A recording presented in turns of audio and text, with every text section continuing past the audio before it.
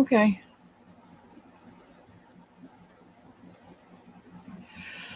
All right, 8 o'clock. Here I am. Where y'all at? So, if anybody, I'm gonna wait till we see more people, because the whole point is to have people come up here.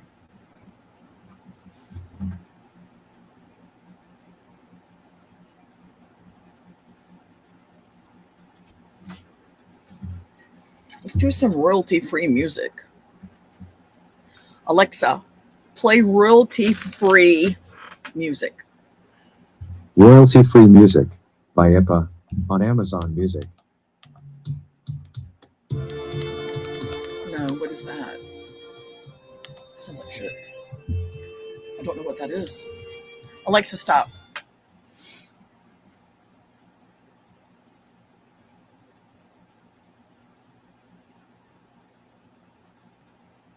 I need a new camera. I'm going to get a new camera. This camera seems hazy. I've had it since 2016. It's got some abrasions on the... I almost just turned it around to show y'all because that makes sense. Oh, I got to check. I can't read the side chat. I can see someone just spoke, but I cannot see the side chat. So I'm going to go over here and I'm going to read the side chat on my phone. But hopefully people will want to join. And then I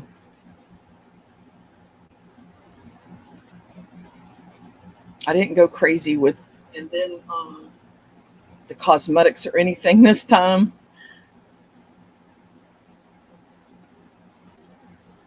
Hey, Warren, why do you not have a wrench? I'm sure that I already wrenched you once.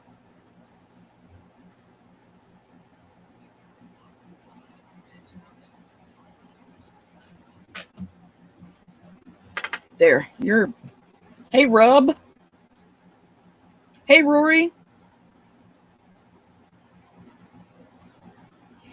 There's a couple of royalty-free songs from the 60s and 70s, and some of them are just super drab, boring, like you would hear in a doctor's office or a waiting room or an elevator. I ain't trying to play all that shit. Oh, that's right. That was on my other channel. I took so much time taking care of my dad with Alzheimer's, I ended up getting residual sometimers. He's got Alzheimer's. He had Alzheimer's. I got sometimers. It was really not terribly hot here today. What was the weather like where you guys are? And for the record, just where are y'all? I know where Rory is. And Warren, you're in North Carolina, aren't you? Or South Carolina? I don't know where Rub is.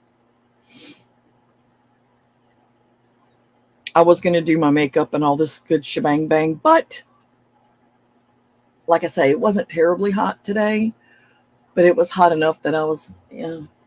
And how does it sound? Because remember the last time, let me listen to it. Today, but it was hot enough that I was... It was the air conditioner. It was the fucking air conditioner.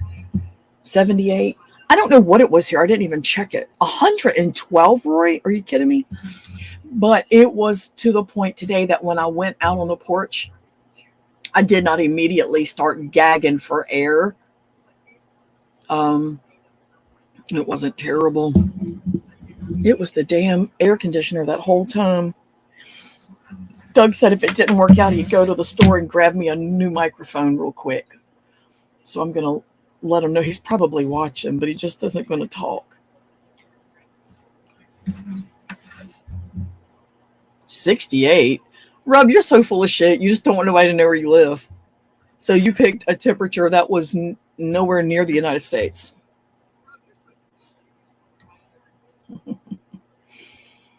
So I made a couple of sales today and yesterday. Hold on. So out of the blue, because I have not been listing because fuck eBay, but I made 4 sales. The 7th, I made 3. And then today I made, 1 sale 2 days ago. 2 sales yesterday and then one today. I sold the print head to a printer. Some people moved out and just tossed their printer. People do that all the time because it's cheaper to get a new printer than just to buy ink. But this particular printer was a very low end. I never would have sold this printer anyway. $50 used. And I checked the print head, and let's give it for instance. The printer itself, there were like 25 listed, 3 sold.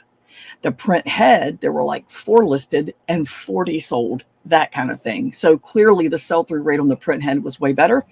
So rather than 50 plus shipping on the printer, I sold the print head for 68 plus shipping and threw the printer away. The keyboard I've had for months and months and months and months. It's one of those ergonomic Microsoft keyboards. And I listed it. I've had it for so long. I listed it at like 3:30 and it sold at 5:30. It was gone like that. 58 plus shipping. I paid $2 for it from the Goodwill. All of their keyboards are $2. I sold some Black Web 4-device HDMI switches with remotes. I had 3. I sold one a while back. Somebody came up today and bought the last 2. So for both of them, I got $32. I paid 3 a piece.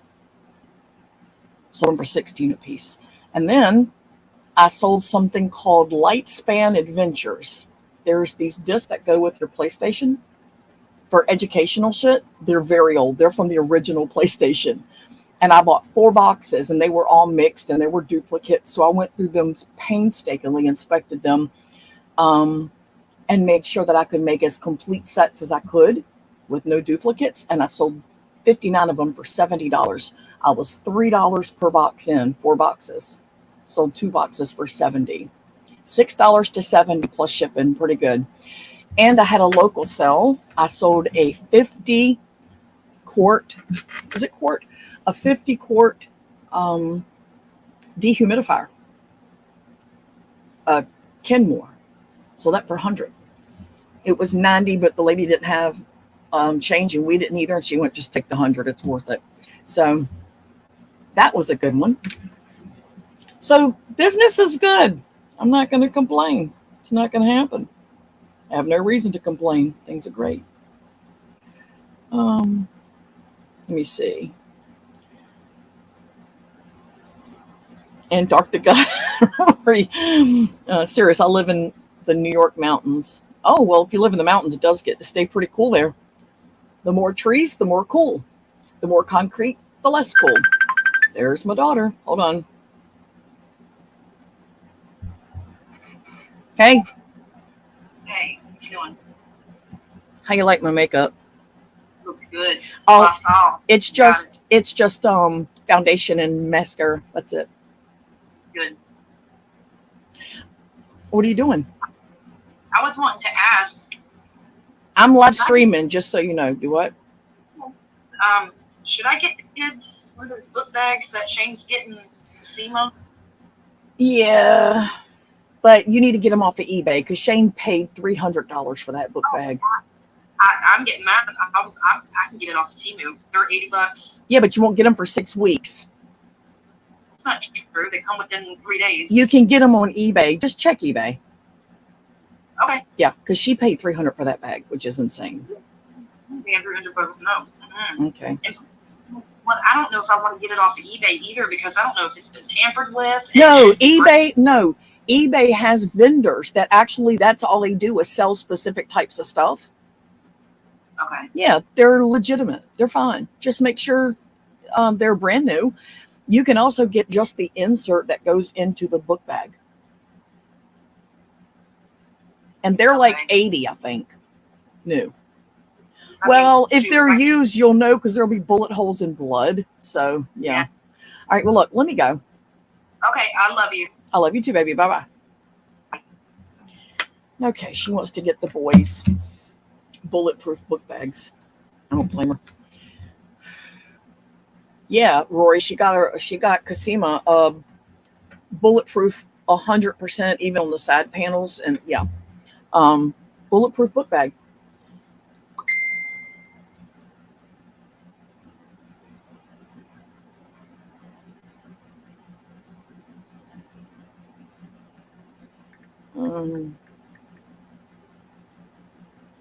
She gotta leave me alone. I'm trying to do shit here. I'm trying to run everything. Hey, Aaron. Let me see. I missed a bunch of chat because they called and everything.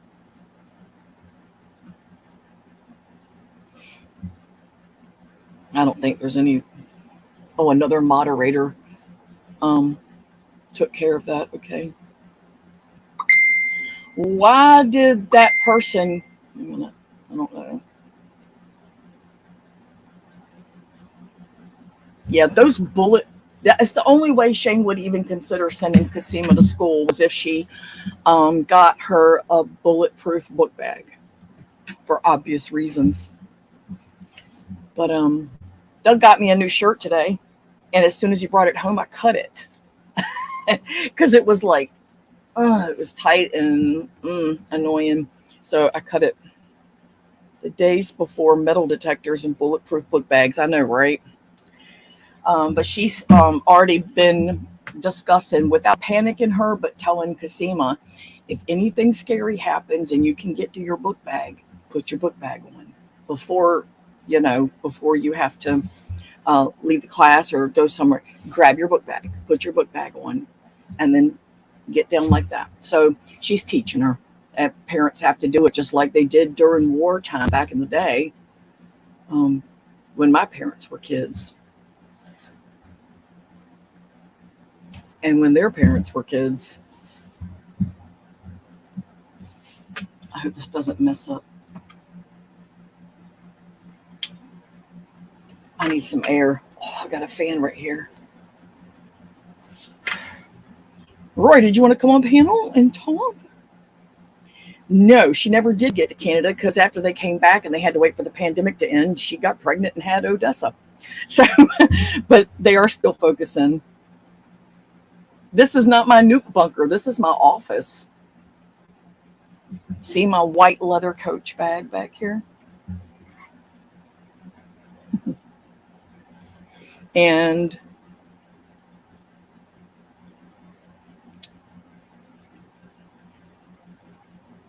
hi, Kelly. I didn't see that person's name. I'm so sorry. Saw Aaron, said hi to Aaron and Warren and Rory. But anyway, Rory, do you want to come up? Most of the people that do these shootings don't have a lot of practice. The kid would be better running and hiding behind something made of concrete or steel. Not if she's in her classroom. They're coming right into the classroom. And she's going to be in kindergarten. She's 5. So,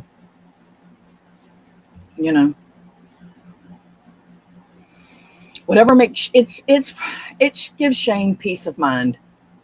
It's her money, You talk about a baller. Shane makes money now. Holy shit, does she make money? She works from home. Crouching in one spot makes you a very easy target. Well, not when there's 1,000 kids running around the room. And they're aiming for all of them. Her best bet is to just do what her mommy says, give her mommy her peace of mind, and hope that if this ever should happen to her, the bullet spray will hit the back of her book bag. I've got to study, but next time. Now, Rory, you knew I was doing this tonight, bitch. Get up here and fucking talk. You ain't got nothing to do this weekend. It's Friday. You can come on here. We need another ex-ed with. Oh, the sex ed. I know that would be funny. If Marshall would come on, I'd let him on. No, she doesn't work for YouTube. She runs an online casino, and she makes really good money.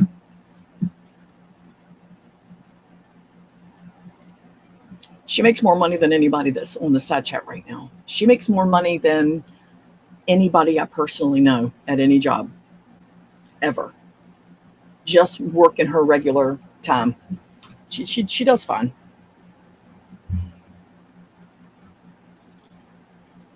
Tribe's used car business is blowing up. Does he sell cars? Does he flip cars? That was our next step. We want to flip cars and RVs because being in Florida, there's a lot of them at the auctions, like RVs, campers, RVs, whatever you want to call them. I call them campers when they're littler, but once they get to a certain size, in my opinion, they become RVs. I don't know why, it's just the way I see it.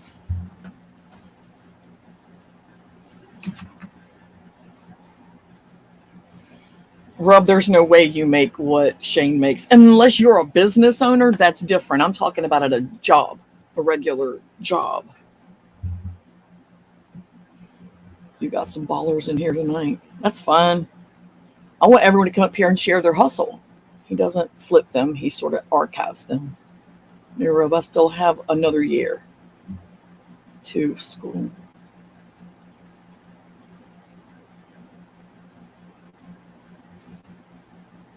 Corey, it's me.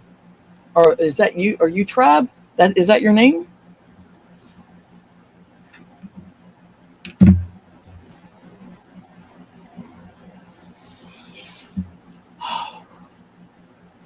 I got my Pride Care Bear on.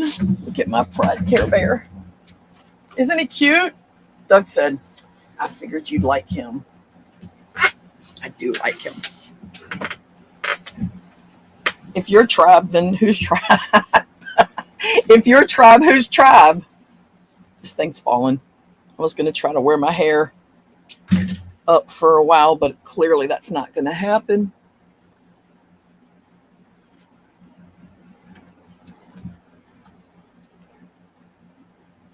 Tribe is every third person in this chat.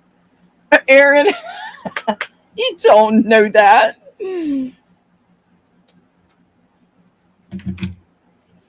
So who wants a link? Because I need to hear everyone's hustle.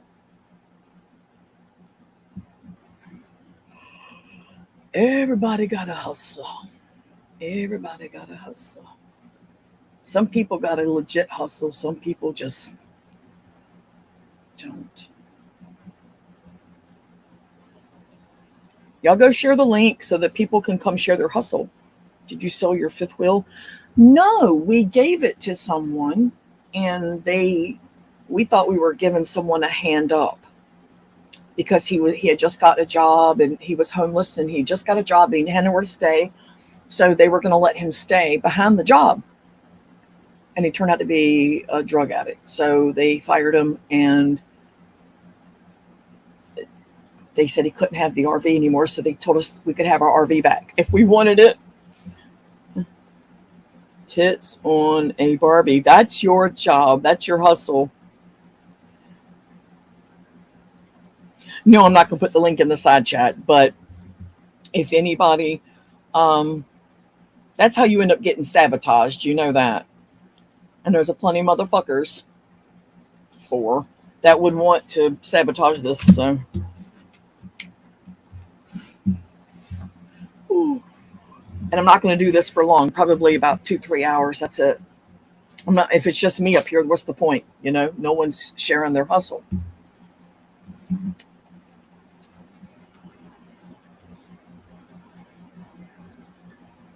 This is how I have to read the chat because I can't say. Right, Rob. Right. Yeah.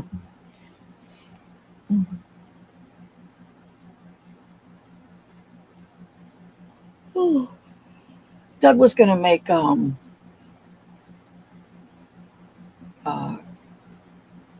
cabbage and smoked sausage for dinner, but nobody's hungry but him.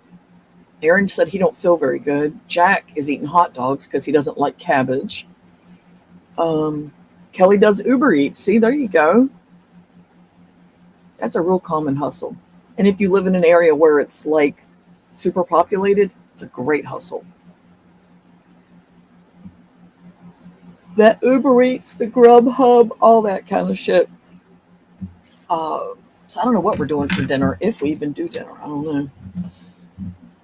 I have no idea.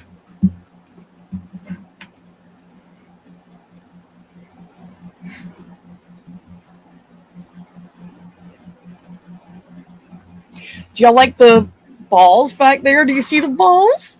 Do y'all see the balls? Shit. How cool are these?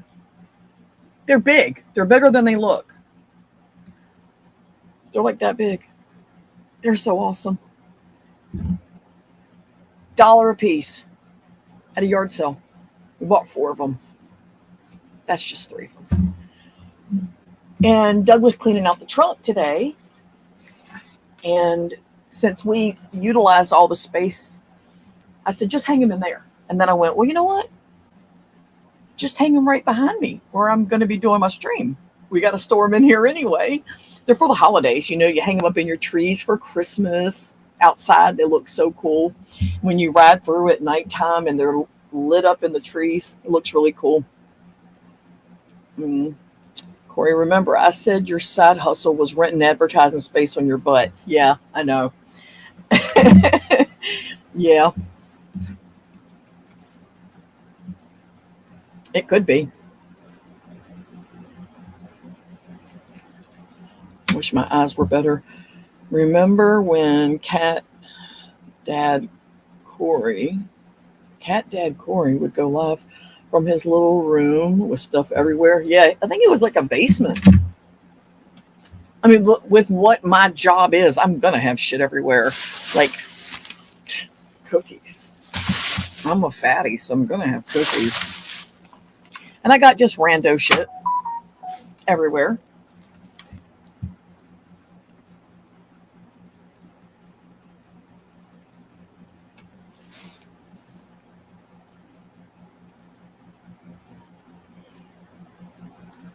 No, she didn't.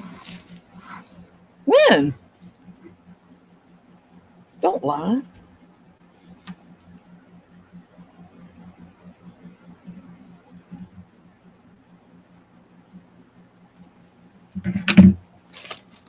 Okay, now I'm going to go look.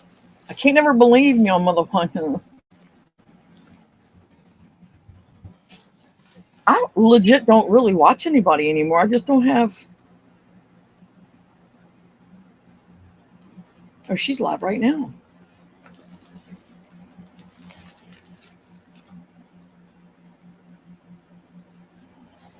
What surgery recovery? What is she doing?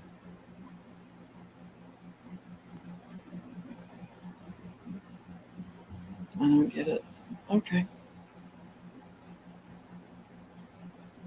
You sure about that? Why? Was there a medical reason or something? And I don't think anything of it. I mean, that's Rosie's prerogative if that's what she chooses to do. I'm just her friend and support whatever she wants to do.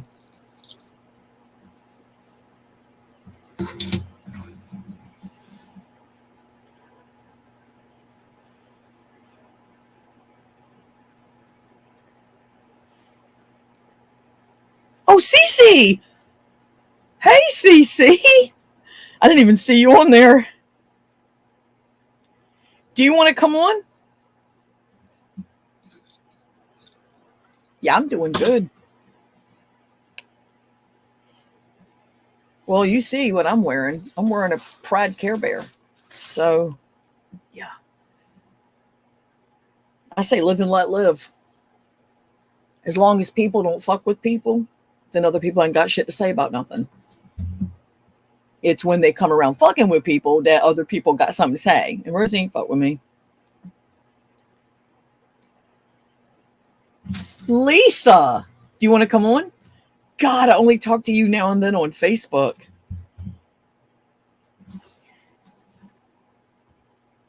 I'm going to figure out how to.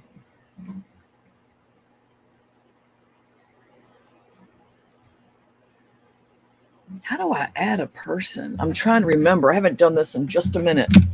Let me look.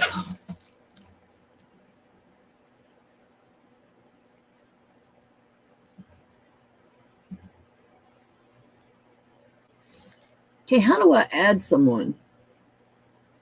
There it is, invite. Well, if Lisa wants to, I'm going to message it to her. About to go to work, huh, CC? Come on, people. It's Friday night. Live a little. I'm going to send Lisa a link if she wants to come on. I haven't talked to her. If she doesn't want to, that's fine too.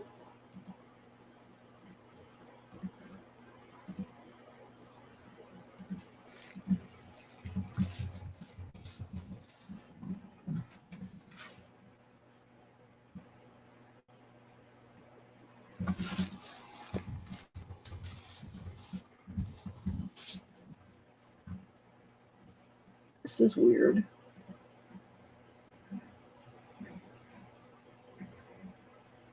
All right. There's the link. So if you want to, there it is.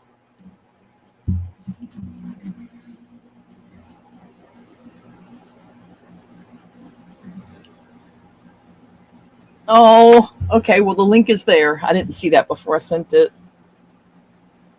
Text Pounder and tell him to put on his evening latex attire and come join us. His number's not the same. I haven't talked to Pounder in a while. I told y'all I really haven't talked to him. I did try to get a hold of Kipper through Candace, and I didn't get a response, so I don't know. She hasn't even been on. On second thought, maybe. Might be a little too warm for latex in Eastern Oregon. Yeah.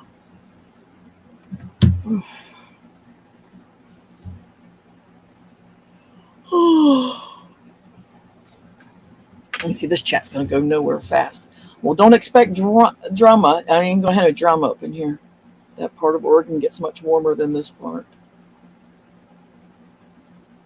Only rock stars should wear leather pants. Well, not just rock stars. There's the sadomasochist situation, and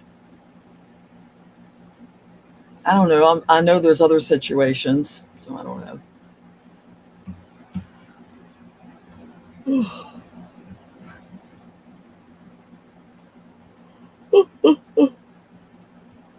I got up too early today. Can you keep this chat rolling until 2 a.m.? I don't think so. I will have long been in bed. William is coming to get his truck tomorrow before 12.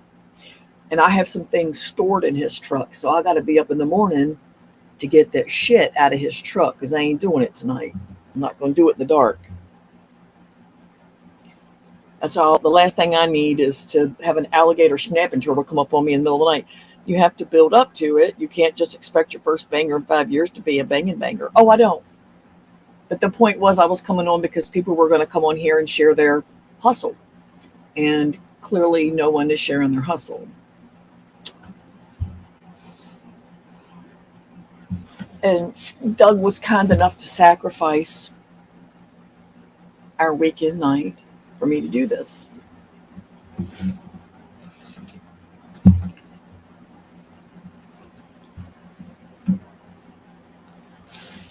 I'm only on here because everybody was like, we need banger. So here's banger. I'll do it again next weekend too. It's not like the people that would come up here aren't familiar with how it works. You click a link, you join the panel, you talk.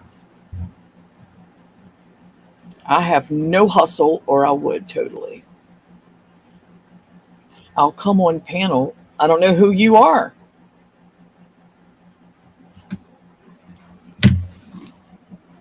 All right, we'll see how it goes. What is that?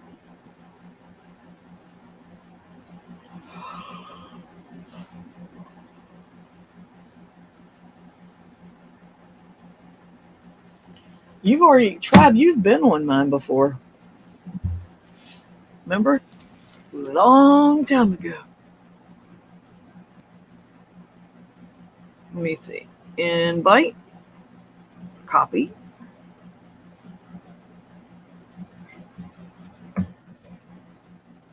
There you go.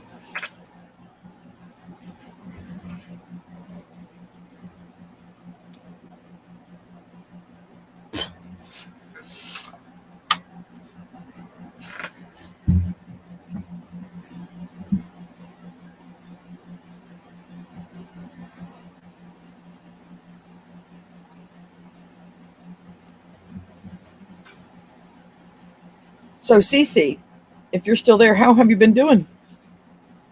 How you been doing? How you doing?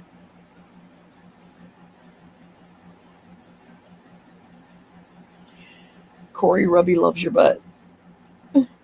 Well, you know what? A lot of guys love my butt. Pee Wee Herman wasn't a devil worshiper. But whatever. Everyone's entitled to think what they want. But no, I've never heard that. And so what if he was? It's America. You can practice any religion or no religion at all.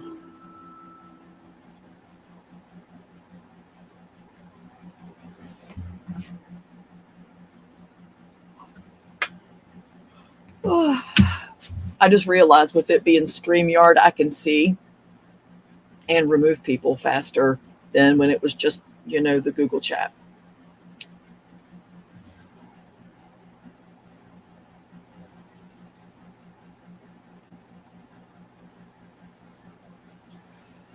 Okay, well, I'm going to eat cookies. I went to visit, my daughter and her fiance and my granddaughters when my dad passed away. When we came back for the memorial, where we had to go was not maybe 45 minutes or so from my daughter. So me and Doug stayed at our daughters with the boys, and I got to spend time with my granddaughters. And I had these cookies, these sugar wafers. I had chocolate, I had vanilla, I had strawberry. No, it wasn't that time. It was when I went by myself without Doug. I was by myself, I think. Yeah, I was. It doesn't matter. I was fucking there. So I give Seema some. She was like, thank you. She's older. She's chatty. I'm going to tell you the cutest story, too, by the way. It's fucking adorable. And then Odessa walks up and she just looks at me. She's 2. She's still learning her neener. She's used to me, but I'm the lady on the phone. We FaceTime all the time. So when I'm there, she's like, why aren't you on the phone? Her other grandma is Gammy.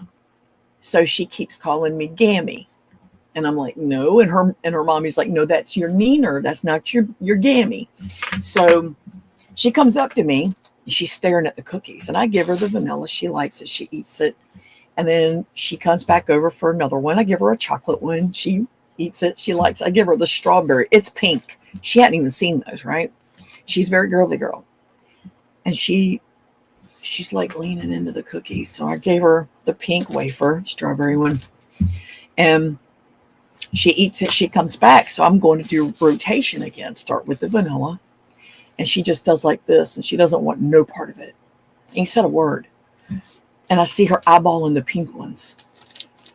And I went, oh, they're pink. And I leaned them out like that to her. Rather than pull one, she grabbed the whole pack and walked away with them. I went, well then. And my daughter was like, well, it's like you're out of strawberries. And I went, oh, it's okay. If I want one, I can just get one off of Odessa. So whenever I eat these, I think of her because she loves them so much.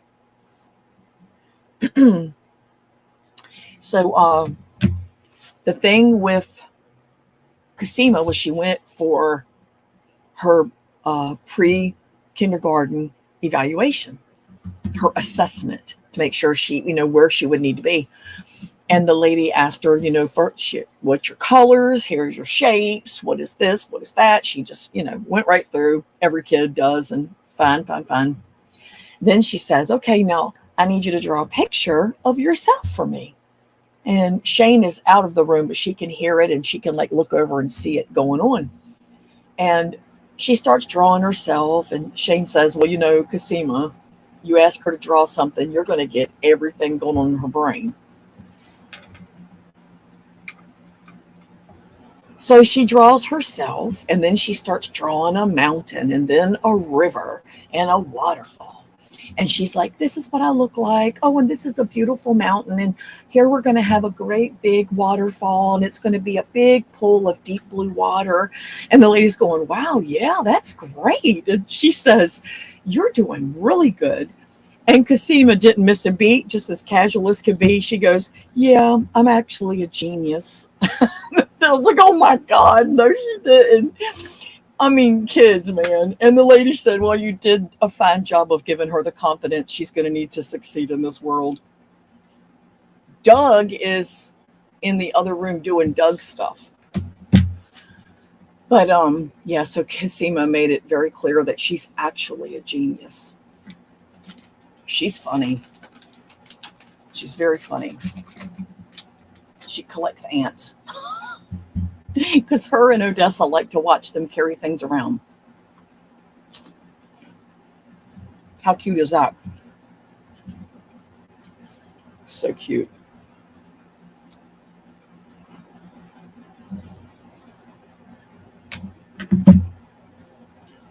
I'll be right back. I need to get my drink.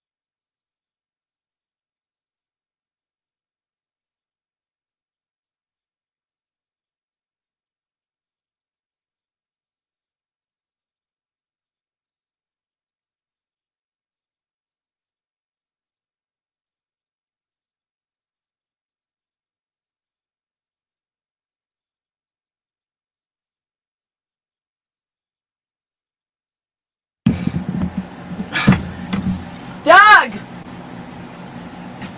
Damn it. Hey, Doug! Hey, Doug!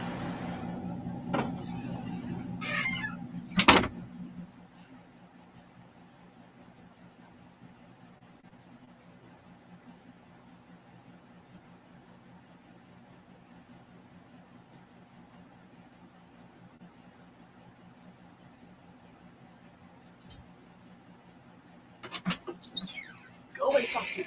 You go lay down and be a good girl. Bye-bye, baby.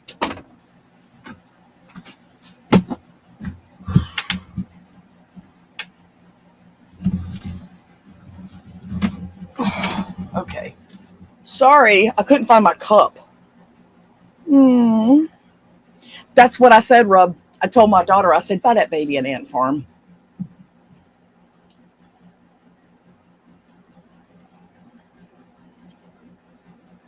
It's too fucking stuffy in here. I've got to cut this air back on. It is just too stuffy. It's not hot. It's just, I need, airflow. It's just too stuffy. Ain't none of y'all going on panel. Y'all just want to sit here and bullshit and dilly-dally.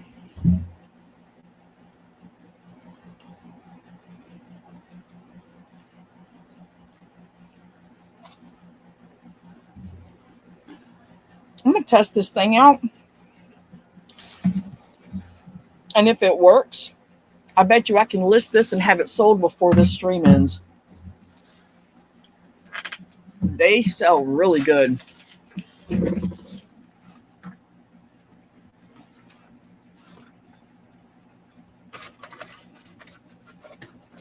I've got tons of batteries. I just have to find them.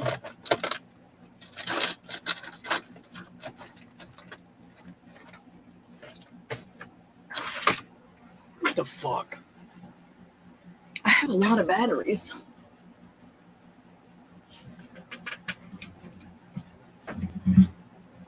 I could test this and make sure it works. These really sell quick because people like to have multiples. Like people that are in college, they like to have one for the class, one for their dorm room, and one that they just keep in their bag at all times. This is a TI-83 Plus. It's just something that they would keep in their bag and see with the burn spot. It'll still sell, probably for around $30. I paid 99 cents. I just forgot I had it, and I was going through some shit today, and I found it. So school's about to start back up, so I need to get that up.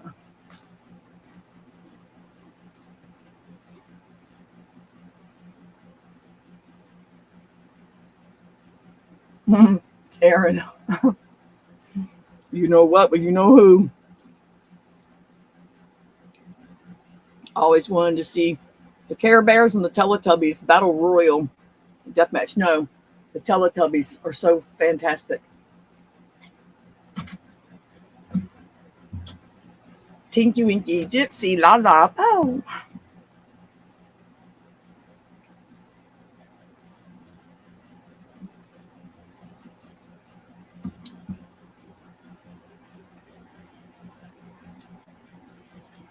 I remember having to buy ridiculously priced calculators for classes in the olden days. Yeah, they sell really quick. I've never had one of these TIs, like the 30s. They don't do shit. I don't even list them. I donate those. If I pick them up in bulk, like in other shit, I just donate them. But the 83s and up, they do really good.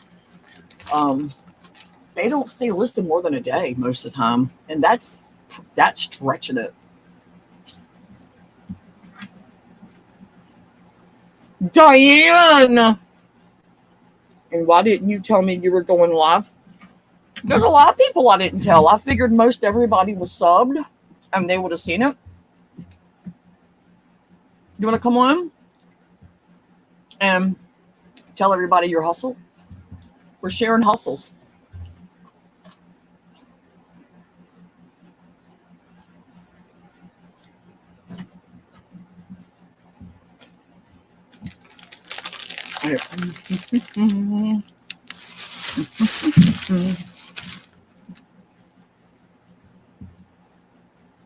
Hey, Chick. Who's Chick? I don't think I know that person, but hello. I've noticed, Rub, it is possible to be too open-minded, and that's Kelly. Oh, yeah.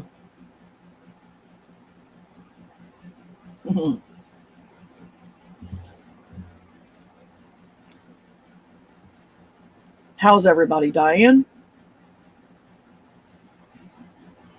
Travis backstage waiting. No, he isn't. Oh, there he is.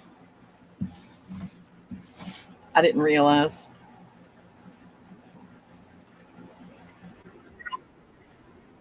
Hello.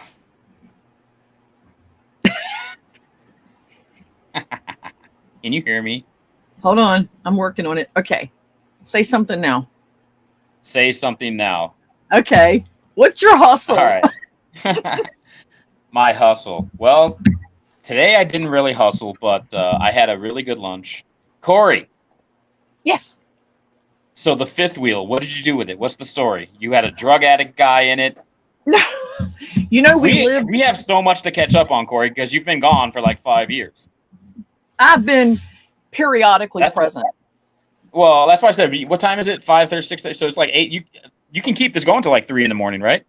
Fuck that shit. I got to get up in the morning and clean out that truck. But I'll tell you what happened with the fifth wheel. As short of a long story as I can make this. Okay. We lived in it, you know, from 2017 until we bought this place. All right. Paid cash, bought this, and we were in the fifth wheel in an RV park. Well, the RV park got shut down because the guy that owned it was riffraffing and had the wiring all stupid and illegally done, and he got in a lot of trouble. And nice. we almost had a fire there. So at the hookup, I was like so glad I caught it. But anyway, he got shut down. First, it was the storm. Then when he tried to reload everybody back in after the storm, that's when he got shut down because they had to do a after storm inspection, and then he got caught. So we were behind Doug's job that he had at the time. And they said, well, y'all can just stay at some other guy that worked there. So we lived behind his house for about a year. He got weird. He got real weird. So we left there. Weird how?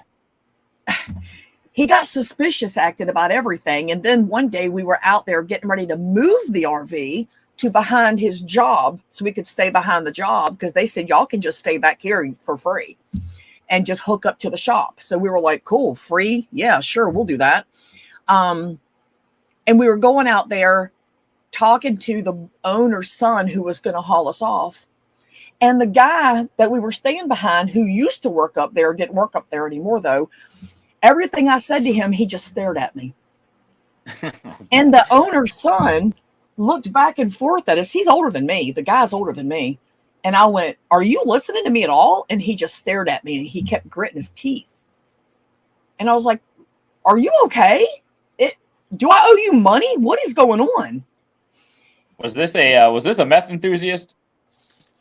Possibly. But he just kept gritting his teeth. But then when the owner's son spoke to him, he answered. I'm literally standing across from him. The owner's son is here, and Doug was kind of back and forth between the conversation and getting stuff done with the RV because we were about to leave. And it was the ultimate weird. It was the final straw. When we left out of there, I told Doug what happened because he missed it. And he was like, "What the hell?" I said, "I don't know, but it got threatening feeling at one point." So then the owner's son talked to Doug about it too and said he found it very odd. And it was probably good that we left. And yeah, that sounds like a semi-sketch situation, no doubt. Dude, it's weird. It's so weird. Wait, so we went behind Doug's job at the time. That was early 2018, maybe, no, end of 2017. No, it don't fucking matter. We went behind Doug's job and we stayed there for, I know, a year. And when we moved in here, we left the RV there. They said, "You can leave it here. It's behind the 6-foot fence or 8-foot fence, whatever. Ain't nobody going to mess with it. It's in the hood." But they're like, "Nobody messes with anything here." So we left it there. We didn't have no issues while we were there. And they called Doug up, even though he didn't work there anymore. They said we could keep our RV there. They called Doug up, or they texted him and said, "Hey, can this guy that we just hired, can he buy your RV? Do you want to sell it?" Doug said, "Let me talk to Corey because she loves that RV." So he calls me up and he says, "They just hired a guy up at the old job and they want to know if you want to sell the RV to him. He's homeless and they want to give him a chance. They're really nice Christian folks that own this thing, you know. And they're not just Christians in name, they walk the walk, you know." And Doug said, "Do you want to sell it?" And I was like, "For how much? I mean, we only paid $58 for it. You know, we didn't pay nothing for it, man." And he goes, "Well, do you want to sell it or not?" I went, "Yeah." We hung up. I called him back and said, "Just let the guy have it." He went, "Give it to him?" I said, "It don't owe us nothing. Let him fucking have it. He's trying to get himself straight. He's homeless. Let him have it. Maybe that'll be the motivating thing to help him stay where he needs to be." So Doug, blah, blah, the shit happened, the reselling, blah, blah, blah, blah. He goes back up there and gets his job back. And the owner asked him, "What do you think it'll cost to get that RV back in shape?" Doug said, "Probably not a lot. I haven't seen it in a while. It's been up here since 2019. Well, we've been out of it since then. And he says, "Yeah, well, we're going to have to fire so-and-so because he's back on drugs again. And we can't have that up here in this shop. And he cannot keep this RV. He has nowhere to put it. So do y'all want your RV back?" Doug said, "Are you kidding me? Corey hasn't shut up about this RV since she gave it to him. She said, I can't wait to buy another RV." So, because I never planned on getting that one back because we gave it away. And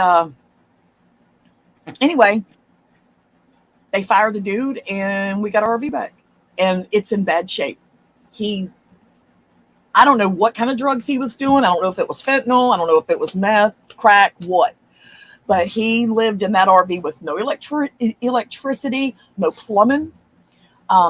They put a porta potty in the back for him. Okay. They weren't going to give him keys to that shop. Man, that sounds like so he was a tweaker of some sort, and tweakers will do that. They'll live like that. And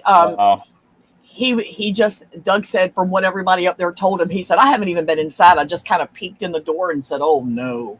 So he walked out, closed the door. Doug goes, "Are you prepared to gut this RV?" I went, "You have no idea how ready I'm so ready to gut this RV and redo it." So I'm probably going to record and vlog going in it because I haven't been in it. Seeing because we left some stuff there because the original thing was the guy said he would get rid of what we didn't take. I was like, cool. So we went and got everything out we wanted to, and we left everything else. And it looks like he didn't get rid of shit.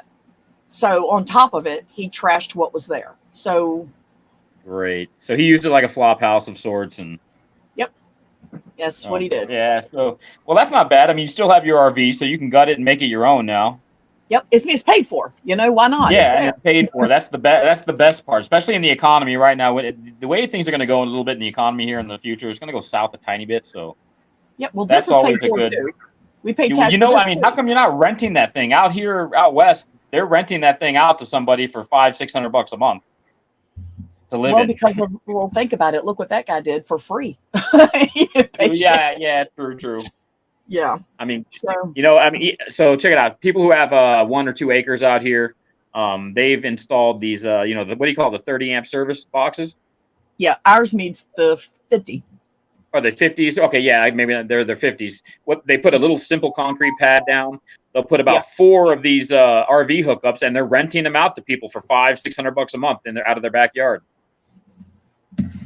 Passive income. Either you could bring your own RV, or sometimes these people will just they have like 2 or 3 on their property that they rent out. Right. Yeah, not bad though.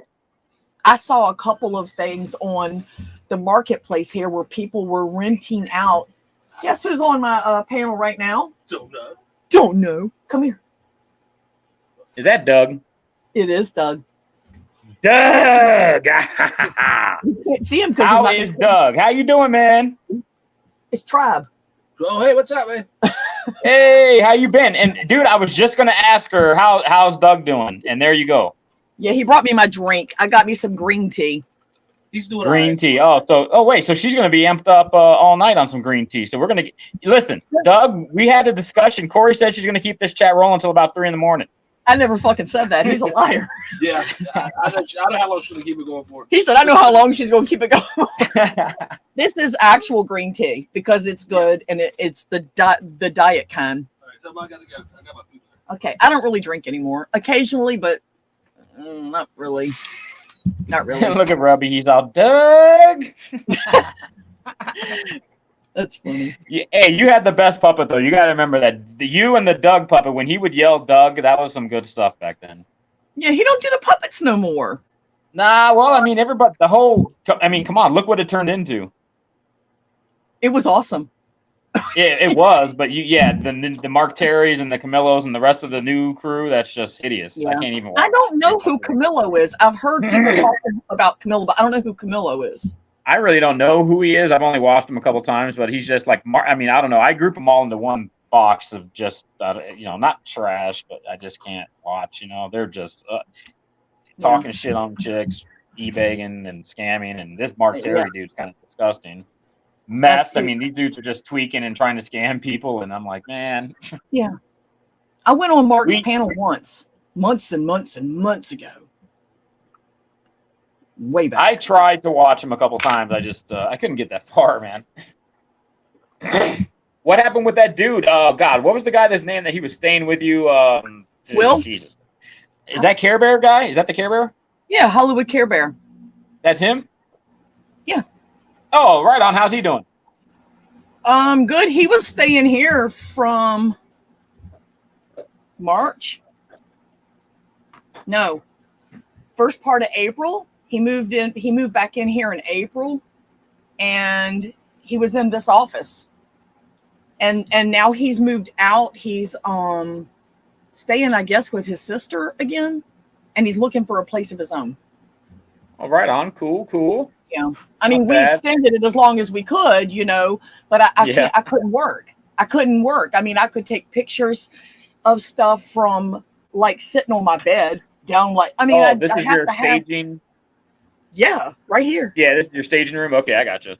This is my desk. This is where I take pictures of larger things. This is my packing table right here.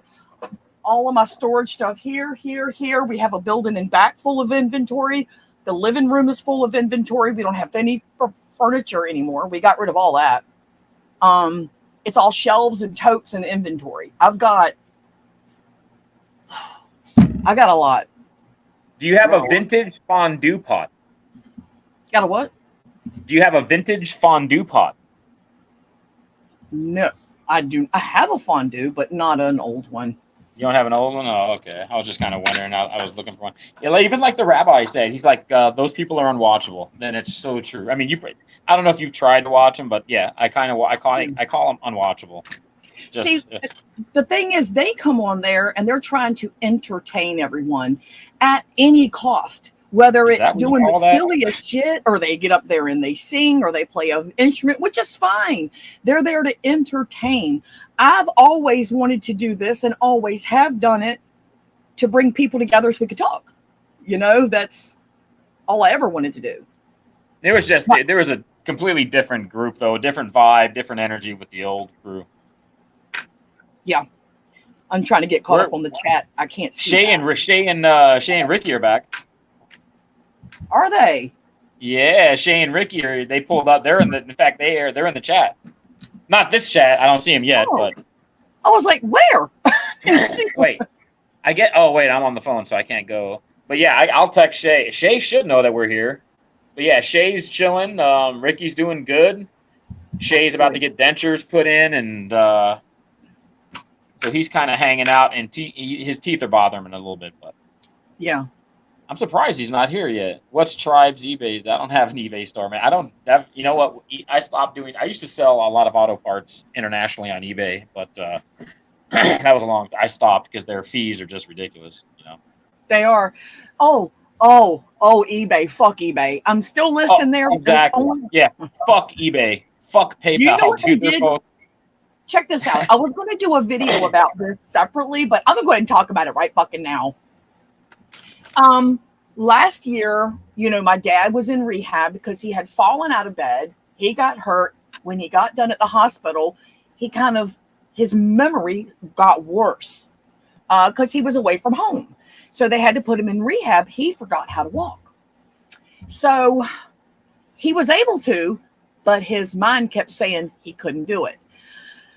So when he was in rehab, my mom said, your dad's not doing so great. I mean, he's healthy enough, but his Alzheimer's is really taken over and now he can't walk. I said, well, I'm coming to visit you. So I went there and I was going to stay a week. But at the end of that week, they said my dad could come home. And I hadn't seen my dad in years. Like he was on my stream during the pandemic. When the pandemic first began, I was there to visit them. And he got on the camera and was saying, hey, people, and all that, Right and on. So the video's still up. But anyway, make sure I got this in order. So I go there and I ended up staying 2 weeks because they said he could come home. And I was like, Mom, you can't possibly, because he took a few steps. We kept saying, Dad, during like lunches, my mom would go up there every morning and she would stay all day till he went to bed. And she never left his side until bedtime. And we would go up there every day and sit with them. And I'd entertain the other people up there. And they would re-meet me every time. Some of them wouldn't remember me from the day before. And it was great. I loved it. And my dad would say, all right, well, I'll see you later. We're going home, to the nurse. And she'd go, you're going to bed. And my dad would say, yeah, I'm going home and go to bed. Nope, you're going to bed in your room, Mr. Armstrong. So he'd look at me and I'd say, Daddy, you can't come home till you walk. He says, I can't walk. I said, Daddy, you can walk. You get your butt up, you stand your ass up, and you walk. And then you can come home. So we told him that, and he finally walked. And they said he did great. He can come home. We're going to put it in for him. He's walking. I said, for now. So I stayed a second week because I was like, Mom, you're not going to be able to help him. His muscles are dead. So I stayed an extra week. And then I came home. I was home a week. I'd go back a week. I'd come home a week. I'd go back a week. I'd take the train both ways, And yeah, I remember that. And so that went on. So my eBay listings weren't as often. I wasn't doing 5 to 10 items a day anymore. I was lucky to do 5 to 10 a week. And so I lost my top rated seller spot, which is understandable. I completely understood it. I've been on there since 2005, same account. I said, well, I'll just get it back up, because now we're getting our pace going again. So I was listing 10 to 15 items a day, that kind of thing. Still, they would evaluate me and say, you're below standard. You're at risk of losing your right to sell here. I'm like, really? I have 100% feedback, multiple return customers, and you're going to make me not sell here? Dicks. So I got upset because I've really been hustling hard with this. And I thought it wouldn't be this difficult to get my status back top rated. Well, I couldn't understand why every 30 days my evaluation said I was not up to par. It made no sense to me because I knew that I was. Well, then one day I sold something for $500 and some, and I only cleared slightly over 300. And I thought, right? I went, wait a minute, that doesn't sound right. Doug bought something for $5 and we flipped it in days for $525. And I was like, that don't sound right. I should have made more than that. So I start going through the details, and then I clicked on the show the details. And then when you scroll down, you have another option to click again, go deeper, which I've never done that. Guess what they do? Now we know why they kept me below standard. Are you ready for this? They took their 9% for that category and an additional 6% as a below standard seller. So they fee. So they're fee happy bastards. That's all they are. They're just. And I pay for an eBay store. That should be fucking illegal. Yeah, when you're losing almost 50% of the profit to them. No, fuck that. There's other avenues to. Yeah. And I was selling a lot of rare auto parts, strictly almost overseas, and it's not cheap shipping that shit. And yeah, for them, once they started to elevate their fees, that's when I just dipped out. I don't pay shipping. Either they pay the shipping or I pad it into the cost, so it looks like they absolutely had to pay the shipping to overseas. I never covered that. I don't do international anymore. What is it? Look, I'm over here. You want me to eat a hot dog on camera? Wait, hey, Doug, where's the chips, bro? He's got the chips. He's got the chips. Hey. Can't have a hot dog without chips. I'm going to turn the camera off for a second so I don't feed the freaks. Is Etsy, Diane says Etsy's just as bad. I don't know. I never sold anything on Etsy. I had a lamp. What? It is good. Yes, I am reading the chat, Warren. I see you. You just can't see me. It's like for some. So I think you have me blocked still, Corey, because you can't see me on your side chat. Who can't? Me? Yeah, like you can't see my Tribe Called Cookies account for. What is your name on there? A tribecalledcookies4.com. I just saw it a minute ago. Hold on. Was it there? Wait a minute. I'm trying to scroll up. Oh, maybe it is there. Ooh, my bad. Wait a minute. Hold up. What the fuck? It was there. It was right above Chick. Oh, wait. I think I came in under my Tribe Called Cookies 6 account because I didn't think you had 4. Oh, I don't block you. I've never blocked you. Oh, okay. Never mind. Never mind. Yeah. But yeah, fuck eBay for real. And and PayPal, with the PayPal thing, they would occasionally like to hold funds so they can rack up interest on it, obviously. No, obviously. You're not holding funds. Yeah, you're not holding funds for 30 days. Sorry, bro, and making interest off of me. Fuck you, eBay. Stop. I absolutely refuse. I don't even touch PayPal. I'm sorry. Yeah, PayPal. Well, I'm gonna tell you right now. And eBay is bad, huh? The marketplace that I do here now. Do you do it? Well, you know what? I don't Facebook. I don't even slang parts anymore. I mean, that got to be too time consuming. Now it's just a stockpile of them. Yeah. Well, I use Facebook Marketplace, and I keep every penny. I'll ship, which I have I've shipped on there too.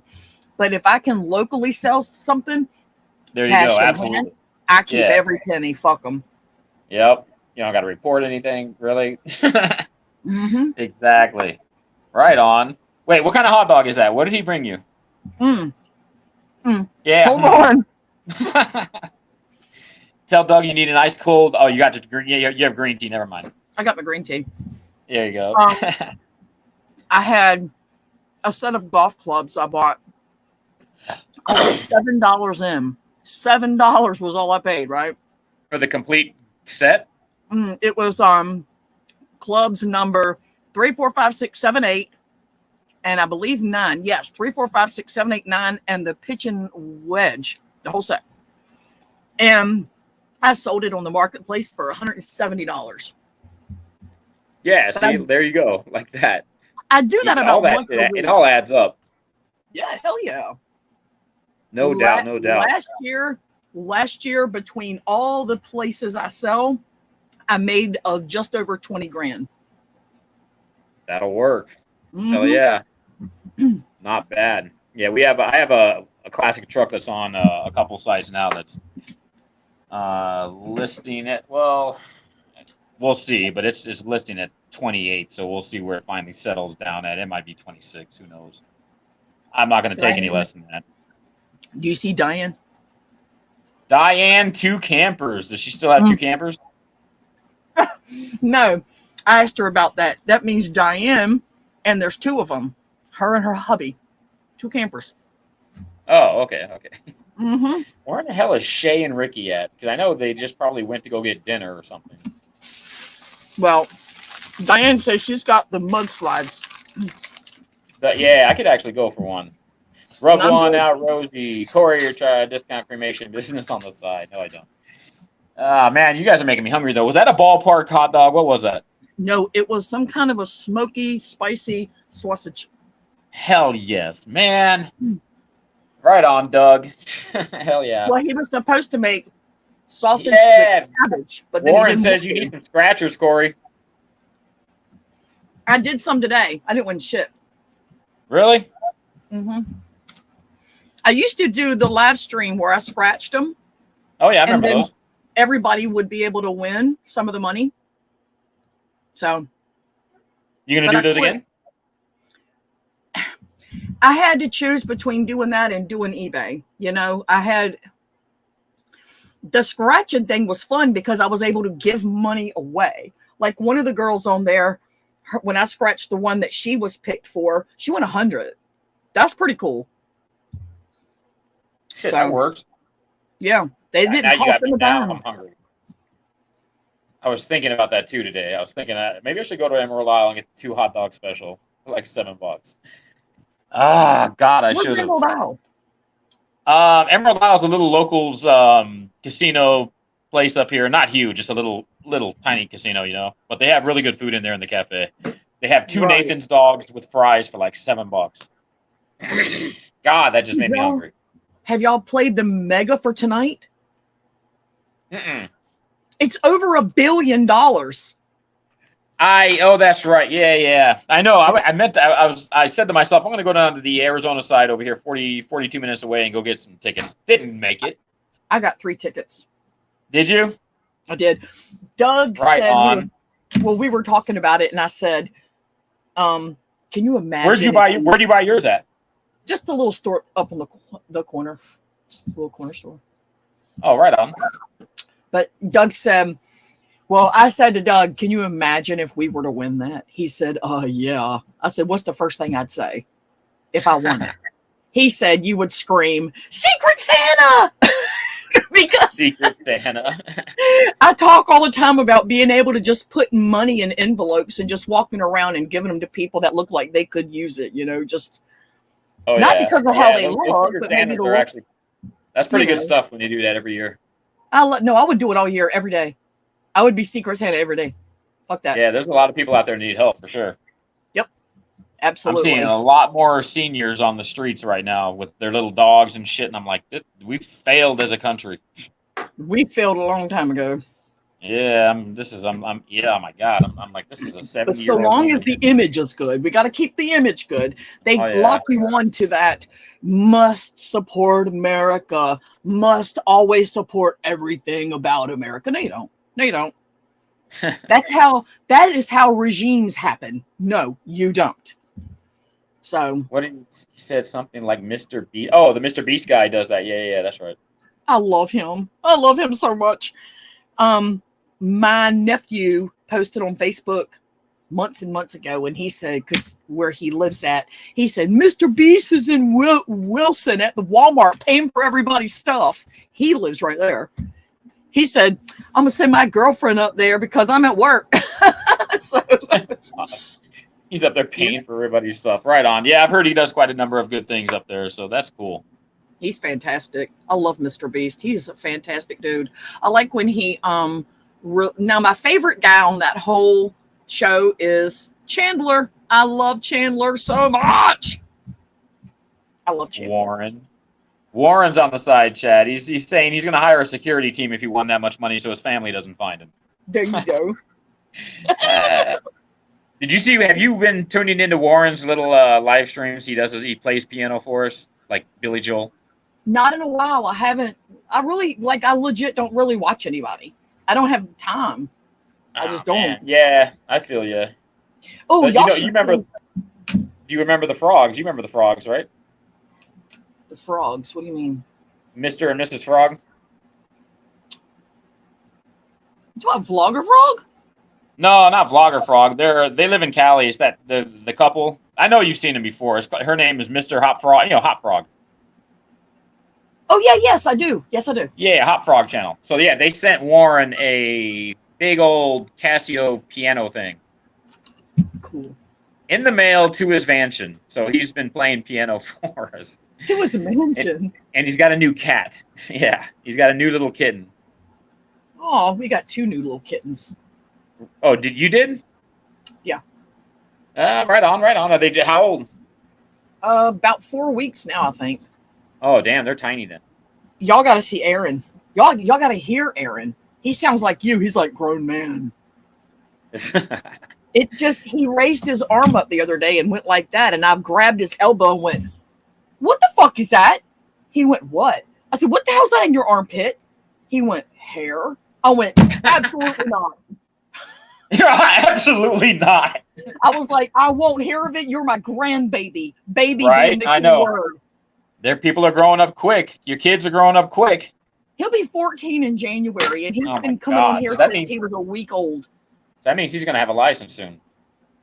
He ain't driving my fucking car. That kid's going to have a license soon and a permit, man. Damn it. Yeah, that's crazy. We've been going for like a decade and a little bit more than a decade on here. People are dying left and right. I know. I'm like, dude, there's like 5 people up on the collage, on the rest in peace side already, 5 or 6. Hold that thought. I'm going to go grab Aaron. Cool. 14, the kid's probably 6 foot already.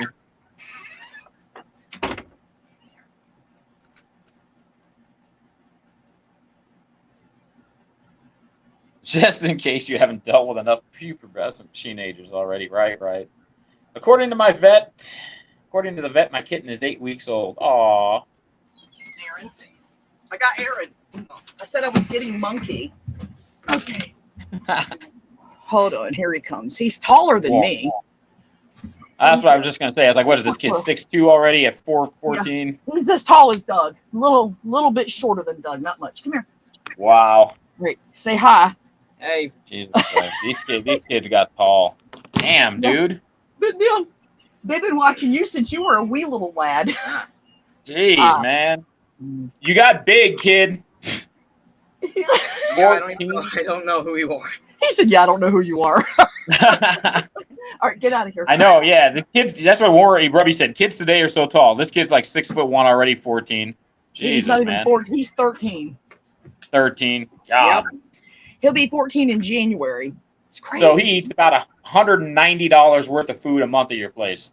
No, we have regular meal plans here because I ain't raising no little fatty McFattersons.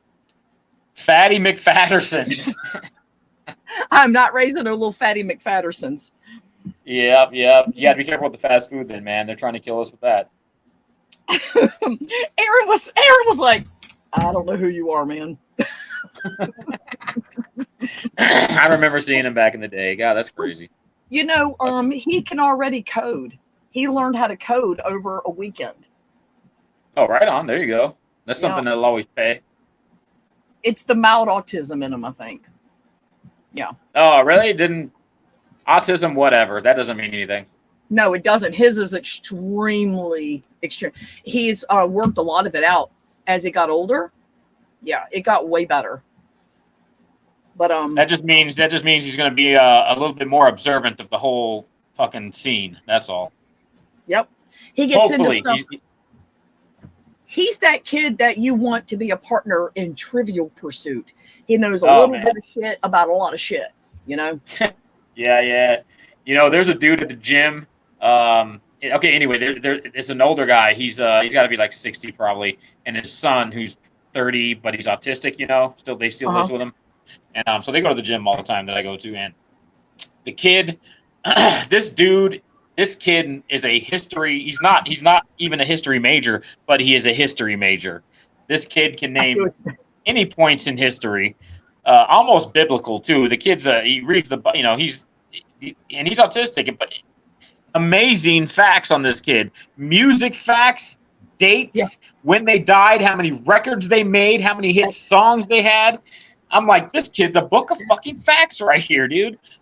I'll take him as my partner on Trivial Pursuit. Yeah, exactly. Any day, this kid kills it. His name is Larry. Larry and his dad. But yeah, pretty amazing. It is. It's wild. Diane, get on stream. Where's Diane? Right there, Diane Two Tampers. She's like, I thought you were saying she was in the back there. Oh no, I don't think so. Not yet. Hell, I don't remember what I sent other than the pillowcases. Jack is about the same size. That poor baby ain't never going to grow. He's 10. He's never going to grow. Oh, is he stuck at? And well, his dad was small, little teeny guy. He's like Eminem small. Eminem small. Yeah, that's all right. A study just came out the other day showing that too much screen time mimics autism in something like 60% of people. Interesting study. Really? That's what the rabbi just said. Too much screen time mimics autism. Is that Fran's problem, Rabbi? Is that Fran's problem? I saw somewhere that like 65% of statistics are made up by the people who say them. Yeah, that could be the case too, huh? 80%, 60% of 80% of the shit you say is complete bullshit. I'm joking. Aaron's straight up. I'm kidding. Yeah, man. God, now I'm hungry. Now I'm thinking like, how old are you now? How old are you? Order chicken fingers and fries, or like order a pizza. Dude, seriously, how old are you? How old am I? Yeah. According to Skiwi, I'm 51. But how old are you for real? According to your birth certificate. 38. 38? Really? That's it? According to Skiwi, though, he says I'm 51 or 49. I'm sorry, 49. My bad. How old is Ski? Oh fuck, Ski's well into his 40s. That's what he said that we are. He's like, so we're both well into our 40s and blah blah. I'm like, no, bro, you're well into your 40s. I'm not. Yeah. All these kids today are diagnosed autistic. Well, I mean, they're borderline genius though. So there's that. I mean, that's it. Yeah. Yeah. I mean, some of them are incredibly fucking smart. Well, I noticed something with kids today, especially boys. Me and Doug picked up on it, and I said, "Did you notice something on that video? We had watched a video that was on the news about these kids that had caused a ruckus at like a park or something, and they were riding around on these bikes, but they weren't riding the bikes; they were sitting on them and scooting with their feet." And I paused the video and said, "Do you notice something about every one of those boys in that group?" And Doug got to looking at him and goes, "What do you mean?" I said, just look at the picture. Look at the still shot. And he was like, all wearing Crocs. They have cankles. I went, yes. Gamer cankles. Oh, man. Cankles at 14. Not good.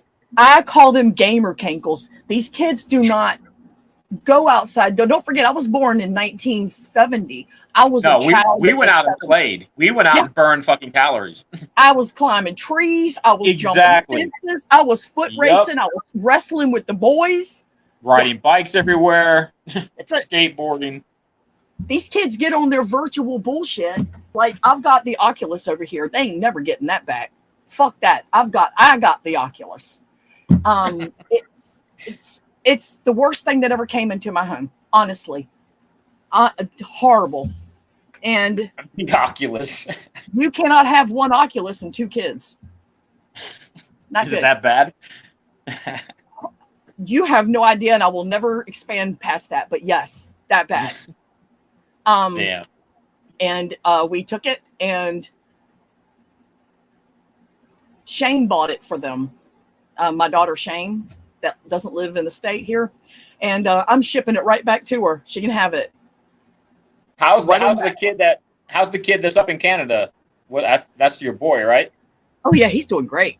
He's still Right doing the security installations, the iris and thumbprint security stuff. He just did a few months ago. He did the owner of White Claw. He did his house. Right on. And Claw. yeah, you know the drink. Oh yeah. And he said, and you won't believe, like, this mansion wasn't big enough. He bought the house next door, which was only slightly smaller, and he calls it the guest house.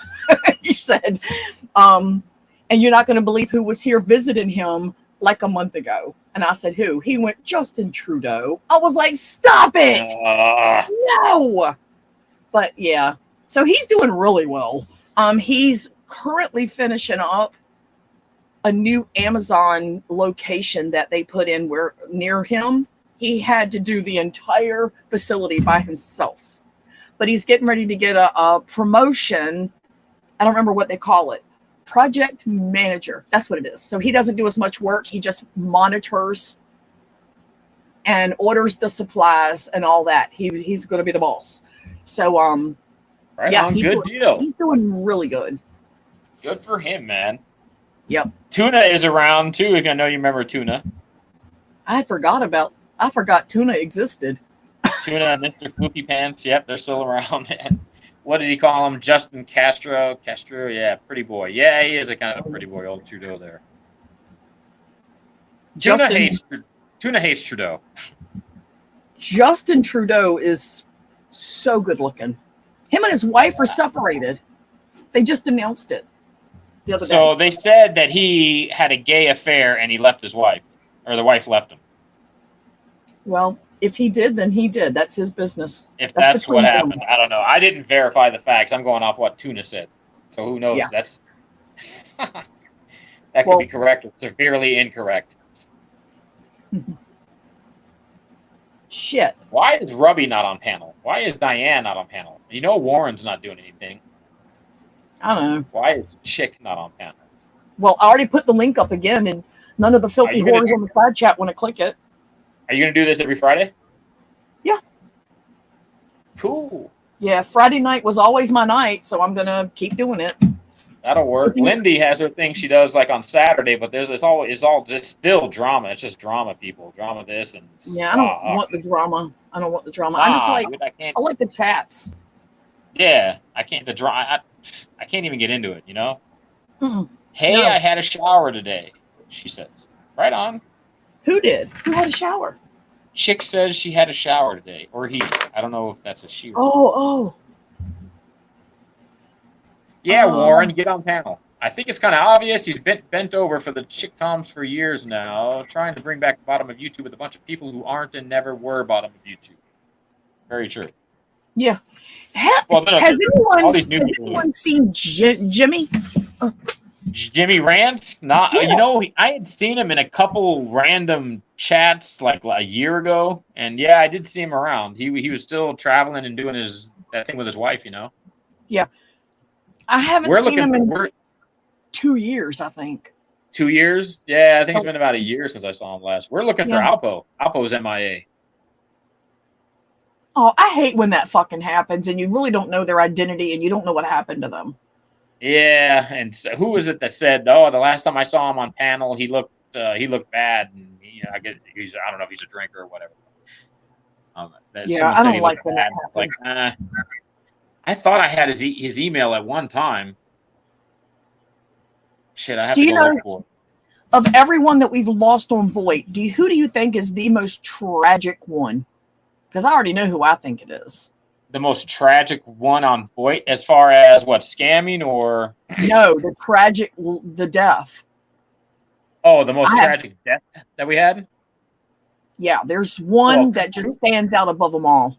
Well, yeah, Cooper's was bad. I mean, he shouldn't have been. Cooper should still be alive. He should be, but those were choices. I'm talking about tragic, like tragic because it shouldn't have ever happened. I mean, for me, that's the way I see it. True. I mean, there's been a few of them. I mean, we got 6 of them on the RIP side. Drew Foy, Drew Foy was cool. Zeus would be the one that that shouldn't have happened. That's the one. You nailed it. That's the one, Mike. Yeah, I missed that guy. He was cool. He was a cool dude. He was. He was. That was my buddy, man. That was. Remember that? Exactly. He would just go live, turn it on, and he'd sit there and watch his little TV, man. And while we were chatting, he'd look over occasionally and then look back at his TV. He was cool. He loved hanging out with us. He really loved just everybody getting together. That was his thing. He was a family-oriented guy. It was all about him and his immediate family until he met all of us. And then he expanded his world, and then that shit happened.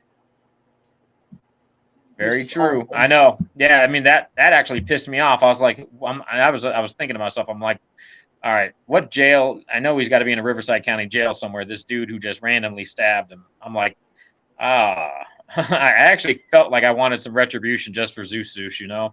I know. Yep. That was a shitty way to fucking go out. That was something that shouldn't happen to that guy. He was disabled. He couldn't have fought him if he tried. No, then to pick on someone like that, to stab someone like that, people like that, in my eyes, need to be. They got to have an example made out of them. That pissed me off.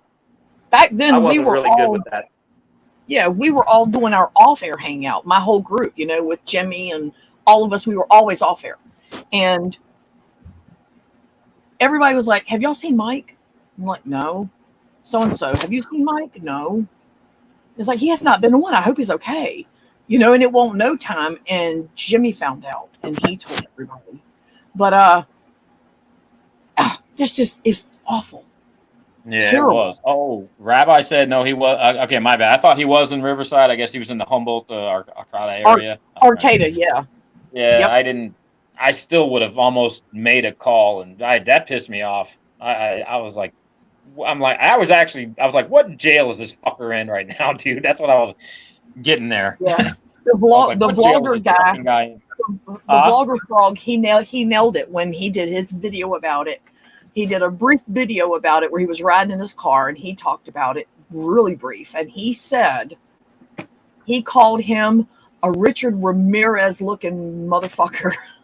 And remember that? Ramirez. You said that Richard Ramirez looking motherfucker. Exactly, dude. Exactly. Vlogger.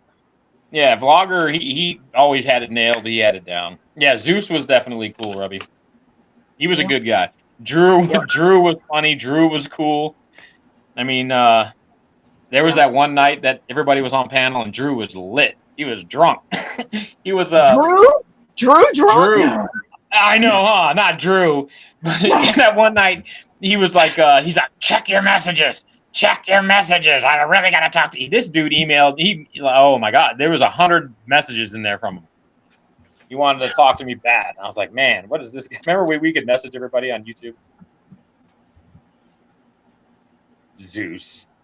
Yeah. God, what year was that? When did that happen? Zeus was 18, right? 2015. That was 15. Jeez, man. That was October 2015.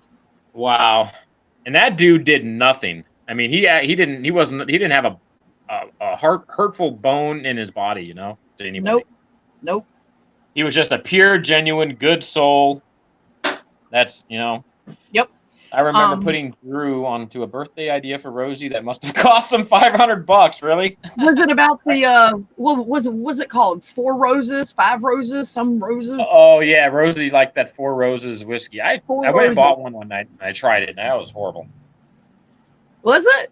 I've never had it. Yeah, I didn't. It didn't taste. I don't know, man. Maybe we're probably of the same ilk, and we like some Jack Daniels or some what's that, the knob whiskey, something like that. Yeah.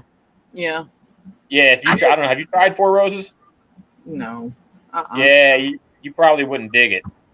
I like livermilch, which most people wouldn't like livermilch, but I do. Wait, what is that? Look it What up. the hell is that? I also like reminded me- frangelica. That frangelica, I like that. You just said it almost sounded like liver mush, which is what Warren Livermilch. Warren ate some expired liver mush like 3-4 months ago, and he got so sick he vomited everywhere. Diane is running out of mudslide. No, the Sonoma Mission Inn is the hotel and spa. Four Roses makes 2 higher end bottles that the one Rosie drinks. Do they?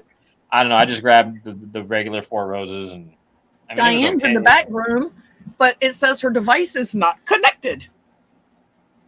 It's not connected. Diane, are you coming in? What are you doing? It's a German white wine that's all they're not quite right. Whitens mixed. It's all the not quite right. What the hell are you typing, Rabbi? It tastes good. What are you typing, man? The Rabbi's already drunk. But it tastes good. I've never heard of it. I would try it. They blended it all and make a nice table. Oh, it's like a table wine? Okay. It may not taste good to me anymore. I haven't had it in so freaking long. But I do You like were drinking. I've seen you with your big cup and you were drinking like rum and Kool-Aid or something. Who, me? Yeah, you had something. You had your little drink going on there, rum and something. What, didn't you? Shut your line whore mouth. you used to go live with your drinks there. Yeah, I did. I liked drinking with friends, and these were where my friends were. So your rum and yeah, no doubt. Yeah, we were looking for Jimmy too. I'd like to see Jimmy Rance pop back up again. Me too. He could come onto this panel. We all know there's one person from the old OGs that I would never have on my fucking panel. Okay, well, that could be a large. Which one would that be? Come on now. I mean, God. One that you wouldn't have on your panel? Never. Not in a million years. Oh, man. What's the first name start with? What's the first name start with? Somebody on the side chat will know. Aaron will know. All right. Who? Come on, somebody type it in. Type it in. Biggest piece of hot garbage that ever graced the OGs of Boyd. Look at Warren. Get it, Warren. OGs are people that claim to be OGs. No, he's an OG. Puppet Guy was the one that actually coined that term. Remember when he did that? No, the OGs, Diane. I said the OGs of Boyd. He coined what? Boyd? Yeah. Yeah. I always thought Jimmy did, and then he set me straight in a video and said, "No, Corey, I'm sorry. I know you thought that was Jimmy, but it was actually not. Boyd was around before you came around." And I was like, I never knew that. I always thought Jimmy did that, but no, that was. I remember when Vlogger did that. When he started to mock the self-important. But L is not OG. I can think of a few people that will likely never be on your panel. I know, that's what I mean. I don't know. It'd be like a well, Warren's on the right path.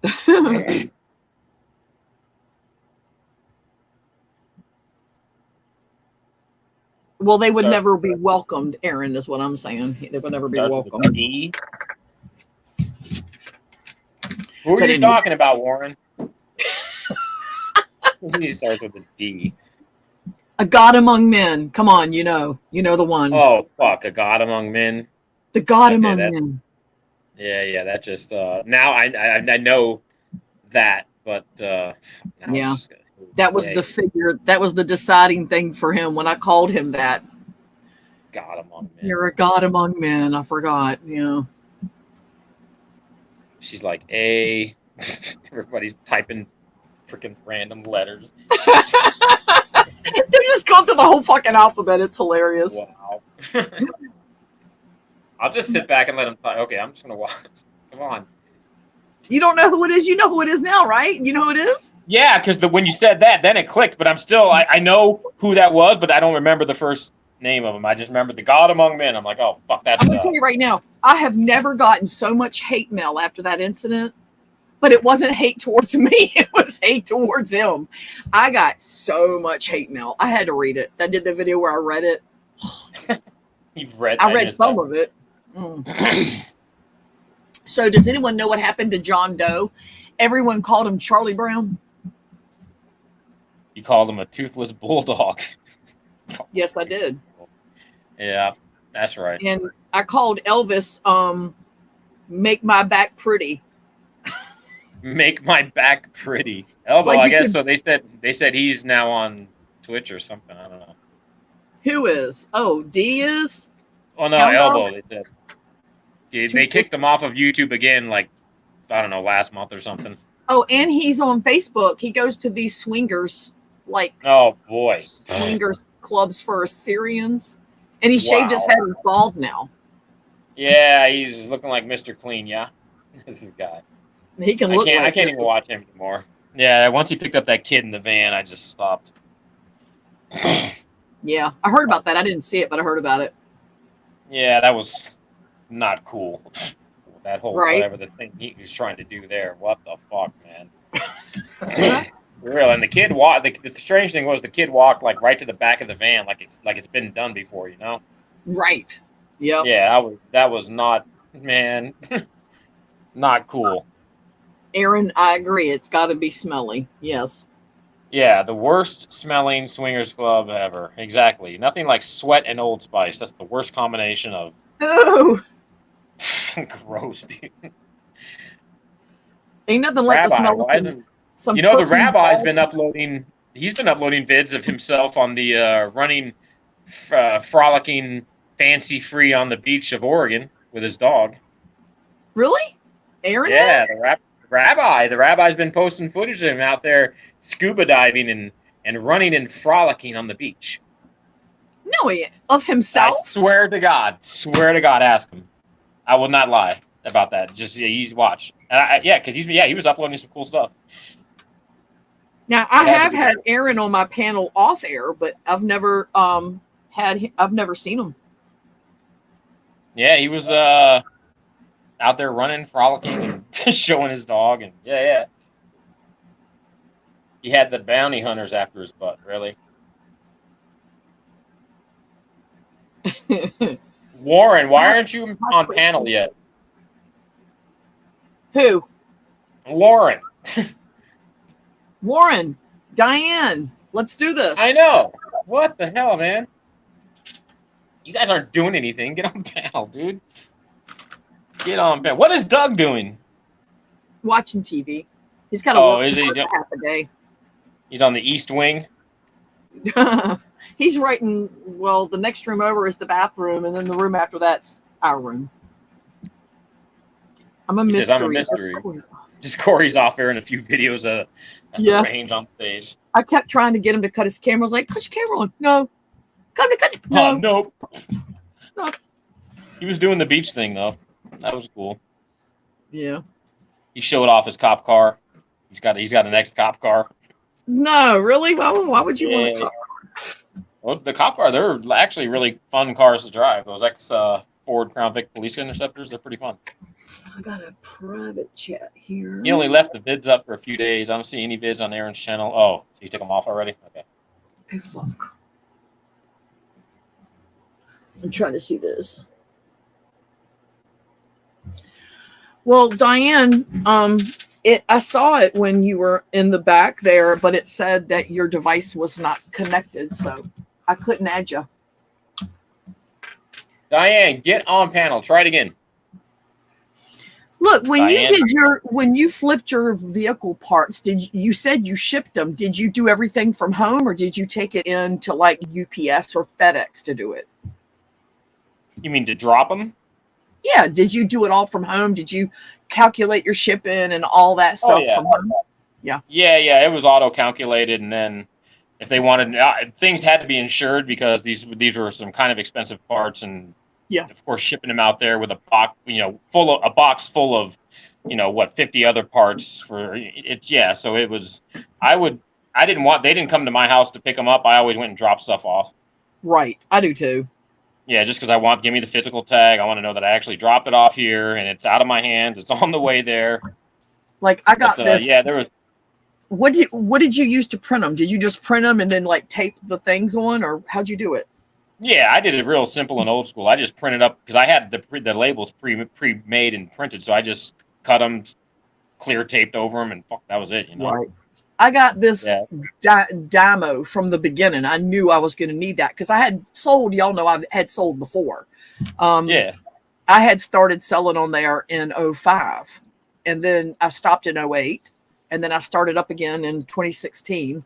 So this time I knew I was going to need a label printer, and I got me a Dymo 4XL. That's Nice, $300. Best $300 I ever spent. This thing is like my baby. I love it. Oh, I know. It takes care of everything. It's one stop printing and postage center. Yeah. I'm over here shining it. It's right here. Hey, baby. How you doing? I love you. Those things make see you. I mean, these were like, say for like a Jaguar Mark IV 1958 rear taillights, brand new. These were all like one-off, really rare parts that a collector needed to finish a restoration, shit like that. You're selling like volume. These were just like collector's parts, Yeah, I don't do collectible anything. I do mostly where my money is in vintage electronics. There's so much money in that. Yeah, oh, that too, absolutely. Yep. You can get it for like $5. People think, oh, it ain't worth nothing. It's old. I'm like, okay, how much? 5? I'm like, okay. Yeah, I'll give you 5 for that vintage Sanyo made in Japan. I'll give you 20 for it. Exactly. Oh, you're gonna throw that away? Like I have a painting that so when one of our grandparents died, so they had a really beautiful painting of it's a desert scene in Arizona of actual mountains, the actual river, and beautiful. It was 1954 when this was painted.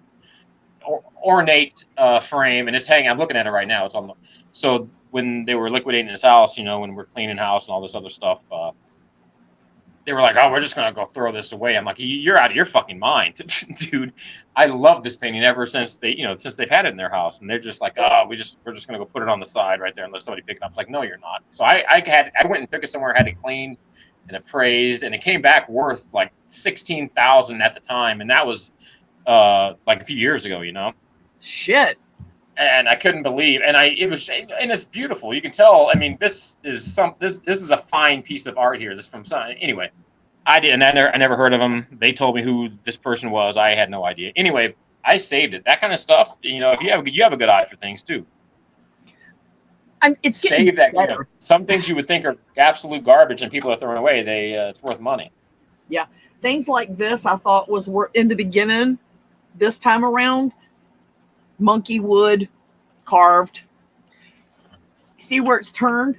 You can see where they turned it. This is mass produced for the tourist industry.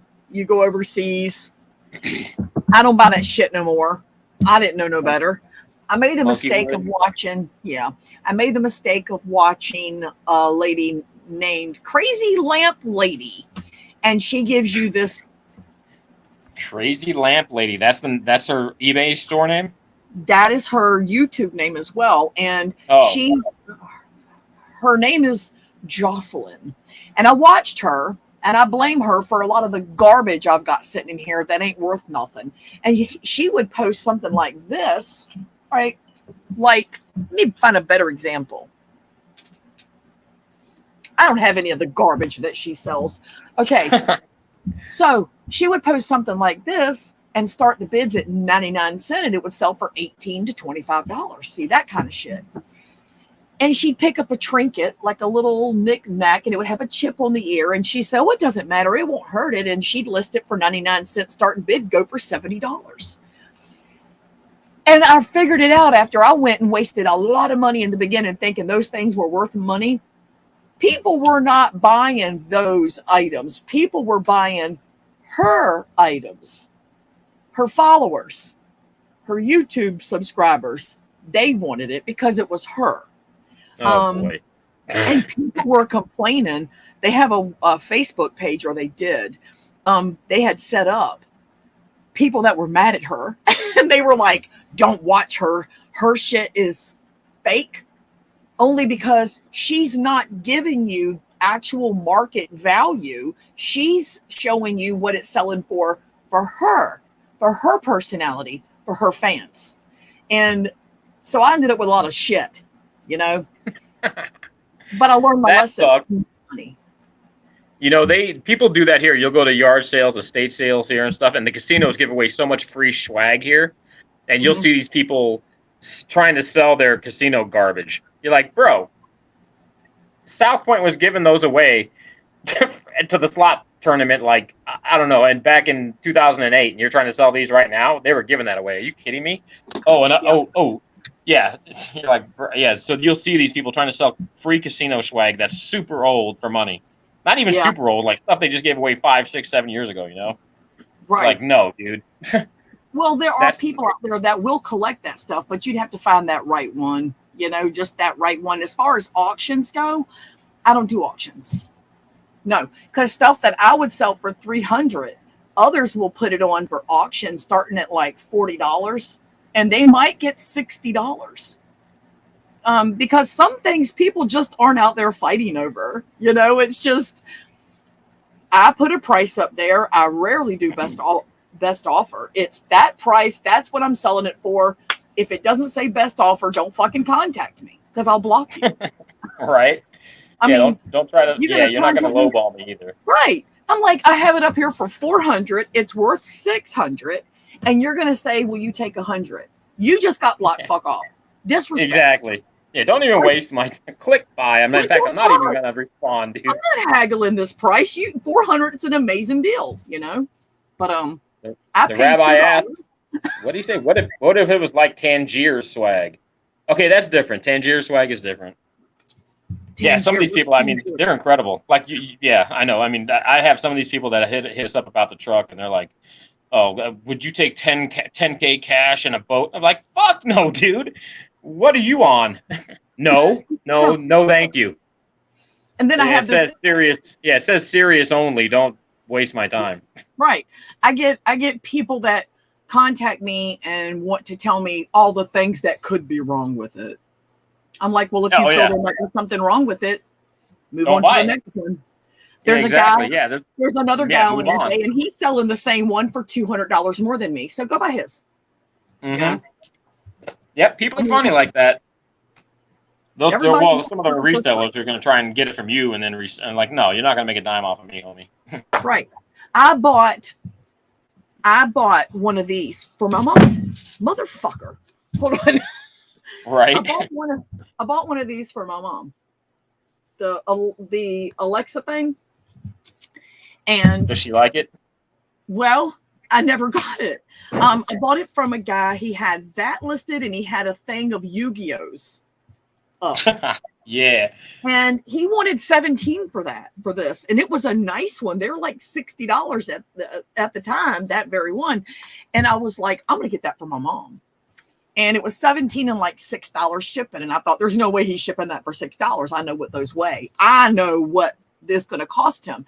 He clearly doesn't sell a lot. So he's going to have to go to the post office. He's going to pay full boat. Because you don't get that markdown unless you do it from home. So I bought it. The guy 3 days went by, 4 days went by. And then I finally contacted him and said, "Hi, I don't want to nag you, but have you already shipped this? And if not, that's perfectly fine, but could you give me an estimated time?" No hurry, no worries. I just haven't seen anything happening. 2 days goes by. I mean, we're looking at a week, you know. And the guy says, "Oh, I'm sorry, I'm on vacation with my family." Okay, so put your shit in vacation mode. You got 2 damn things up, you know? Right. And I'm like, okay, that's fine. No worries. I mean, because it wasn't like a gift for a birthday date or anything. I just wanted to get one for my mom and dad because we thought my dad would enjoy having it and being able to say, "Alexa, play 1980s bluegrass," you know, that kind of thing. And the next thing I know, another day and a half, 2 days goes by, still nothing. So I messaged him again. Well, then I got the messages. He got so mean to me. And he said, "You know, you sure are pushy." I'm like, motherfucker, it's been almost 2 weeks. Bro, but I didn't send my stuff. I know. You know what he said? He said, "Clearly, based on your name, all you're going to do is buy it and flip it for more money." I went, No, I actually purchase things for myself sometimes. Did you ever think about that? And he Wow. pulled the list in and canceled the sale. I was Okay, like, good. Yeah, I know. Dick. Yeah, no, some people are like that though. I mean, I've dealt with a couple of people like that. You're like, you know what? I don't even want to do business with you now. Forget about it. Doug had Tribe one loves guy. being boss. Oh, hey, say hello to Alan. Alan's here, Corey. Oh, where? There's Mr. Diane. Alan Gold. And there's Diane. Hi, Diane. Is Diane here? Diane, are you there? We can't hear you. Hi, Alan. I don't know who Alan Gold is, but hi. Can you hear me now? I can We hear can you hear now, you now. honey. What's For those of kicking? you- I Huh? haven't heard Diane in a long, long, long time. It's been a couple of years, eh? It's Yes. been a minute. Good to see you. Good to hear you. You doing all right? Well, I'll put it mildly. The past year has been a bitch. Hasn't it? Yeah, Diane and me have both had a pretty bad year. Yeah. Yeah, shit. Other Well, I hope than it that, clears up. I'm chugging through it. Well, Yeah. that'll work. Left foot in front of the right. No, I'll trip over it. Diane's got a good hustle. Oh hell, I've been on eBay for 25 years. I know, right? Oh, shit. Yeah, but it's I still It's- have my Banker Chat shirt, but I just don't know where it's at. I think Doug packed it up. Got to go find it. it's probably worn out by now. No, it's still fine. I'll take care of it. We still haven't got our Debbie Lynn CDs yet.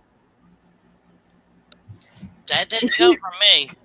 Is she out? Is she out of jail? No, that didn't come from me. Is she out Yeah, of jail Deb- yet? Yeah, I think Debbie Lynn's out of jail. I went and looked at it and I didn't see his name in there anymore, so I think he's out. I felt bad about that one. I really hated it. Yeah, I didn't know what I was like, I was like, man, what the heck? Because he's kind of street smart, you know? He's not an idiot. So I was like, what did he do? Someone had to piss him off, you know? Well, for those of you who don't know, I have actually met Diane and her husband, and she made dinner for us, and it was delicious. Yeah, they all Ooh, came down to the campground down by the lake. What did they make for dinner, though? Hell, if I remember. I wasn't eating meat. I wasn't eating meat then, so Was it steaks that night? I think so, but I didn't eat meat then, so I ate the sides. Yeah, because I knew that you didn't eat meat, but I think we had lots of vegetables too. Yep. It was Rubby yummy. asks, Corey, have you ever been to Debbie Wood? Debbie Wood. Tribe needs to know the food. I do. I need to know the food details. I'm sorry. I do. Have you ever been to what? Debbie Wood.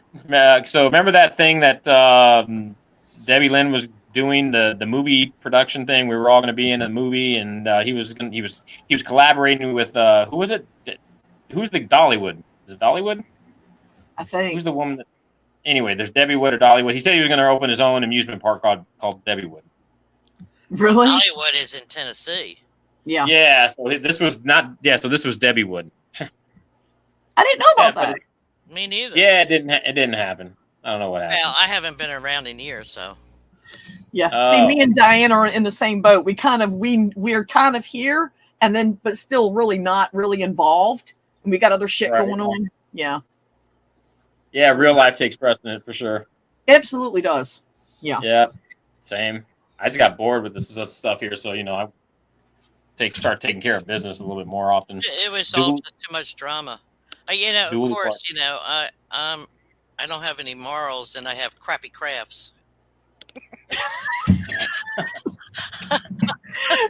Who said that about you? No, you look back in your Facebook messages. I had to bring that up. I think I remember. Hey, Corey, hold up, man. I'm gonna be right. I'm gonna call the old man. He's showing me pictures of his Jeep, and so listen to this. So he shows me a picture of the digital meat readout on the thing, and he shows me a picture. It says 92 degrees outside. He's like, the RPM is stuck at 92. I don't know what's going on with this Jeep now. I'm like, Dad, that's the temperature. That's the outside temperature of the Jeep. Oh, okay. Yeah. So I'm like, all right, well, I'll change that for you. I'll put it back to whatever the hell you had it set on. So now he just sent me another picture of, I don't know what the hell it is. So we'll see what this is about. I'll be right back. Is the link on the side chat? Yeah, and I'll put it back in there again when you come back. For sure. I'll be back. Give me like 5 minutes. Okay, no. All right. Bye. Toodles. Toodles. I cannot believe your grandson has gotten that tall. I know. He's taller than me. Mm. He's in that awkward phase. He has big hands and big feet and little skinny arms and legs. God, my oldest grandson's going to be 29, I think. Yikes. Yeah. And my youngest grandson will be 7 at the end of this month. Yeah, we got Aaron at getting ready to be 14 and Jack turned 10 in June. Yep. Mm. Trav will have to stop and take a shower. He's not coming back. I'm not ignoring anybody. I can't see the screen because my eyes are horrible, so I have to read it on my phone.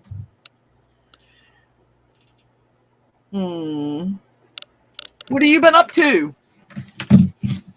Me? Yeah. Well, the last time I sent you a message, it all had to do with my son. Yeah. And then Charles still trying to recover. So, nothing new. Yeah. You still doing the shirts and stuff? Oh, yeah. Yeah. I got one guy that wants me to put something on the back of the shirt, but I can't do it because it's copyrighted words. Oh, yeah. That ain't going to work. No. Mm-mm.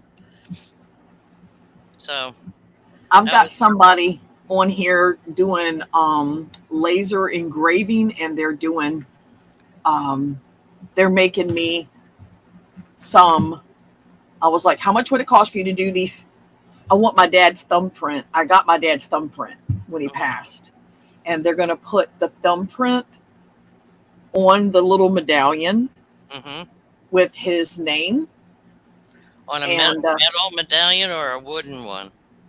Oh, no. Gold and silver plate ones. Oh, okay. Yeah. And I'm going to give them as gifts to my sisters and my mom. That'd be cool. Yeah. Because I got the only print. No one thought to get his fingerprint but me. So, yeah. So I've got someone doing that. The only thing that's great that's happened to me in the last 5 months is that my children's father, my first ex, finally friggin' blocked me on Facebook after 43 years of being divorced. He finally just deleted me from his life.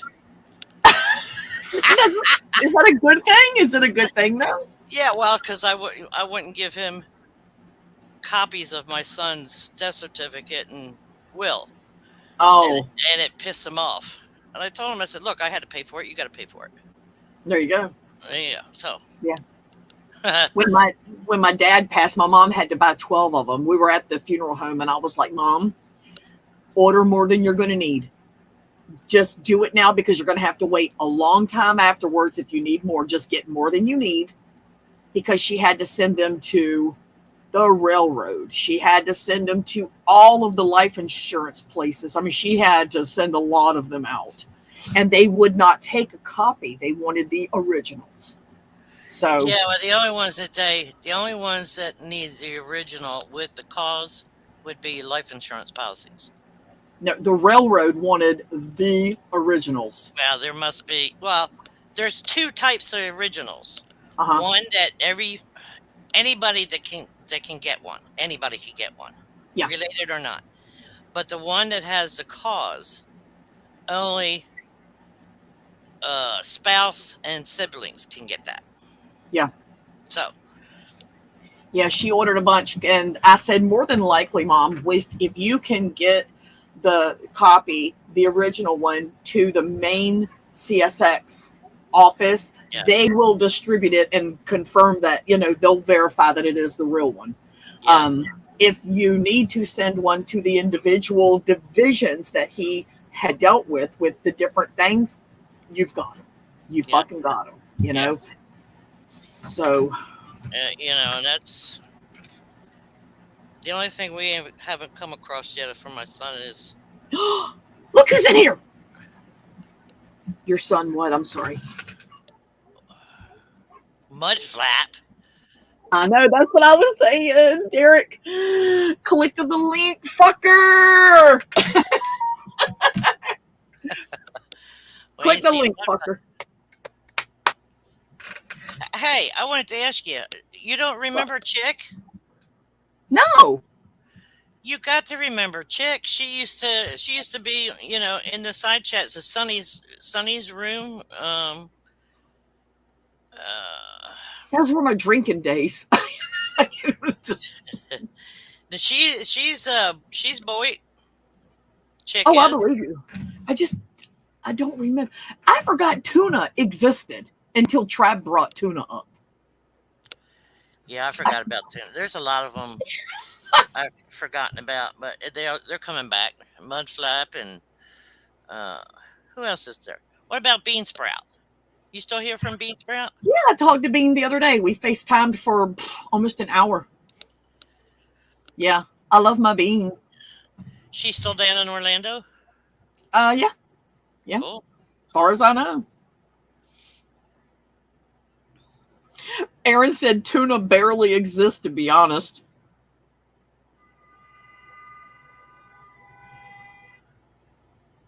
Somebody just rode down the street laying on their horn. Holy crap. Was it somebody on the side chat being a smart ass? I heard you.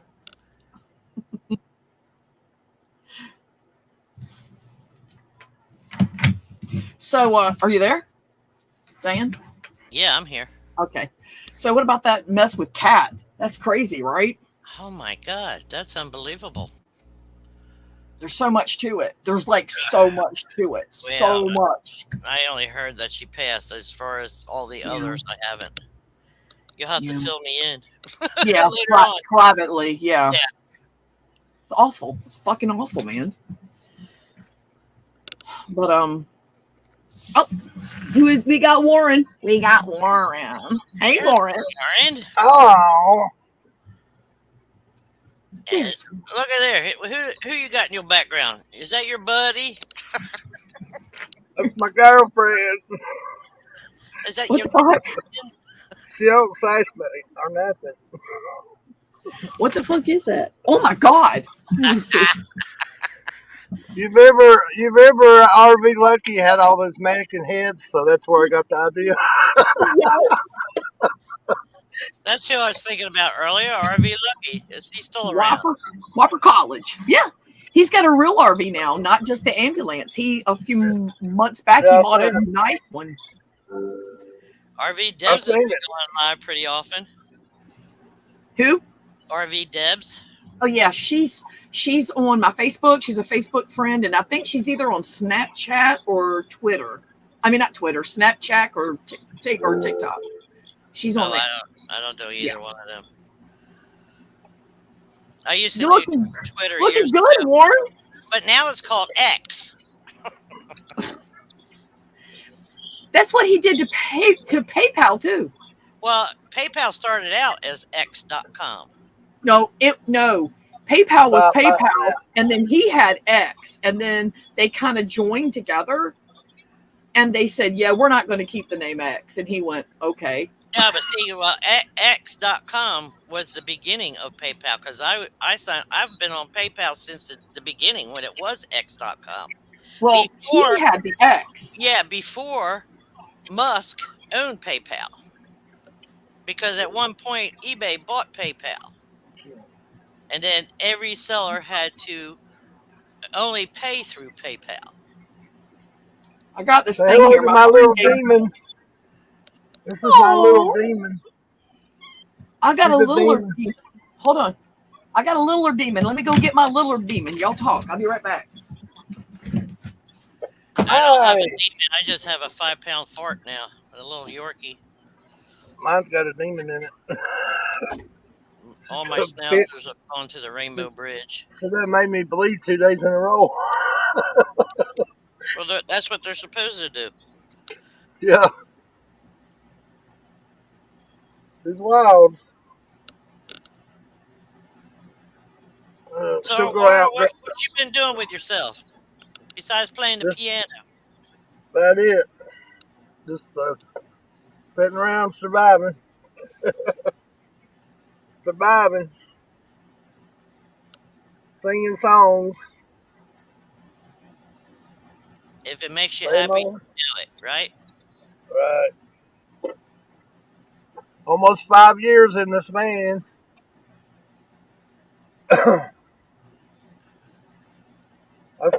I'm gonna go out to the islands one of these days and give it up. The rabbi says Oh, that that's your global broadcasting Shut up, studio. Joel. Van Vision. my mansion. Yeah, global studio. Your mansion, yeah. Here, I could not find my little, but I found my fatty, Kevin. Oh, come here. He Get off my organ. was just a wee little lad when we got him. Look at the kitty up there. Look Look at the kitty. at that big boy. Look, it's another demon. Oh, Kevin, Another show him how demon. beautiful.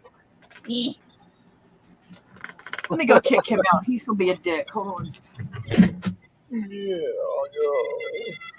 Okay, calm down. Come on, Kevin, go. I woke him up. He's pissed. He's mad. My He's mad cat 'cause gets mad if I raise my voice. That's Kevin's mad that's 'cause usually he's when I get fat. attacked, when I raise my voice. Told Mudflap to scroll back up to click on the link or put another link out there, Corey. I will. We'll put it right now. There it is, Derek. Click the link.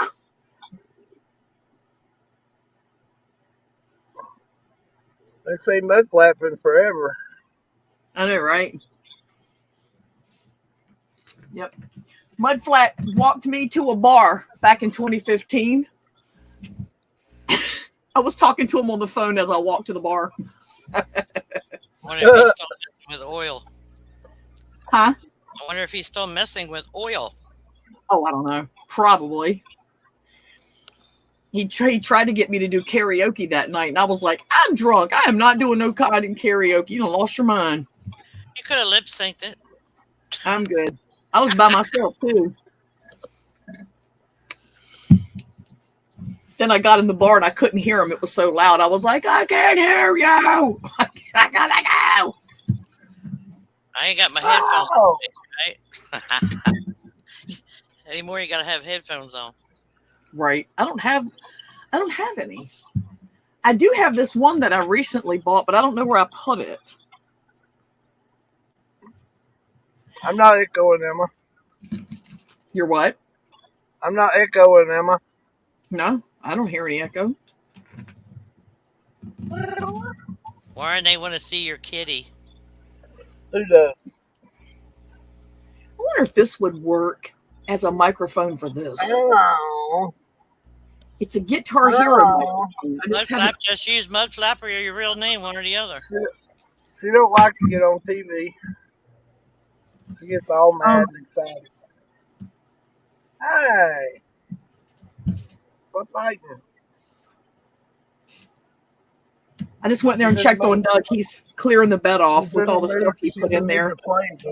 He's getting ready to lay down and get ready to go sleep. Get that mic out. Let's sing a song, Corey. What do you want to sing? I don't know. I got the music. What you want to sing? I'm just not that drunk because I'm not drunk at all. Mary had a little lamb.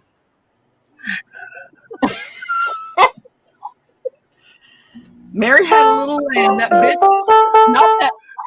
not the fleece, but that bitch was white as.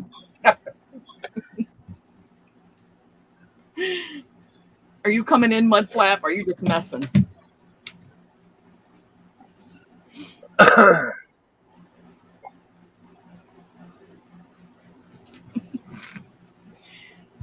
She's attacking my socks right now.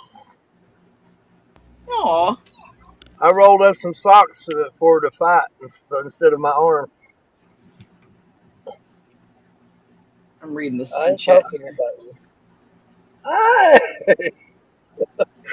See how she just runs over here and attacks me? For no reason. There is a reason. It's a cat, and it's got energy to burn at all times. Except Kevin, That's a lazy piece of shit cat in this world. I'll be glad when she grows the kitten part. She's driving me crazy. She won't even let me sleep. Diane, I had an idea. Yes, we're all going to fire and Again? explode. Yeah. You should do a line of OG. No, not even OG. You should do a line of Boyd mugshots. Rod Stewart. Not real mugshots, but like the person, and then their crime would be something stupid. Like for Warren, it would be something like singing too loud, or you know. I still got the mugshot of Elbow. Yeah, I've got that shirt still. I still wear it. I had it on like 2 days ago. I still wear it. Bean gave me that. I didn't even expect it. It came in the mail. I was like, Bean gave me a mugshot shirt of Marshall. And I've had it ever since. See, those kind of things I can't share. Who buys what and where they go. Right. She said, yeah, I bought it from Diane, and then I wanted you to have it. So I have it. Get off my piano.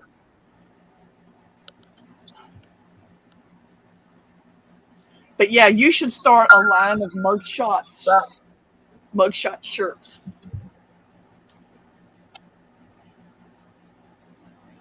That would I be got cool. her good.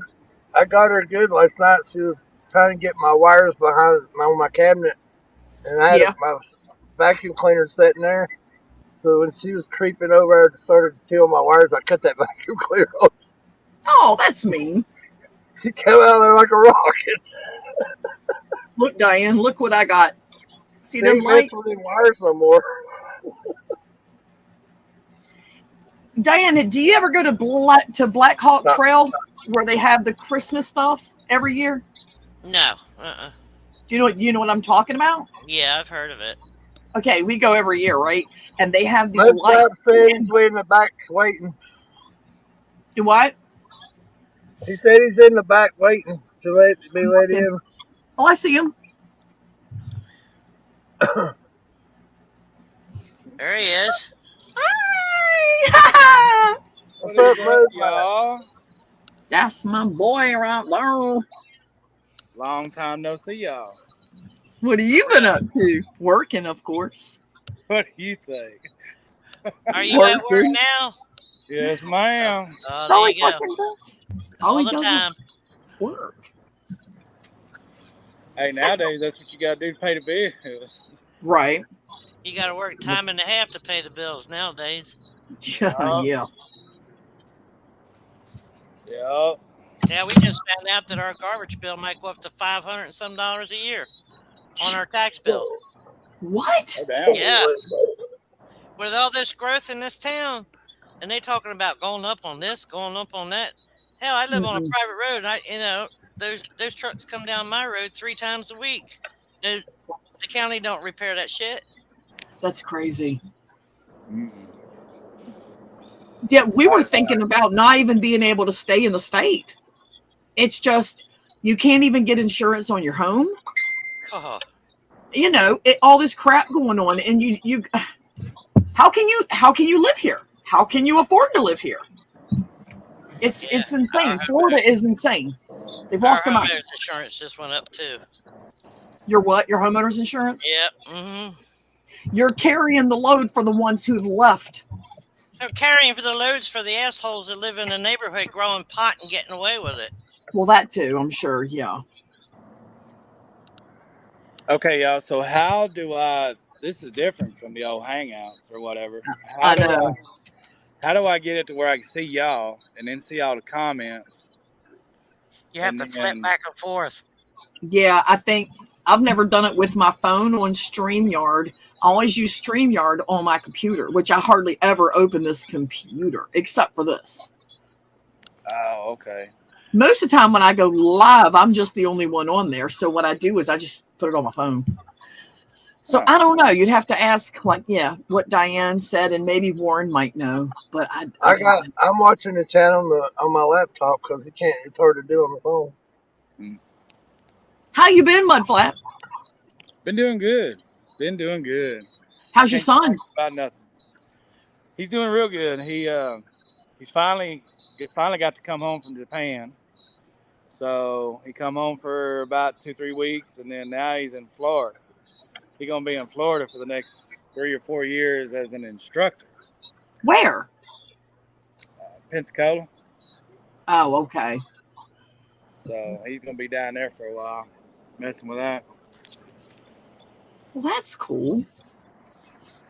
Yeah. And here. What are you doing? You just went away. Derek. Still here. Okay. There he is. No, I'm gonna send you a picture. Hang on. Send a picture where? Ow! Facebook? Yeah, Facebook. Okay. I'm a-looking.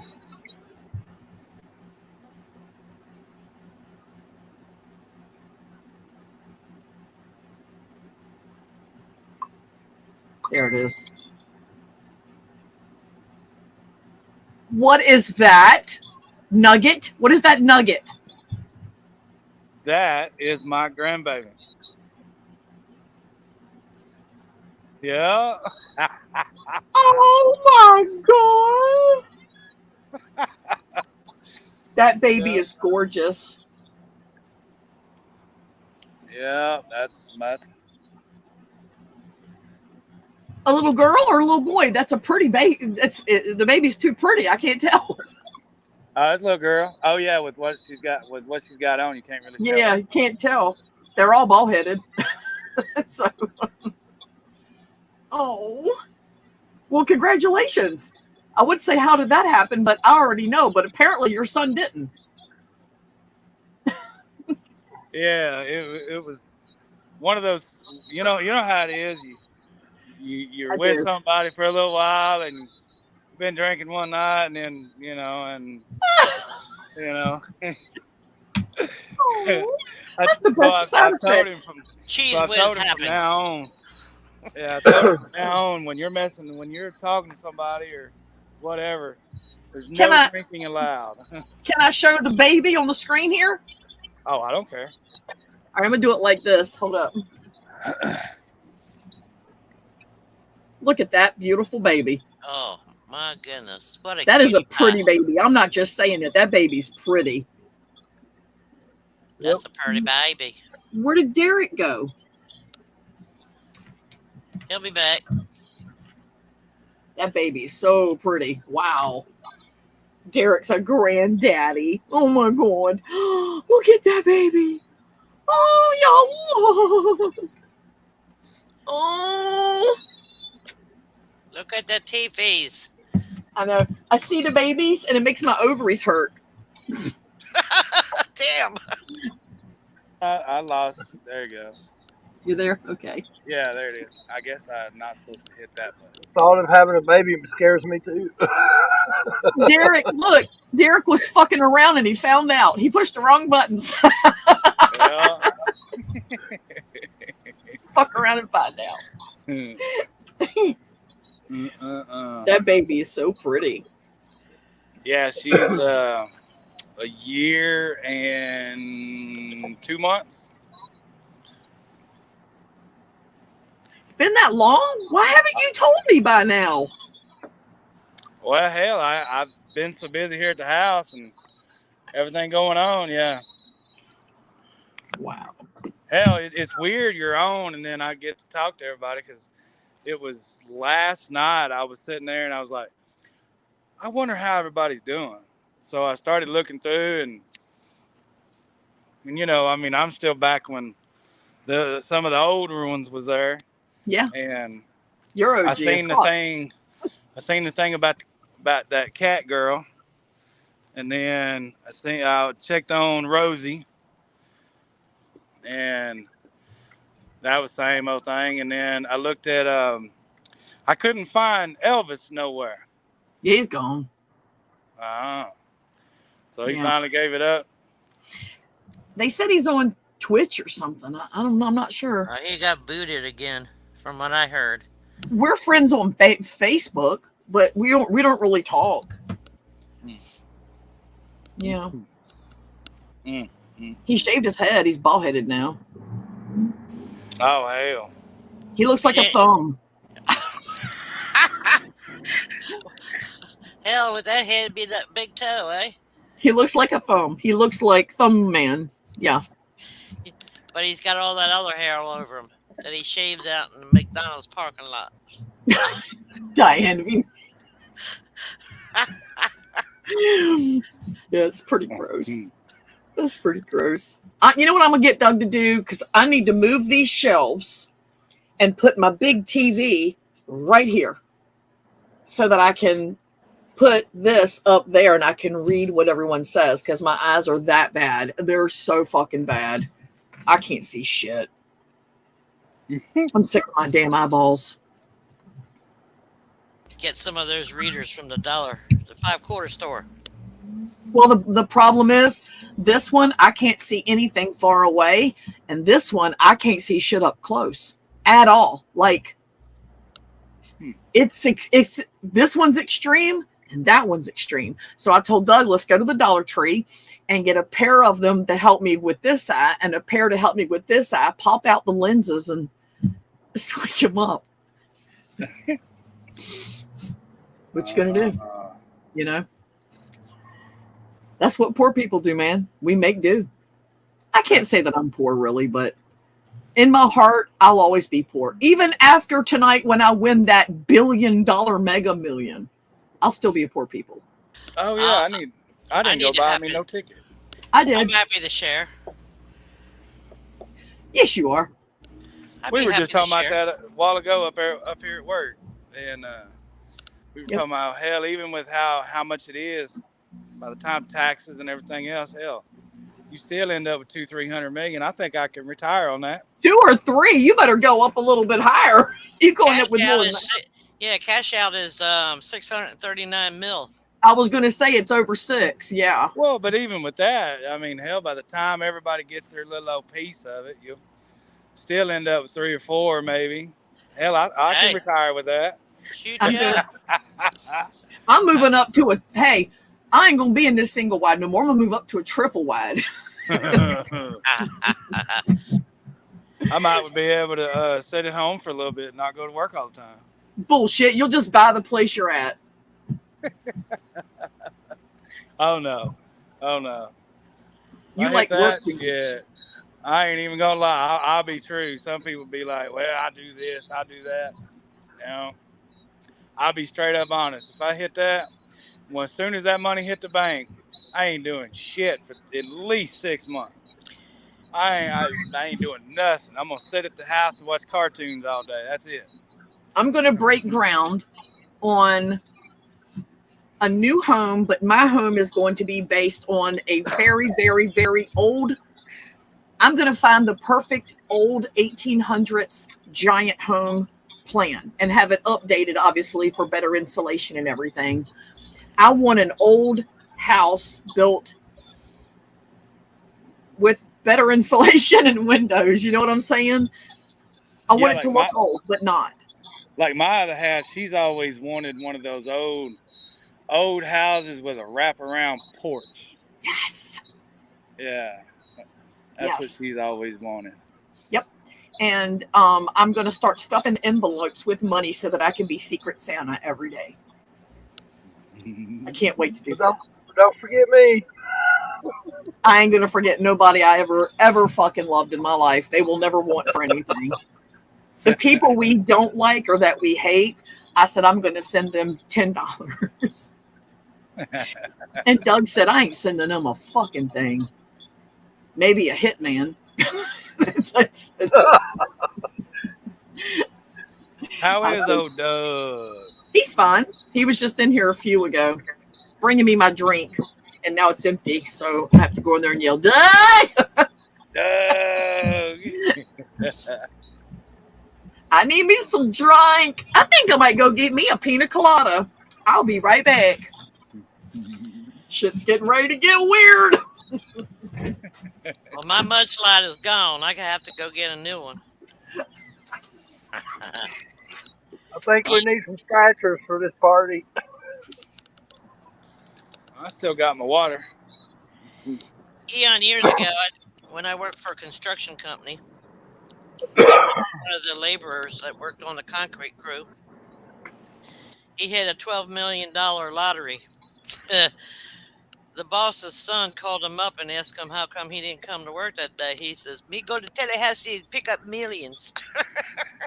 He said, "Me There you go. buy my boss a boat." That man never came back to work. Mm-mm-mm. My kids' daddy won the New Jersey lottery. Of course, he's broke now. But I made sure my kids got a trust fund out of it. Hey, there you go. Which, hell, that's what they say, isn't it? When people get too much money and then they don't know how to handle it or whatever, they end up broke within 5 or 10 years. Yeah. I know when we had a teen telephone line, there was, I forget the name of the companies. You see the commercials. I want my money now or something like that. These brokers were wanting to know if he wanted to sell half of his, because he took where he'd get yearly money instead of a payout. And they call on the kids' line. That's how I found out he cashed in half of his money. And out of $300,000 of 1 year's payment, he only got something like $150,000 after they took taxes. Oh, Lord. I said, "Well, how stupid can you be?" For real. We all talk about like those payday loans or title loans or something. No, there's these brokers that buy annuities. Is that like that reverse mortgage shit? That was way before reverse mortgage. No, Oh, okay. she talking about like, let's say if you win a settlement and it's so much, you get so much a month, whatever. Well, then you can go to these places like J.G. Wentworth. That's it. Yeah. And they'll just give you a lump sum right off the bat, and then they take their piece out of it, Yeah. Instead of the recipient receiving a yearly check, that annuity company gets the money. Mm-hmm. Yeah. Yeah, I know what you mean. But So you're right, free though. money.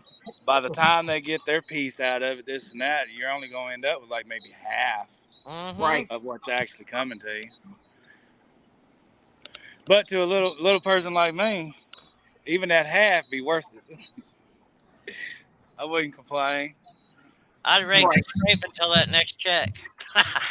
Yeah, there you go. Because the government going to take their portion out of that $300,000 to begin with. Why give them half? Yeah. There you go. For real. That lottery thing, I've thought about it a lot, like everyone does, because we all pipe dream. And even people that don't admit it, they pipe dream. So I would definitely do all the things that I wished I could do throughout my life. One of the things is I would buy an RV park. I've always wanted to have an RV park ever since I decided to buy an RV. I would buy a convenience store. I've always wanted to have my own store. I don't know why. I like the people coming in and you get to talk to people at the coffee area and, just you meet people all day, all night. I've always loved that. Of course, the Secret Santa. Definitely. That's no ifs, ands, or buts about that. The other thing would be, the free spay and neuter program for pets. That's a must. Absolutely, hands down. Also, small home communities for homeless, approved by the cities where they're going to be. So that's where most of my money's going to go. I can already see it. And when I'm all done, I will be in that fucking triple wide because I'm going to be broke. So build you a bunker under your RV. I'll be back in my shitty 2005 RV. But you know what? I'll do all the things I said I wanted to do. So build you a bunker underneath your RV, and then you'll have somewhere to go in a storm. Yeah, I have plans. I wonder if I won. Did they do the drawing yet? No, it's still too early. I'm ready to be rich. They need to quit fucking around and just call the numbers. I didn't get no tickets. I'm too tight to buy tickets. I only got 3. I usually get one if I'm actually out and have access to the store to do it. Yeah, 1 is better than none because you only need 1 to win. So Yeah, I figure if I'm gonna win, I'll win off that one. there you go. Yep. Yeah, and then when they say, "Do you want to?" Let's see, what is it? A regular mega means 2, and then they ask you if you want the extra, and I always tell them, no, I don't want to give them that much money. An extra $1. Yeah. Yeah, I don't get the extra either. I just get $2. Yeah. Yeah. I never do. I just don't think about it. It's not that big of a deal to me, you know? Because if you win the big one, it doesn't apply to that. It only applies for the ones below it. It's worth $2 just for the anticipation of watching it. That's it. But I do know that one guy got it, and the mega ball ended up being what the multiplier was like 10. So he turned whatever his stupid little ticket was, like 100 grand, into $1 million because he played the power up thingy, and it was multiplied by 10. Yeah, so that was cool. Yeah. You'll only regret not getting it after you win. Mm-hmm. I was going to say that. How many of them said, "I wish I'd have got that number"? Yeah. That's funny.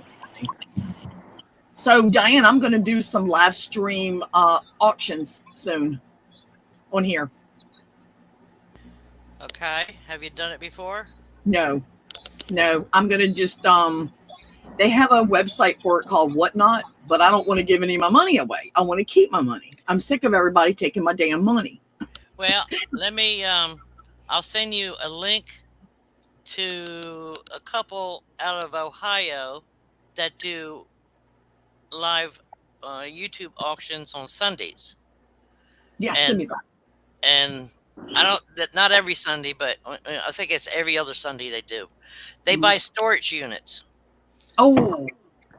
And they just bought 70 acres down in Otter Creek. So. Yeah. Yeah. Hey, y'all, I can get off here, and I'm going to go, since we were talking about it, I'm going to get off here, and I actually got a few minutes. I'm going to go get my ticket. Go get it. Go get it. Good luck to you. Make sure you share now. Make sure you share. Everybody that's on this panel. That's right. We love you. Even if it's only $1. $1. $1. Let's see, what was that? That was Bubble Boy. $500. $500. You spend $2, win $1. It's a bargain. So yeah, I'll be back here in a little bit. All right, later. Be careful. So, we were going to do the storage things, right? But the lady, my friend that owns the thrift store right up the street here, she was doing them over, what is it? StorageTreasures.com, I think it's called. Yeah, well, see, they just had, to interrupt you, that couple just won a storage unit. It actually was a container. And what it went through that same company you're talking about. Yeah. And here the auction company, what they did, what they couldn't sell online, they turned around and took that stuff and put it in a container and then auctioned it off on that site. And the people who won the auction, it was over $9,000. They ended up getting their money back because people were showing them that the guy was doing the live auctions on Facebook, the same exact things that didn't sell, they put in this storage container. It wasn't a storage unit, it was a container. He got his money back, but he's also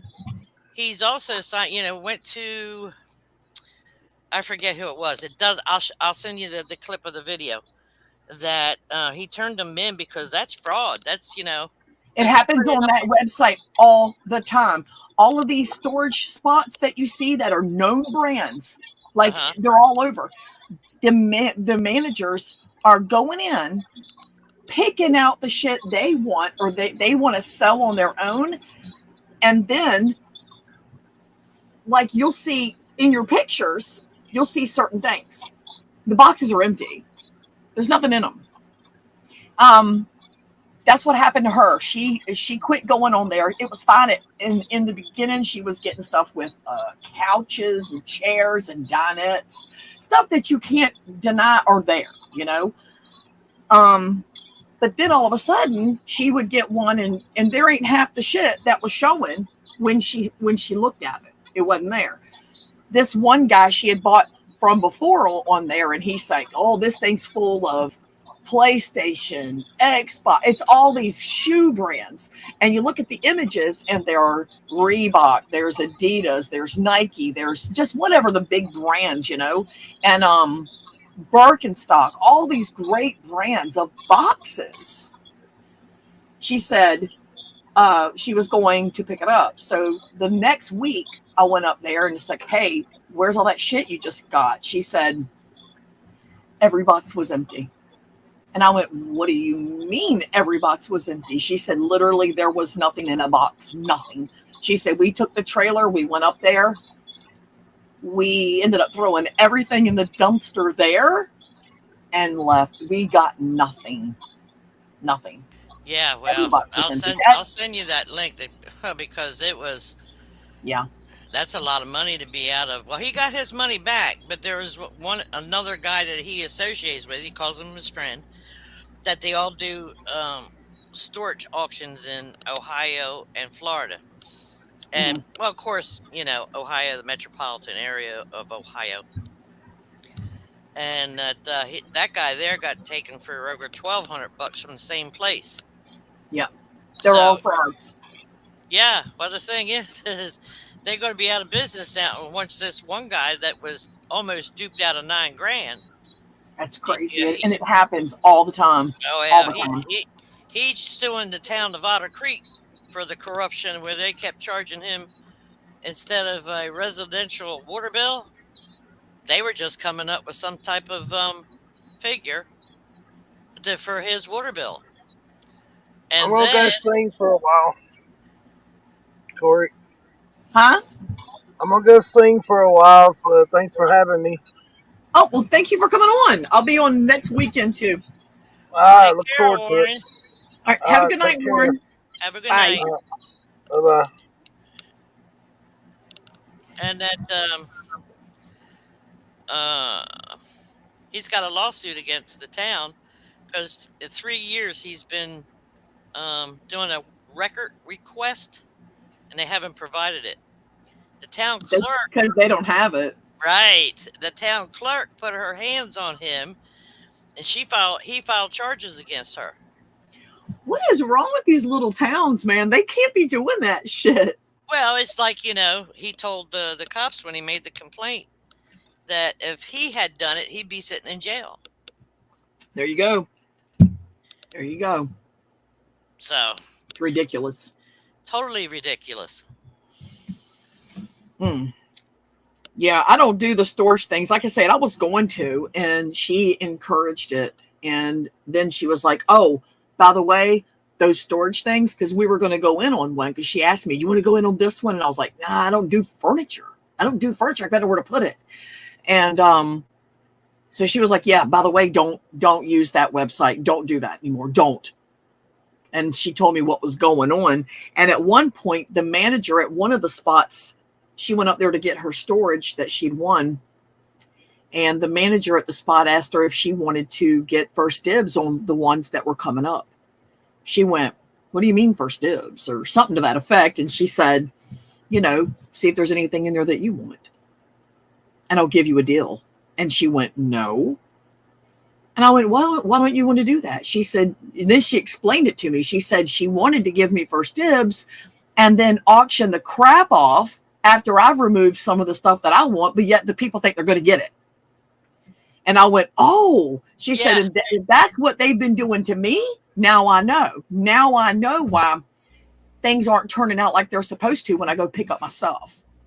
So she quit using that website all the way around. None at all. Well, the storage company my son used, Because I had to keep paying on it Yeah.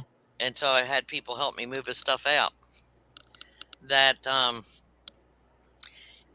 it seemed like about 5, maybe 7 days before the bill was due, they call wanting to talk to him, and I already done give them, that he's passed away, just that or whatever.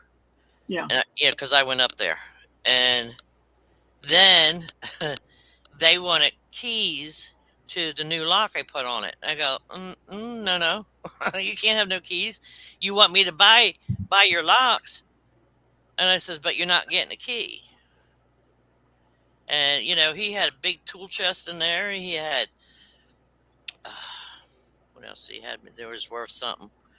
His racing bike, jacket and pants and helmet and that kind of stuff for his motorcycle. Yeah. Yeah, no. I mean, he didn't have very much in there, but the stuff he had in there was worth a little bit. Right. So, I don't know. They all try to rip everybody off. Right. Aaron, I understand that, but what they're doing is they're taking pictures. And then after you've won your auction, you go to get the shit, and not everything from the pictures is in there. Right. There's There's a guy named Taco Stacks on YouTube, and he does a lot of curb picking on bulk day. And he goes to the rich areas, and they throw out the best shit. I'm like, where does this guy live? I need to go there. And he bought a unit, and when he got there, he showed on his vlog, he said, as you can see by these pictures, this is not what I'm looking at here. This is not even the same size. Like the one that he won was like, what is it, like a 6x12 or 6x10? No. Yes, a 6x10. It's not big. But then the one he got was bigger. But none of the stuff that he did was there. And then he even recorded and posted his conversations. Oh, that's you. Yeah, I'll check that out. But yeah, he got his money back. He was lucky. He was like, look, this is not what I bid on. And they're like, the picture you're describing is that one. He said, I'm literally standing in front of it. It's not the one that I bid on. The pictures aren't even the same. So, yeah, it happens all the time. They're so corrupt. I don't know why they even do it. I mean, it's illegal. Why do they keep doing it? Because they come across people that don't have the money to have an attorney on retainer. Like that link I just sent you, that man's got the money. Right. Yeah. But those storage wars, I've never watched it. I've saw little tidbits here and there because Doug would have it on, or I never watched it. Yeah. It's so staged, all their little fights and crap. And I saw one scene, Doug had it on, and I was like, why are you watching this? This is so fake. But it got everybody wanting to do the storage stuff. And they saw an opportunity and they jumped on it. It's bullshit. Well, how I learned about, a lot of antiques and vintage stuff and like that is when I was going to computer school in Wisconsin, eon years ago. I went to auctions just to learn, not so much to, buy or bid on stuff, but to learn about the this and that's and the thous, Yeah. I just want to resell. So I'm always looking for the best way to get the best deal on the shit that I know is going to sell, But I'm finding that the best way to do it is to pick. I like being able to pick. Like I can go through and just, out of 100 things, I might buy 3. But I know those 3. You can find Navy yearbooks. The historians go after them. I see them all the time and I pass them up. My friend she had stacks of them. Yeah. And I went. My neighbor had 1937 Navy yearbook out of Washington State. Well, that's Navy. Yeah. He paid 50 cents for it, and it went for over $237. Yeah, I can believe that. I'm talking about like high school yearbooks. I mean, you'd have to Uh, luck out, no, you it know. needs to be part of history, is what it is. Yeah, Yeah, and you high never school, know. right? So I don't want to get stuck with that shit. Diane, I've got so much shit in this house. I mean, it's not like a nightmare, but if somebody came in without knowing what I do, they would think I was a hoarder. And I've said, no, I'm not a hoarder. Hoarders don't want to get rid of anything. I want everything gone, and in place of it, I want money. So I'm not a hoarder. Hoarders don't do that, you know. But it's just a lot. I source way more than I sell because it's a lot of work. Anyone who says, oh, that's such an easy way out, it's not. It is work. It is work. And then keeping it organized. And something as stupid as like, you might find a mug, one mug. You might pay a dime to a quarter at a yard sale.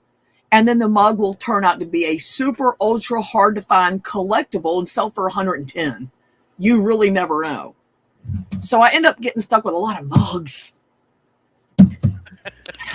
It's like one year we were in Alabama camping. We went to this place, and this woman, her back bins were full of Barbie stuff. Oh. And my niece's little girl at the time, she's not little anymore. Yeah. She loved her Barbie dolls. So I made an offer. There was 35 Barbie dolls. I gave the woman $25 for the 35 of them. And I just told my niece, I says, if little miss wants to sell her Barbie dolls, I said, now's the time to sell them because of the movie being out. Yeah. Well, she took 4 of them that was not in boxes. So maybe I paid like, let's say $2 a piece for them. Yeah. Yeah. She ended up getting $50 for them. There you go. That's what I said. So. Yep. There's money everywhere. There's money everywhere. I remember before eBay, or at least before we knew about eBay, we lived in Portsmouth, Virginia, and we went through Port Norfolk, which is a neighborhood there. And we're going down Mount Vernon Avenue. It was either Mount Vernon Avenue or Chautauqua. I can't remember which. But these houses are super old. They're like mid to late 1800s. They're really old. And someone had bought one of them and cleaned out the attic and just stacked all the shit on the side of the road. Like I say, these homes are old, so the roads are not wide. You got this way and you got this way. That's it. And we stopped and I was like, there's a Barbie box, the case, and Barbies and Barbie clothes. And I got home with it and I'm looking at it all and it's cool. Put it in the box, store it in the room. I don't have a use for it, but I can tell some of it's worth money. They had the pull strings and they talked. And they're clearly old. Well, I had Talkin' Brad. I had Talkin' Ken. I had Talkin' Barbie. I had Midge. I had Francie. I didn't know who any of them were except her, the blonde. And anyway, eBay comes along. So I start pulling all that shit out and I'm looking at it. And I got... My biggest regret was not... I mean, I got what all the dolls were worth, plenty. They needed work. They had sound, but it was like, you know, they're old. Just the fact that the strings were still working and they weren't rotted off was great. And I had this blue coat, a blue dress, a blue bag, shoes, the whole shit. But I didn't know it was a set. I had no idea it was a set. I sold the pieces individually. I sold the fur coat, the blue long fur coat. And when I did, the woman contacted me and said, this is part of a set. By any chance, do you have the shoes and the blue dress? It's like a long gown. And I went, no. She said, look it up. It's called Twilight Twinkle. Well, at that time, Twilight Twinkle, the complete set with, well, the dress, the coat, and the shoes and the bag, that's it. There was more to it, but just those parts sold for $400. I sold the coat for $100. So it went on bids because back then I did auctions because I didn't know what I fucking had. And I said I sold the dress last week before I listed the coat. I didn't know it was a set. She was devastated. So then that was back when eBay said you have the choice. You can get insurance or not, right? So the woman chose she didn't want insurance. So I shipped her little dress in a padded envelope. One of these here. One of these here deals. One of these. It was just a fucking coat. She got it in the mail inside of a plastic Ziploc from the post office. And the envelope was ripped open jaggedly. It had got caught on a machine, and they apologized for the inconvenience. Coat was gone. Oh my. She went, I want my money back. I said, ma'am, I didn't do anything wrong. I'm not giving you your money back. She said, I bought a coat from you and I didn't get it. It didn't arrive because it got messed up at the post office. I went, take it up with the post office. She said, I tried to, but I didn't have any insurance on it. That would be your fault. I was like, it's right there. Do you want, because you remember back in the day, the buyer had the choice to select insurance. And she didn't. So she was out of a coat. I felt bad for her, but I was out of a coat. I couldn't resell that coat. Right. And everything happened the way it did. I felt terrible for her, but I wasn't going to give her $100. And then I can't sell that coat. Even today, even if the buyer says no, they don't want insurance, I pay for it anyway. Yeah. I do now. Yeah, yep. the CMA. Yeah. I didn't. That was one of the reasons why when it was, because, now they cover you up to 100. So if I want extended, I just pay the extra $3 or whatever. It ends up being so cheap. Because if you bought something from me for more than 100, then I clearly only paid about $5 for it, because that's the way I buy it. It's not going to hurt your pocketbook. It ain't going to hurt me a bit because I always buy low so high. So yeah. Other than that, up to 100, they're fine. I felt bad for her, but I had that whole set, Diane, and I didn't know it. I had no idea. But yeah, when I found that out, what this leather motorcycle racing outfit is worth. What, your son's? Yeah. Oh, that son of a bitch is heavy. Is it? Yes. That's because of all the padding in it. Doug's got one that he picked up at a thrift store here back before they got ridiculous. 2 years ago. He's had it for 2 years. And it's black on black, but it's a skeleton, like skeleton bones on the jacket. Mm-hmm. And they are reflective. Just the bones are. It's kind of cool, but it's black on black. But when the light hits it, it's reflective and the bones show up. Mm-hmm. And he still got it. It's in the closet in there. And I'm like, dude, sell it. He's like, I'm getting around to it. I'm like, sell it. We need the space. Oh my God. Oh, we need the space so bad. I want my house back. And now we're paying for a building that we bought for all of the storage, just the whole. Yes. Well, the way we're doing it is nothing goes in the building until it's listed. Once it's listed, it is listed inventory. We have a few larger things in there that are not, but we can clearly look at those just sitting there and go, yeah, that ain't listed. We just knew we needed somewhere to put it. There's nothing listed inside.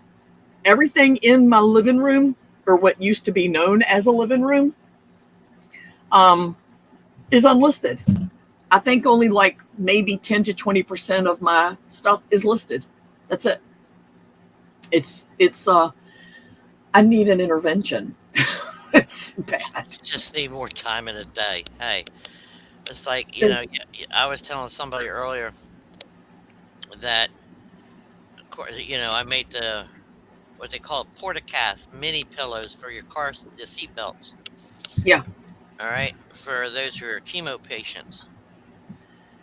So the other day I made 5 of them up because they've been, selling again, and I went to put 4 in one listing because you can list the variations, Yeah. And I got to figure out. Well, under the old format, it wouldn't publish, so I had to turn around and put it under the new format, and it kept, popping up. It took me like 2.5, I'm going to say 2 full hours to get 4 little pillows listed. And as soon as I pushed published, Etsy deactivated. And I haven't gotten a reason why they deactivated. And the only thing I can think of is that I put my disclaimer in there about it's not a licensed product. However, it is made with licensed fabric. Ah, I think the word license is what automatically deactivated. triggered it. Yeah. But they haven't notified me as of yet. I haven't gotten an email why, and I went through their chat. Still ain't got no, Yeah. you can't put it back up because a deactivation is a strike on your account. Right. Yeah. So I just have to sit with my thumb up my butt, rotate, and wait to hear from them. Yeah. And eBay got to me. I've been selling them for years. Yeah.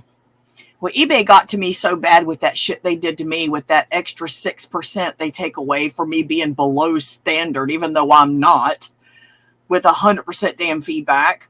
Well, I don't know why you had 6%. I'm at 15%, and I've got 100% feedback. Well, what I'm saying is, if you're a top-rated seller, they charge you that 1% amount, but depending on the category. Well, as a below standard seller, which is what they keep calling me, they took away my top-rated seller status, which I talked about that earlier, which I expected because I wasn't around. I was at my mom and dad's taking care of my dad. So I wasn't listing as often. And now they take like this one item where I caught it, what was happening, because they kept saying I'm at risk of losing my right to sell on eBay. And I'm like, what are you fucking talking about? I've done nothing wrong for you to just completely stop me from selling on eBay. So they took my 9% from this item and then took an additional 6% that they take from someone for being a below standard seller. And I looked at Doug and I cried my eyes out and I said, now I know why they keep me below, because we couldn't figure it out. I was like, I'm literally doing more than I ever did before. I'm listing more than ever. I'm selling more than ever. But every 30 days, I'm at risk of losing my account. That's bullshit. There's a reason for this, and I don't know what it is. Well, get this one. What? All right. 2020 with the C19. Yeah. I was shipping 50 to 78 packages a day. Jesus. Of cotton olifant fabric for people to make masks. Oh, yeah. Yeah. All right. I mean, I had no help. I mean, I was going 20 hours a day from April, May, June, July, August, 5 months. All right. Well, because I went over the threshold that they turn around any time that a buyer came from, if they come across your ad through Google, all right, and they clicked on that ad that Etsy was advertising through Google, right, they charged me an additional 15% off-site ad fee, which is ridiculous because you paid them to promote it, and then when they did, they charged you because it sold through the promotion. Right. Yeah. I know. So the thing is that if you made in a year's time, if you made $10,000 or less, you had the option of opting out. You hit that. If you hit that threshold, you have no option at all. You're stuck with it. Right. So wow. I'm stuck with, if somebody comes through Google as an off-site ad that they click on, I'm charged that 15% off-site fee plus the 6.5% final value fee, the 3% credit card fee, plus the 6.5% shipping fee that they take. That's eBay does that shit. eBay takes a percentage from the shipping cost as well, and that's because of the assholes in the beginning that wanted to charge 99 cents for an item and $120 for shipping. Thank you. Mm-hmm. And they were cutting eBay's throat, and I'm like, they're going to ruin it for everybody. Yeah, this was back in 06, 07, and I was telling Doug, I was like, they're going to ruin it for everybody. They're going to make. That's what happened. You know, the 6.5% on Etsy for the shipping. That's that just recently started, probably like 4 years ago, 5 years ago. Jeez. Well, Etsy's been pretty good. And the thing about it is that if you upped your shipping fee, like before, it used for a 8-ounce extra large T-shirt, it used to cost like $2.95, $2.98. Then it went to like $3.11. Now it's up to almost $5. Right? Well, if you add that 6.5% into that shipping fee, they automatically send you a little notice. Buyers are not going to be happy with the shipping fee. Sorry. Yeah, it's a little higher. Yeah. Yeah. Well, you know, with eBay, I like that. I have looked at the tips and the tricks, the videos that are put out by YouTubers who have been doing this for a lot longer. Or I'd say just as long as me, but way more intensely, like really digging deep in. Well, that's because they got people working for them to list. Oh, no, these are people like me that just do it from home. This is just people that do it from their backyard in a shed and stuff like that. Well, I found out one thing that was really helpful, which is if you use a solid background, preferably a light gray or white background, you will turn up in the Google results. Google will not hardly ever use anything that's got the flowers sitting along the side and the curtain draped around. Google, you typically won't end up there. You will sometimes, but not very often. If you search for something that I've listed, and it's not, I don't mean like a radio, or I mean like something that is unique, like a specific stereo or a specific printer or whatever, mine will show up there, and it doesn't cost me an extra dime at all. I had gone to an estate sale picking. My girl that owns the thrift store, she calls me up and says, "What are you doing?" I said, "I'm sitting here on my bed being a lazy piece of shit." She said, "Well, get up, put your shoes on, and I'm doing an estate sale for someone. Would you like to come and get dibs? I haven't started it yet." I was like, "I'm already almost at your door. What's the address?" And so I went there, and it was from the Hodges family, you know, Hodges Boulevard, the Hodges name. Yeah. So it was from them, and the house was in horrible shape. The woman had passed away, I think in 06, but her husband had just passed away in the last year or two.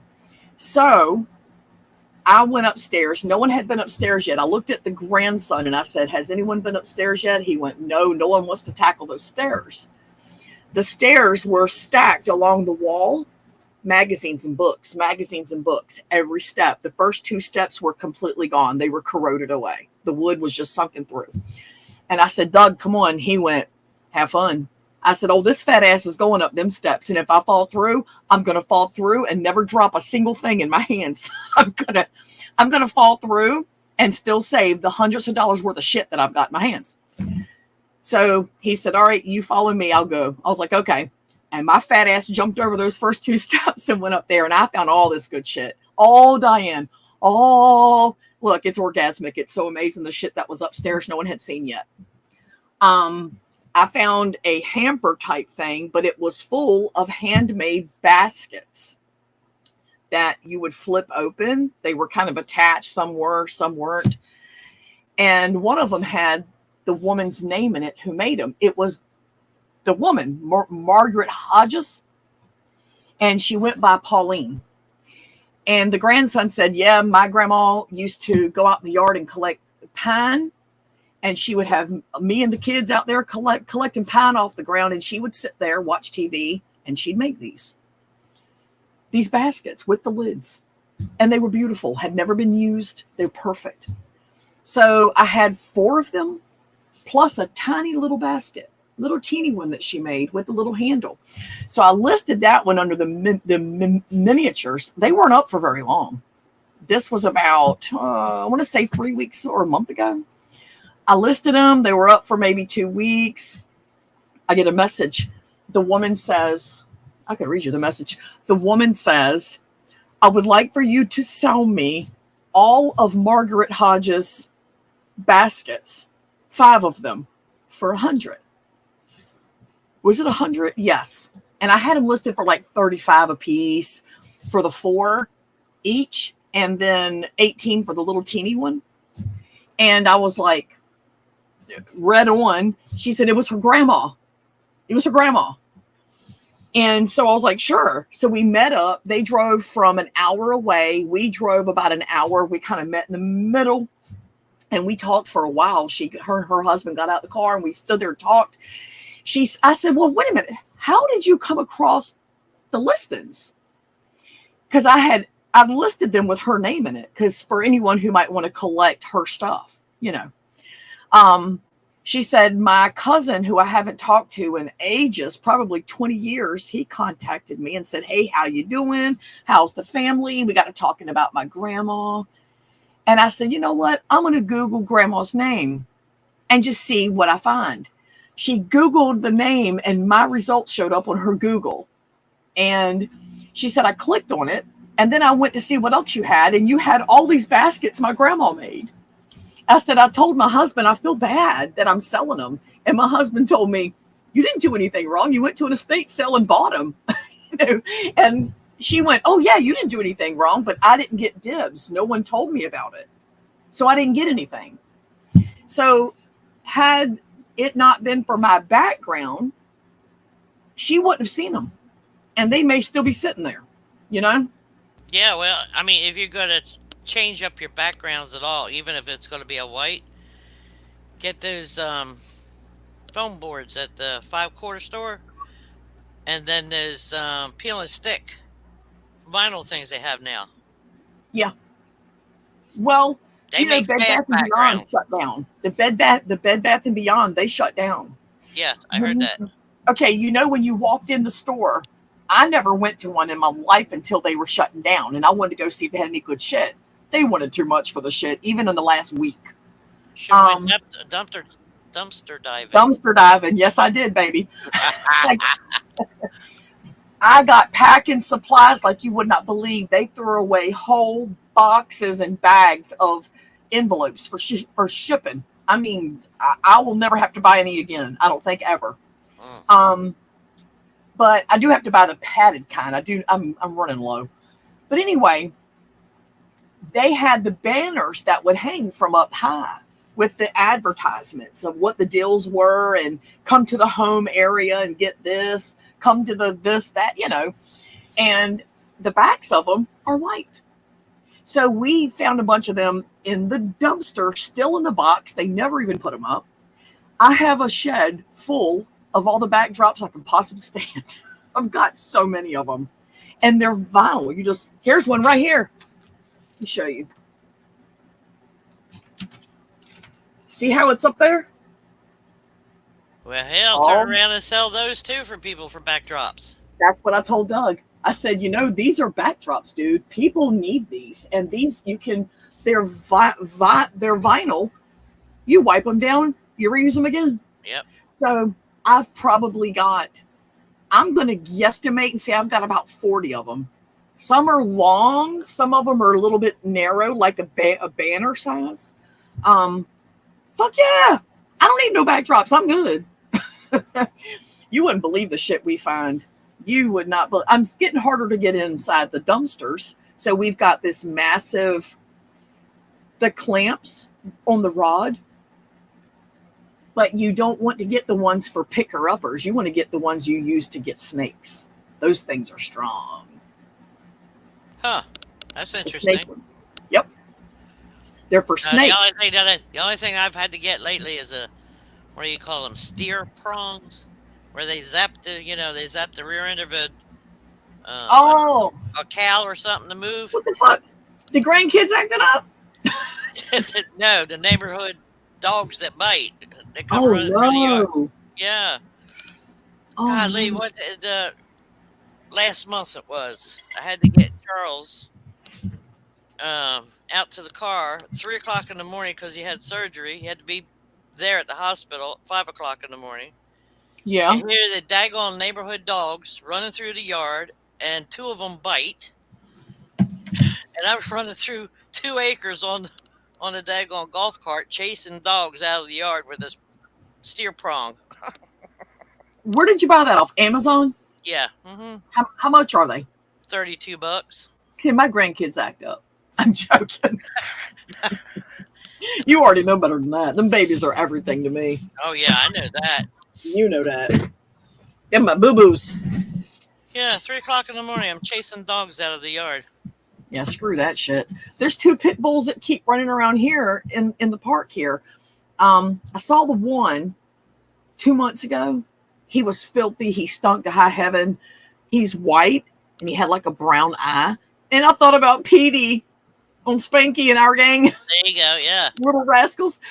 He was super sweet. But then when I was done petting him, because you know when they wag their tail, they wag their entire body, and I had to shoo him away. Get, shoo, get. You know, go and get. And then I saw them again about 2.5 weeks ago on the other side of the park, and he was with a buddy. But they're not mean. I don't know if they chase the ducks. So far, I've not seen them hurt the ducks, but they belong to somebody out here or just on the outskirts, but they're kept outside. It's really obvious because they're filthy. So they can't be from the park because you're not allowed to keep your dogs out here. You're not even said that as soon as he gets something to eat, he'll be back on. Yeah, I've seen that, but he ain't back yet. So Oh hell, that was 15 minutes ago when he said it. yeah. Yeah, I saw that. I was like, yeah, he'll probably be back in. Maybe he won't. I don't know. Tribe said he was going to come back, but that bitch didn't come back neither.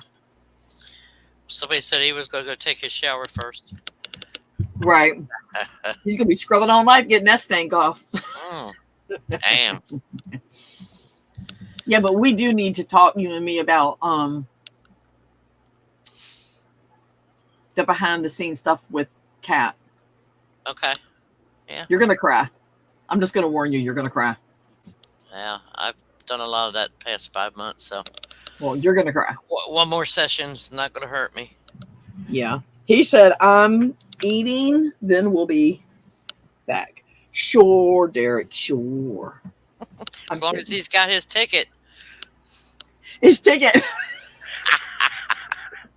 Yeah, but I'm the engineer, and I got to click the ticket so he can get on board. There you go. Yeah, I'll let him on. Are you kidding me? I love him.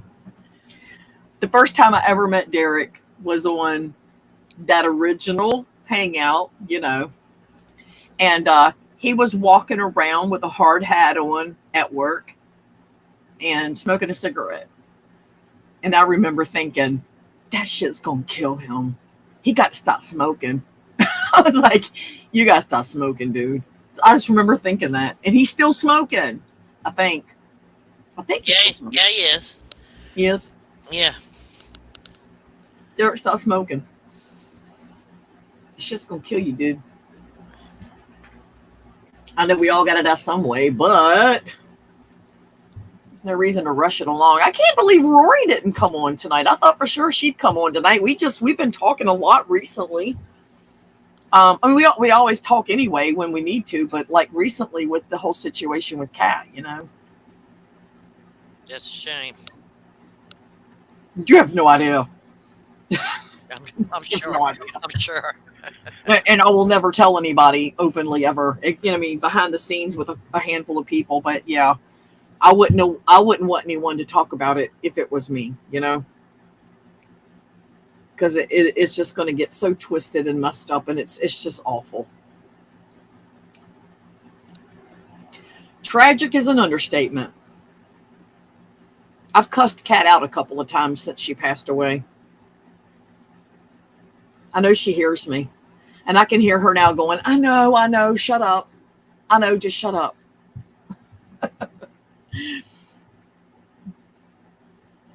But anyway, I don't know if you're going to make it on here, Derek, because I said I was going to do 3 hours because I have to get up in the morning and clean a truck out. William that lived here, my friend Will, the gay dude, he has his truck, one of his trucks parked out front, and we've been using it for storage because I need an intervention. And he's coming tomorrow to get his truck before 12. So that means I have to get up by at least 11:58. And then rush like hell to unpack it, right? I know. I got to get up in the morning. I've been getting up by 8 every day. I don't know what's gotten into me. My mom says I'm just getting old. But I even bought a dress. I bought a dress. What is wrong with me? I did it of my own free will. There's no occasion. I just bought a fucking dress. Well, you ain't good. Wait, this is funny, but it's not funny. All right, when my son passed away, all right, I had this long list of things that had to get done. And every time I take care of one thing, that one thing led to like 4 or 5 other things. Right. So, I mean, I had pages and pages of lists of things that had to get done. I had to get the DD-214. I had to make arrangements for him to be buried at the National Cemetery. This, that, whatever else. If it wasn't on the list, it wasn't getting done. My son's funeral. You'll never guess what I wore on my feet to my son's funeral. Spandex pants? No.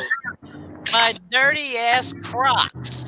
Tie-dyed Crocs. And after I'm looking down, it says to Charles, I cannot believe I did not wear my good shoes.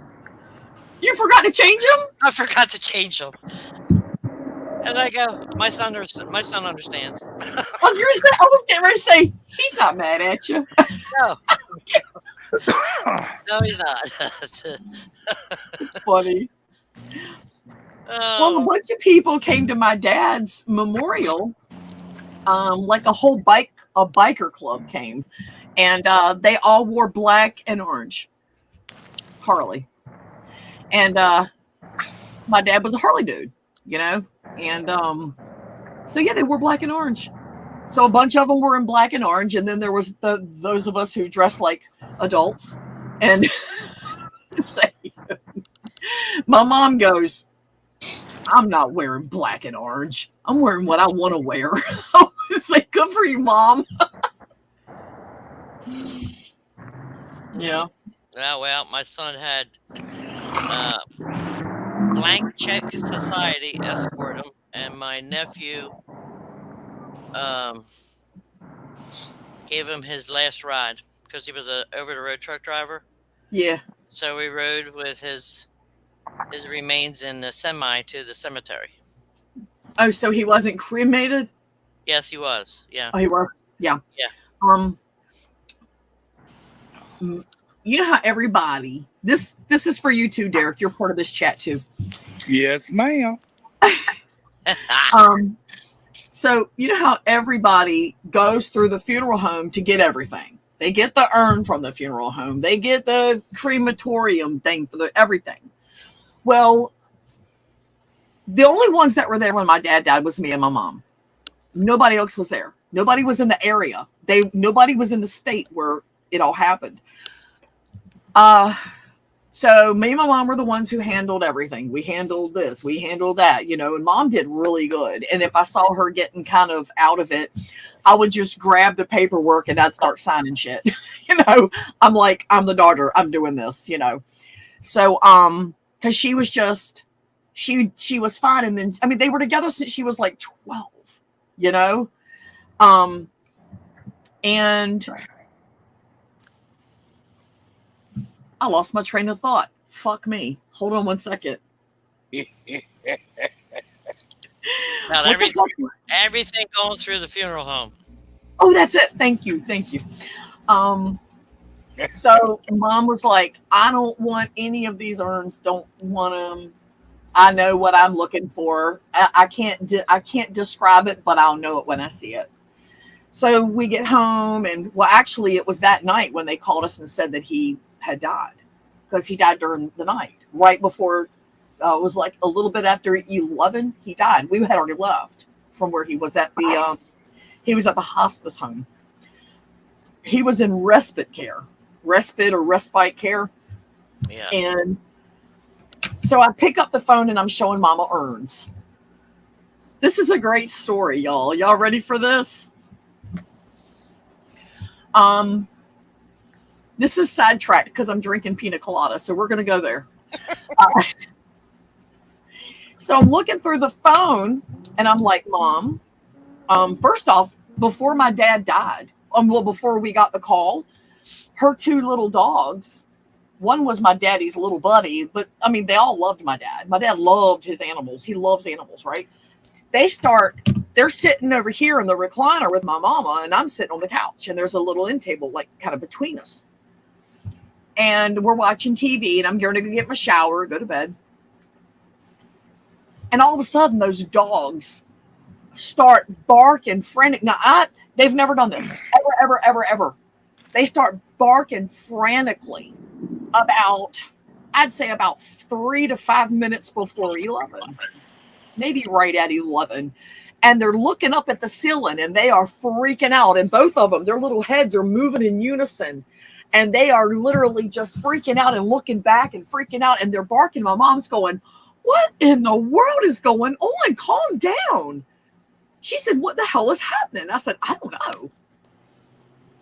And then we're sitting there for maybe 4 or 5 minutes, and the phone rang. And me and Mom looked at each other, and I went, who the fuck is calling you this time of night? She went, oh. And I went, Mom, just answer the phone and calm down. We both already knew. And she answered the phone. The fur babies. Huh? That was the fur baby seeing his spirit. Yep. And as soon as, and we forgot about that. By the time they called, we didn't even think about the dogs. But she answered the phone, of course, I'm not going to death, but he had passed. And then I calmed her down. I told the lady, we'll call you back. Give me 10 minutes. She said, fine. I got my mom to reel it in. I was like, this isn't surprising. This isn't a shocker. We saw this coming. She goes, I know. I can't believe he's gone. I said, me either, but we've been planning for this day. Let's try to keep it together. Let's not make you feel sick. Don't get sick over this. So I wasn't able to cry for my dad for probably 3 months because I was stuck in control the situation mode. And I tried to be the balance, but we were sitting there that night and we started making calls. I got on my FaceTime. She got on her FaceTime. We're making the rounds. And she called Angel. I called Amy, my sisters.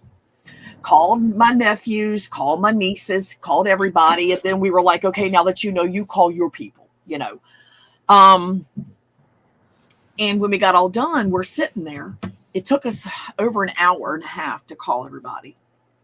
So we're sitting there, and I said, Mom, you need to go to sleep. She went, I'm not tired. And she changed the channel because they wanted to know if we wanted to go up there. And I said, no, ma'am, we're not going up there. Mom said, should we? I said, no, ma'am, you do not need to go up there. You saw him tonight. You do not need to go up there. She goes, I won't. I'm not going to go up there. I said, you're in no shape to drive. I don't know where the hell we're at. I don't know my way around here. So I said, Mom, you need to go to sleep. You need to take your sleep pill. She said, I already took it. She had a little attitude, right? Understandable. She just lost the man of her life. And I said, you know what? You need something to help you sleep. I've got gummies with me. You know what I mean, right? The gummies. Oh, yeah. Mm-hmm. Not CBD gummies. THC gummies. The good gummies. The good ones. The ones you get with the prescription. So I gave her a half of a gummy, which is a lot for someone who doesn't ever take them. I take a half just to go to sleep at night. It helps my leg pain and everything. So I gave it to her. We're sitting around. We're watching TV. And I said, Mom, is this the urn you're looking for? Sounds like something you're looking for. And I showed her the urn. And she was like, it's okay, but I don't know. We're going. 40 minutes goes by. I go, well, about 25. And I said, here, look, Mom, scroll through sideways and look at the results on the Google site. She was like, okay. So I hand her the phone and she's looking at the And she's calm. She's good. She's looking through the urns, trying to keep her occupied. I don't know what to expect, Diane. I mean, my dad just died. I don't know how she's going to just snap or what. And then she goes, I look over and I'm like, I want to check my phone, but she's got my phone. I don't want to take it from her. So I'm watching the stupid show she's watching. And then I notice she's only looking at the phone. So I change the channel. And then I look back over at her and she's slouched a little bit lower in the recliner. I forgot I gave her the gummy. And she's going like this and she's going.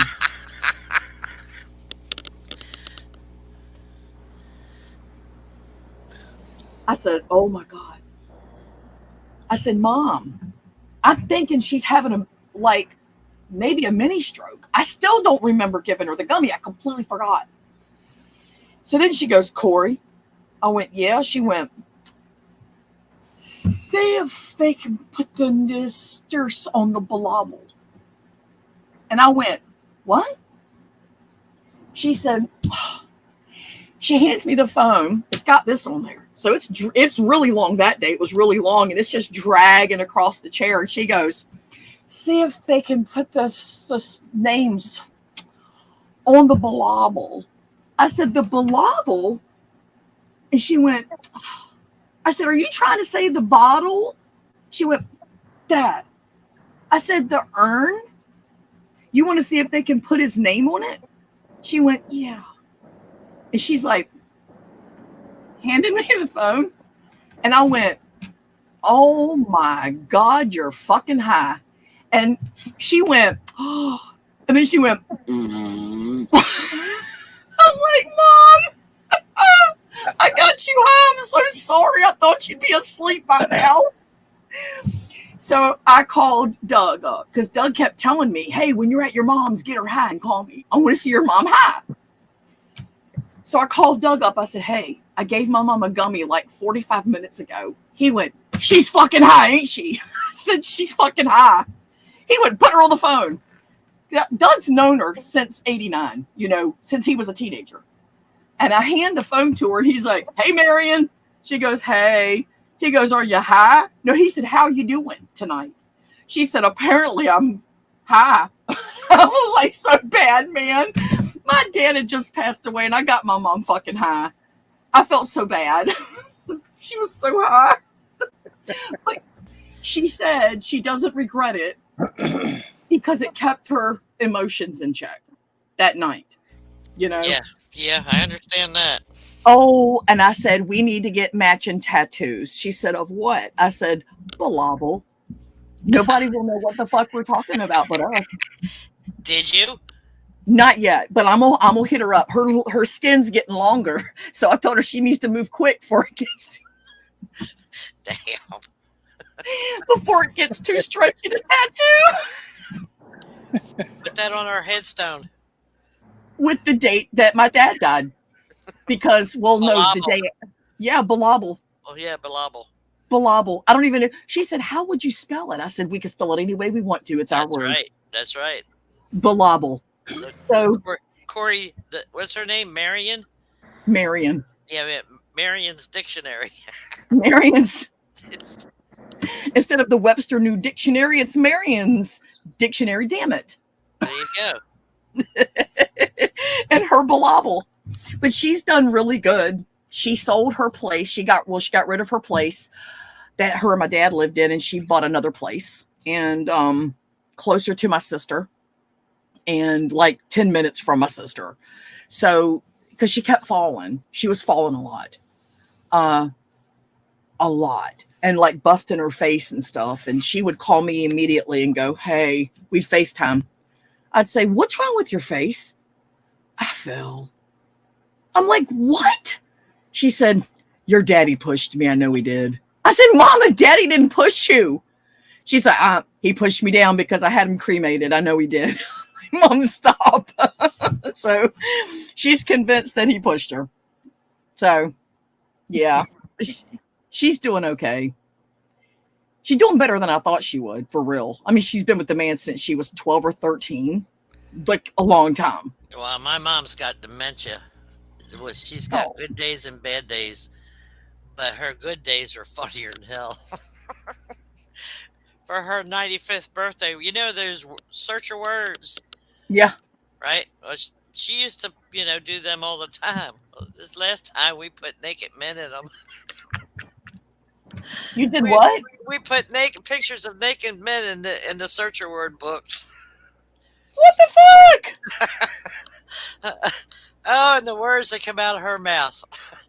What is that thing? That thing ain't that big. I know he had to tie that to his leg. Oh! Hey, y'all, look who's inside chat. James! James is my spirit animal. Oh, there he is. James. You want to come on panel, James? Hey, James. JK. JK, no. JK. Oh, yeah. My mom's, she's a hoot. I'm going to visit my mom. She's I'm been going to packing visit to my go home. mom. No. Yeah, my mom's That's been hard. packing. That's really. Yeah. She could. See, and I my went over mom's there the mind other is day. sharp. My mom is sharp. The other day, went over there to take care of some stuff, and she was in the bedroom packing her things, and she had the top Oh, drawer open of the dresser. And I go, "What are you doing, Mom?" She goes, "I'm packing. I need to get ready to go see my mom and my dad." Well, they've been gone for years. oh. And she pulled out this other little envelope. I go, "What's that?" And she goes, "I don't know. Look inside. Coupons. Coupons. I don't know how old these coupons are." I said, "Let's pull one out and see how old these coupons are." And of course, I pull out a coupon that has no expiration date on it. That's now that's an old one. Yes. And normally, because the coupons nowadays, you have to buy 3 in order to get $1 off. That coupon was for frosting at 25 cents off. That's from the Driving Miss Daisy days. Yes, exactly. I got to show you what my mom pulled out. She was going through a drawer trying to find pictures of my daddy for the memorial, right? I got to show you what she pulled out the drawer. Hold on one second. Freaked me the hell out. Did you get your ticket? Yes, ma'am.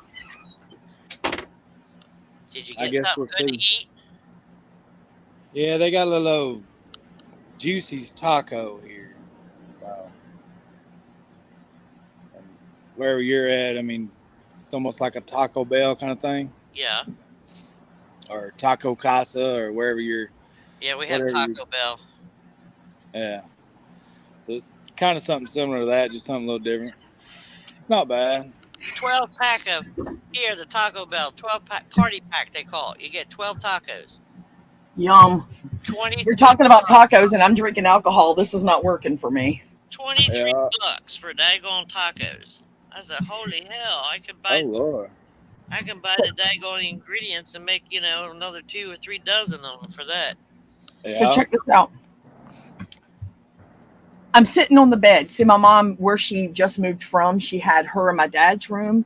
My dad used that room, and then she had her own room, but she had a monitor so she could hear him, This was before he got bad. At that point, he was in a hospital bed at the home, at her home. But anyway, so we're sitting in the guest bedroom, where I slept. And she's got dresser drawers. She has like 2 drawers full of nothing but underwear. She's likes underwear. And I'm like, Mom, you only have one ass. Why you need all these underwear? So she's like, I want underwear and I'm going to buy them. Fine, buy them. So she goes down to the very bottom drawer and she's pulling out old, stacks of stuff with a rubber band around it. You know how people are her age. And she pulls some stuff out. She sets it on the bed between us. She puts this on the bed between us. And I went, are you fucking kidding me? She went, what? You still have the very same wallet you used to dig through to give me money to go to the skate rink when I was 11. I was like, Mom. She went, yeah, why not? It's still fine. I was like, it actually is. It's perfectly fine. I said, okay, I'm putting in my request. When you die, I want that wallet. She grabbed it, slapped it in my lap, and said, put it in your bag. Take it now. I was like, done. She's even still got all the pictures in it of the family. I mean, look, there's a picture of me and my sisters. I was 12. That's me right there. I was 12. I said, this is the very same wallet that you would pull up with beer on your breath in front of the Plaza skating rink, reach in your wallet, this wallet, and pull money out. We could go to the skating rink for a $20 bill. That would cover getting in and all the fucking snacks we could possibly stand, and a pizza and drinks and the skate rental. Not no more. I have one of the most treasured things I've ever owned in my life in my hand right here. So that's crazy. Look at this. It's still perfectly fine. It's still fine. She had an old receipt in there. Had the date. Let me see. 1970. Cannot remember the date. Hold on. How crazy is that? I was like, well, when you got a new wallet, why didn't you throw it away? If you were 12, it had to be way back then. Well, I'm 53 this year. So you're right. It's over 40 years old. How crazy is that? That's when they made stuff good. Thank you. Exactly. Nowadays, everything is disposable. I know. Everything, they make it that way to keep the industry going and going and going. That's how they stay rich and we stay poor. Well, I'm not poor. I'm rich in heart. That's me. Yep. As long as I've got my health, I'm rich. I don't care about the rest. They can take it all. I don't give a fuck. But yeah, so we found all kinds of neat shit. And she found a letter that I wrote to them in 1985, in the summer of 85, when I was locked up in the bad kids home because I kept running away and getting kicked out of school. I was 14. I was a horrible child. And when my sister and my mom called me in the room, they said, Corey, you need to see this. And I walked in there and I looked at it. My dad had only been dead a couple days. And I said, they said, it's not angels, so it must be yours. And I looked at it. I said, it is mine. I noticed the stationery and I knew it immediately. And they said, well, read it to us. I was like, oh shit. Okay, whatever. So I opened it up. And as soon as I started to read the first lines, I could feel the emotions bulling up in me, boy. I was like, oh my God, I'm not going to be able to do this. And I stood there reading that. I read it to Rory over the phone. And I fucking cried reading it to Rory over the phone. I was like, I can't believe you saved it all these years. That's crazy. But that letter was insane.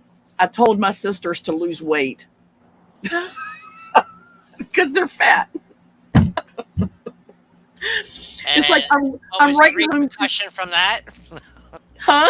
And what was the repercussion from that? Nothing, because it was such a positive letter. It really was across the board for everything I said. I told her, I was like, Rory, I'm going to do a video where I read this. I just have to make sure I can do it without having a meltdown, because clearly I'm still not there yet. Because I remember the way I felt when I wrote that. Like, as I read it, I was like filled with these feelings. It was awful. You know, it was just this sadness. So, but I'm glad my mom, she kept it all them years. I'm really glad. James is busy. He's busy being a filthy whore. He won't come on.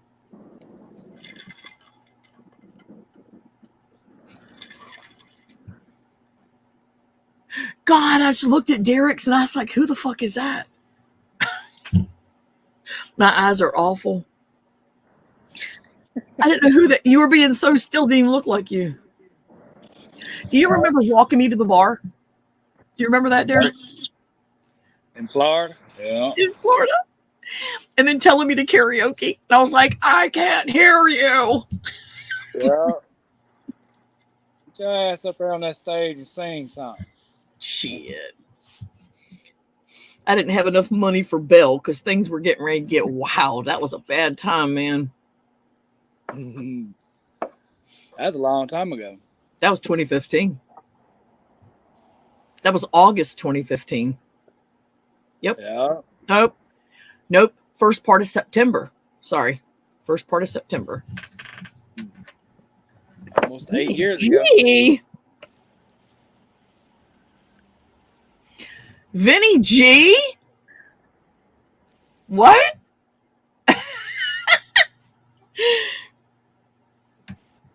Hi, Vinny. I haven't seen Vinny in, what, 2.5 years? Maybe longer. Yeah, it's been longer. It's been 3 years. So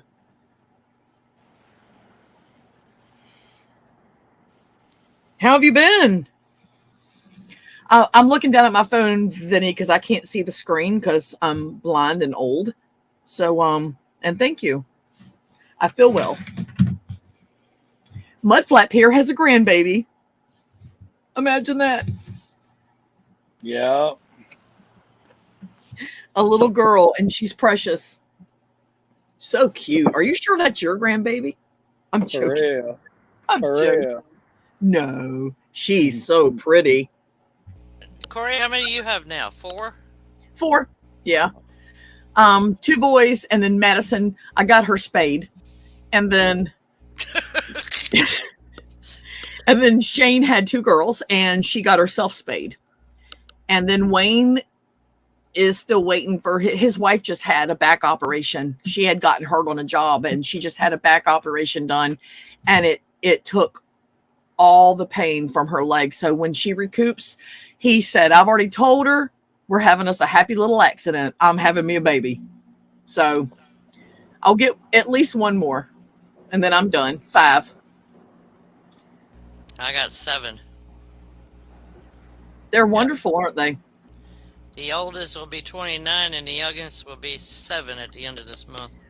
Do you ever look at them and go, wow, that's my hair, or my ears, or that's my eye color, that kind of thing? Well, my youngest grandson, he's got my curly hair. See, that's what I mean. It's so awesome. You live on through your babies. Yep. That's like Jack. Baby Jack has my ears. I'm like, you can't even deny it. He's got my fucking ears. My weird ears that stick out and curl. He's got my ears. Like I got the creepiest curly ears. See? Oh, my truck's here. Sorry, Your what? My truck's here. Got to go. Have a good night. Love to see you again, Derek. See you next weekend. Yes, ma'am. I will see y'all later. All right, Bye. Take care. I love that bitch so much. I love that bitch. Doug is in there sitting in the dark in front of a 55-inch TV. He's like that far from it. I don't know how he's watching it. Damn. And he's watching a comedy guy. He's like, you got to watch this guy. He's hilarious. And I've never even heard of him. I'm like, I'll watch him, but not right now. And we can't hear him laughing. Is the Not dude that funny? Well, I've got my AC on in here, and the bathroom is between the rooms. Oh, so okay. you wouldn't be able to hear him, yeah. Yep. Vinny, what have you been up to?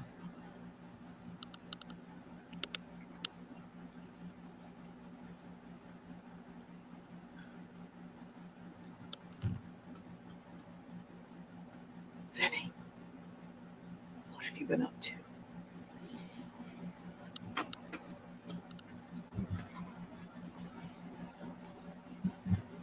Yeah, make sure you watch that video I sent you. I will. Go back into his other ones, and on Sundays. He has them on Sundays or every other Sunday. Yeah. For his YouTube auctions. Rory, are you coming in, or do I got to come to Las Vegas and smack you around?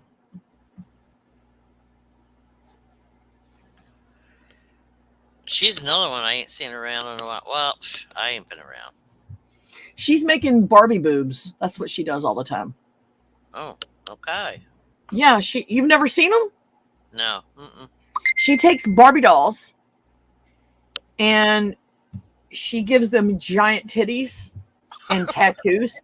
She turns them into little thoughts.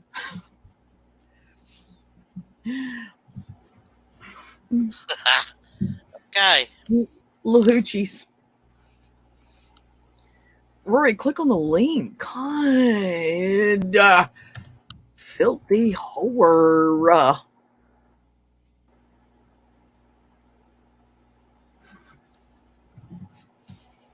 I want to hear about your hustle.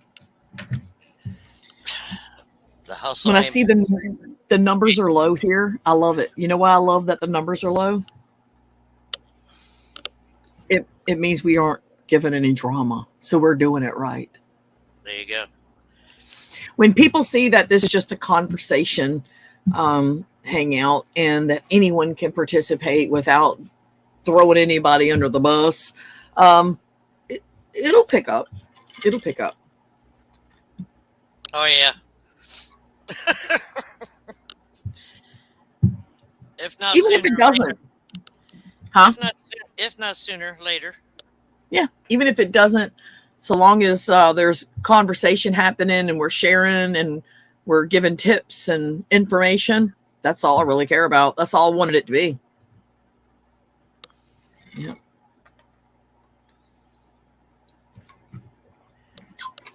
How many lurkers you got? None. It ain't like the good old days when I'd pack them in 70 to 100. It just ain't happening these days.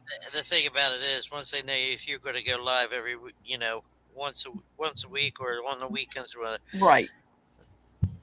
they'll be around.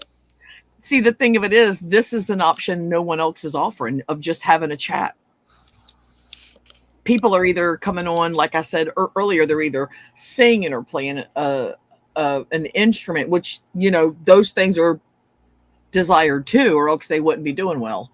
Or they're trashing people, or they're recapping 12 years of bullshit. But as far as just having a chat where you can come on and exchange stories about family or ideas about things, that's not even offered here at all. I haven't seen it. And just rehashing good shit that used to happen back in the day. Not mean shit, but good shit. I miss Sonny's chats. Morning coffee time chats. Yes. Where everybody was civil. Yeah. The daytime ones, when I was doing those, when I lived in that first freaking little shitty trailer park when I first came to the state, those daytime ones were fun.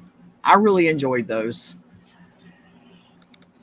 I just don't always have time in the mornings. When you're reselling, you got to get your energy to do what you got to do when you can, because it's a lot.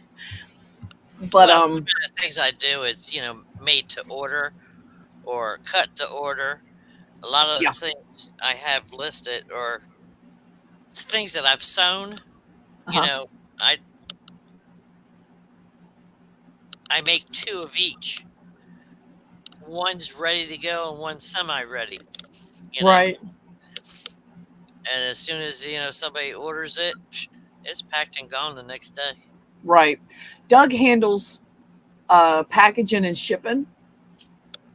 I'm gonna have to crack the fucking whip on him though, because when I was doing all of it, I was nonstop.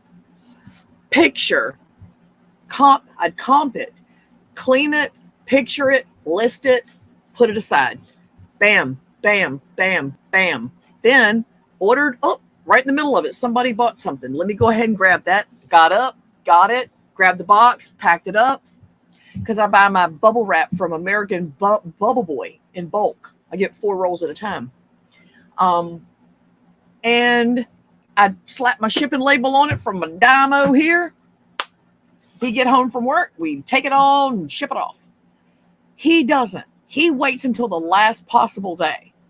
And I'm like, dude, you cannot. He goes, what? It's still within the time frame. But eBay has this horrible habit of changing the goalpost on me. And I have proof of it, where an item will say ship by the 7th. And then on the 7th, it'll say your shipment is now late.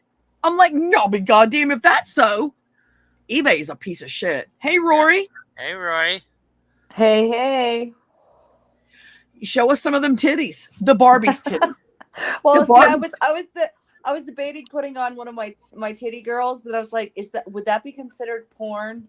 Nah. Like, because I've gotten banned on like TikTok for a doll, or for like 24 hours until they fixed it, or on Mercari. If she's marked for adults only, it might make a difference.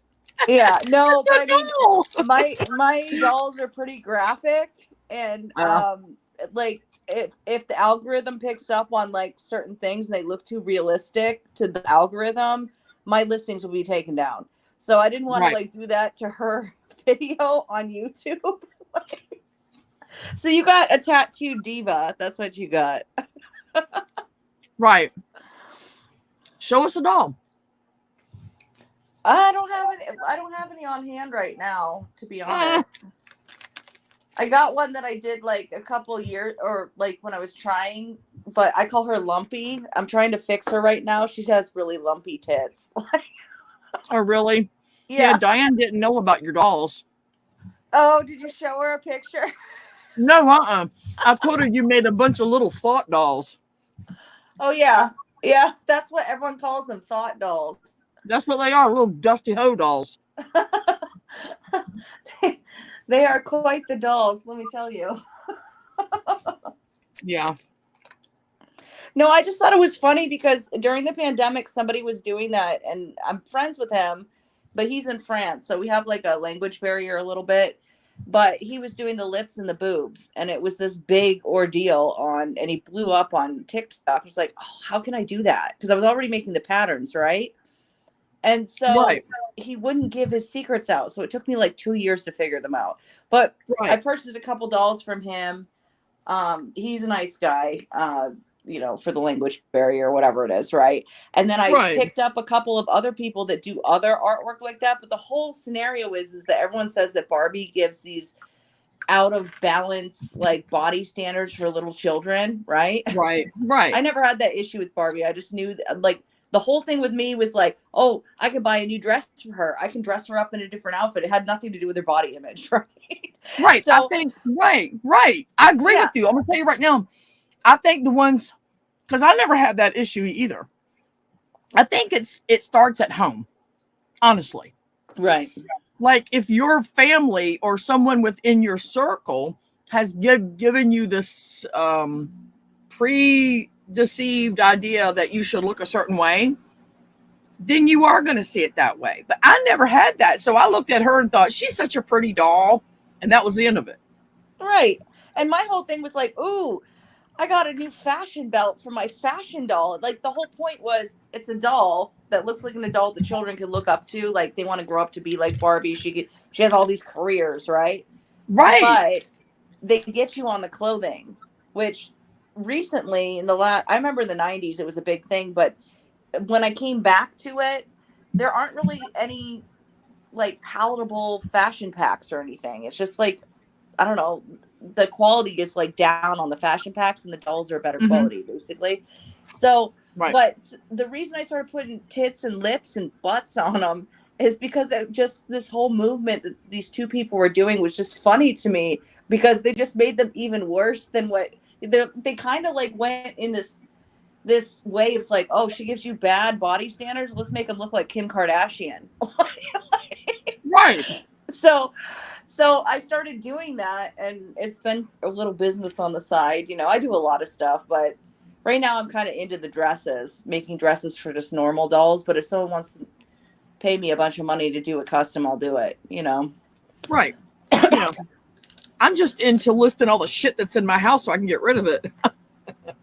Yeah, and that's where what I need to be doing. Like, I even offered someone in Vegas. I'm like, dude, like, do you have any Barbie dolls? Like, I'll trade you all my crap that you can make tons of money off of, like personal crap, if you trade Yeah. me some Barbies. Like, I know you can get them at the bins or whatever. Just like find me some Barbies. Well, you told me about, was it your aunt that goes to the bins and gets the clothes?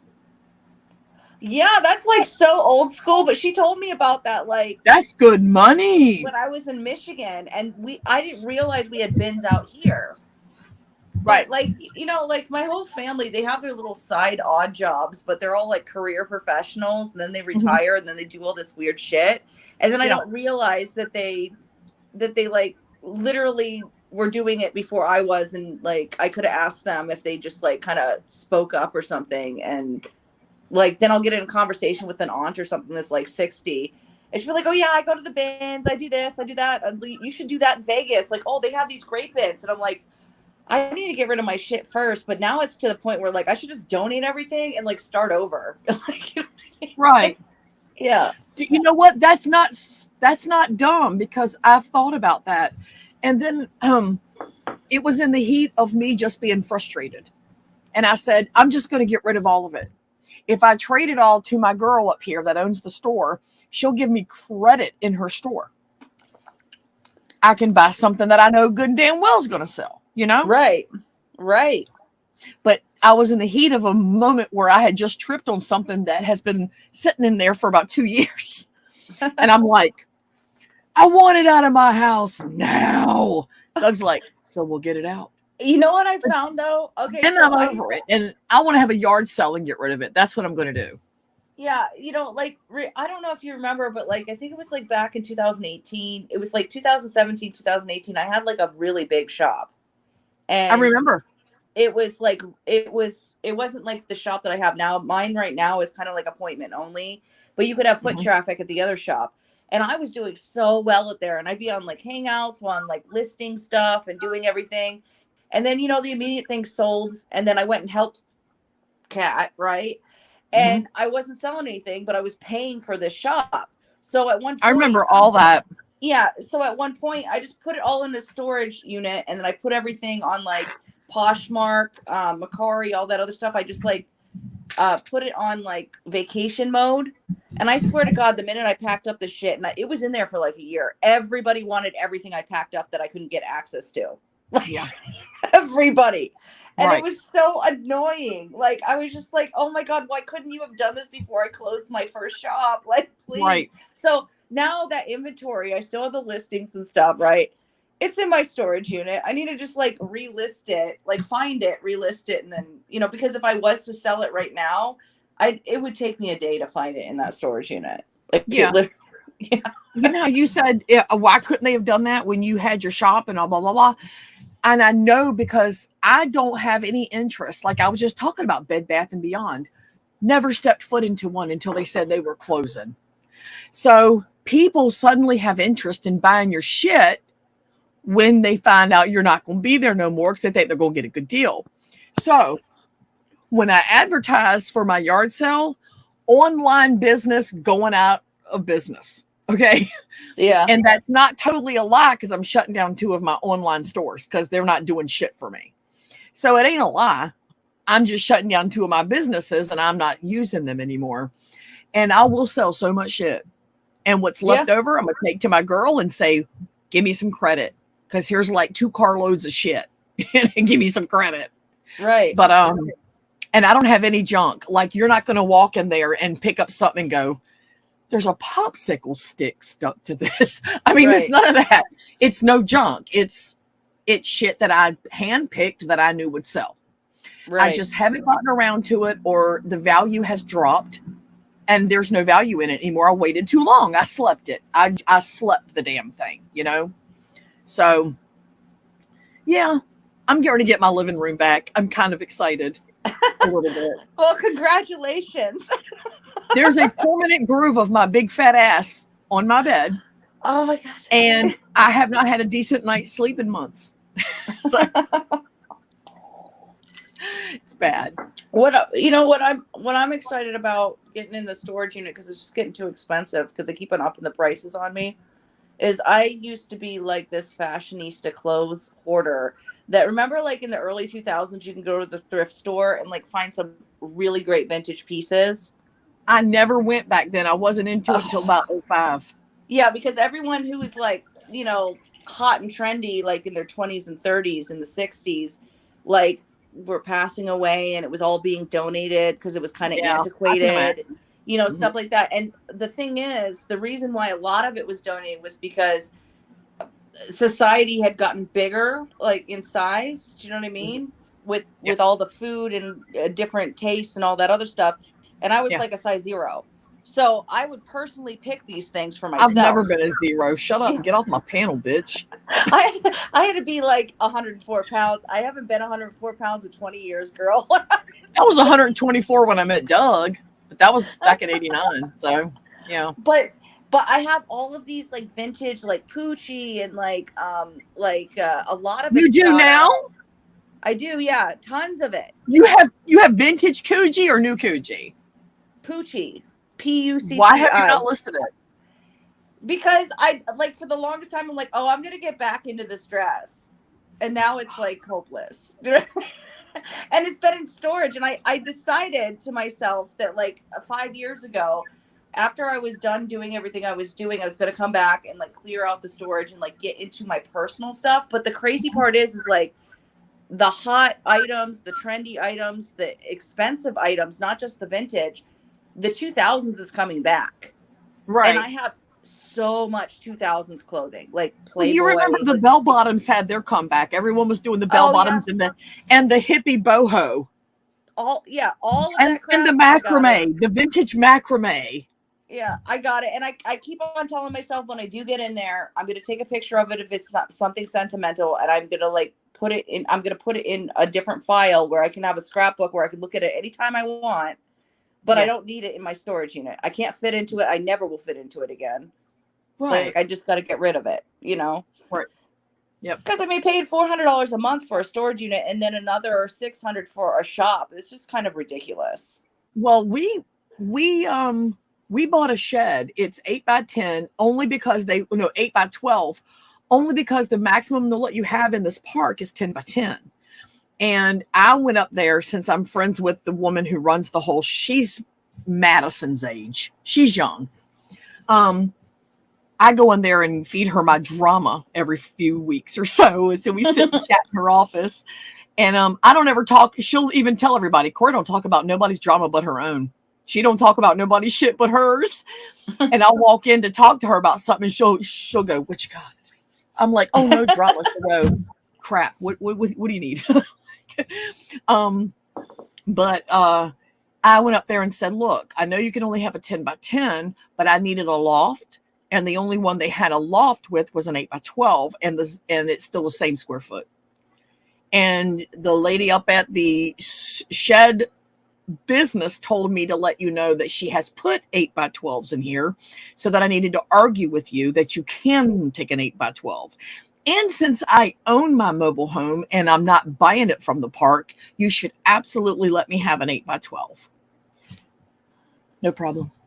So I got my loft. So the loft, one side is personal storage of our stuff. The other side is boxes, bubble wrap, all kinds of packing, cardboard, everything. And we pay for the whole shed $260 a month, and we're buying it.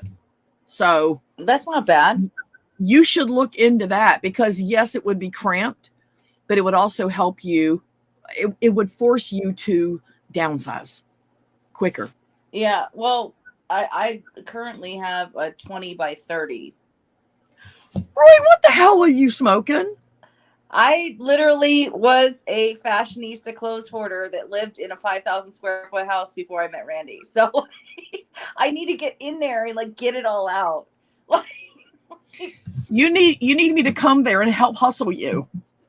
Yeah, no, I swear to God, if you come out here with it and you rent you fly out here, you rent a U-Haul. I swear to God, all the electronics, they're all from like 2005. You got You got the VHSs and or players and the DVDs that you were talking. I've got like 10 of those. I just need them gone. Like they're just. Oh, I was talking about helping you hustle to get rid of your stuff. But if you want to give me shit for it, Yeah. I'll take it. Come out here. Well, if you ever make it to Vegas, I probably will have stuff that you can take home with you, and it will be worth the trip. If I come, it'll either be for me and Doug to come and see you guys for like an extended weekend, or for me to come and help you. For me to help you get rid of all that shit. Yeah. Well, no, I mean, like, you went out of your way and helped somebody that needed your help to get rid of their stuff. You should get that too. Yeah. Well, thank you. Thank you. I appreciate that you like realize that. Yes, you should get that same help. Yeah. And it's not like I need that kind of help. It's just like I'm so busy. Like I'm the one that makes all the money and stuff, you know? And then it's always like I see a quick buck and I'll go for it. Like you were talking the other day about me and you were saying like, oh, she's always got this random hustle. No, it's more like I see someone wants something and I can do it. And I'm like, oh, I can do that for $200. Let's do it. I said it in a good way. I think it's admirable that you always have a hustle. You don't look towards any man to provide for you. You have it under control. I do. Yep. I do. For a while there, I was the one making the money here by choice. Doug was like, you're making crazy money. You're good. I'll work for you. So he quit his job. Yeah. And he worked for me. The pay sucked because I didn't give him no money, but I paid all the bills and I loved it. But then we wanted to spend all of our time together and I wasn't working as much as I should have. So if we can figure out a way to manage our time together while he's working for me, it'll be fine. But right now it was not feasible at all. But yeah, I remember being the one paying the bills and making the money, and it was fantastic. It's a rush. And Doug was like, good for you. I'm proud of you. I'm going to watch TV for a while. He's like, I've been the breadwinner since 89. You're welcome. Do you, baby. So I needed that. It's motivating, you know. Yeah. I mean, like, it's kind of tough with school because I literally will put off my stuff until like the last month and get a whole semester's worth done in a month. And I'm like, okay, tomorrow I'll do it. Okay, I got to do this for the kids. And I'm like, oh my God. And then I like at one point I was like sitting there thinking like, dude, I'm going to be 40 and a lawyer. Like, is this really a good career move? And then I remember like, I know a lot of 70-year-old lawyers. Yeah. So I'm like, okay, well, I could like, that'd be a nice career move to like, I guess, if anything, I could have the Esquire behind my name. Do you know what I mean? Exactly. I've got a friend from Facebook that I met through Facebook, and he's an attorney in Chicago. He has his own firm. I already told you all about him. And he's older. He's got a law firm. He's been an attorney since he was in his late 20s. And I'm fixing to go visit him soon. Me and Doug and his wife. And you can be an older attorney. Ain't nothing wrong with that. You can be the attorney behind the law firm and just have everybody else working for you. And you just have to be the one to sign everything. Right. And I kind of was kicking myself because during the pandemic, I got my paralegal degree. So that's kind of what like led me into like, wait a minute, all the paralegals do everything for the lawyers. Why don't I just become a lawyer and get paid more? Right. Yep. So I was sitting there thinking that to myself. So I started that, but then I realized in California, if I just like cross the border, which is like, I don't know, I think it's like a 45-minute drive, right? And just like practice law in California or like worked for somebody 45 minutes away for 2 years, I could take the bar in California and not even go to law school. And but the thing is, there's that because in California, if you work for a law firm for 2 years, you're in the legal field, like deep in the legal field for like 2 years, you can actually take the bar without going to law school. But you can't take the bar in other states that don't okay that. You know you know who else never stepped foot into a law school and passed the bar? Who? Abraham Lincoln. Oh, that was like in the 1800s though, right? It doesn't matter. He still did it. And you know what I realized during Kat's divorce too? Like, I thought that every lawyer would go to trial, right? I didn't realize there was this thing where lawyers, they get in their little niche, right? and they'll sit there and they might be an estate planner or something, and they can like but they never go to trial. They refuse to go to trial. They have a trial lawyer that will go to trial. And I think that's the hardest part, right? If you have your paralegals doing most of the work and then you're kind of just like overlooking it, right? Yep. Mm-hmm. Not going to try, but I always thought it would be fun. It would be fun to go to a couple of trials. But if I had like a partner that was like doing a lot of the talking. Yeah. Yeah. Damn it. What did I just do? I'm trying to. Oh, there's a pop-up here I've never seen before. I haven't been doing this in a while. Well, hi, Diane. It's been a long time. Did we put her to sleep? Oh, I love her. Diane, wake up. Is she still doing the banners on Etsy? I don't know. I think we bored her to death. Or maybe she muted herself and she's totally talking to us. She doesn't know it. Just like the good old days. Oh. Well, shit. No, we're not. You know what? I was going to tell you, you should play the Elvis Travels, the Sax Edward Elvis Travels, just for shits and giggles. And we could like commentate to it. Girl, we got to do it on your channel though. Because it happened on your channel. Well, it did, but like I don't really care if it like because you gotta get no. You gotta get Marshall back on, us three again, talking about the same shit and see what his beliefs are now. Oh my god! Well, no, I saw like an update where he was at this like club, and it was a sausage party club. It's a swingers club, but it was all men. Like there was. Well, it's more men than women for sure. If it's the same one he's been going to, there might be another one. No, but, there's like apparently he's on TikTok somewhere, and I tried to find him today and I can't. But like apparently he's on TikTok somewhere showing his nightlife, and he's like at a club trying to pick up a chick, but the chicks he's picking up are cross-dressers. You're saying, are they men? Yes. So I think it's a mix of drag queens, cross-dressers, and just men that are there to have a good time with men. So he's in like a male-orientated club looking for women. He's hitting on, people that dress up for a fetish, like not transgender people who actually dress up as for a fetish. You know what I mean? So I don't know. Like they were showing this. Wait a minute. They were showing this video footage, and I was like, "Oh my god, that's a sausage party!" Like, did he really? Guns is on the side chat. Huh? Guns is on the side chat. Oh, well, get him up here. I know it's him because it's his account because he's got a wrench. Yeah. David Guns ain't dead. I would know if David Guns was dead because he'd have haunted me by now. Who said he was? The person under his name. Oh. I'll be right back. I gotta mix the drink. You know I'm fun when I'm drinking. Look what I got. Because I'm a lightweight. I don't drink anymore, girl. I just don't. I get these little babies, and I just stockpile them for like weeks and weeks and weeks. What is that? Like pina colada or something? It's a little pina colada, just a little bitch drink, Oh, nice. All right, go get your drink, bitch. Guns.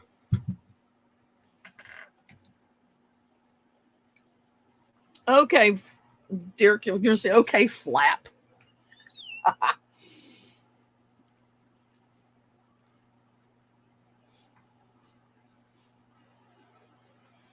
Oh, well, you're not dead then, because there you are.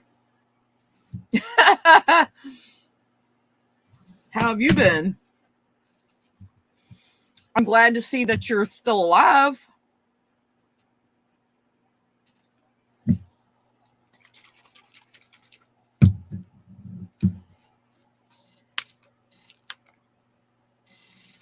There's a link there you can click if you'd like. You're the ghost of David Guns. Well, even ghosts are allowed on my panel. So long as they have internet, they're welcomed. Oh, shit. And a good spirit. There you are. Me and Roy thought we put you to sleep, and she said, or she's muted her mic and she's just chatting away, not knowing we don't hear her. No, I put it aside that I went off to get coffee. Oh, you're all out of mudslides, huh? Nah, I only got 3 left. Do you get these little teenies? Is that what you do? Because that's Yep. what I do. Yep. Yep. Mm-hmm. I'll buy, like, whenever we walk past the display in the store, I'll grab 1 or 2. No, Yes, I stay away from the BS of YouTube as well, David Guns. Yes, I do. David Guns on the side chat. Guns, guns, and guns.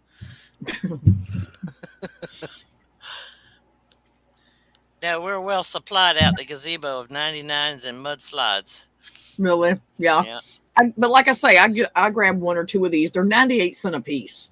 And then I just go around the house, and every now and then when I'm looking for something, I'll find a bag with 2 in there, and I'm like, oh, there's 2 more.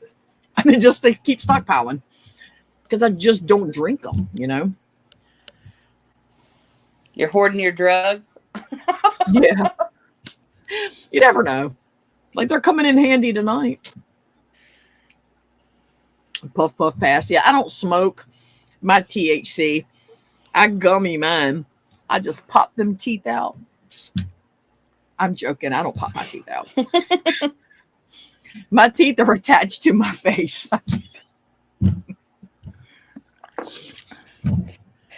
Yeah, I can't do the pot. Like, it just literally, I melt into whatever I'm sitting on when I take it. Like, it takes like 5 minutes and I'm like a blob. I can't do any of that.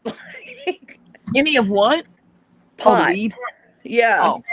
Especially the edibles, because they sit in your system for a while. Oh, girl. The packs of the edibles that I get, there's 10 gummies, okay? Or I get the chocolates. Holy shit. The chocolates absorb in my body way faster, and they're way more intense. I don't know why. So I don't get those because I feel like I'm losing my mind when I take those. So I get the gummies, and you get 10 of them. I take a half of one at bedtime. I only really, truly take them for what they were meant for, which is medicinal. You know, I don't want to be high because if I'm high, I don't get nothing done. Yeah. So I take it at bedtime, and it helps my leg pain. I give gummies. They're little they come in squares. They're by Move, MUV. That's the brand that we get. But what kind of weed is this? Like indica or sativa or like a sativa? Like sativa. Hold on. Okay. Hold on. I'll go get it. Hold on.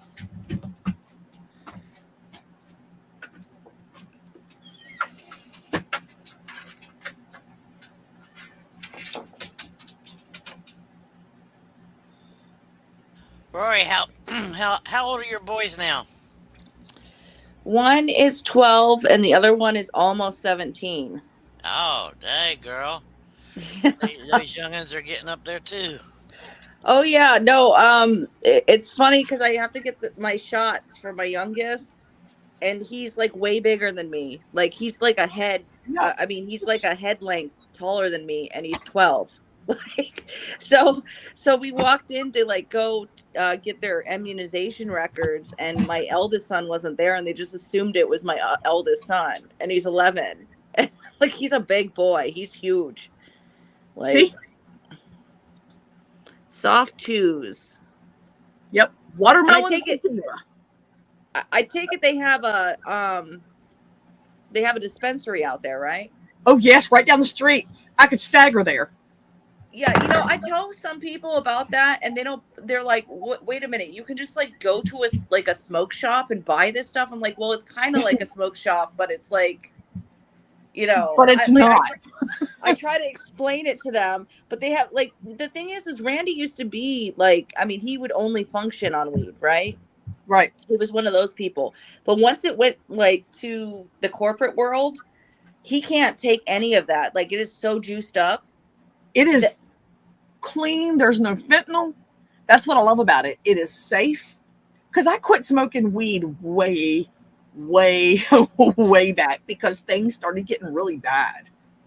And it scared me. But now I know it's clean, it's monitored. And if you catch them when they're on sale, because every day they have a sale, and you catch them, you can get $500 worth of goods from the dispensary for about $200. I mean, girl. well, Randy's whole thing is he like literally quit once the dispensaries came because it's not that hippie weed. It's not like organic anymore. It's like scientifically like genetically put together now. No, they have grow ops that they inspect to make sure that it's pure. It's still grown. It's just grown. It's hydroponic. A lot of it's hydroponic, which is clean, but it's not altered. It's not tweaked. We know a guy, and he's got a permit. He grows for a dispensary, but not in this state, some other state. And he told us it is the same thing he always did, only there's even more regulations and it's got to be clean. But they aren't tampering with it. It's just they're making sure that it's clean. So yeah, I'm just thinking that they're like genetically breeding these plants to be like these super plants. And no, but they are. I don't smoke anyway because I don't want to burn it in my lungs. I don't want to fuck my lungs up. But there's like a whole process to it. Like my brother, he works at a dispensary. A lot of the glass blowers that Randy used to like, because he used to have a pipe business where he'd go around to all the smoke shops and selling pipes and stuff. A lot of those glass blowers. I mean, he's like heavy in the cannabis cup type deal, like scenario. Do you know what I mean? But he just stopped. And I was like, wait a minute. Like, I met you when you smoked weed and now you're an asshole. Like, I'm like, I miss my other asshole. Right. And he's like, but he chilled out over the years after a couple of heart surgeries and stuff. You know what I mean? Gunn says he's old school and he buys from his buddy, which is good if you've got a buddy that you can trust the source. But a lot of those aren't out there anymore because now that the government is controlling a lot of the, they're monitoring, they're making it hard for those guys that we know. It's making it harder. Right. They're but cracking I mean, it's not like down they had on to them. like cut it with anything. It was just like whatever bud was bud, like whatever bud was good. Oh, you need to get him to get his card and to go into, because you can't even go in if you don't have your card. We don't have to have a card here. We can just walk in. If we're 21, we can walk in anywhere. We don't have to have a medical card or anything. We just walk in and buy shit. Nope. Yeah. You can't even go in here unless you have your card. Oh, no. It's not one of those states where you have to get a doctor's approval. You literally can just walk in there and get it. Wow. Mm-hmm. Yeah, my nephew he bought his stuff off the street one time too many because his pot was laced with fentanyl. He was 44 when he passed. See, that's why I love that I can just get my edibles because I really don't want to smoke it anyway. I just don't want to smoke it. But I do like to lay back in the bed with my gummy at bedtime. Most of the time I take it right before I go to sleep. But there are other times where I'll take it a little earlier and me and Doug aren't quite ready to go to bed and we'll just watch the stupidest shit. I can't even tell you what it is because I don't remember, but I remember it's really stupid. And it's stuff that I normally wouldn't watch. Like Adam Sandler movies, but they're funny. No, stupider. Stupider ain't even a word. More stupid. It's like YouTube videos that are just of stupid shit. And I just sit there and laugh and Doug will laugh. And then I tell Doug the next day, I'm like, last night I took my gummy. When I came out of the shower, you were already asleep and I took my gummy. And now I understand. I said, I kept waking up with great ideas. And then I would go back to sleep and wake up with this other fantastic idea. And now I understand why the hippie gurus back in the day had a little sidekick there writing shit down because you forget all your great ideas once you wake up the next day. I'm like, I don't remember any of it. And any one of the 7,000 great ideas I had would have made us rich. He goes, how do you know you don't remember? I can feel it. He was like, you're still high. See, I don't know if I like. What are we allowed to say on here now? Like, can we talk about like drug dealers and stuff like that on here? Yeah, Guns. Okay. If I ever met you, I would definitely smoke with you. Definitely, there are exceptions. Guns. Oh, Guns. Okay, yeah, he's on the side. Here's the thing. Like, like that whole fentanyl thing. I always heard if you were a drug dealer, right? Mm-hmm. You don't do your own product. and you make sure they keep on coming back. Now, why would you cut it with fentanyl to kill off your customers? That's exactly what I said. I'm sorry. I don't want to be one of those conspiracy people. So I'm not going to say it, but you know what I'm going to say. It's yeah. I don't think it's the people that are distributing. I think it's more of a government conspiracy, to be honest. And you know, there are things that are called conspiracy theories, and then there are conspiracies. This is a theory, what we're talking about. Right. But make it make sense. If it's not that, make it make sense. Why would you kill your customers? Right. You want them to get addicted. You want them to keep on coming back. You don't want to kill your customers. Right. And so why would you cut it with fentanyl? Like why? I don't get it. Too many evil people in the world. Derek said, say it. Shut up, bitch. Maybe there's like a clan of Karens that like started becoming a drug dealer, and they just want to kill off all the people that like do drugs because they're Karens. I don't understand, because you know this fentanyl is being when they start their investigations, it turns out that the source of the fentanyl always ends up being weed bought from a trusted source. Like Guns was saying, my guy. Now, if he grows it and you buy it from him, I totally get it. But like your guy that you would always get it from, you never had any issues. Suddenly you get fentanyl. So where's he getting it? That's where that's what you're trying to find. Right. Because And he's getting it. He's trusted. And they know he's trusted because they've been doing the government has been watching, and they know who's putting it out there in bulk. And they go, people trust this guy. Let's use him. See, I sound like a Looney Tune, but that's the way they would do it. Yeah, I'm thinking since they legalize and they make so much money off of it, like with all these government taxes and regulations, they want to scare the public.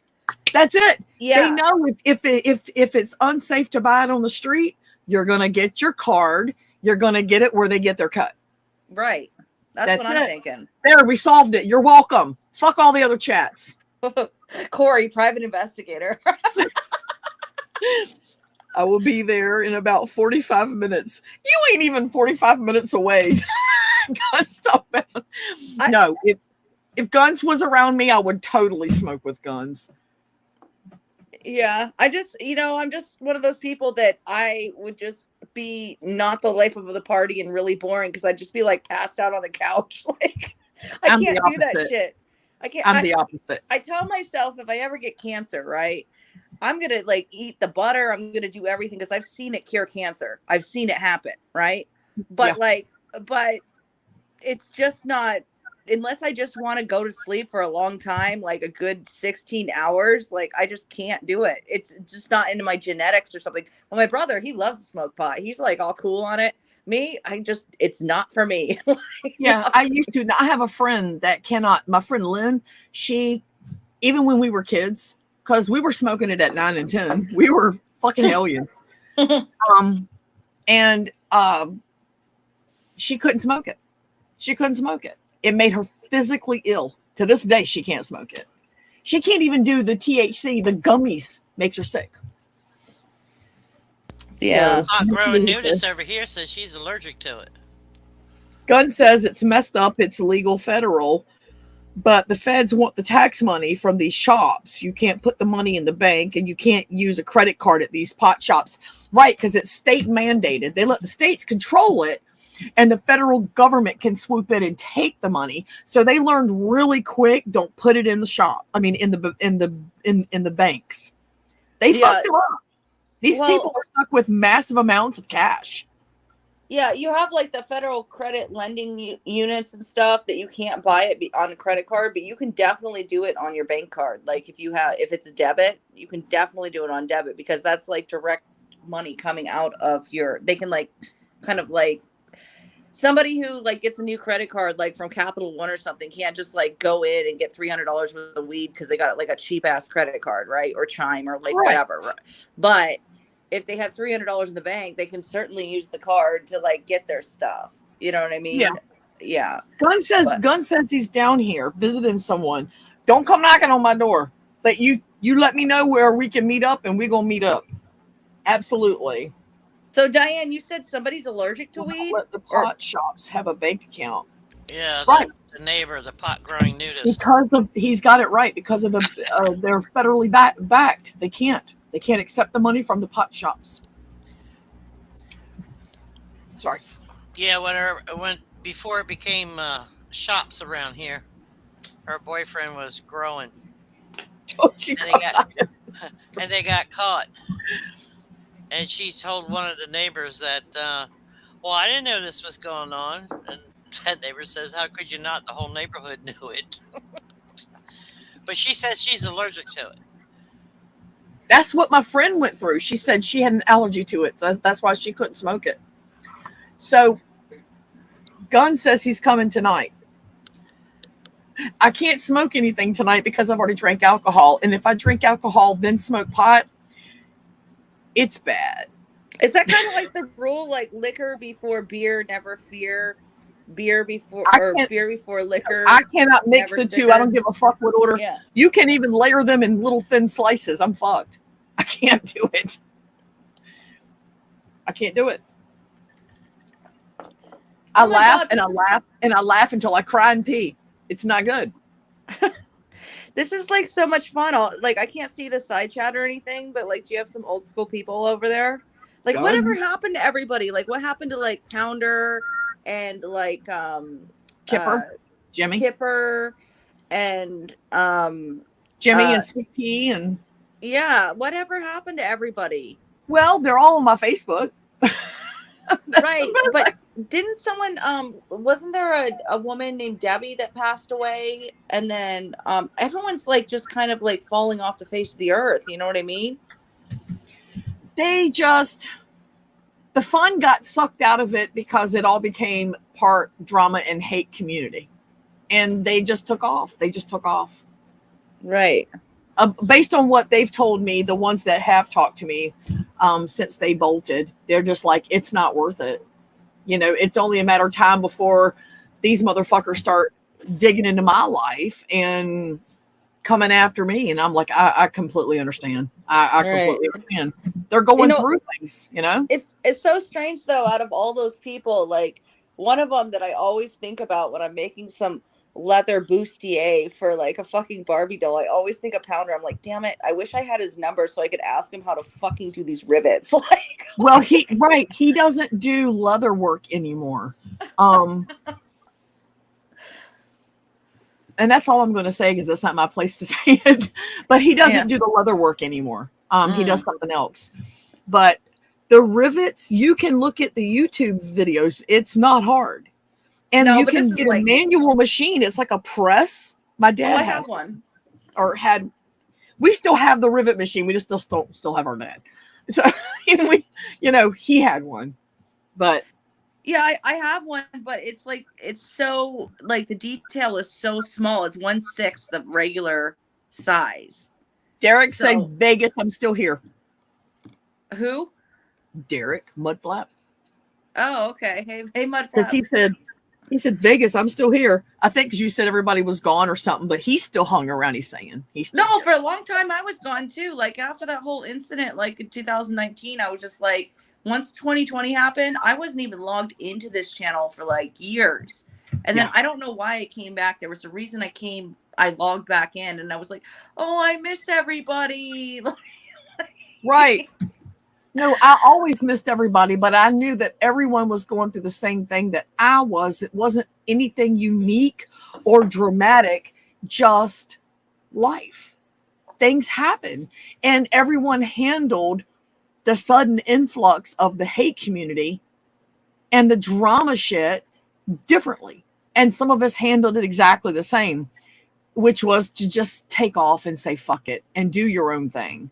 So I continued to post on my videos, but it was just about life and family and us doing stuff. I didn't post about the community at all. Y'all noticed that at all. Yeah. Because some people just need medication. You see. Yeah. And I seem to have been like anything that I was interested in or I was passionate about talking about or whatever. I was either met the person or I was personal friends with them, or there was something that I was involved in. And then when I stepped back and like I I was viewing it from another side because I was too busy doing other things, but listening in the background, like, 2018 to 2019, right? I was Right. just like, what? This is like, these are adults. Like, It's like you have to sit there and go, these people are whole grown ass adults. This is weird. yeah. Yeah. Yeah, and that's why I don't understand why the people at the bottom of YouTube stay at the bottom. Well, I mean, understandably, it's like You don't like have a soap choice. opera, It's your right? channel. Yeah. But if you leave it for like 2 months, you come back and you don't know what's going on, and then you have to like start over again. You're like, what? Like, you really have to make an effort to listen to these like 40 and 50-year-olds yell at each other, and you're like, why am I doing this? Like, and you know what? Well, you know what grounds me on that is I think about Aaron and Jack, and I go, do I really want them to ever see this at my age? Do I ever want them to see this and go, Nina, what are you doing? No, I don't. I don't want them to see that. Aaron's going to be 14 soon. yeah, I saw him earlier. He's so tall. It seems the people that are wrapped up in this shit don't have family. They don't have children. They don't have family. They don't have anyone that holds their heart accountable. You know what I'm saying? It's only the lonely, right? Like, well, there's nothing. There's nobody putting them in check in their heart or in their mind. Right. Not anyone physically doing it, but no one that they think about and go, wow, I don't really want this for them. I don't want this. And then you got the people like Elvis Travels that literally is just trying to make a channel again. I love Marshall. I know a lot. Everybody. I do too. I mean, I understand all their hatred for him because of how he is, but everyone knows the story with me and him. And that's never going to go away. And even to this day, since 2015, that solidifies a place in my heart for that fucking weirdo. Yeah, when you meet him, if you ever meet him, I'd keep him away from your kids, to be honest, but or your grandkids. But he won't do anything to him. I'm just saying, it'd just be kind of a weird experience. Oh, yeah. But yeah, the thing is like when you meet him, you realize he literally is like he is on camera, and he's not acting. Like he believes what he's saying. Like, right. Well, you know about the whole thing that solidifies a place in my heart for him. That night, he was nothing like he is on camera. He was truly a guy that was concerned. He was a different person. He cares about people. He really does. He really cared about me that night. And I'm glad he did, because somebody had to, and no one had reached out to me. Everybody was kindly giving me my space because nobody knew how to handle me, because I've always come across as pretty confident and strong at that point, and I needed that. And for whatever the reason, whatever guided him in that direction to make him suddenly go, hey, I'm going to call Corey. I'm glad he did, Yeah, I'm glad he did too. Like, not because it like validates him or anything, just because like I don't know if he'd be here if he didn't call you, right? I mean, exactly. I wouldn't have been here. Yeah. Guns, I read that. I cannot believe that. Is she still saying that you're stalking her? Who? Candy. Me too, Guns. He said, I don't watch anybody from Boyd anymore. I only watch a handful of channels that have nothing to do with Boyd. I have no clue what's been going on and don't care. Same. I mean, I keep my relationships with people I've had personal interest in. But besides that, I don't really follow. I don't watch, but I keep tabs. I check on the people that I truly see as a friend on here, that I know if YouTube ceased to exist, that I would track them down and we could talk. You know what I'm saying? Those people I do keep tabs on. I try. Right. But no, as far as hunting down drama, why? When was it ever hunting down drama, though? To everything. Yeah, no, that's the thing. When was it ever hunting down drama? It's like I felt like the whole time I was there, I showed up and I was kind of like, we had the banger chat and it was fun, and then there's a little drama between us, right? But like besides that, like I always like, I don't regret anything that I've done. No, but even the shit between you and me, I was honest with you from day one. I said, look, I'm just going to be honest with you. I mean, the videos are still up. I looked at you and said, I don't really trust you. I don't know how far I can trust you. And then I said, I like you, but I don't know what your motives are. I told Right. you. Like, And I was like, I was all like green to the internet scene. I'm like, why would she think that about me? like, look who you hang out with. A lady that's attacking the crap out of me every chance she gets. Right. But yeah. Yeah. No, but I never like lurked or went. I never attacked you. I just told you literally, you know, like, I don't trust you. You're welcome Right. here, but I don't trust you. Right. And that, like, that's the weird thing. And then like randomly, because we weren't fighting, but we just didn't get along. And then randomly, like, you called me in like a emotional state, and you're like, I don't know why I'm calling you, but I want to tell you something. Right. And I don't know if you want to go into that story on here, but I was like, oh, okay. Then we started talking. We like realized we like really had a lot in common. And it was like, oh, okay. Oh yeah. Like, and then meeting you. And how is your older son, Richard? Oh, he's doing good. He wants to go into the military after he Is he graduates. still handsome? Huh? Is he still handsome? Oh yeah, he's like a freaking who's that guy on Mad Men, the main character? What's his name? Oh God, nah! Don't say John Hamm. Oh, he's like a John Hamm. Look, no. Most people don't know who the fuck John Hamm is. Every time he shows up on the screen for some advertisement, I'll go, John Hamm. Doug goes, shut up.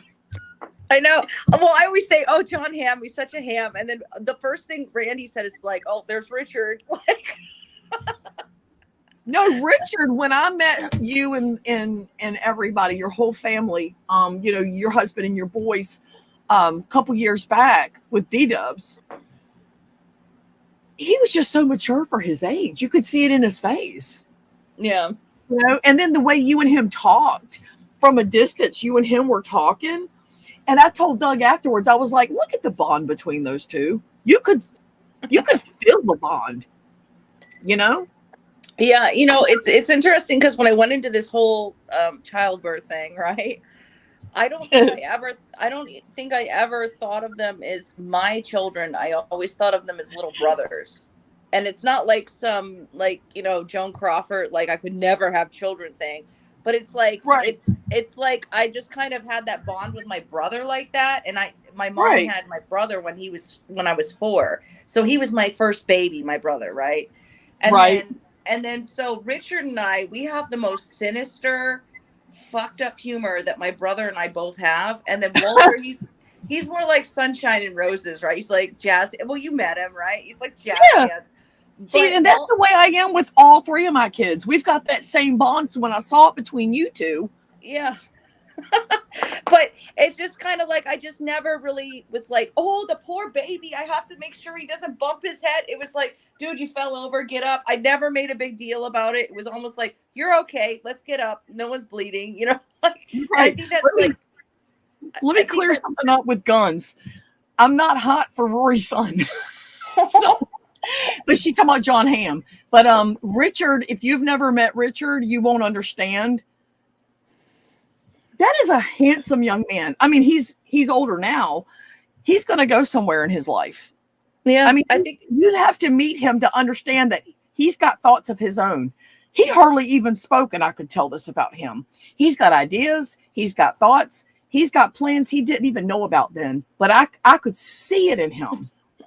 I don't know. I don't know if I've got it right or wrong with him. You're his mother, but just to set the mood, he ran away because he saw this TV special where this guy started from nothing and like did the American dream, right? And brought his way up and like was a huge CEO by the end of the show, right? 9 months. Okay. So in his naivety, right? He's like, I want to go and see if the American dream really exists. So he runs away from home. First thing he does is buy a business suit. Like, what kid does that, right? And so you just made me bash my mouth. I went like this and raised my hand. So he didn't really think it through because we were going to San Diego anyways. We were going to Del Mar like that weekend, and he ran away the weekend before. Like he ran away like the morning of we were supposed to go to San Diego. He could have got a free ride and ran away there, and he didn't have to do the whole traveling thing, right? But he ended up like just getting out there, and then he was working a job pretending he was like 21. Nobody really flagged him or anything, right? Saying that what a scam artist too. But he said that his he lives in his car and his ID was in a fire, and they believed he was 21, so they gave him a job which was like $25 an hour, which is pretty good, right? And right. He's like 14. And to this day, he does not know how I found him. But I told him, I'm like, Richard, I will always know your thoughts and your moves. Okay, dude. I freak my kids out because, like, I swear to God, like, I just have known them so well and had conversations with them so well that I can just see like a little tweak in their eye and I know what they're thinking. Like, just by being with someone that long. That's it. I mean? There's a story. I know what you mean, because here's a story that the kids shared with me once they became adults. Wayne and Shane were in their bedroom one night in Shane's room. They were chilling in Shane's room. Shane was 13 or 14, which would have made Wayne about 16. And they were typical sibling fighting, scrapping. And then she hit an age where they got along good. So they're chilling in her room talking. And he's sitting on the home gym. They had a home gym in her room. We'd all go in there and work out.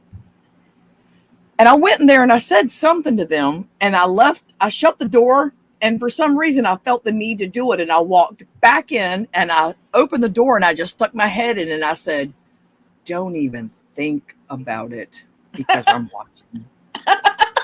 And Wayne was sitting back with the weight thing like this, and he let it go and sat up and went. So when they got older, because I was like this as I shut the door.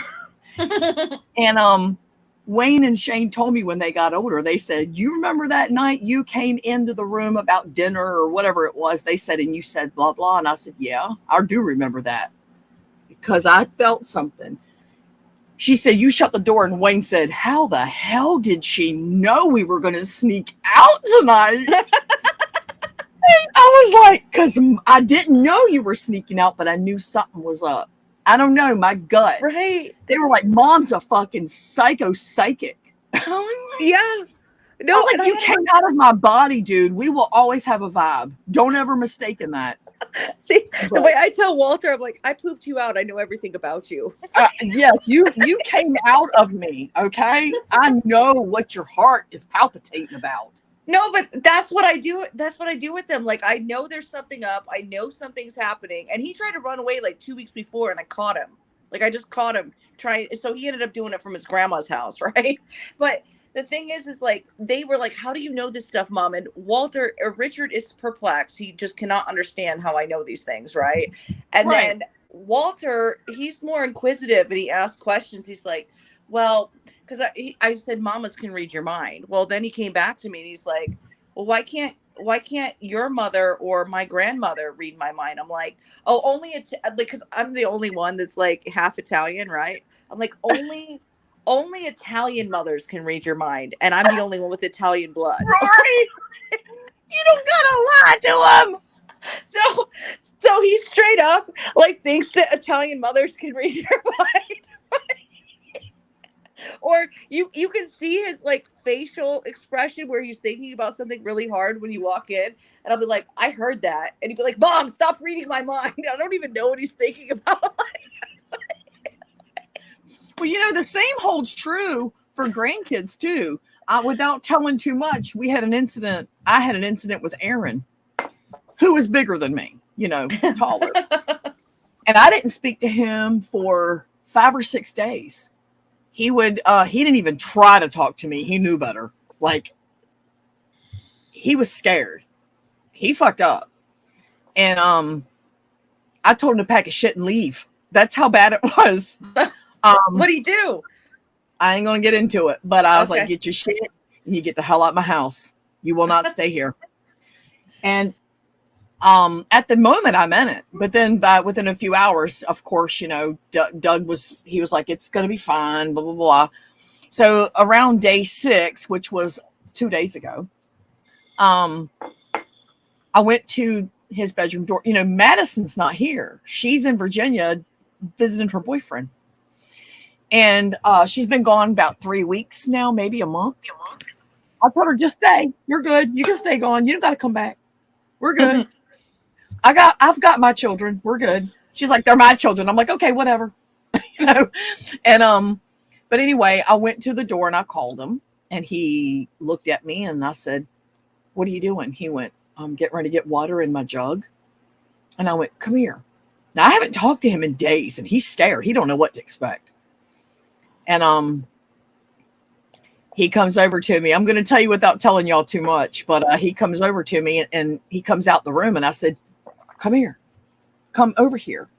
So he walks over to me. He gets about an arm's length away, and he just stops and goes, yeah.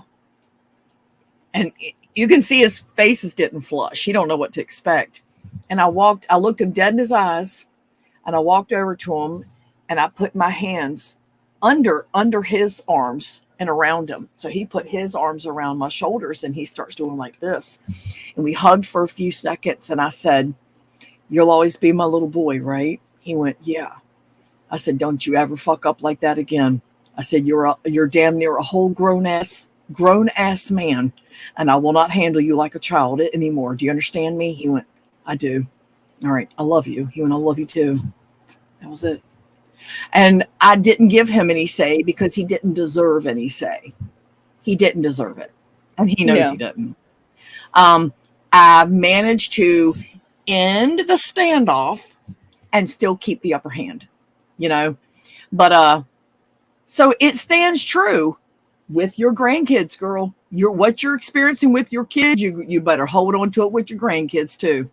Yeah, I always thought that I'd be a better grandmother than a mother because I've always been I hustling am. and stuff. You will be, because I am. I know you will be. I always thought that, when those grandbabies come, I'm going to be that grandma that's like, oh, you want a new Barbie? Let's put tits on her. Or something like that. You know what I mean? Like, just something like, let's make dresses. Let's do things like more involved as far as like, like my mother was with me on her knees. Which email, talking. Guns? Well, let me find which email so I can. I want you to finish telling me, but I want to see which email he's talking about. Oh, What's never mind. I got it. About? I got it. What? He sent me a picture of his new dog. Is it cute? It's Brindle. Brindle? What's that? Brindle. You don't know what Brindle is? Get the fuck off my panel. Can I I'm show trying to think of it in my mind right now. I feel like it's brown and black. David, can I show the doggy? Oh, God. He says, I love being an uncle. You get to take them out, have fun, and drop them off at any time. Okay, right. I can show. Y'all look. Look at that little brown and black. Okay, yeah, that's what I thought. Very cute. Very cute. But yeah, with when we found him, the first thing he said was, thanks for finding me, because he was just going to be on his own because he was like too proud, or he thought he'd get his ass kicked when he came home or something. Right. Yeah. And that happens. We didn't punish him or anything. And my brother was like, oh my God, like, why did you not punish him? And I'm like, are you his father? And he's like, who said that? Who said that? My brother. And see, family needs to mind their motherfucking business. No, I hate that. My brother would kill for me. Like, he's a really good brother, right? But he's like, why didn't you? I don't understand why you didn't punish them. Like, when you have kids and if they ever run away and you find them and they're happy that you found them and they come home and they're appreciative and they learned a lesson, then you'll understand. But he's like, our dad was pretty tough on us. Like, he'd kick our ass for that shit, right? And he's like, well, I don't understand why you're so lenient on Richard. I'm like, dude, he has the stock account that's like worth more than my house. Like, he earned that himself. Like, and he ran away and he came back. He learned his lesson. Like, he's responsible in some ways, but he's an idiot in other ways. Well, the thing is, when it comes to life, experience is the best way for them to come out on the other side as an 18-year-old adult. Yeah. And be better, because you want them to make the mistakes while they're under your control, because once they're not, and they make those mistakes because you strapped them down and didn't let them make those mistakes, you can't help them. Yeah. Once and you can't help them. And that's the thing. Like, my biggest fear wasn't him being out in the world doing his own thing at 14. It was that he never encountered a shitty person. Like, I kept him from situations that he didn't have to deal with the real world, and he didn't know what it was about, Yeah. So he's going to Yeah. encounter a predator and like trust them, or he's going to encounter someone and like just kind of think it's like at home and he's doing his own thing and someone's going to take advantage. Like, that was my big thing. I knew that he could go out and do whatever he was doing, right?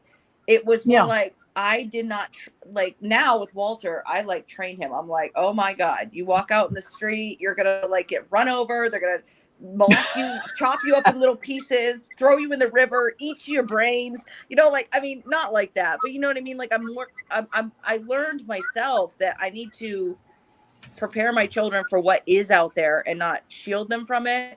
Do you know what I mean?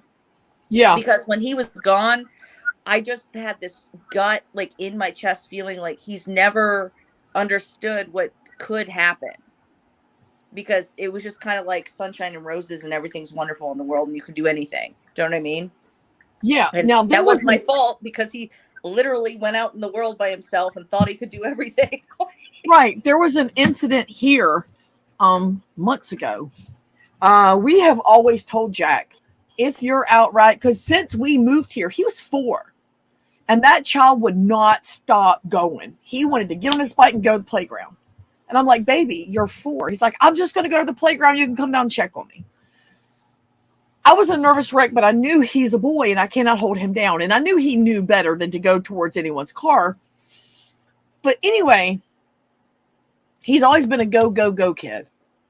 Now, some of the kids in the park here have become they moved in way after us. And they're little son of a bitches. Let's just say it. They're horrible. Killing the ducks, breaking the duck eggs. It's just, they're bad kids.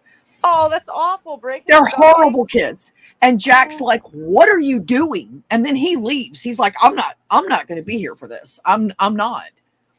And he would come tell me, and I'd get down there, and of course the kids would be gone. It'd be over with. So Jack quit hanging out with a lot of these kids. Before you knew it, any of the kids worth hanging out with were gone. There's some kids across the street. He plays with them. Their mom is really like on it, knowing that they know good from bad and stuff like that. And it seems to always be the moms that work out of the home, the moms that are never there. And it's not because the moms don't care, but we live in this crazy economy where it takes 2 incomes to make it. So I'm not blaming the moms and dads. But there was an incident that happened where someone posted in our community page, and they said there was a kidnapping incident, a child kidnapped in a red crossover, blah, blah, blah, blah. Of course, I jump up, I run out the door. I'm looking. Well, what happened was the maintenance guy comes knocking on my door. That's how I first found out. He said, where are your kids? I said, my kids? You mean my grandkids? He went, yes, your boys. I said, they're both inside as far as I know. Why? He said, can you check? So I came in and I checked. I was like, yeah. And at this point, I'm like, what? Why? What is happening? He said there was a kidnapping right around the curve here, and we're trying to make sure we can account for all the kids. The cops are on the way. I'm like, oh my God. So Jack comes up and goes, what happened? I said, a kid got kidnapped right around the corner here, right around the curve. His face. And this is what we'd always warned him about. I said, never go towards anyone's car. If they say, hey, do you know where so-and-so is? And they say they can't hear you, fuck them. Let them not hear you. Right. You're not here to be polite to them. I don't care if you're rude to an adult. Too many kids get kidnapped because their parents go, you better respect adults. And they get snatched. No, you be rude to adults. You be ultimate in that situation. You be rude. Walk away. Right. So Jack did not leave this house for 4 days.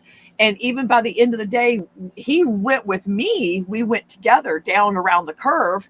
We found out it was some kid that took an Uber from Tampa to meet somebody that they met that said they lived in this park. And when they got there, they're banging on the door, and the family's like, whoever you're talking about doesn't live here. We moved in here last week.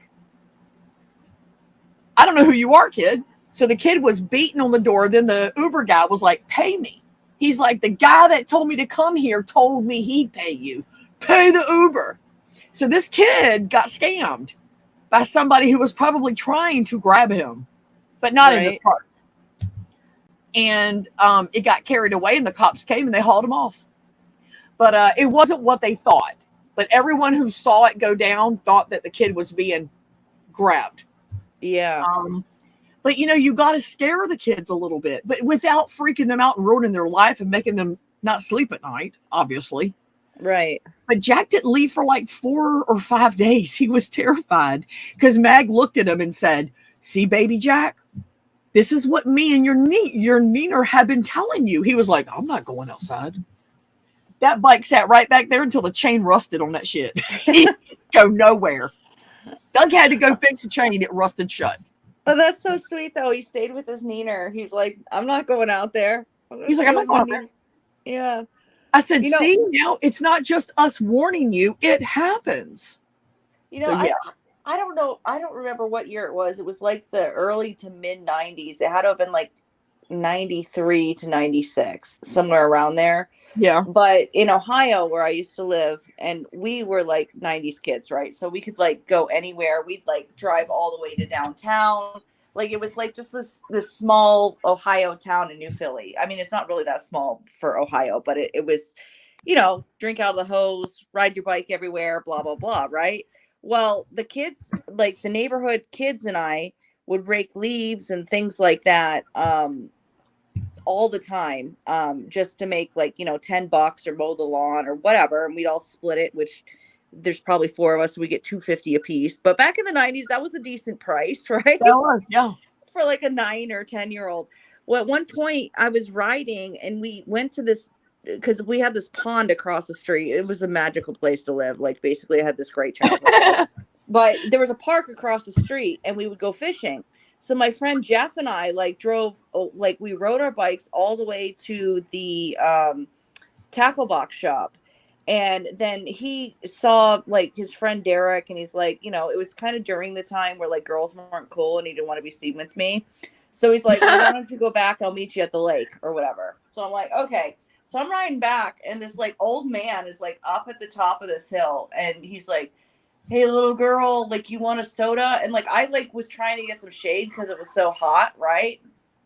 And he got me a soda, and he like straight up said like he didn't do anything to me or anything, but this is like during the time, if you look it up, like there were like kidnappings and missing children in this town. Like it was insane.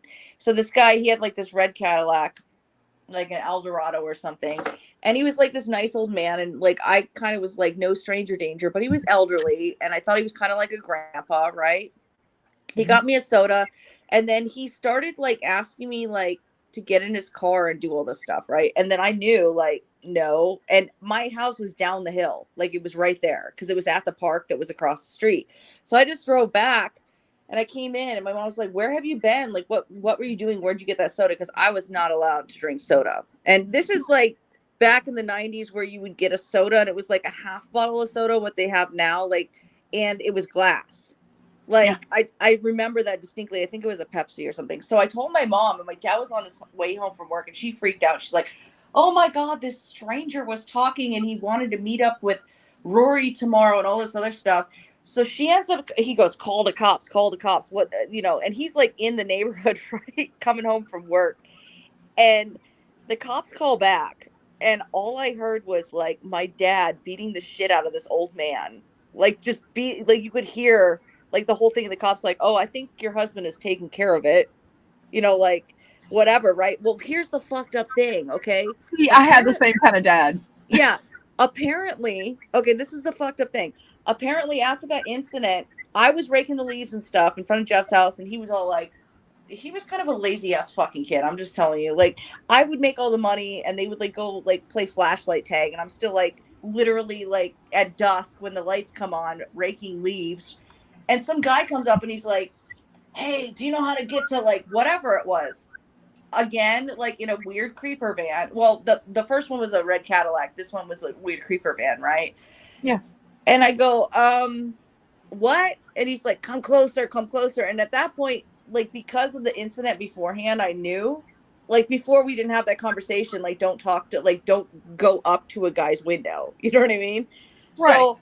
So next thing I know, and you can look this up, it's like really fucked up. I would have been one of those snatched kids if I had like, because I like ran across the street to my house and like said, Dad, there's like this guy in the van took off or whatever.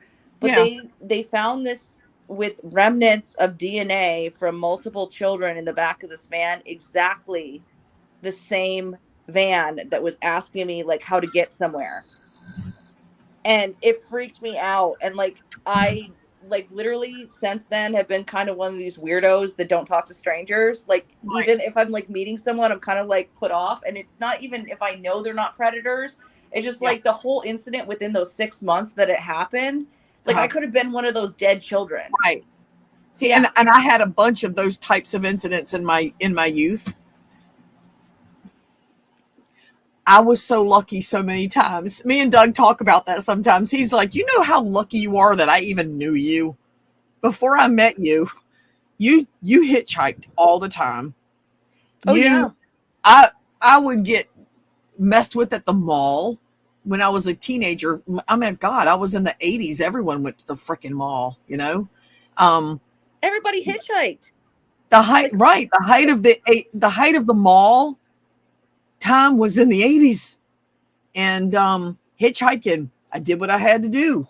And there was those two guys that picked me up that time, and I was sitting in the back seat of a 2-door like El Camino or something, not El Camino, but one of them. El Camino has a truck bed type thing. It wasn't an El Camino, but it was one of them deals with the giant doors, and it was only 2 doors. And I could tell that these dudes were huge. These dudes were fucking big, and I don't mean fat. And they never spoke 2 words to me. They saw me walking. I never stuck my thumb out. I was 18. It was right before I met Doug.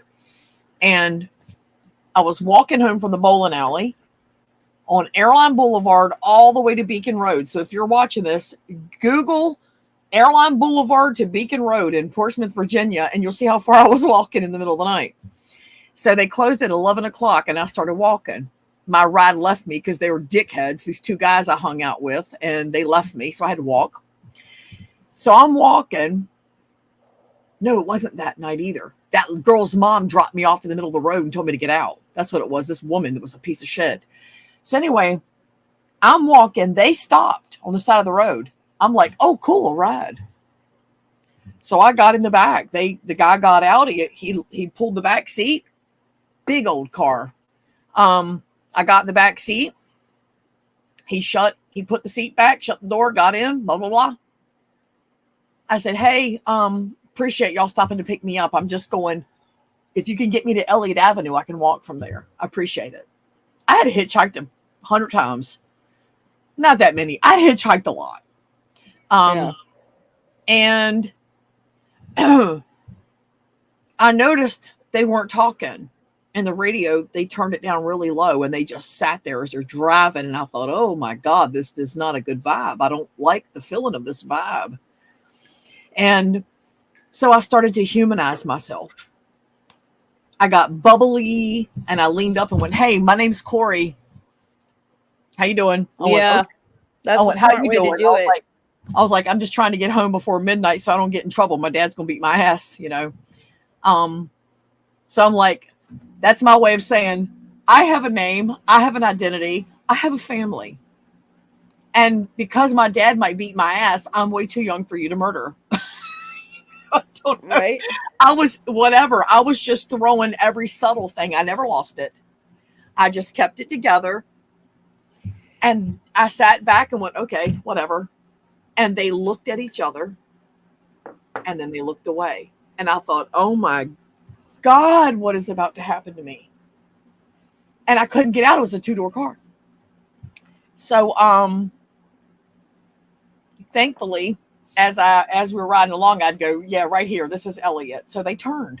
He stopped at that corner. Well, no cars. But he stopped and he just sat there. And then he turned.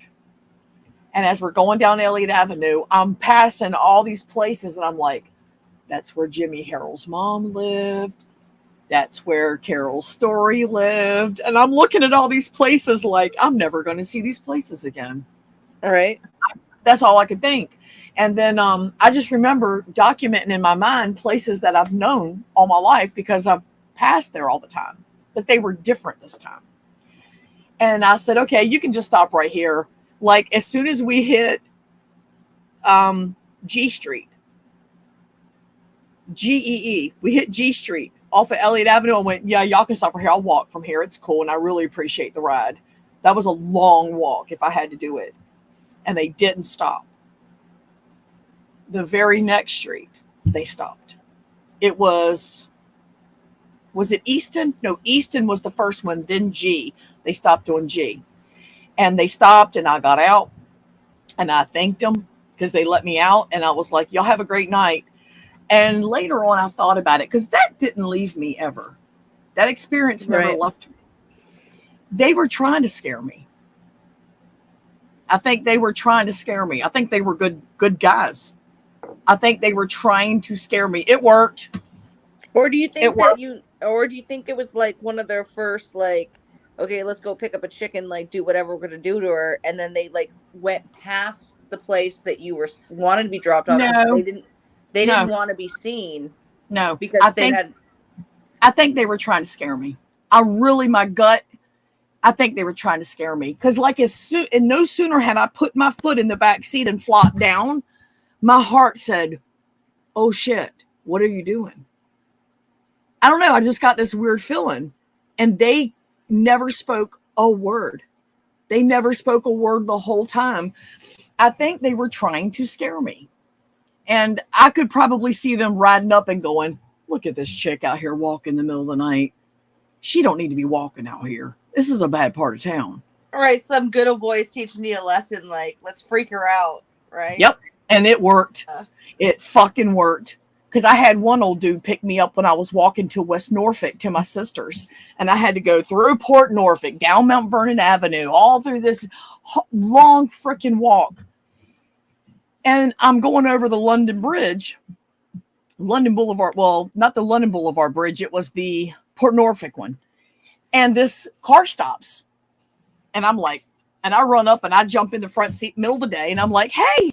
And it's this old, typical pick-me-up guy. It was this typical guy that would pick me up, which was an older man, thin in hair, with a suit and a tie and a briefcase in the floorboard. Just typical. And I was like, oh, if he touches me, I'm going to lose my mind. So he's just like leaning into me. Hey, how you doing? What are you doing to hitchhiking? I said, well, I wasn't hitchhiking. You stopped and so I got in. I'm not hitchhiking. And then this one guy just started getting frisky. He would touch my knee. I was 18. I was all of about 122 pounds. And he's touching my knee. And I'm like, yeah, don't. And he's like, well, what are you doing later tonight? And I'm like, hanging out with my friends. Don't do that. And then I started talking about my dad. Oh, yeah, Teddy Armstrong's my dad, because everyone knew my dad. If you didn't know him through his job, you knew him through photography, or you knew him through the bluegrass stuff, you knew my dad. And he knew my dad. And so, yeah, that one didn't go far, and he stopped real quick. So it's like, yeah, you're fucking with Teddy Armstrong's dollar. You might want to stop. So, but yeah, that after those two guys did that, girl, that was it for me. I didn't do it again. No more. That was all it took for me. Well, it sounds like you had a sense of security with your dad, like when you were younger, like that, like it almost gave you the power to like not feel like anything's going to happen to you. Do you know what I mean? Like with me, that's how it was with me. Like I could just like mention my dad and he's a big scary motherfucker, right? And I always thought that from that first incident, I always thought like, oh, if someone does something to me, my dad's gonna get them, right? But Right. even through college, when I was going through college, in my early or late teens, early 20s, like I'd be in situations to be like, oh, you're into sports, let me talk about my dad, and then I start talking about him, and people would back the fuck off, like, Yeah. and it was kind of like when he passed That's it. away, I lost something in me, that like some security blanket that, Protective. Yep. yeah, and then my brother took over. Like, you know what I mean? It was like my brother just stepped into that Right. scene. But I know that if it was like in between my brother and my dad was the badass, you know what I mean? But Right. And my brother, dad was not like that. He was a gentle giant, but yeah, he was not. He was a giant. Yeah, I mean, like, he was a Harley Davidson dude. He was a biker dude, and but he was gentle. He was very kind and sweet, and he only did what he had to do for his. He had a house full of girls. Take a guy like Teddy Armstrong, give him a house full of girls, and say these girls are your responsibility. He took it very seriously. yeah. When I got the job at the mall, I was 16. I got a job at a clothing store next to Fashion Bug. You ever heard of Fashion Remember Bug? Back in Fashion the day? Bug? Oh my God, are they even Well, in business anymore? I got it. I applied for a job at the store next to, like, 2 stores over from Fashion Bug, and it was owned by an Indian man. Long story short, he hired me on the spot, which was awesome. I was like, I got a job. I'm 16. I got a job. Because my mom said, if you're not going to go to school, you're going to go to work. I went out that day and got me a job. And he said I couldn't wear what I was wearing. He wrote down a lot of stuff on the paper that made it real obvious. He was documenting my race, my age, my gender, lots of stuff. And he was abbreviating it, but it was obvious even at 16. I'm not stupid. I could see it, but I was like, whatever. He wants a certain type. Here I am. And I'm still a little naive, not a lot, but a little. And he wanted me to, I was doing stock and like putting new gowns out, and he got all these nice beaded gowns from India. For anyone watching, if you've never held one of the gowns with all the beads, Oh, they're heavy. they weigh, yes, ma'am. They're like weigh 35 pounds at least. I was getting ready to say they weigh like 40 pounds. Yeah. And if you're not built for the one you're wearing and it's not your size, it looks like you're being pulled down to the ground by a beast. So it just hangs on you. So anyway, there was a black chick that was working there with him. And I started that night. I was like, Daddy, I got a job. I need to go get an outfit. So he took me and I got an outfit. It was a white dress shirt and a black mini skirt and flats, because I didn't like heels. To this day, I hate heels.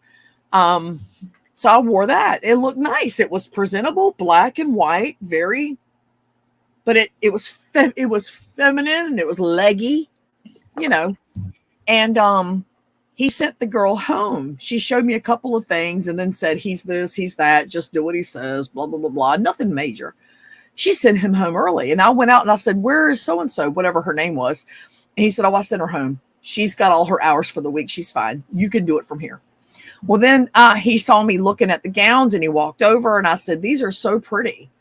And they were like $600 gowns.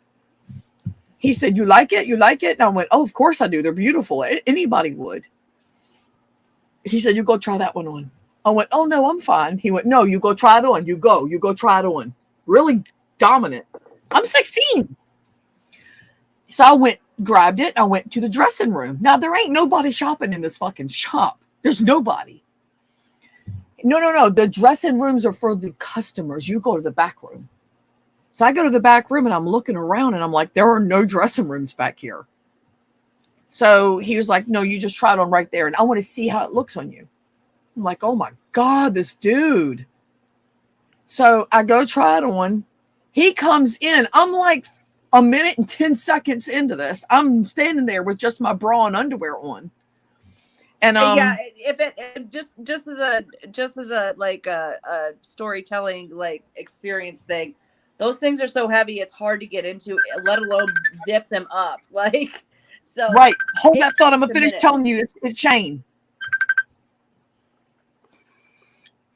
Hey, Hey, what are you doing? live streaming. Hey, baby Dessa. Oh, pretty baby. What are you doing awake? Look at that. Hold on. Let me show them the smile. Put it back on her. Dessa, where's the Bessa? Look what Nina has. Oh, look at that face. Look at that face. Oh, I got her cookies. I got your cookies. I got your cookies. Anyway, I'm live. What you need? I just wanted to show you this. Show me this. I'm in the middle of a story time. I gave her the other ones early, right? Okay. So, yeah, this one. Wait. It's already halfway wiped away, but do you see it? Shane has tattoos on her arms. She has like started a sleeve. mm-hmm. And Dessa wanted it. So Shane took a Sharpie and drew the exact same tattoos on Dessa's arm. Oh, that's so cute. I got it. I didn't know if he was going to. He didn't say anything. Shane has a whole vine that wraps around her right arm. And Dessa's got the same vine. And Shane has a bee right here, and it says Queen Bee. And now she's got that one too. Well, it's not nearly as perfect, but You draw very well, sweetie. It looks really nice. Josh saw it when he got home. As soon as he came to the door, of course they go running up to him. Right. And as soon as he hugged Seema, then he hugged us, I went, "Oh, I see you've got tattoos, just like Mom." She said Josh got home and hugged the girls and went, "Oh, I see you've got tattoos just like Mommy." Right, Shane, I gotta go. I'm live. Come over to Banger Chat and you can watch. Well, I can't exactly work at 8. Okay. But, yeah, I was just showing you that I did give her the. That's cute. Because it was so freaking cute. She's so happy with them. Oh, she's a mama's girl. I gave her the butterfly On her finger. She even gave her the butterfly. Shane went and got 6 tattoos in one day because she's a junkie. All right, let me go. Yeah, I love you. Yeah. I'm going to go back as soon as I find a tattoo artist that isn't a right-wing conspiracy theorist. But okay. I love you. Bye. Love you too. Bye. She said, I'm going to go back as soon as I find another tattoo artist who isn't a right-wing conspiracy theorist. Oh, my God. You know what? The difference? You know what? That would be like a total Mommy and Me viral Instagram picture right there. She won't do it. She will not share the girls. Even if it's just the arms, like a little arm and a. I know, but I've told her and she won't do it. Hold on, I'm going to read what Gunn said. I had a lady in her 40s try to pick me up when I was 15. I was doing work in front of her house. She came out with a one-piece lace thing with nothing under it. Could see everything. You told me about that, Guns. You told me about that years ago. Make me lunch. If it wasn't for my boss, I would have went. Rub one out. No. I haven't been around. I heard Corey Vegas talking about his TikTok video. He did some club. Now, anyway, the dude comes out, right? And he's in there and I'm like, I'm still not done yet. I'm still putting it on. He went, okay, hurry up. Let's go. This is a guy from India, right? And he's like a big dude. And I'm a 16-year-old, maybe 123, 124 pounds. And he left. Well, I got it on. And then I came out to show him. He was at the door of the back room waiting for me to come out. So I came out and he wanted me to stand in front of the mirror and show him, right? So I stand in front of the mirror to show him and it's just hanging on me. It doesn't fit. I don't have tits yet. I got little cups. Like if you could do that, you might fill your hand. Just a mouthful, right? Like right. I mean, I don't know. I'm a virgin. I don't fucking know. Yeah. So anyway, the guy comes up to me in the mirror and goes, he gets behind me and goes, yes, you don't have enough to fill it out. And he's literally playing with my titties. And I'm like, yeah. And I'm nervous. I'm like, I don't want to lose this job. My mom said I had to get a job. I got a job. I can't lose this job. So all I'm thinking is I can't lose this job. So anyway, I got dressed.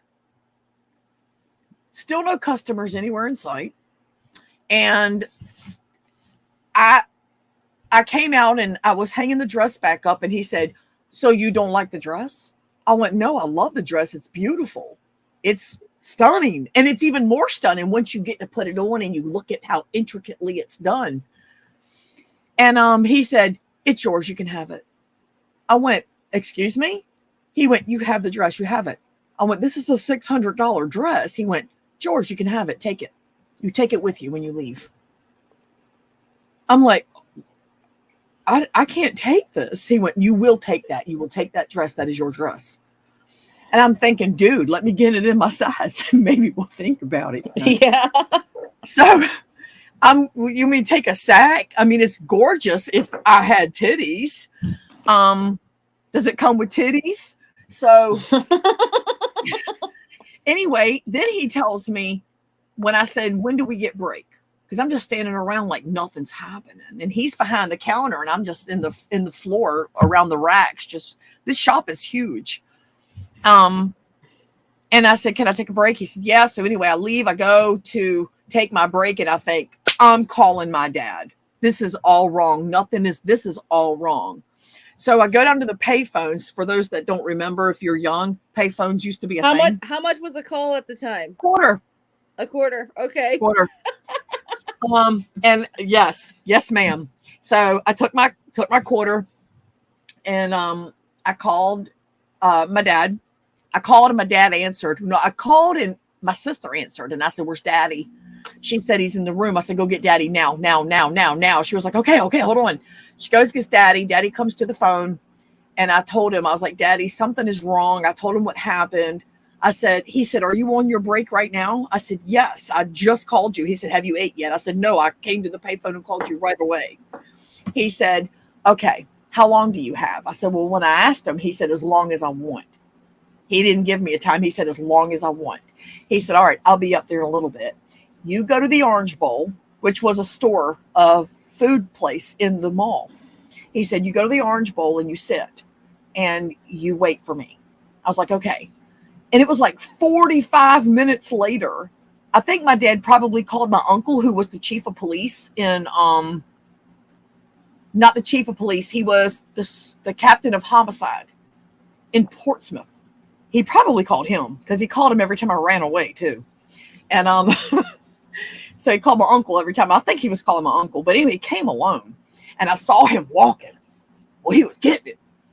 And I jumped up out of the booth and I ran out there into the hall of the mall, the main entrance. And he saw me and he said, have you been back in there? I said, no, I've been in here the whole time. He went, all right, come on. He goes, where's your purse? I said, it's back in the back room. He said, all right, here's what's going to happen. We're going to go to this shop. You're going to go to the back room. As soon as we hit that shop, you're going straight to the back room and you're going to get your purse and then you're going to leave the shop and you're not going to look back. And I was like, okay. Now I'm confused because my daddy don't do this weird planning thing, you know.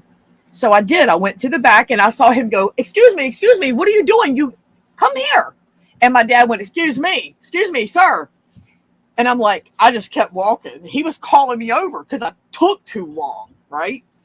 And I go to the back. I grab my purse. I should have grabbed that gown.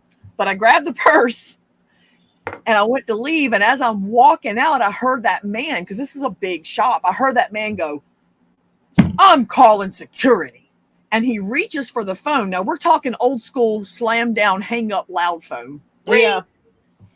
He grabs that phone and he does this. My dad reached across that counter. I saw my dad do this to that counter, which I've never seen my daddy move like this. He did like this and he got up on that counter like that. And he grabbed that phone and he snatched it and it popped out that man's hand. And I'm still walking, but I'm watching.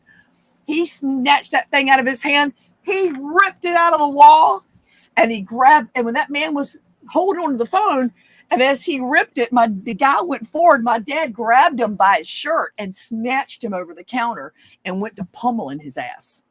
And I kept right on getting it. I didn't stop.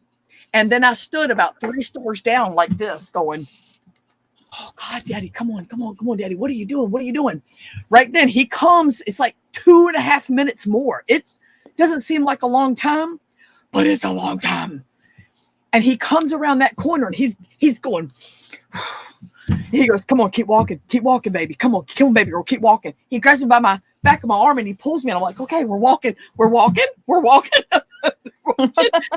And we get to the car, and I'm like, what did you do? What did you do? He goes, don't worry about what I did. It's fine. It's fine. Let's just keep going. And I never heard another word about it. I don't know what he did to that man, but his shop was shut down probably 2 months after that. Maybe Wow. my dad whooped that guy's ass. I was like, you fucked with the wrong Harley Davidson, da-da. So I was like, my dad has never done that before that. Well, there was that one time, but that's another story time. So he beat up a prostitute, but she had it coming.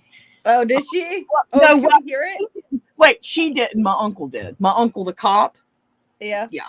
Yeah, he slammed her ass. But on my behalf. And see, that's what, you never hear like family stories like this anymore. Like I feel like it's the Gen X and like not the Zillennials, what's in between Gen X and millennial? Yeah. Whatever that is. Like it's not much. It's not that big of a gap. Yeah. But I feel like there was like this, there's like this divide. And then because my brother and I, technically before millennial was a thing, right? We were Gen Xers, but we're like we're in that 5 years that we know what a cassette player is. We know what that old school appliances and shit like that. And like you did like come home when the lights came on. I know this sounds so like nostalgic, right? But we're not Gen Xers. We were at one point in the 90s until they made millennials, and then we were millennials, and now they have like this thing. I'm looking it up now. Yeah. Like, and I didn't realize my grandparents were the silent era, because there was the baby boomers, which is more like my mom's. Right. I get called that by my own kids, and I'm like, I fucking raised you better than that. I'm not a baby boomer. Right, but there's this thing called the silent generation that just popped up, and I'm like, yeah, that makes sense. Like they're not baby boomers, they're the silent generation. What's it is. I've never heard of it. And look, you're telling me about it, and I just found it. Yeah. Yeah. What's the years in between? 25 to 45, which is my mom and my dad. Well, no, my mom was 46. Right. So anybody who's like in their 80s now would be the baby silent boomer.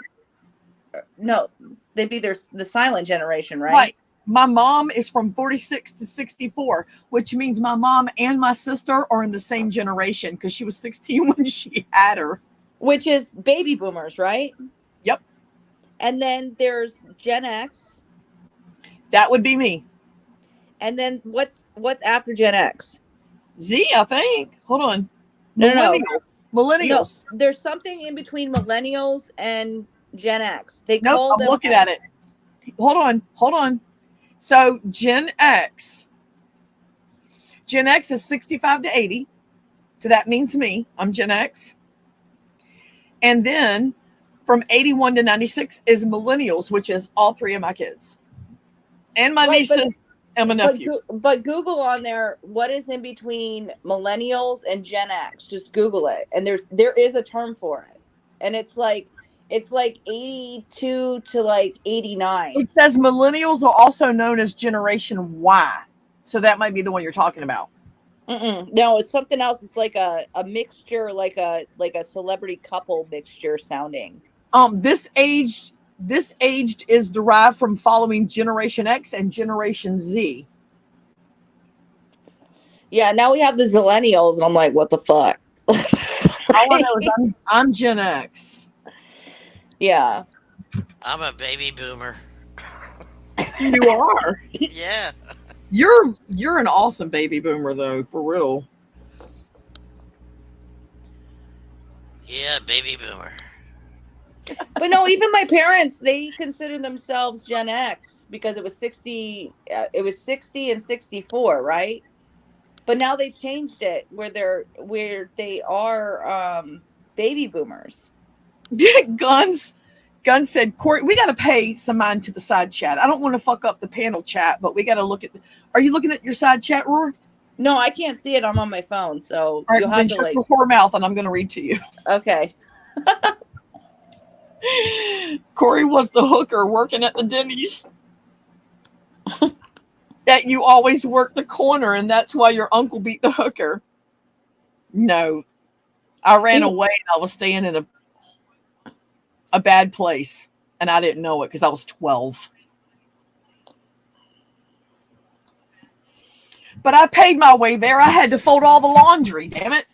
And I did my duties while I was staying there. So I was the laundry person in a whorehouse, I'm thinking. I don't know. I really still don't know what to think about it because the man that owned the house, I think the world of to this day. He's passed now, but I still think the world of him. Well, at least you weren't the wipe down girl, right? Well, he knew I was clean because he knew I was a virgin. Of course, now I look back and I see it for what it was. At the time when my parents tried to tell me, I just wanted to fight them tooth and nail and say, "You're wrong about him. You're wrong." But he was about. My dad said he was about to ship you off to California. And I was like, "You don't know that." But it jibed, and I didn't want to say it because I was a defiant child. It jibed with him having told me a few days earlier that he had a friend that I could go to. He was going to fly me there to keep me safe. And I was like, okay. Right. I didn't know any better. I was 12. And so yeah, I called to talk to my niece, Tara. That was my niece, the only one I ever had at the time. And my sister, Amy, answered the phone. And my dad, she claims my dad answered at the same time and heard the whole phone call, which I don't believe her. To this day, she swears it, and I don't believe that bitch. But anyway, she was supposed to bring Tara to see me. And instead, my uncle showed up with Amy. Amy grabbed me by the shoulders and said, "Let's go." And I started crying and said, "Where are we going?" She said, "Home." And right then I looked back and I saw my uncle through the bay window pinning the prostitute. She's a pregnant chick, black chick. He slammed her against the wall and he had her by her throat and was asking her through the window. I saw this and he was screaming at her, "Where's Jack?" The guy that owned the home, his name was Jack. Yeah. That's not where baby Jack got his name from. He's named after my father-in-law. My father-in-law's name was Jack. But yeah, and he pinned her like hard. So I got in the back seat of the car with my sister Amy, and my dad was in the front seat, and he had this massive stick that I knew he had, and he had drilled a hole with a giant drill through the middle and put a lead pipe in it, like a lead rod. So I already knew about that stick. He'd had it my whole life that I knew of. And he was taking that stick and slamming it on the floorboard of the car. So it turned out my Uncle Rick said, "Teddy, you ain't going in there because I cannot get you out of trouble if you walk in that house."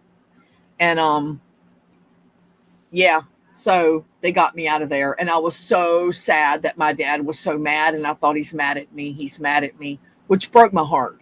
But it turned out he wasn't mad at me. He was mad at that house. That human sex trafficking house. Exactly. So I was very lucky. Very lucky. But I stayed friends with that man and his sons. I met his sons at the mall. That's how I fucking knew him. I met his son at the mall. But was your dad convinced that the sons were like recruiters or something? Yep. His son brought me home that night, the night I met him. He came to my house and we talked through the window, and then I ran away that night. And when they talked to Amy, she said she was talking to two guys. One guy's name was Jerry. The other one was Chris. And that's all I know. And then the next morning we go in there and she's gone. I was gone. I was a fucking wild child, girl. I was wild. Yeah, I mean, when you think back about these things and like something shitty happens in your life and then you like contemplate your life, right? I'm sure you've had I got lucky way too many times. I got lucky too many times. Yeah. But you think about, okay, I got lucky so many times. There is a purpose for me to be here still. That's like, exactly it. Purpose. Like, why did all of this happen to me? And like, it would be like within seconds something changed, like could have changed, and you would be gone. You know I what I think mean? my purpose to be here was because one of my children or grandchildren are going to do something. That's what I feel. I feel like one of my children or Yeah, it's not sponsors. me. Yeah. Yeah. It's like you're here to make something happen in the future. And I know this sounds really arrogant to the side chat, and all the trolls can say I don't shit, care what it sounds like. but You can't apologize for what your gut tells you when you've been through what someone's been through. right. And just knowing that you're intelligent and knowing you're street smart and knowing all this stuff, and then you were so blindsided by certain things, and then it brings you like being like just in that realm of within seconds it could have been different, and you don't think about it every day, but it's kind of like when you get It's down there. on It's part of who you are. right, but you're like, it could have went that way so many times, and you're still here. Why are you here? Like, figure out what the fuck you're here to do. Like, you know? Yeah, you don't get that. You don't get that many second chances, third, fourth, fifth, sixth. And girl, the ones I told y'all tonight ain't even the drop in the bucket. Right. And it's like clearly it's not me, which doesn't devalue me, because with me still being here, either one of my children or grandchildren, somebody spawning for me is going to be the difference. Make a difference. Something. Yeah. And that's truly how I feel, because I mean, even when I was when I was younger, and I kind of like was like, okay, well, I'm going to go to fashion design school, but first I'm going to be like a wild child. Right. And it was like literally a 2-year period. I didn't plan it. I just was. I just, it kind of like, I fell into it, but I knew I'd always go back to what I wanted to do. Right. And, I went out to Hollywood, and I met a lot of the people in that whole island and all this other stuff. Didn't know who they were. And now, like, years and years later, I'm hearing about these people. I recognize their face. They're much older. Some of them died. I've had experience with them, but I was in situations where it's like, so that was what was going on. That was what the weird shit was going on. I got this vibe. I just got this vibe when I got there. I could not stay. I was going to move there. And 2 weeks into it, I was like, I gotta leave. I ended up going to Vegas, met my husband, and immediately married him 29 days later, randomly. You met him on the street performing. I know. Married him on a dare. I remember. Yeah, it was a game of chicken. Like, I have the footage. Like, nobody believes me until I put up the footage. I've seen it. Yeah. But the thing is like all this random, like, because I was like this collegiate person that was like on the straight and narrow, like going to college, and then suddenly I just happened to go out to California because of these weird, like, the Hawaiian Tropics was like the lower end of that whole sex trafficking thing, right? But because I got into all that stuff, and I was with the Hawaiian Tropics, so like, okay, well, let's go out to Vegas, let's go out to LA, let's do this, private jets, all this other stuff. I'm talking about like in a span of 6 months during this time. Then like I do my own thing because these guys were weird and I just didn't get them. And I was just like, okay, they're doing their own thing and I'm doing my own thing. And my girlfriend, who's a psychologist now, she's like, girl, you know how lucky we were? Like, I don't know how, like, they must have took pity on us because either we were that naive or like they just knew that like it would be in better, like we'd fight it off or something. Well, maybe, because we did. Maybe something whispered in their ear. You never know. You never know. But the thing is like, even with, like, I will defend, and I know this sounds really bad, but I will defend Weinstein all day long. And it's only because don't. It's only because of my personal experience with him. Right.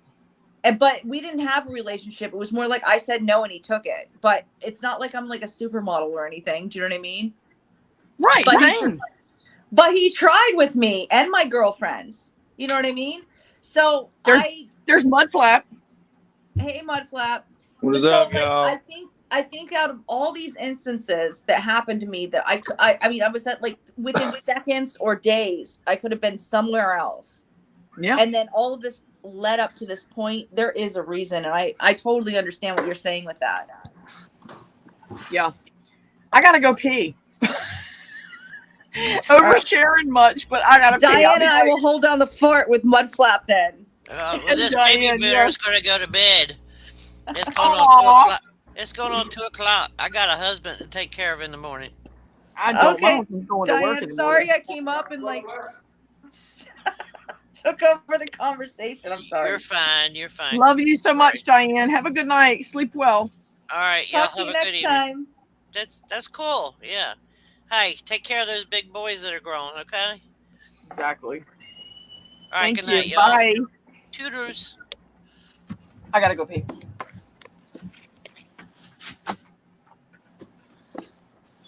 Hey, Mudflap. I don't think I've talked to you in like 5 years, dude.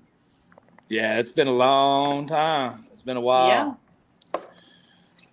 Yeah, I noticed that it seemed like everything's going still pretty good with you. Yeah, it's going okay. I'm just doing the same old thing, you know, but with a different scenario. Yeah, I know how that is. Yeah, what you been up to? That's it. Work. That's it. What's that? I can't see because I got a tiny screen. It's just the office up here where I work, where I've always been when I've gotten home. Okay. I'm still in the oil field, still doing the same job. So, yeah. If I remember right, are you in Texas? Yes, ma'am. On the east side over here. Okay, I got a girlfriend that I talk to often. She's in the oil field too, and she's like she basically has like this night job where she just has to like, you know, check in cars if they have to fill up or something, and like make sure nothing blows up. Don't get me lying. There's so many different kind of jobs in the oil field that it ain't even funny. Well, since you work in the oil field, I kind of want to pick your brain. Have you seen that Chris Watts thing with the husband that worked in an oil field, and then he had this wife, and he ended up putting his girls in like 2 batteries? Oh, yeah. They did a documentary on that, didn't they? Yeah. What did you think about that whole situation being in the oil field? As far as, like, do you think that their bodies would just like easily go in there? Or I mean, like, well, I mean, I guess. it seemed like it was a I never tiny really hole. thought about it, but I mean, as far as that goes, I mean, the kids. I mean, I guess the kids could have went in I never pretty leave good. home I mean, because without you got to it. figure on a lot of them oil field tanks like that, on the top of them, you only got an opening probably maybe 12, 14 inches wide. So I mean, it's not that real. It's not Are that y'all big. talking about that guy that killed his 2 little girls? Yeah. He put them in that tank while they were fucking alive. I can't believe, like, there's something with that case that is wrong. There's something wrong with that case because I don't think he could have pulled that off himself. I don't think he could have. It wasn't that hard. Once he killed her, he had 2 little girls to deal with. They didn't know no better. They were teeny tiny little things. They didn't know no better.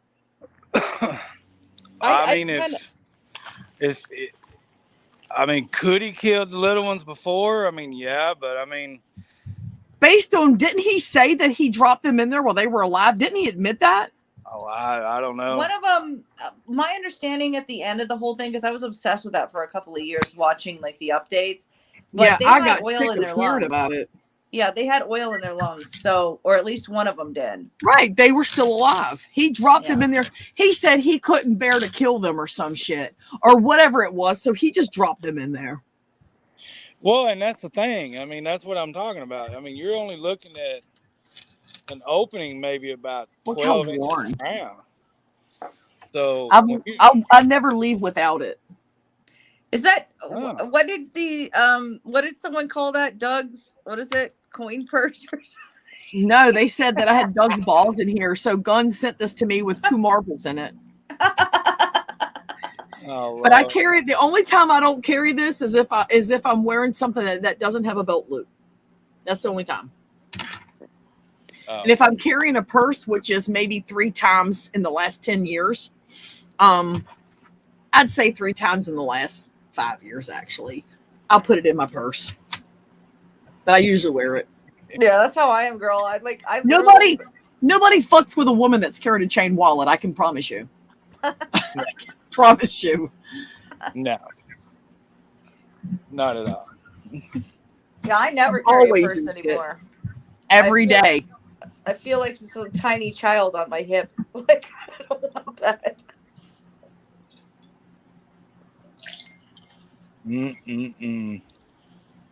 Why are you surprised I still have it and use it? Why would I not use it? It's my wallet.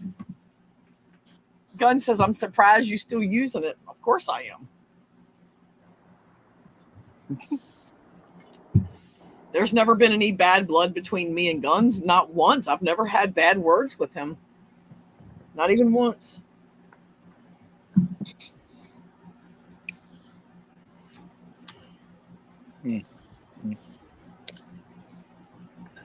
Yeah, I've been meaning to talk to Guns because I had some unanswered questions after a lot of drama, right? But I never had a problem with him either. I've never had bad words with. He's probably the only person besides Pounder, Kipper,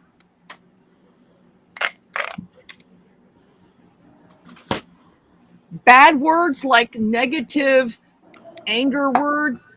Pounder, Kipper, and Debbie Ariola. I've never had bad words. Debbie Lynn, never had bad words with her. I don't really think we went all like. I don't think we ever went all crazy on each other with bad words. I didn't never have bad words with anyone I just named, and I'm sure there's plenty more. Diane Two Campers never had bad words with her. Y'all talking about all the older ones like that. Did you get my question earlier when y'all were talking about like people from the past? Whatever happened to that Ellie girl? Remember that Italian little girl? That lady. Oh, you mean the one that causes narcolepsy? Oh, I can't remember. I just remember one that used to talk all the time.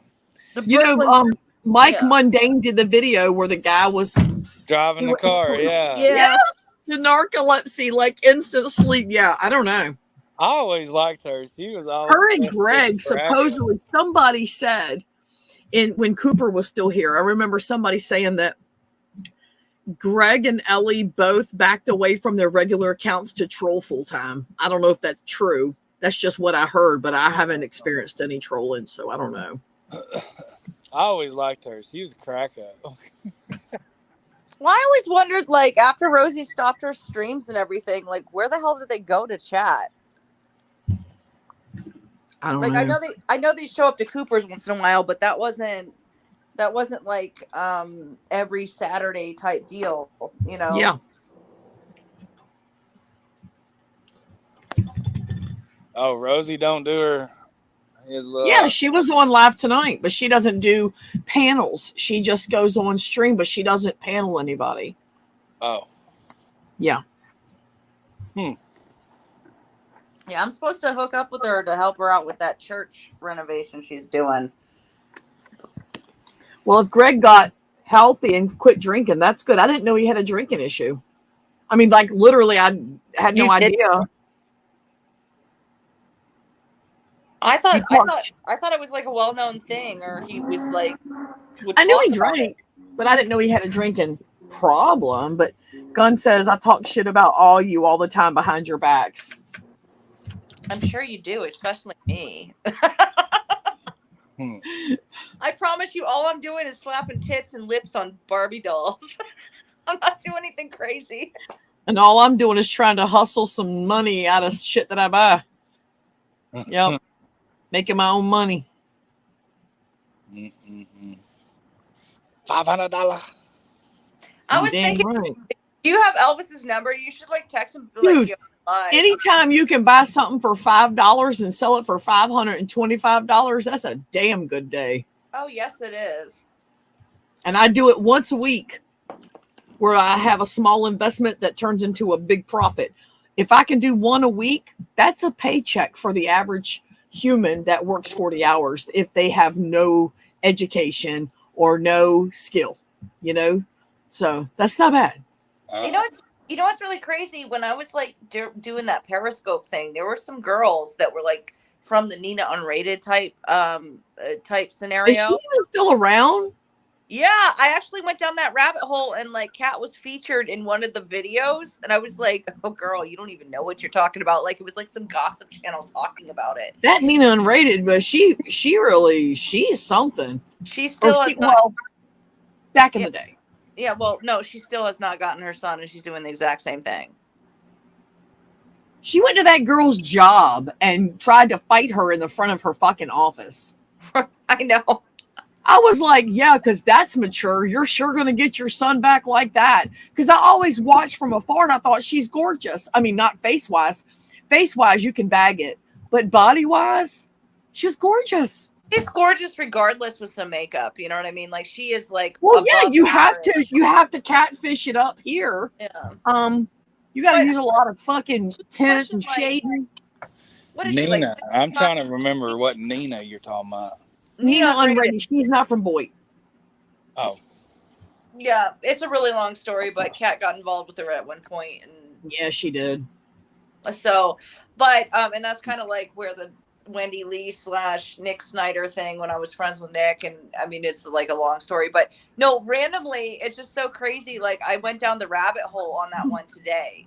Like I don't know what it was. I put it on Twitter too, and they like featured Kat. And I was like, oh my God, like these people that are reporting on this years later don't even know what happened. Like she literally was in her Florida condo, did a live stream while pointing a gun at somebody and her children were in the room. You're talking about when they called the cops? No. I'm talking about all over the news when there was this woman holding her children hostage. Allegedly. Yes. Yeah. Yeah. And it was on CNN. Yeah. And I felt married. She was married to that Marlon guy. Yeah, Marlon. Some. And he was an NFL dude. Yeah. Yeah, but you got to realize, like in the beginning, like when I was watching her, she was doing like these swaps with like beauty like gurus. So she was like trying to do the whole thing, and she'd like do it up where like it was a $300 budget. She sent $3,000 worth of shit, and it was like, wow, she really went out. Like this is so awesome, right? And then suddenly it's all like from the hood type deal and like going crazy with a gun. Like it was crazy. Well, look, Guns is talking about a fifth of Jack, couple of joints, and a bag over her head. If you don't know who she is, Guns, her body is sinfully, illegally insane. Her body. I would kick a granny in a wheelchair backwards down a flight of stairs into a pool of sharks to have a body like that. Oh yeah, she's got a really nice body. And Her I body really don't think that stupid. She did come on like today, and that's why I like went down the rabbit hole, and her face is like completely pocked out, like she's been picking, like she's been on crack or something. And her nose is like that wide. She's not pretty in the face. She used to be. You know, but she put on makeup in the other videos like a couple weeks, but she like did this video, I'm giving up or something. I'm like, oh my God, what's happening here? Is she gonna kill herself? Like what's going on here? Right. So she had something really good going on, but she just was all over the place. I couldn't watch. Yeah. No, but my understanding was based on the things that I've seen too. All she had to do was take some classes, and it's like a normal thing in Nevada where you take classes how to not bring the children into the fight of the relationship when you get a divorce. And she could have done, but she never did that. She never took classes. So that's my understanding. Like she could have had him this whole time. So the theory now, because I haven't watched her in like 5 years, right? The theory now is like it was a way to get money from people by not having her son. That makes total sense because you can tell like she was with Nick for a while. They used to do shit together. You talking about what's like Nick doing now? Kind of like playing the sympathy card, what you're talking about. Oh, did you just ask me what Nick's doing now? Yeah. Oh my God. It's like a love story from the internet. Okay. You know how like when I was friends with Nick, he had that man that he had his husband that was like that contractor or whatever. They were getting a divorce and it was like a big ordeal. Yeah. Well, he ended up talking to another gossip site, which is Dustin Daily, and they're either married or they're engaged, and they've been living together for years now. But him and Dustin Daily are an item. I don't know who the other guy is, but is Nick doing okay? I mean, is he healthy? Is he well? Is he happy? I haven't spoken to him since I just stopped talking to him when he said Happy New Year's to me and I didn't respond back. But I have not talked to Nick since he came to my side chat years ago. And he just popped in, was talking to everybody on the side chat. Then he went, "Hey, Corey, you doing okay?" I was like, "Yeah, I'm doing good. How you doing, Nick?" Last time I talked to him. Yeah, I mean, I really enjoyed my time with him. I just at the time he said this on his channel. He was addicted to drugs, and I just I got over it. I got over that whole scenario, especially with the enablers in his life. And then one day he said Happy New Year, and he saw that I saw it, and I didn't respond because I wasn't going to play that game anymore, right?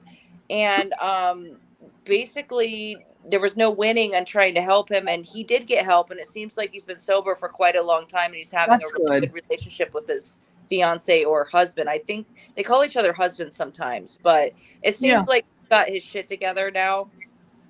And but I mean, he's one of those guys where if he reached out to me, he's like, hey, what's up? I wouldn't have any bad feelings towards him. I just couldn't anymore,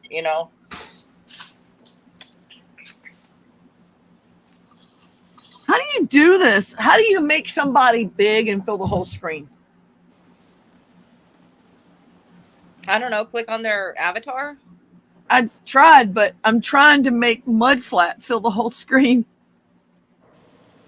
Well, that's not hard to do.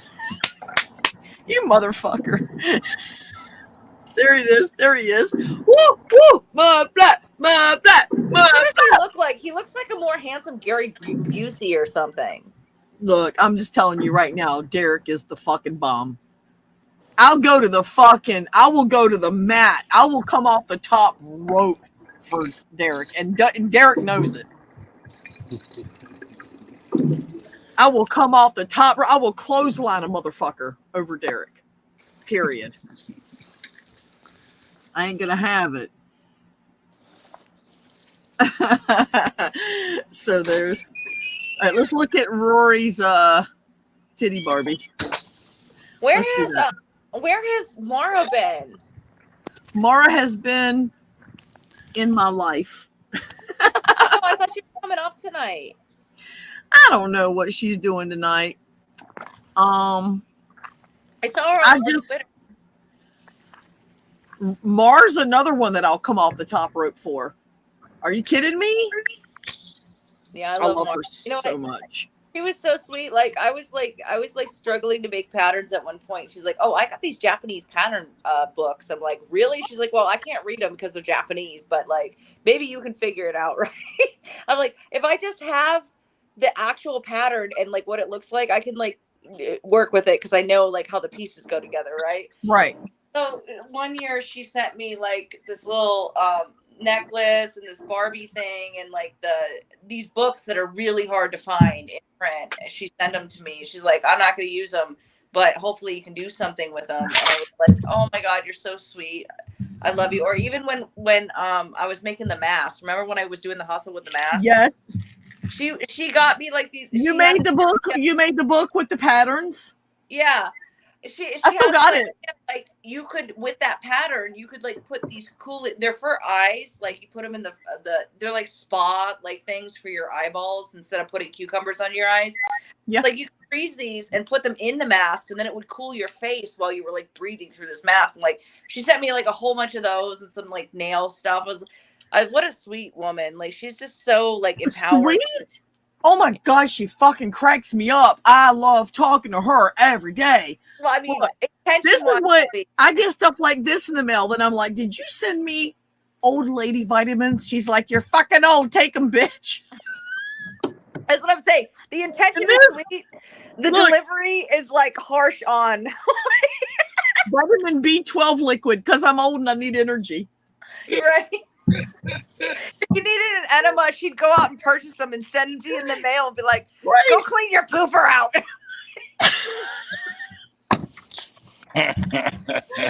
I'm gonna tell you right now, if you've got Mara in your corner, you truly have a friend. And I'm gonna tell you right now,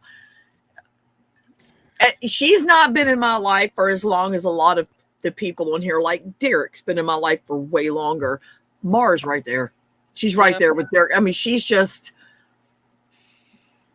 I wouldn't trade her for 10 people. I just would not. She's not because she gives me things. Obviously, I'm not saying that. It's just. I don't know. I couldn't explain it without getting personal, and I'm not going to do that. Yeah. But she's fantastic. In a nutshell, she will tell you what you need to hear, and it will be truthful, but her delivery is really rude.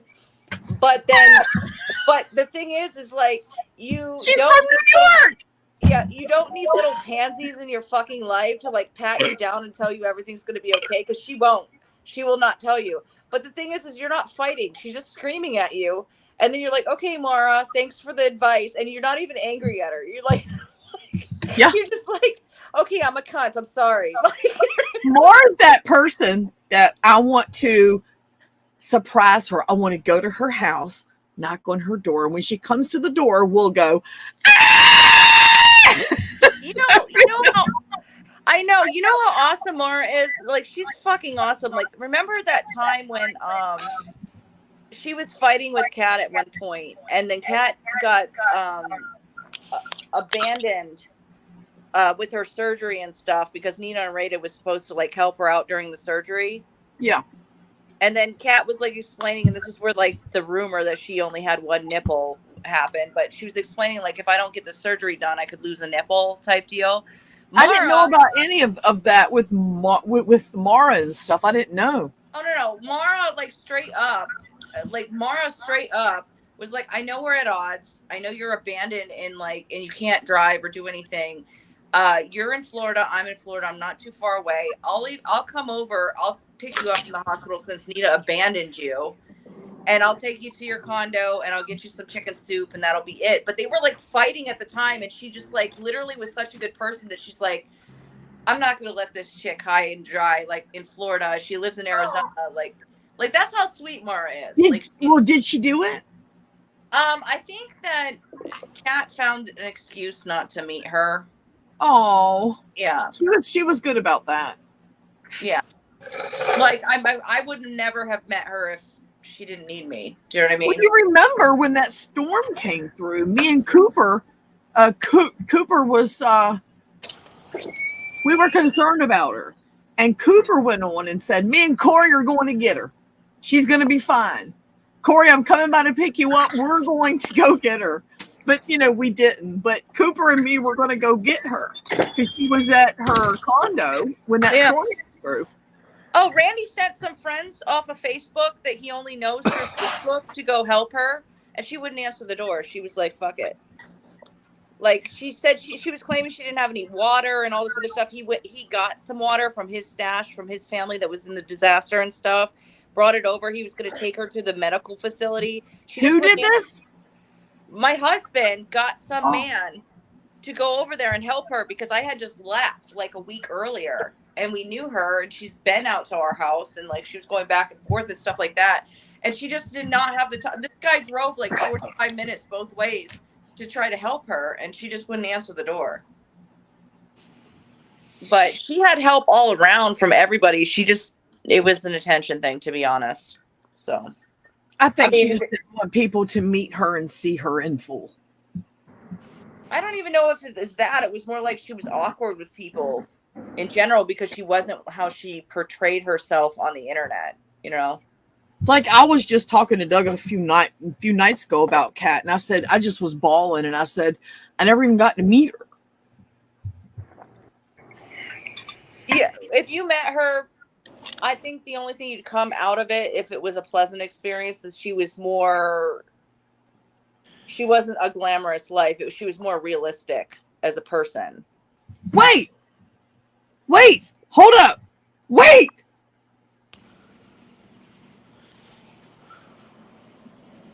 What?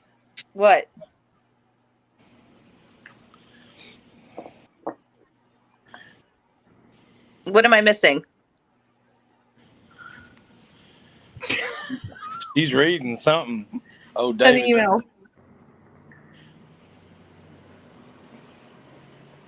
Oh, now I gotta know. It's all juicy now. For real, done got the interest up. David!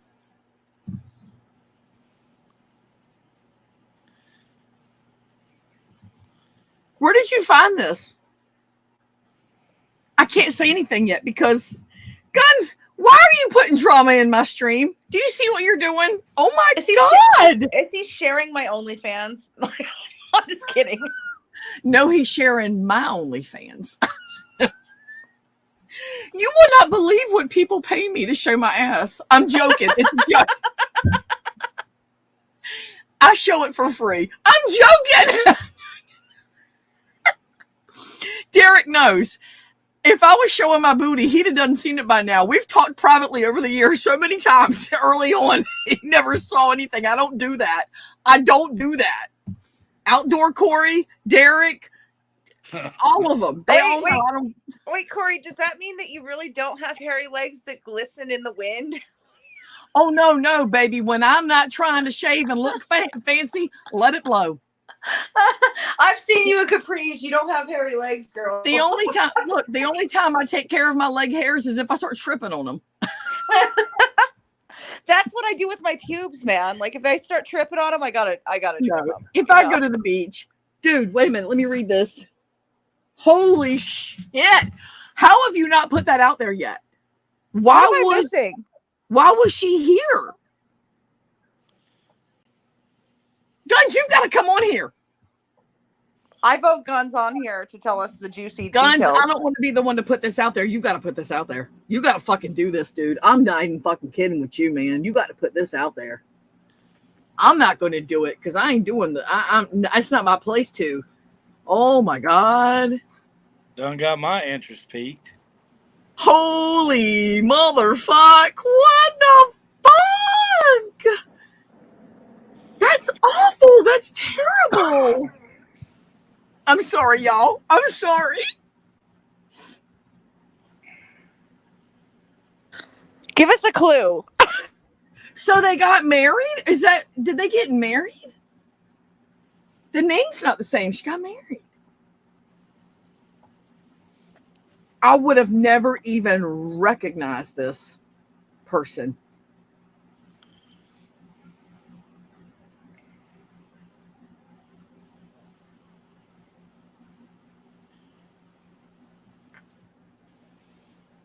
No, I'm not going to share it.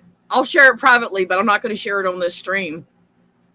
Because anyone that looks like that, they've had it hard. And I've been down on my luck before. I've been homeless.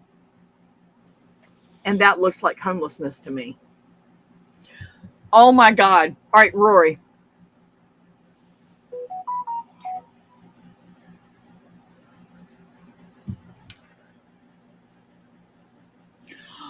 Okay. She changed her name. Rory. What? Guns! God damn. Why would you fucking do this to my stream? I have a nice, friendly, drama-free stream. Until I get alcohol in me and you give me shit like this. And she's a lightweight. She's only had like 1.7 ounces of pina colada mix, but I don't drink anymore. Dude, I don't drink anymore. So it don't take much. That's awful. Okay, Rory, I'm going to send this to you, okay?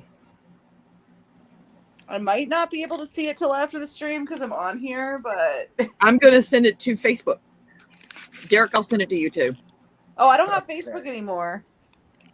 You don't what? I don't have Facebook anymore. You a damn lie. No, it's true. I have the messenger probably still. I'll send it to Derek. Do you know who Becca is, Derek? That name sounds familiar. Do you remember Lying, Crying, Dying Dave? Oh.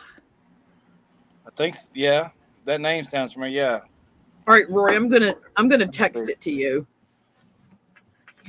Oh my God, this is so sad. All right, Roy, I'm going to just send it to you.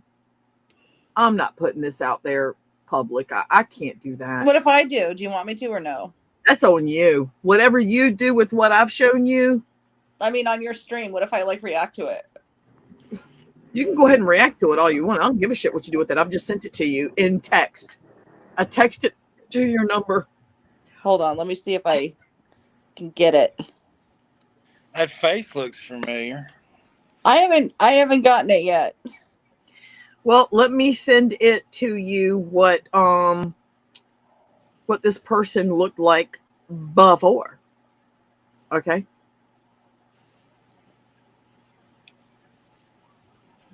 You ready? I've heard some things about Becca, to be honest, so I can just imagine. Guns, you troublemaker. Guns, why don't you come on here and like just tell us, so you could be like He the. won't. Come on, I haven't talked to him forever. You can put an avatar on. Like I'll send you like. Eric, I just sent you on Messenger, Facebook Messenger. I sent you before. Do you recognize her now?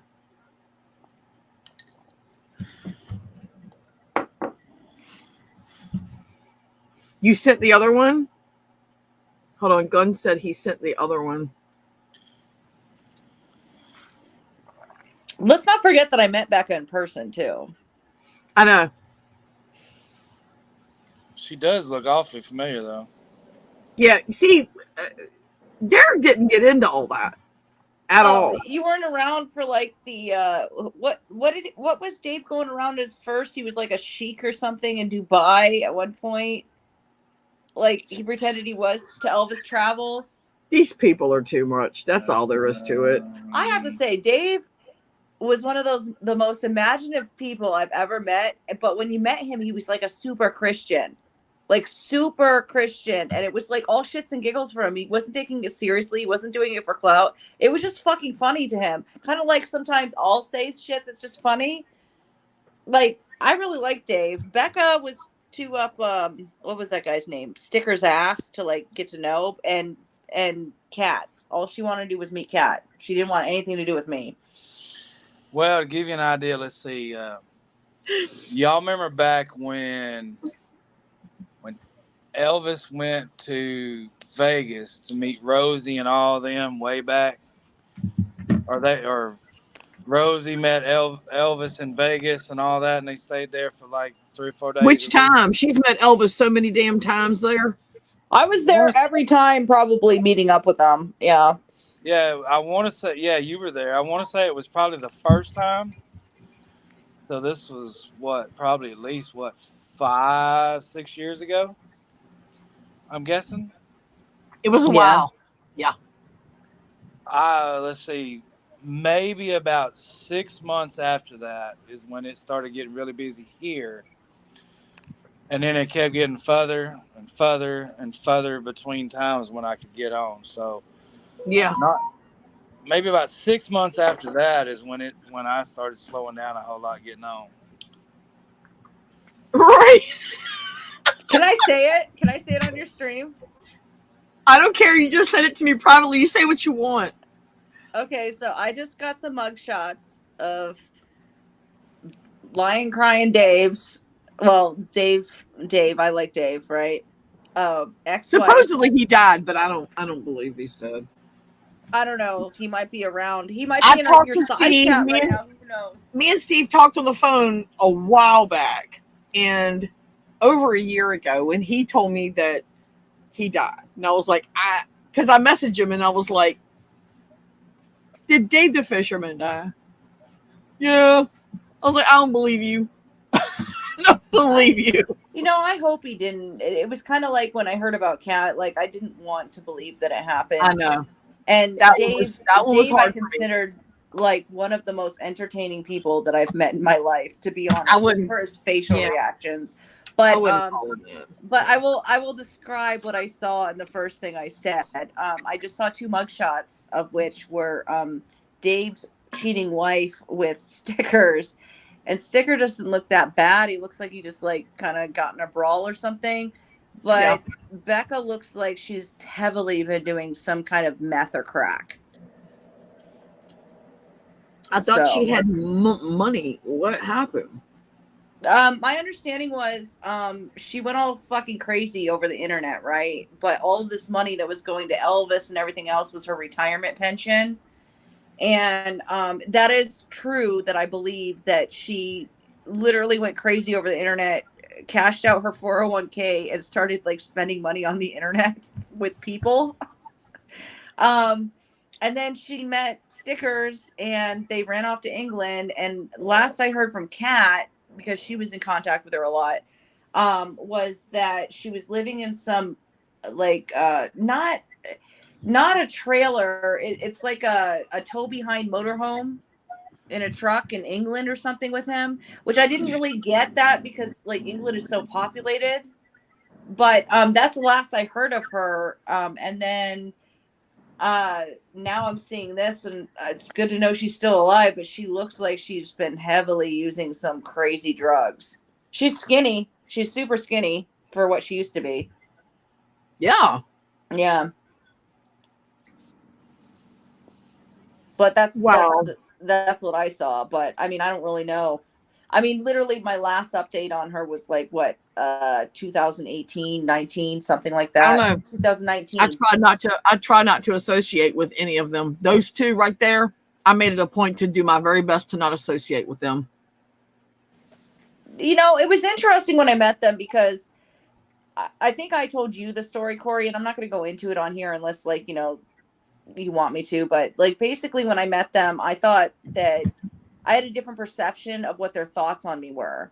And I didn't realize that they had this idea of me, and I was just like the bystander that would drive Kat around because they just wanted to meet Kat because I was this horrible person in their mind. Right. And when I met Dave, I also met Deb the RN, and Deb's old school before Dave. And Deb and I immediately hit it off. And so I think over the time they were a little confused that we were together because I was totally cordial. We were having a good time. Like when they would give me some slights or something, I wouldn't. Well, they don't know that you and her were before them. I don't think they did. I don't know. Maybe Deb did say something about that. I don't know, but the thing is we had a good time towards the end, and I thought we were all good. And then at the end, like they confronted me with something, and I was like, "What? That's not what happened." And they were all shocked. They were like, "What the fuck?" And I had the great time with the person that was involved with it. Like, I'm just gonna say Simple Simon. I mean, like, I think that's his name on here now. He can like tell the story if he wants to. But they all thought that I just left him at the airport waiting with his prosthetic leg. I've already heard this one, but you can tell them. Yeah. And so when I explained that, he was like, what? And then afterwards, he never really trusted me. But we had a great time. And I could see in him, like in different instances where they were in the limo and like Beck was throwing up everywhere, him and Stickers. But like when I met them, it was like Stickers, and I think that was his name. I don't know what his real name was, but Stickers and it's Becca. 222 Make-A-Wish. Yeah, we're always together. And then it was Dave and me and Deb the RN just chilling, but mainly me and Deb the RN. And then I think, like, I don't know, maybe Deb can come on and say something, but I think during that time, because I didn't realize what was going on in everyone's mindset because they were being polite, I guess. But at the time, I think that Deb was like, dude, like, I really don't think she did this. But I'm not going to like go against my friends and like, you know, argue with them about it, you know, but I think she was kind of convincing them that I wasn't that bad. Right. But mind you, I know it sounds confusing, but mind you, just imagine I'm best friends with somebody. I'm driving her around to different states and stuff. Right. And she gives like this perception to these people that are coming into town doing a stream house of something completely different than what I am. And when I show up, she's like, oh, you just got to deal with her because she takes me around everywhere unless you want to like, you know, give me a limo everywhere or whatever. Right. And so they're dealing with me because they think I'm this horrible person. But yet when I show up, I'm not that horrible person. Right. So it was kind of like at the end of it, I wish that it would have been clear. I wish they came back and we could have done it over and they like realized what the actual situation was, like, because I Right. had so much fun with Dave. Like Dave was like, I mean, and he really was like a Bible thumping guy. Like he was like a good moral Yeah. person in 1950 standards, if that makes sense. No, a real true blue Christian Bible thumping guy wouldn't have done the shit that he did online. He was playing you. He was playing you. No, it was just like kind of like one incident where like I was at the MRI and they were all on a limo and they went all out to get Kat this limo, right? And it was for her birthday and it was also D-Dub's birthday. But the day that I met D-Dub, which is so strange because I grew up next to D-Dub in the next town and we like knew a lot of people and his mom still lived in the same place that my mom lived and we could have like crossed each other in high school or something. It was crazy, right? But we ended up meeting because Rosie was doing a chooch with D-Dub. It was through Rosie. And I had an MRI during Kat's birthday, which also happened to be D-Dub's birthday. So I did that. Do you remember when I did that stream snipe where I just like showed up? I was like, hey, because I was like right around the corner. Well, then they decided they wanted to do it too, but then they got. I didn't know. Now remember, we just talked about this. I didn't know about any of this because I was completely absent. I had no idea about any of this. Right. So then they're looking for her, but while they're doing it, like stickers, Simple Simon, he had a different name at the time, and Becca were like sucking down Fireball in this limo. And Dave, he's like this, like what I'm saying about Dave is like he didn't want to go on party. He wanted to sit at home with his dog and just watch TV. He wasn't like the party guy. He was like morals, like, it's past 9 o'clock. Let's like fucking stay in type deal. But he wanted to make sure that his wife had a good time with Kat, right? Right. Well, they couldn't find Rosie and Dee. And so Kat's texting me from the limo. Oh, I fucking hate drunks. Like all these people are drunk. They're puking all over the limo. Go to the stream house. We're going to be back in a minute and pick me up. So I show up and nobody's there. And it's just Dave and Deb the RN, and Deb's outside smoking a cigarette or something. I don't know what she was doing. And that dog, Sophia, hated me. And I was so deathly afraid of Sophia. So she starts barking at me like, oh my God, this is so crazy. And so who was Sophia? It was Dave's dog. Oh. Yeah. And it was a big dog too. Like, so Dave comes out. He's like, what the fuck are you doing here? Like, you thought I was like going to rob the house or something.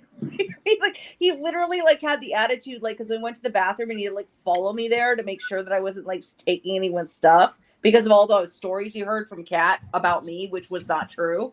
And so like, I come out, I'm like, oh, well, everyone's throwing up in the limo and Kat said to come pick her up and, whatever. And I had to tell Dave that there was some puke incident in the limo. Okay. And he was pissed. He didn't know. No, he didn't. He was pissed. So the limo shows up and like, it wasn't even that bad. It was like just a little bit of spillage. And I was like, I was talking to limo. He was trying to tip the limo driver. Like, dude, don't give us this $1,000 deposit thing going on. I was like, dude, I will like literally pull the Bissell. Cause I always have like a Bissell in the back of my car. Right. I'm like, I'll pull out the handheld Bissell and clean up this like little spot. Like it's not, I'll clean the whole limo for you don't do this. I'm trying to help. And then Simon, he had just gotten his prosthetic leg. Right. And so we had like bonded a little bit beforehand, but he was so considerate of me. He could have like not broken his prosthetic leg and like plowed into me and knocked out my teeth because he lost his balance, or he could have like broken his prosthetic leg and fell into the truck, and he chose the truck like for me. So like during this time, Kat's like, let's just go home. And like, there's all this shit going on. Right. And like, I was like nobody knew what was going on with Simon until I walked into the house.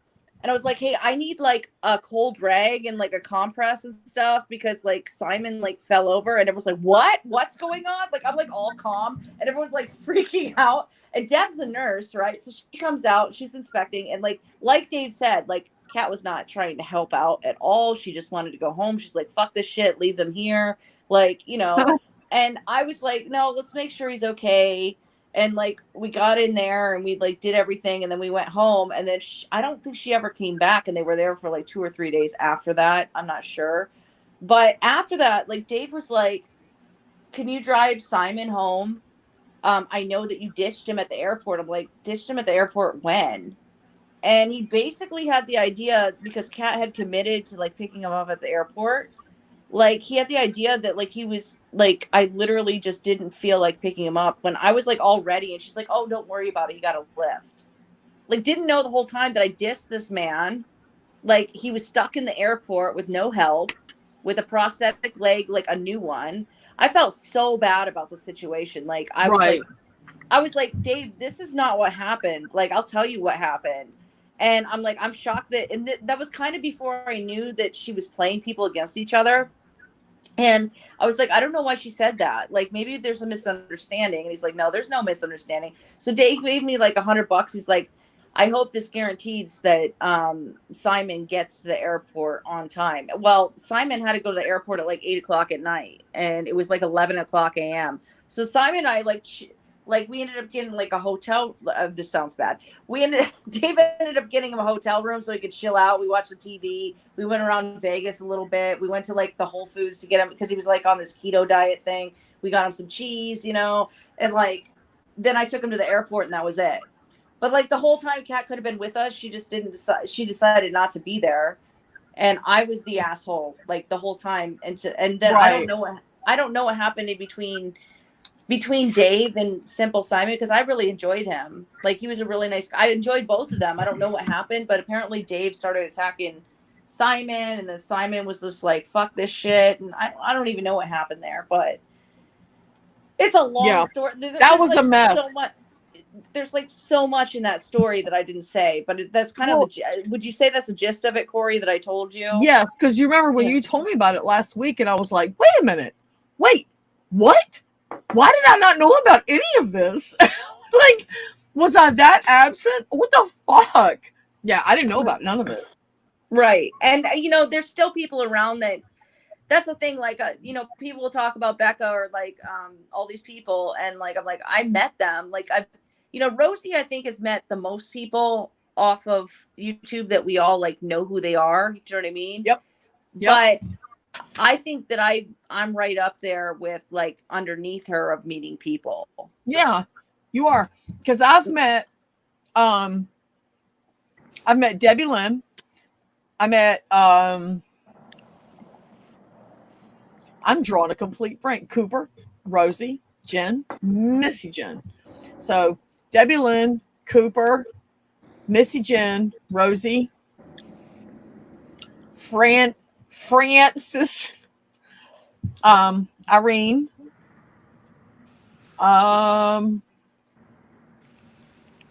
shit, there were a bunch more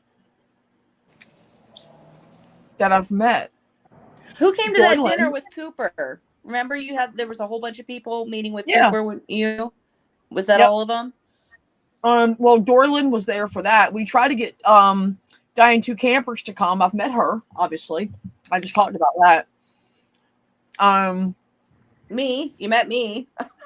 You? Obviously. Yeah. There's a bunch more. Why can't I remember them all? I've met a bunch of different You might have YouTubers. met more people than I did, though, then.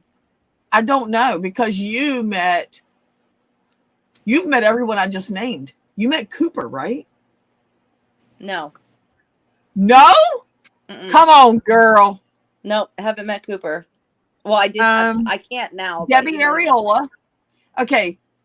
Debbie Areola was one of the best ones I met. She's fun. She's fun. Oh, you met D-Dub, too. You met D-Dub. D-Dub? Yeah. I already lost count. What the fuck? I quit counting. No, but I think you met more people than I did. I think you did. Your son is a YouTuber. Met him. Yeah. So is your grandson. I met Happy Pizza. Oh yeah, Aaron and Jack. Happy Pizza. Yep. Who else did I meet him? I don't remember. There was a bunch over the years. I mean, my God, I met everyone in the community in February 2015. I started meeting everybody. So oh, that's right. You went to the pig roast. I went to the only 2 cookouts that she had. I went to both of them. I so wanted to go to one of those. Yeah. The second one she had, I lived in Florida, so me and Doug just made the drive. And Debbie Areola drove from DC because she was with her daughter, staying at her daughter's at that time while her daughter was taking a course in the military. So she drove from DC to Debbie Lynn's in South Carolina. And we all slept in the den. Me and her, she brought 2 air beds. So me and Doug slept in one air bed. She slept in an air bed. And Debbie Lynn slept on the couch. We all slept in the den, and it was great. It was hilarious. But Oh, don't forget I met Mallory too. You met Mallory? Mm-hmm. Okay. I never met Mallory yet. And I say yet because I'm sure I will, because we live in Florida. I have not met Mara, but I'm gonna meet Mara. Y'all still over Jacksonville way, ain't you? Yep. I don't know. I mean, it's like a mission almost for me, that not like I'm going to pursue it, but it's a mission for me to keep count, and I've already lost count just tonight. Yeah. So I need to make a list. Yeah, you know, Debbie Lynn and Mara are on my top 2 that I want to meet in person. Oh, and I met oh shit. What's her fucking name? She's on my YouTube. I mean, she's on my Facebook friends. Hold on. She was an RVer too. Look, Chick said you met Dory Lynn. Chick, I forgot you were even in here. Yes, I met Dory Lynn. I always wanted to meet her too. I tried to get you guys to go to the stream house, but it ended up with like fucking knife throwing and stuff. Yeah. Hold on, I gotta ask. What's the stream house? What are y'all talking about there? That's like if you go to like an Airbnb and you rent the Airbnb strictly to do the streaming, and everyone comes there and they all stream on their channel at the same fucking time. Like when D-Dubs was being paid by Side Chat to attack Mallory. It was not good.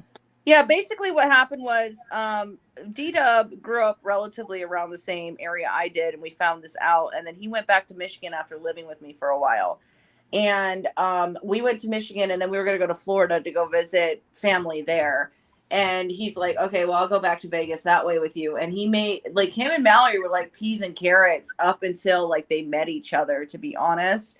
So he's like, well, Mallory's in Florida. Let's like do a stream house in Florida. So at that time I got this beach house, and it ended up like the second day, like in almost a stabbing. It was like insane. It was just like insane. Yeah. And all the shit was being said on D-Dub's Side Chat, not hers. And I grabbed every single comment that was being said. I didn't ever utter a word. No one even knew I was watching. Right, because if you remember, I was like wasted on the balcony with Mallory. We were doing our own streaming thing, and we didn't know he was like pissed off. And like, here's this guy that like he stays at my mom's house. Like, he's still friends with his family is very good friends with my mom, and they have like Sunday chicken dinners and stuff. You know what I mean? So like, I didn't know where this was coming from, and it was like so fucking confusing. And then we have like Mallory streaming from one room on her computer, and on another we're like on the balcony, not realizing what's going on. And then like, I'm trying to de-escalate it by just like telling him whatever the fuck he wants to hear, so he doesn't stab Mallory. Like, I mean, I was watching on your stream, his stream, and her stream, and I was just sitting there watching, and I never said anything other than hey at the beginning. And then as the alcohol started to flow, I got quiet and I just started watching, and I could see where it was going. Everyone was throwing money at him and saying, you know, if she falls over the balcony, what a tragic accident, make it happen, that kind of thing. So the only thing that fell over that balcony was me puking almost on the car. Here's me. I'm over here grabbing, I'm grabbing whole Side Chat things and having to save them as D-Dub Side Chat 1, D-Dub side chat 2, D-Dub side chat 3. And then I was going Mallory side chat 1, Mallory. So I was trying to keep in order, and I had the timestamps on them so you could see what was being said when. And it was all coming from his. She did say some shit that was probably not the nicest thing, like insulting his cooking. It did not warrant what they were telling him to do. And Right. yes, the buck stopped with D-Dub. He was responsible for his own fucking actions, but he was driven by money. And yes, I called Cooper out on it afterwards. We had words, and he agreed that he was wrong. He first tried to say he didn't do shit wrong, and then I said, I have all the screenshots. Do you really want me to put them out there? And he just was like, okay, blah, blah, blah. We had our conversation. And you're reminding me too. I remember we were at my mom's house, and like we ordered these cabinets, and they did not come for like, I mean, we literally had this huge ass, the first cabinet you had to put in the kitchen, like in the back of my Cadillac, which did not fit, halfway hanging out, trying to get it to like fucking Spring Arbor, right? From Jackson. And we're like sitting here doing this, and like D-Dub gets this call, and like, who was that one chick that got D-Dub the phone? I can't remember her name. She's kind of eclectic. She lives in a van. I don't know. She ended up feeling burned by him. I can't remember her name. I can see her face. She's really pretty. She's kind of like a. See, I don't know because I wasn't part of any of that. It's just that when you did that, you know her very well. And right. I can't think of her fucking when name. When you did that stream house, I just was like everyone else, and I wanted to see. I'd never watched a stream house before. I think yours was one of the first ones for the boy, if not the first one. And what it boiled down to was I kept seeing him getting more and more irritated. Mallory was watching her own side chat. She didn't know he was getting that irritated. So she would throw her little subtle shit marks, just little remarks. Gunn but said they were telling him. Doctor lady. Huh? Gunn said something about, the doctor lady. No. It wasn't Sunny Van Dweller. It was somebody else. It was, I don't know. But, going back to that, Mallory was streaming from the house, and she was also streaming from her phone. So whatever happened, I think she has gone back and actually like endured watching what happened in the house when she was outside, because whatever happened, he was going to like throw her laptop like in water. Like he was going to destroy it. I'm like, don't do that. Like, don't do that. Right. And I didn't know where he was coming from because I didn't even know I didn't know where this was coming from because I was outside with Mallory on the balcony. So my husband was fed up with it, and he's like, "Fuck this shit. This is supposed to be our family vacation. They can." I remember all that. Yep. And I knew that it was not Mallory, and so we basically like did this whole spiel, like, "Get the fuck out of my house. You're all leaving." And I told D-Dub like silently, which is probably on Mallory's stream from the inside. I'm like, "Look, D-Dub, just like go to here's $100. Go to the fucking Denny's. We're gonna finish out the streaming house, and we'll pick you up. We're not gonna leave you high and dry in fucking Florida, okay?" Right. But the thing is like what people didn't see was that everyone was kicked the fuck out. All the streams ended. D-Dub, like that one where I was saying that, like her computer was turned off and unplugged because I didn't want him damaging it, right? And then I went upstairs when she was supposed to be leaving. And I said, "Look, Mallory, like you can stay. He's gone. It's fine. Let's just have a good time till we have to leave. It's all cool." And she's like, "After this incident, I cannot fucking stay. I'm sorry." And I'm like, I understand. And I literally was so tired. I passed out for like 2 hours, and then D-Dub came back and helped us clean up the house. And then we got the fuck out of there. But like the thing is like it was a strategic move to make sure that nobody was stabbed and my husband wasn't like pissed off at me. Do you know what I mean? Like, and to this day, I'm still friends with D-Dub. He has changed his life. He's with the Lord. But like the thing is like I always knew that he was decent. I just didn't know what the fuck was going on that night. Like I didn't know where it came from. I did because I was watching all 3 streams, and then your streams kind of went blah because you went to bed. So thankfully, because I only had to watch 2 streams and document. And I still, to this day, have all my screenshots. The next day, I sent Mallory every fucking screenshot and said, Mallory, you didn't even know I was there. I was watching the whole thing. And then here's every screenshot. She was like, I don't know. I can't document anything or whatever. He removed his stream. I said, it doesn't matter because I've got it all. I knew he was going to remove his stream, so I have it all.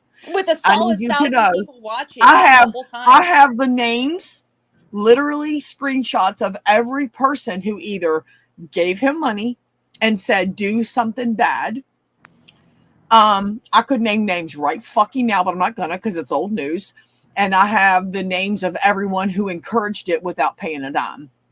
So when I hear someone say back in the day when it all went down and it got talked about and they said, I didn't have nothing to do with it, I'm sitting there going, you're so lucky I don't want no part of this drama because you got every fucking thing to do with it. I got the screenshots to prove it. I always say, like, I had nothing to do with it, but, like, I'm the one who facilitated the house. But, you know, like, we were literally on the porch, and you know how I had that wraparound porch? Like, D-Dub was talking to us. We muted the microphone, and he's like, okay, well, I'm going to go in the back. And, like, I come around the corner because I forgot the code to the front door. I'm trying to get in the back door because I know it's open, right? And he's, like, stewing on something. And he's, like, a brother to me, like, literally, like, if I touch him, it's like brotherly. Do you know what I mean? So I put my arm around him. I'm like, dude, like, what's the deal? What's going on? And he's like, don't touch me. And I'm like, what the fuck? Like what happened? Like, I didn't know from that point of going around the corner following him what happened. Like, I had no idea. Like, and I'm just like oblivious because I'm not watching any of this. Like, my phone kept on like getting bad service and stuff. You remember it was like stuck in the kitchen, and like whatever was happening in the kitchen was happening. Yours was in the kitchen. I remember that. But I'm gonna tell you right now, I went to that side chat. I went to D-Dub's side chat, and the one thing I said, because like I said in the beginning, I said hey to everybody. Mm-hmm. But when I saw it going south, I got quiet and I just watched. I don't remember. I was doing something at the same time. I was just watching. And I saw it getting serious.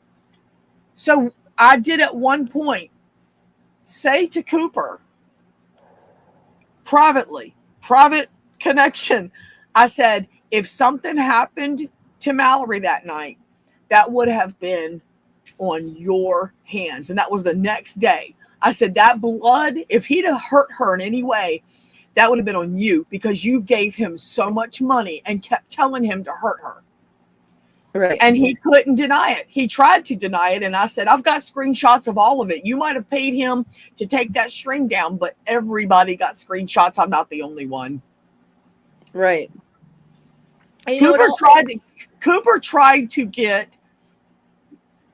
him to really fucking hurt her.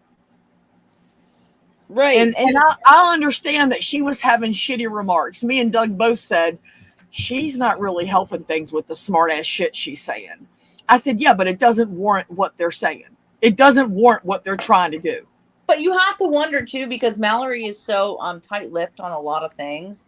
You have to wonder what was said to her, and nobody knew what was said to her too.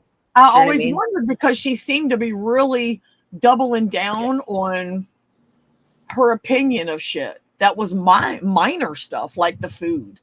And I was like, maybe people are letting her know that things are being said, but it didn't matter because the weapon ended up in his hand. And everybody, and I can name all the names, gave him money. And it shows, you know, when you donate to somebody on their super chat, it shows up. Right. So every single time somebody super chatted him and then made a comment, I got a shot of it. And he used to, because he doesn't drink anymore, but he used to, like, if you got him on the wrong liquor, he used to like black out on that shit. I mean, just look at him in oh god, that incident with what was that guy, what's his name? He has a really offensive name. It's like something black guy or Black Bigelow. Remember Black Bigelow? Black Bigot. Yeah, Black Bigot, but then it went to Black Bigelow because he got banned or something. But no, Black Bigelow because his Lamont at Large channel got huge, and people found out that he was also like bigot. Lamont at Large, his channel where he goes and talks about crimes. Yeah. Have you ever He seen has it? multiple ones. He's like an instant success, like every channel he makes. Lamont at Large we watch it every week. He's very good about talking about these crimes. We watch him every week. Me and Doug, Doug calls him Lamar. He calls him Lamont. He calls him LeMay. He just jokingly calls him all these names and goes, "What's Lamari doing?" I said, "Lamont." Lamont. He goes, "Yeah, put on Lamonte." I'm like, "It's Lamont." But we watch him every week. See, I haven't caught up on his channel in a long time, but last time I saw he was like trolling a little bit with that other true crime channel, the girl that had the dreadlocks. What's her name? The one that got out of prison. She got famous for her prison stories. I don't know. That's oh new. God, what is her? Christina Randolph. I've never heard of that name. She got rid of her dreadlocks, and he was like, "Girl, why'd you get rid of your dreadlocks?" And he's like you could tell he was freaking trolling because he knows if he watches her channel, she's got a husband and children and shit like that, right? But if you remember back, like they went to Mardi Gras together, him and D-Dub, and D-Dub did some really fucking crazy offensive shit in front of cops. It was like, fuck the police, and like going all crazy. And he did not remember any of that shit afterwards. Like none of it. Like, so really? Yeah, no. So like the thing is like, I think there was like a lot of trolling at play, but like from the outside into the stream house, because they literally were like peas and carrots before they showed up. And then there was an incident with the bedrooms, because you remember I showed you the streaming house. I was like, Corey, you got to come out here. We got a whole bunch of bedrooms and stuff. Well, and I told you I can't make the trip. We got work and shit. I wanted to come so bad. Well, it's a good thing you didn't come out, because literally it was like 3 bedrooms, and then because it said it slept like 20 people or something, and it looked like a huge mansion on the beach, right? And there were like 3 bedrooms, and then this one foyer thing that was supposed to be like a half bedroom, half like living room thing with a bed. That's in it. where the fight started, was the bedroom versus the separated sheet room. And Mallory needed to have the bedroom. She had her cat. She called that bedroom before we even left Michigan. She called it. It was hers. She needed it. She had a cat. Showed up like 15 minutes after us, and D-Dub was like straight up like, "Hey, can I take that bedroom?" And like my husband was like, "I don't care. Like, go ahead. She's not here." Right. But he didn't like realize that like the downstairs, it actually wasn't a bedroom like they said it was. So then Mallory, like he had already moved in, right? And Mallory shows up 15 minutes later, and she's like, "Well, let me look at the other room," because she knew that she already called that room. And I was like, "Okay, well, he wants this room. Like, do you want the one downstairs?" And she's like, "No, this isn't enough privacy for me." Even though it had its own bathroom and stuff, it was like kind of like a shared bathroom with the whole downstairs. And I said, "Okay, well," and then I told D-Dub he has to like move downstairs. Like, and because Mallory called this first, and we don't know her. I lived with D-Dub. Like, it's not even like weird for him to be in an exposed area, because he's like practically family. I'm like, we need to make Mallory feel comfortable. She's the guest, you know? And she had the cat. Yeah. She had Tia. So that was like a big contention that started it all. And then everybody played off on it. But the thing is I have to say with that Airbnb, it pissed me off because that was supposed to be an extra room.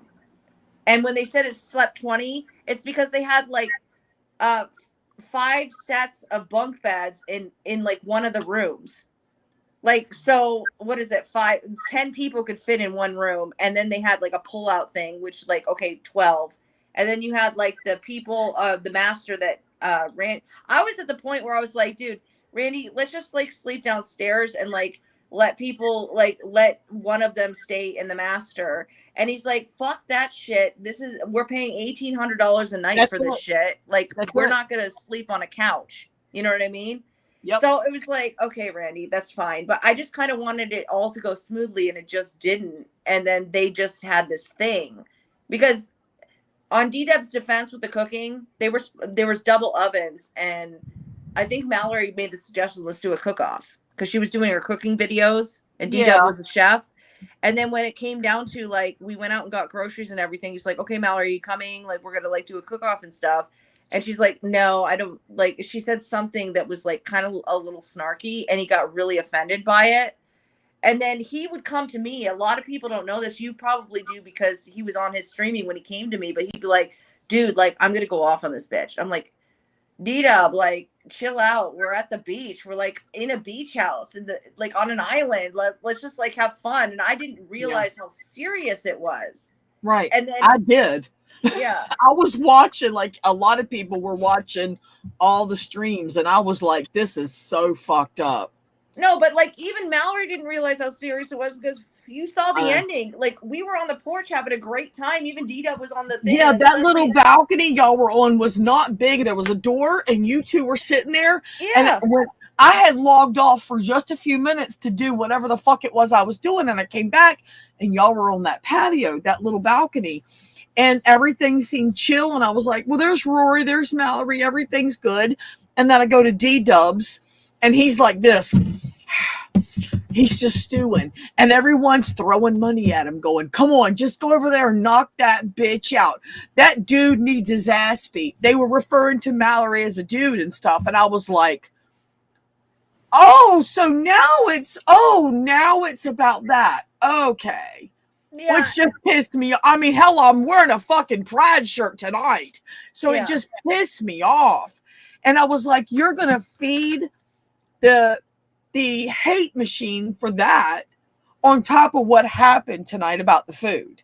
And then the room. And how dare he come in and just take over the room like that? And I was like, oh, hell no. Yeah. And I kept my mouth shut. That's another, I mean, that's a huge fucked up thing that Cooper was the one fueling it too, like saying he.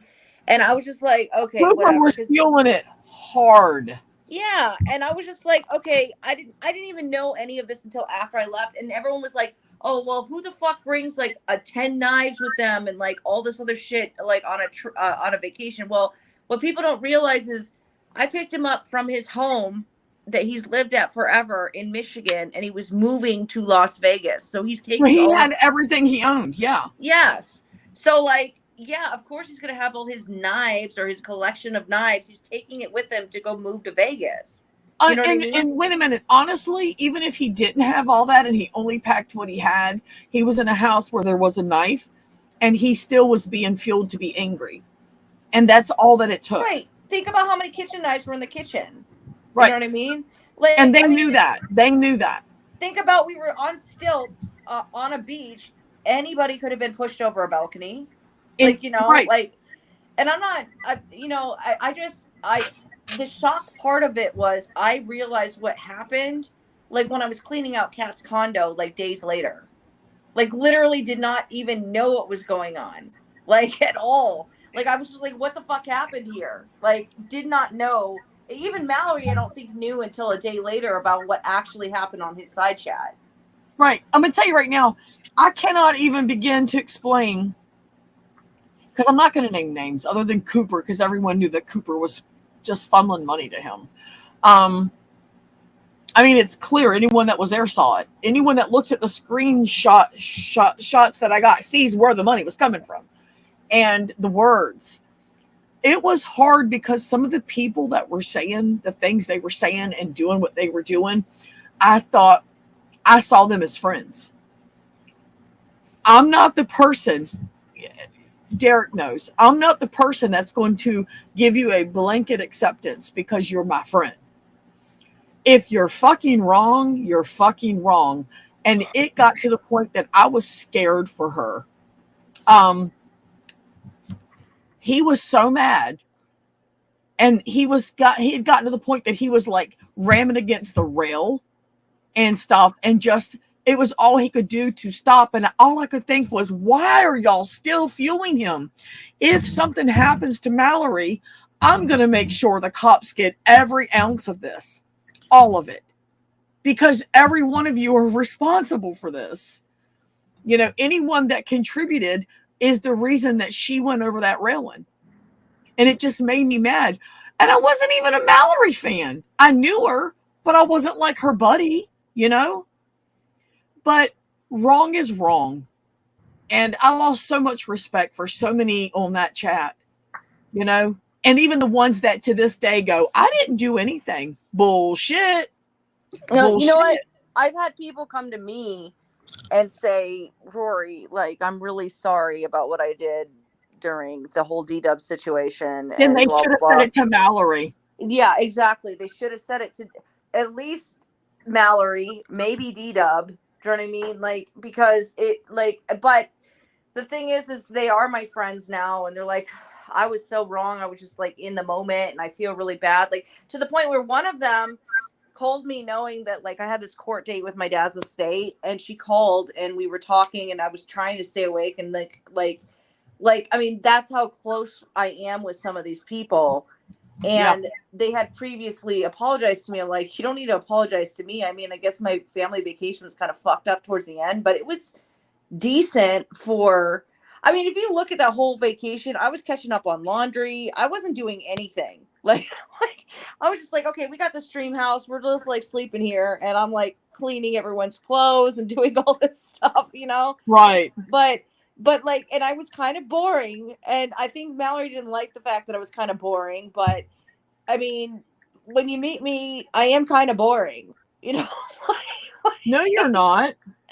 Well, I'm not that boring, but I mean, like, even you've said, like, I asked you, okay, I'll ask you here, and you answer the question. Like, when you met me, how was the expectation of what you thought would be happening to, like, what actually happened? Yeah.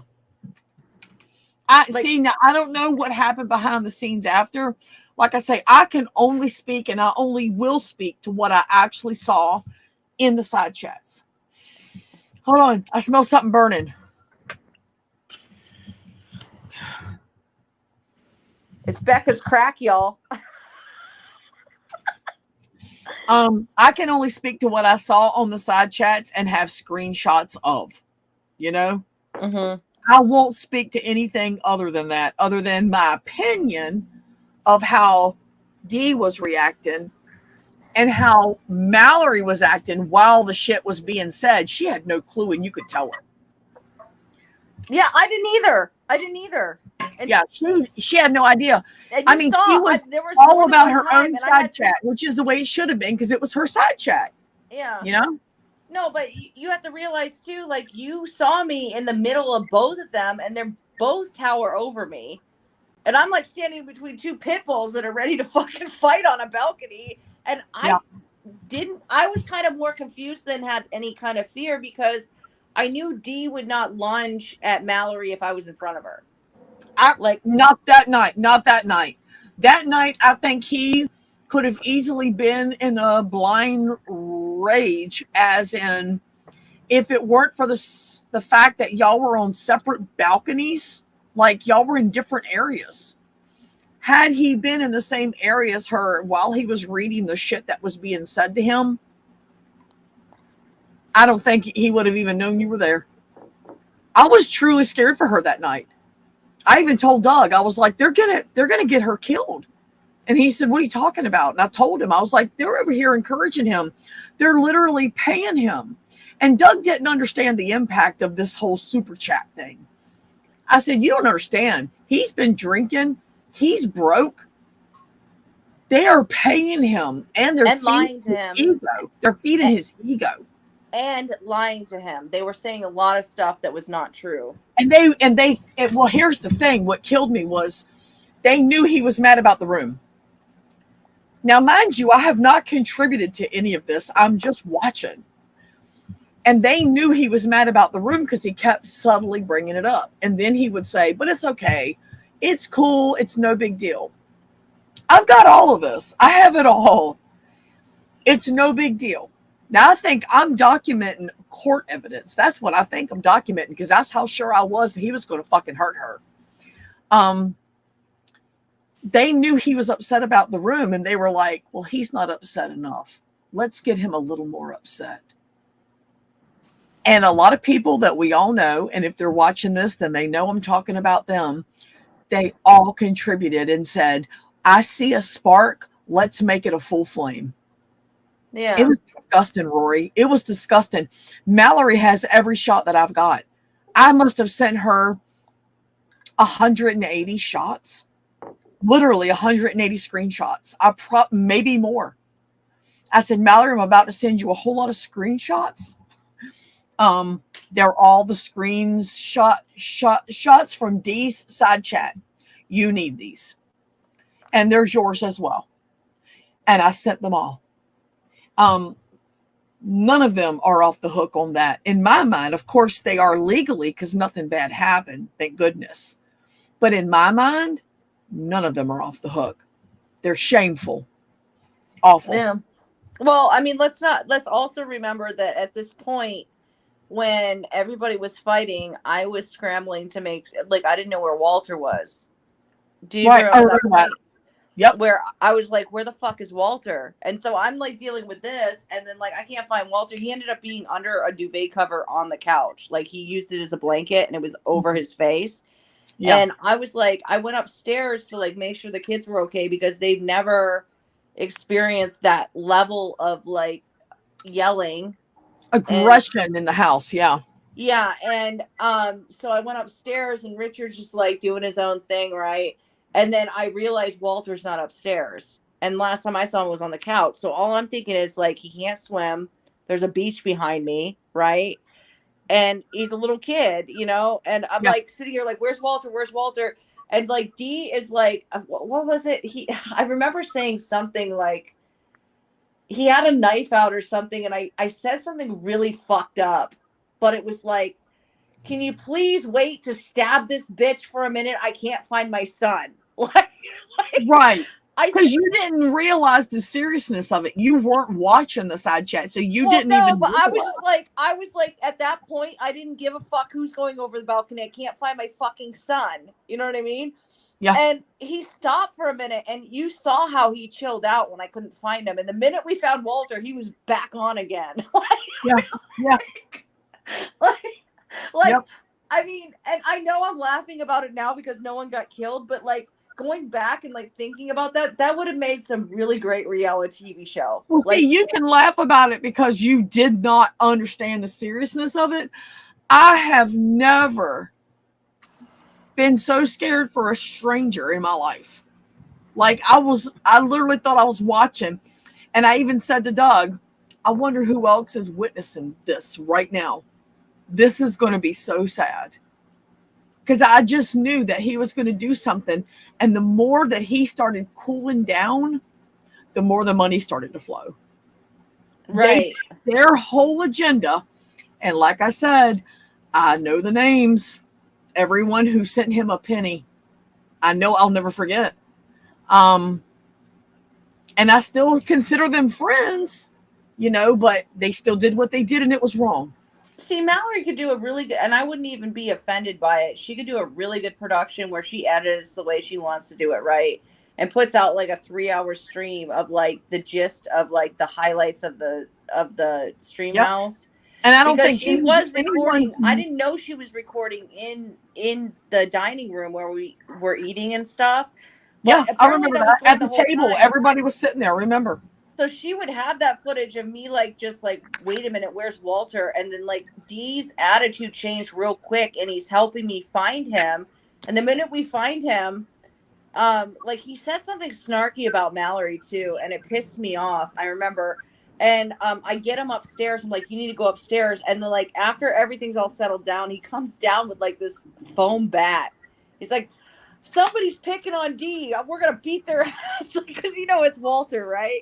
Yeah. And I'm like, no, you go back upstairs. And then the thing that like really hurt my feelings about the whole situation too a little bit, but Walter's like more aware. Like I explained it to him later. Dee had some nasty shit to say about Mallory, and like Walter was her little sidekick the whole time.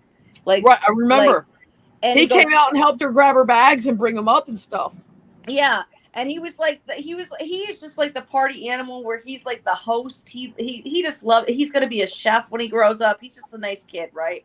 And, and then, so Dee told him, he's like, you know what? He's like, why was everyone screaming? Why was everyone mad? He's like, because we found out that Mallory lied to all of us and she's really a man. And like, Walter's like, what? Like, Like, and because D like lives with us and stuff, and he's like kind of like an uncle to him, he was like, oh, that's not cool. And then like after the situation, like after we got out of the house, I'm like, Walter, like it doesn't she didn't lie to you. She's really a woman, okay, dude. Like and then I had to explain the whole transgender thing to him, and he understood. But you can hear me even on her thing, like saying, like, you can't say that she's a man. Like, don't say that. She's like one of the girliest girls I know. Like, you know, she's girlier than me. You know what I mean? And Mallory has more sass and attitude than any chick I've ever met in my life. right. And I've always defended that if people want to throw that out, and then there's like manatee and like all this other stuff. And I was just like, I was not participating in it. And then there was this one point where I was exhausted and I was insisted to come up on panel, and I was like, had been cleaning, like literally the whole family and D were off in Panama City Beach, like doing their thing, vacationing. And I was like clearing out cats because there was a timeline to find some persons to send to somebody because their sister was dying and they purchased it for their sister. Right. Yeah. And so I was like clearing out all this stuff, and the kids had to go to school, I think on the 9th. And it was like the 4th, and I stayed up 3 days straight with like 2 hours of sleep in between, like just passing out, right? Cleaning up her place. And everybody else is like, I'm not doing this. Like, fuck this shit. And like, when I say I touched all of Kat's assets, I did, like, throughout the whole thing. Okay. But like the whole, like, I was tired, and then Mallory wanted me on panel, and I'm like sitting here packing up the shit. I have no sleep. And she's like, he brought all his knives and stuff. And then I made this joke because I just was like, this is so stupid. Like, why am I even like getting like thrown through the coals through this? And I go, well, I'm glad he didn't pull out his gun. Well, he didn't own a gun. I just said that, you know, but then it was like this big debacle that, oh my God, Mallory could have gotten shot and all this other stuff. But it was like, I was just like done with it because it was just like, so like, I just want to get, like, I was being abused at the time by Kat. Okay. And like, on top of that, I had this timeline to get my kids to school, and I was doing all this shit, and then this happens to me, and I don't even know what's going on here. Like, I'm just like, what the fuck? Yeah. But in all seriousness, I'm still friends with Mallory, and I'm still friends with D. Like, D's actually better friends with my mother than he is with me that's right probably now. It's probably for the best because you were good friends with both of them. And I would totally expect your attitude to be that way because you didn't see all the stuff, you know, that was being said. But it just tells me that the people that I was watching that were fueling that, because D would cool down. He'd be fine. He'd be chilling. And they would be like, oh, he's calming down. And then all of a sudden you'd see the donations speed back up. And I was like, they are truly not going to let this guy calm down. I mean, he's responsible for whatever he does, but they're going to make sure he fucking does it. I had to wake up my heart patient husband out of bed, and he just basically said, get the fuck out of this house. Like, do you know what I mean? Because I was like, I don't think I said it to either one of them. I know I didn't say it to Mallory, but I think once Randy woke up, I think that D like realized it's serious because I don't fuck with Randy when he's sleeping. And when he was pissed that he got woken up, and he's like, get the fuck out of here. Here's $100. Like, we'll pick you up later. We're not going to abandon you in Florida. I mean, like, Mallory kind of expected at the time that we were just going to be like, okay, fuck you. You did this to him with no money, right? Fuck you. You did this to Mallory when we had plans to like go back to Vegas. Like, I'm not going to just leave him high and dry because he got drunk. Do you know what I mean? Right. Like, so, but like I understand, like, the thing is I understood her in anything that she was upset with me about. But I also know that I tried to make it right to her, and we still are friends, and she knows that I'm not a bad person. You didn't know. Yeah. Yeah, I didn't know half the time, but a normal person would see the behavior of D and at that time and tell him to get the fuck out. I didn't do that. My husband did. It wouldn't have looked that intense to you because you didn't know what was fueling his attitude. And just knowing him and him living with me for so long and stuff, I didn't know where it was coming from. Like, is he having a psychotic? What's wrong with him? Is he okay? Like, that's what I was thinking. I wasn't thinking like this is an asshole that's going to stab Mallory. I wasn't thinking that. There was one person Um, this person was not Cooper. This person was given little to medium increments back to back, just like, not that they wanted them to have this chunk of like this amount, because they could have gave it all at once. It was intentionally given in increments to keep feeding the fire. And I knew this person, in my opinion, I knew that they didn't have that kind of money, but I knew who their friend was and did have that kind of money. Not Cooper. I'm not saying Cooper. And I said to Doug, I said, this person doesn't have this money, but that person's friend does. And that person does not like Mallory. He said, do you think that person, I'm not going to name names, obviously. This isn't what we were using names. Yeah. He said, I'll use names if you let me, but well, you can use whatever names you want. I just am there. Like if I found out stuff, I'll fucking call people out. They're assholes. You know what I mean? What tells me is that these right people are my friends. Like, yeah. I still see these people as my friends. Right. And I said, and he said, do you think that person is giving them the money to do it? I went, I don't know what else to think, because this person doesn't have this kind of money.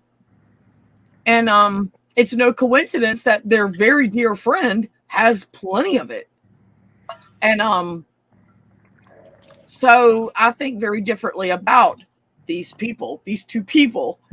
And anyone that just popped in and went, oh, I just got out of the bed, I didn't know this was going on. And yeah, he needs to be dealt with, that kind of thing, you know. And it's like, yeah, just you didn't fork out a chunk of money and open up your billfold doesn't mean you ain't responsible, fucker. You know. And you know, this is the sad part about the whole situation. I think that Dee and Mallory in real life, if you two had nothing to do with it, they would really get along. Because just for an instance, like, I came on YouTube and I was talking about Richard missing, right? One of the first people that called me was Mallory. And she's like, girl, you're going to be okay. Like, you know, and she tried to calm me down, because like, she didn't ever, maybe she never thought that I was like that girly that I'd be like all fucking crying about it. Right. I don't know, but she did calm me down. But the next person that called me right after that was Dee. And I swear to God, I would not have retrieved Richard in the timely manner that I did if Dee was not around. Dee literally drove from Rosie's house in his car, drove us all around San Diego. He you know, he has street smarts and stuff like that. He used to be a runaway. We were like hopping trains together. We were like in like crazy fucking homeless areas looking for him. I mean, we were doing all this other shit, but he was another body that was like huge, that like no one's gonna fuck with me. Because like at the end of the whole deal, when Richard was gone, I explained to him, I was like in some really bad areas. Your mother was in really bad areas looking for you. And I didn't have any fear in my mind that anything would happen to me, because all I was thinking in my head was like, if my son's in here, I can be here. You know, if there's a possibility that my son could be here, it was never like, oh my God, there's a scary person like that's going to come after me. Because Dee was like, Dee and my husband were there, but like there were times when my husband was like, I'm not going down there. And like Dee would be like, all right, let's go. Like, you know what I mean? And it was kind of like, yes, ma'am, I do. I've done it. Yeah, no, but like, I think he, maybe he wanted to fight a homeless man. I don't know. But like, I mean, we're not talking homeless people. We're talking about like crazy crackheads on the street. You know what I mean? And I would walk through these areas because, you know, everyone thinks that like San Diego and everything, like everyone's rich and like there's no homeless. They're all over the place. They don't have any cleanup. Yep. Like there were points where like we would be walking across these nice restaurants in front of a bank in like the nicest area of town. And there's this guy that literally can't pull his pants up because he's so high and he's naked. And then like we go around like the stadium and all this stuff, come back 2 hours later, he's still trying to pull up his pants. Like still trying to pull up his pants, right? And like me, I'm like one of those bitches that has no fear. I'm like, okay, let's do it. But the thing is like Dee, he didn't care about getting a parking ticket. He didn't care about anything. He had this new smart car that would like stop like in the traffic. Like the traffic is crazy there. Like if it was just me, and my husband doing it, like we would not have found Richard as fast, because like Dee was like, okay, let's go. And like he'd like park in these random places that we weren't supposed to, like if we got a lead, or like, you know, That's like he because was with Dee, us the whole time retrieving him, to the point where like we knew where Richard was at the end, and Dee like was like the lookout, and we like went to the this is the funny thing, we went to the fucking Goodwill and found clothing that did not match our like description of what he would like think of us as. So if like we did see him, like right. we were all in disguise. So I was like in like a hippie outfit, Dee was all preppy, like which is like so crazy, right? And like it was like a big deal to find him. And like even Dee, I still have his P.O. box key, because there was this point where you can't have like mace in that town. Right. So when we went to go like confront Richard, I took the mace and his key off, and I still have his key. I have to like get back to him or whatever. This is the last time I saw him, besides at my mom's house, but I forgot it. But like he literally like stepped up to the plate, like and was like straight up like on the prowl with me to find my son, you know. But these two people that hate each other were the first ones that were like, oh my God, girl, let's like, I got the emotional, like, let's get our heads together for Mallory. And then I got the, let's go find him from Dee. Do you know what I mean? Right. Like, and Dee drove, like, I didn't realize that Dee was so far away, because Santa Rosa, he was at Rosie's. Santa Rosa to San Diego is like a huge drive. It's like 8 hours or something crazy like that. Holy crap. Yeah, I was going to say that's San Diego's quite a bit south. But what's insane about it is, okay, so Richard bought this like month pass there, so we gave it to Dee, and then we made Richard pay Dee all the expenses that he had coming out to help him, plus the expenses of us going out there. And that was his punishment. Like we said, look, we had to go find you. We found you. You have to pay us to go find you. Because whippings don't work. I mean, that's what I did to Aaron. Aaron's thing is do whatever the fuck I tell you to do. Yeah. If I tell you to put the food away, we buy the food with our cash. You go your ass in there, you put the food away. I mean, we punish them in other ways. You're going to work it off. Right. Well, that hit Richard hard. But the thing is from that whole experience with Dee, he ended up buying a couple of properties in Mexico because it was so close to the border. I mean, like he thrived in San Diego once he got there, you know, and all he had was like a couple. He got his expenses paid down there for helping us, because that was Richard's punishment, right? And the bus ticket that he had for the rest of the month, and like Dee really thrived down there. So what is he doing now? He's a minister. He's with the Lord, and he's in Michigan, and he's a minister. Isn't that insane? I love you to death and everything, but I just don't know how far I believe that shit. He goes over to my mom's house like every Sunday. I swear to God. He is a minister, and that's easy to do. That don't mean that's who they are. Diane, his transgender mother, is now has now transitioned back, and is Lee, and one of my mom's best friends. And he sees my mom like every week, and I don't see my mom ever. Wow. Is that crazy or what? That is. Now, somebody came on the side chat tonight, and I don't know if they were fucking around or being truthful. Rosie is detransitioning? That is what her channel says. Does it really? I thought they were fucking around. She has a whole bunch of detransitioning videos on her channel. They said she got her boobs removed. I haven't gotten into watching it, but I'll talk to you later about it. But okay, yeah, but it appears that she has publicly said that she's doing it. That's all I'm going to say. Well, that is, I mean, it doesn't matter to me. I love her the same. My thing is Rosie's always going to be Rosie. I'm going to have trouble. Exactly. I'm going to have trouble calling her by whatever name she decides to transition to. I know her real name. But she'll understand if I call her Rosie for the rest of her life, I think. She's never going to change. She's still going to be. When Shay detransitioned, Shay was always she to me, because that's the way I met Shay. That's the way all of us met Shay. Right. And that's, you want us to call you by your chosen sexual identity, they're going to be just as accepted when you have a hard time not. Right. I would hope.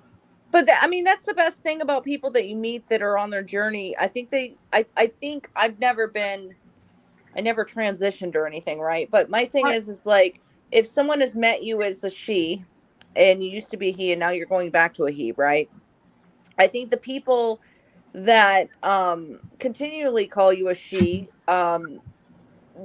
if you I think that the good people will understand that it's hard to go change the gender while you're talking, because you've met them and you've known them for so long, for that much. They're not going to judge you for saying, not calling them they or like he or she or whatever. You met them that way, just like Amanda Right. May. Remember Amanda May?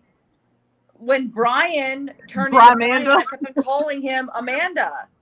But I've never called Amanda May anything other than a guy in drag, because that's all Amanda May ever was. She as Amanda May never had any surgeries, never took any shots, none of it. It did not qualify for me as she, but I still respected and called her she. Yeah. She absolutely did nothing other than put on a wig, some makeup, and clothes. That is not the same that Shay and Rosie and a lot of them go through so much more. So much more. Right. And Amanda May, Brian, doesn't get to just be a woman because they say so. In my opinion. I think the offensive thing with Amanda for a lot of people was that she was a cross-dresser, not a transgender person. Thank you. But Amanda May / Brian wanted to be considered the same as a female, like Rosie and a lot of the other ones. No. What? Because you put on some girl clothes and some makeup and a wig? No. Yeah, it was a money grab. Everybody else was going through the surgeries, the shots, the transition. You don't get to just claim that. You can't just do that. Because Brian only dressed up like that for videos. That was it.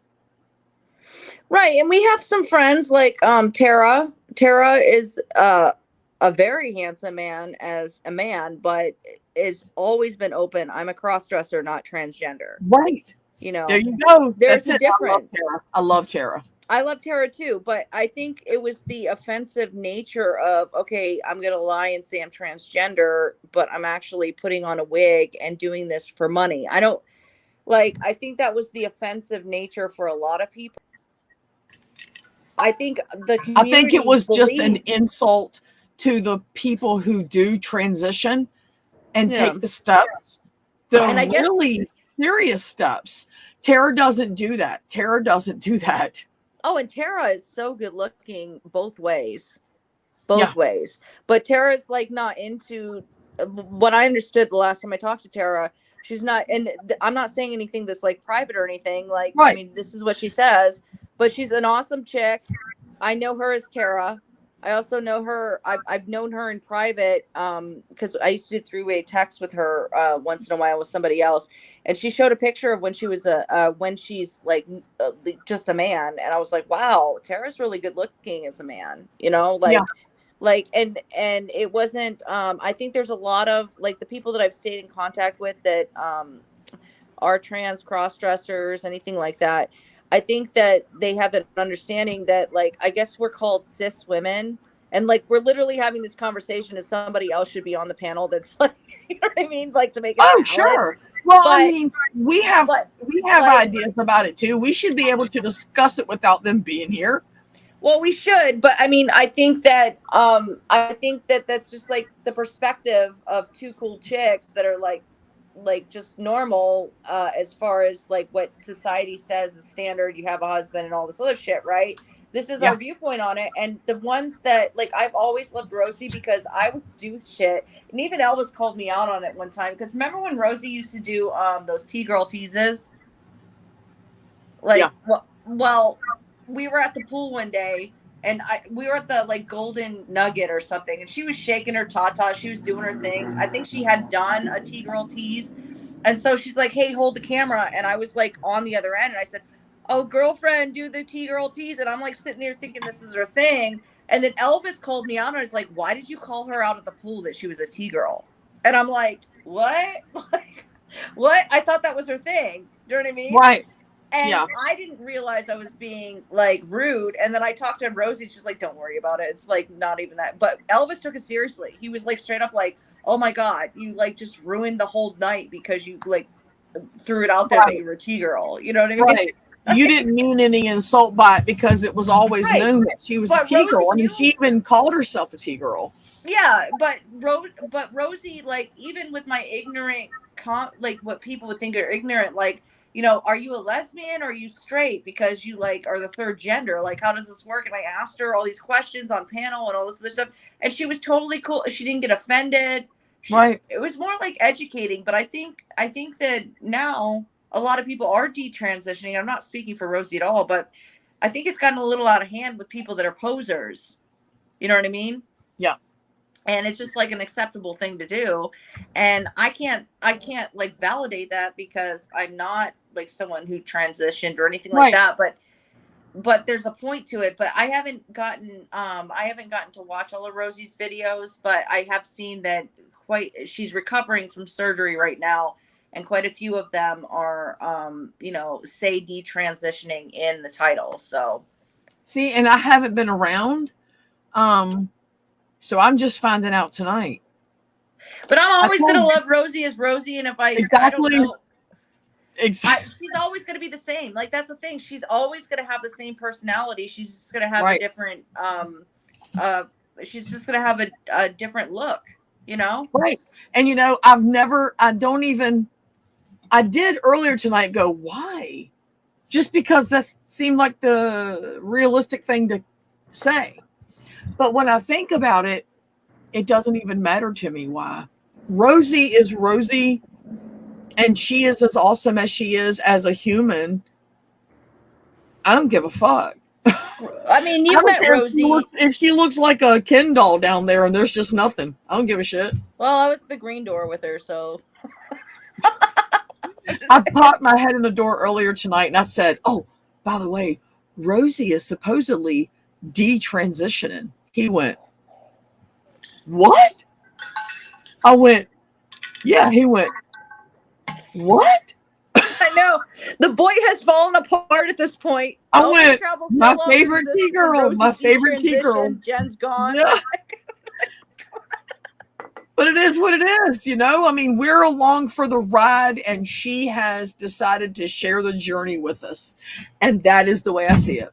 I know, but and she documents everything, and she's so good on her channel. Like when I wrote that book, the YouTube Planner, and I dedicated to her, I was like, to Rosie O'Kelly, the hardest working YouTuber I ever met. Like, I mean, you go to her channel, and she has like playlists of every single topic, and it's easy to find it. You can go on a binge watching them, right? Well, so if you Chick says she's writing a book about it. Oh, well, that's good. Yeah. Who's Chick? Chick's on the side chat. Everyone tells me I should remember Chick. I legit do not remember Chick. Is it Chick or Chic? Is it Chick or Chic? It keeps saying, I don't know. Chic, maybe Chick. I don't know. But everyone keeps saying, you remember Chick. And I'm like, I'm not going to lie. I don't. But clearly Chick's been around for a while. Name. I don't remember that. I mean, it's crazy because I'll come and I'll watch some of your live streams because I don't realize you come on, and then I'll look at the side chat when it's going. I'm like, oh my God, where's that person been? Oh my God, where's that person been? You know what I mean? Like It's crazy. And, all the people they've been from back in the day. Yeah, but my thing is like you met Rosie, right? You met her in person. Oh yeah, sure. So I mean, like like going away from that situation and like meeting her and seeing her and speaking to her and like physically touching her, right? Yep. I Hugged don't know her if in I them should big call, old tatas. yeah, I don't know if I should call her or him at this point because she's detransitioning. But the thing is like, you know, that's a soul in this world that betters the world. Do you know what I mean? Like, you know, that there's like, Absolutely. you're lucky Yes. to have met her. And I don't really think that her personality is even gonna, I don't even think it's gonna like change. I think it's Nope. just gonna like kind of just transition into something else, but it's gonna be the same personality, if that makes sense. That's it. Yeah. Rosie, I'm a better person for knowing her, and anyone who's had a chance to meet her is a better person for having met her.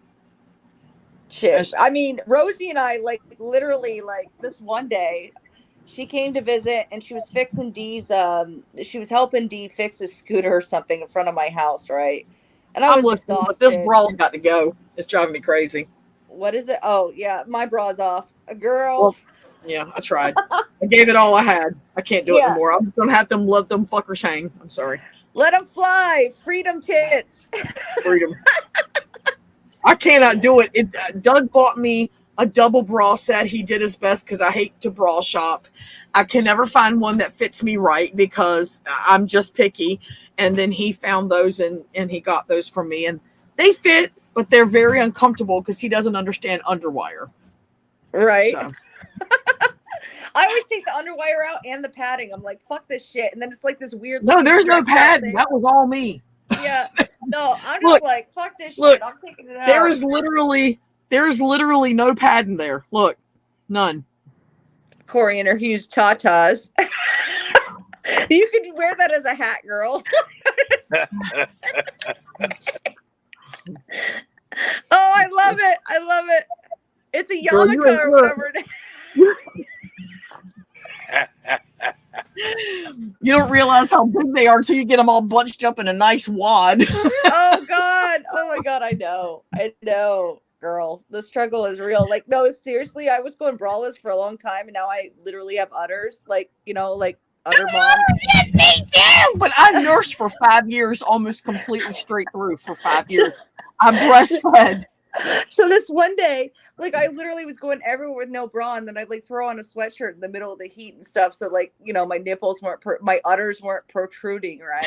Because, you know, mom nipples. Okay. Right. So one they day, look like erasers. Yeah. I literally went to like Walter's, it was like last year I went to Walter's, like guitar thing Rory, at school. You're going to mom hell for that. I know. Well, but I had a sweatshirt over it and I thought it was all cool. And then Richard, like one of Richard's like church friends came up and was talking to him. It was like this older man that was like a priest there or something, right? And I don't participate in that church. Richard decided he wanted to be Mormon for a minute, okay? So the long story short, he did not introduce me. And I'm like, who was that? And he's like, oh, well, that was like the main minister at the church that I go to. And I was like, oh, okay, Richard. He's like, why didn't you introduce me? That was really rude. He's like, well, Mom, your nipples were hanging out. And I'm like, what do you mean they were hanging out? I have a sweatshirt on. He's like, no, Mom, you don't realize, like, when you don't wear a bra, like, everybody can see your nipples. It's really embarrassing. And I'm like, why didn't anyone fucking tell me? Like, you know what I mean? So now the thing is like today I went to the school to get like immunization records and stuff like that. And Walter like checked me. He straight up was like looking at me. I'm like, what are you looking at? He's like, I was just making sure you were wearing your bra. I was like this. He was like, yeah. But I was like, what do you mean? You don't like my udders? He's like, Mom, I swear to God, your tits are like embarrassing. And I'm like, Mom, why are you even looking at my son? He's like, no. Well, the funny thing is we got twin titties. That remember that? Yes. We got twin. You were like, you flashed us and I went, okay, everyone's laughing, but me and Rory have identical tits. Those are my tits. She's got my tits on her chest. What the fuck? Like, even our areolas are the same fucking color. I was like, I've never seen another woman with my tits other than my sister. Imagine this, Corey. Okay, you know how they have stunt doubles? Yeah, Like in we got movies. tit doubles. I could be your tit double. Corey flashed everybody. I'm like, you sure it wasn't Rory? Prove it. Oh, and even the names Corey and Rory. Which one is it? Which Yeah, twin is was it Corey or was it live or was it Memorex? I bet we could split screen our tits and put them together, and nobody would know they weren't a separate pair. I totally forgot about that we have the same tits. Oh my god. Same, we got I didn't even bring that up when we met each other. I forgot about that. Everyone was laughing. And I was like going, I went, yeah, y'all laugh, but she's got my fucking titties on her chest. How'd that happen? but yeah, like I was gonna say something now I've completely forgot because now I'm thinking about titties. We were talking about udders and like going to school with like no bra on and shit. I used to tell everybody that when they would be like, "Oh yeah, I'm in a 38C," and then so and so would say, "Yeah, I'm in a 40D," and I'm like, "Yeah, I'm in a 42 long." Oh my god, I swear to God, since I've aged, like my tits are just like they point down now, and I'm like, fuck, man. David Gunn said, "Okay, on the count of 3. You show your tits." I swear to God, no, it's like anybody who's like old school boy that was like in the back ends where we were just like flashing each other. The back end! She's in the back end! Yeah, seriously. Like Corey and I literally have the same tits. Like literally have the same tits. Yeah. It's funny. Twin titties. Instead of the Twin Cities, it's the Twin Titties. Yeah, I think I was like the wild one, and everyone was. Didn't like some people show their nuts and stuff at one point? And look, she was like, "Okay, Corey, here we go. On the count of 3. 1, 2, 3. Woo!" And I didn't do it, and she was expecting me to do it with her. I wasn't even gonna look. I was just showing off my titties. Well, I think later on though, I did see a tit of yours because you're like, dude, seriously, you have the same tits as me. I know. Yeah, I get a little It was more too like tipsy. an explanation. If that Bro, makes sense. Guns, you're so full of crap. I sent Guns a picture of someone else's titties. It was the whole face and everything, but I cropped it down to just the chest and like right to the belly button. And it could have been me, because of the size. And he said, "I really hope that is not you because I don't see you that way. And I really hope that's not you." And I said, "Dude, it's not me. I swear it's not." And I sent him the full shot showing the woman's face and everything. I was like, I wouldn't do that. Oh, God. He was like, "Man," I was getting ready to say, I was like, "No, of course it's not me. I was just fucking with you. That's some other, I don't know who that lady is." Oh, you know what my question is? What are the conversations tomorrow going to be about this conversation? Who gives a shit? This is mild compared to the old days. I know, but it's just so funny. And like the thing is like I like you because it's like no shit's given like personality like me. Where it's like, okay, let's like just talk about whatever the fuck it is. You got some of these chicks out there being like, "That's just disgusting." And then on the next stream from months ago, they're calling somebody a cunt. I'm like, "Oh yeah, because you're so classy." Right. But all the people that I met that like we chilled on this level, like I've told you some really serious shit and you've told me some really serious shit. Like, know that like we have friends that we've told some real serious shit to. It never came out. Nope. And like, we all get it. You know what I mean? And it's not blackmail. It's like literally like, okay, you forget about it, but you're aware of it. You forget about it. And then like, you have to remind each other of the shit. Do you know what I mean? But it's not even that embarrassing because we're like cool chicks. Is that makes sense? Look, Gunn said I got mad. He got mad when he thought I had shown him a picture of my tits. And Doug, I said, "I swear to you, Doug is sitting in the car with me right now, dude. I swear those are not my tits." We were in the Walmart parking lot and we were going down the main row of the Walmart parking lot. I will never forget where I was when you were like, "Tell me those are not your tits. Please tell me that you did not just send me a picture of your tits." And I was like, "Dude, he thinks they're my tits." He went, "Let him think it." I was like, "No, I'm not," because he's mad and I love him. I'm not going to do that. You know, Shut up, Derek.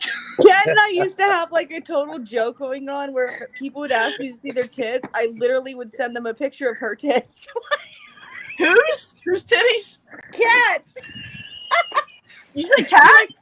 No, I'd be like, dude, look what this guy is asking you to do in the background. And she's like, dude. And she sent me a picture of her tits, and I'd be like, okay, I'll send him over. And they believed they were my tits, but they were actually Cat's tits. God said, I don't want to see my friends' tits, because then they become more than friends, don't they? You start having bad thoughts about your friends. Oh. Man, I would love to talk to Guns about that whole situation when we were in Airbnbs and stuff, though, because like there was some questionable shit that was going on there. He looked up some person for me that Kat found out the information by asking David, and he like gave me the whole like dossier of this guy that I used to date like back in the day. I don't even know if he's still alive, but like there was just some shady ass shit going on there, and I'm questioning like I guess David and I never had a relationship where we're like friends, but we were like acquaintances through friends. But I kind of want to know like what the fuck was going on like in the background. Like I don't even know. Like because I just heard like, oh, he looked up this guy for you, and I was like, oh, okay, that's great. You know what I mean? Like yeah. I hate to do this, but I'm gonna have to end this stream. I just realized it's almost 4, and William's coming to get his truck before 12 o'clock, and I have to get all my shit out of that truck. Oh, damn! Like we didn't even let Mudflap talk. We were all talking about titties and shit. Mudflap never wants to talk. He just likes to hang out and listen to all the chit chat. I know Mudflap. He's cool. He just wants to be here. He likes to be in the presence of the awesome OG. Presence of greatness. That's right. He's one of the OGest of the OGs. Been around on this one, if you end StreamYards, like I don't know if it's like Google Hangouts where you can end it and then it just ends and then you can be in a back end somewhere. Can you do that? I've never tried to. I don't know. I'm like afraid if we do, like we'll be like all talking and then you'll like upload it afterwards and then all of our private conversation would be on there. Well, look, let me show you. In order to end it on StreamYards, because I did it through StreamYards, I have to click that button right there on StreamYards. See? So StreamYards. So if you were to end broadcast, but you threw out the link and like David came on like behind the scenes, the broadcast is already ended, right? It won't even be an active link anymore. Oh.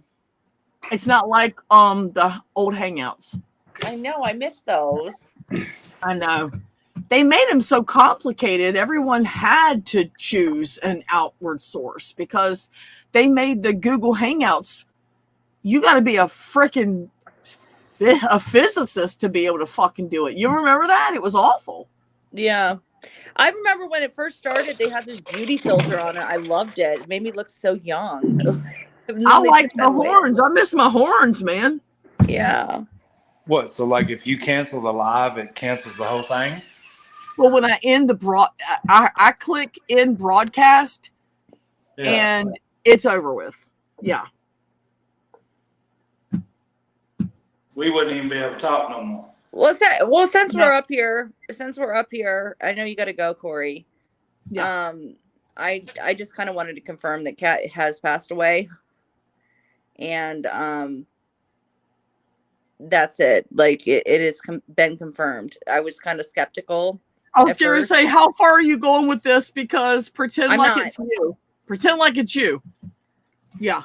Yeah. No. I'm not gonna go into details or anything, but she has passed away. So just to let everyone know. Let's just say that Kat passed away and that it is fucking tragic. Let's just say that.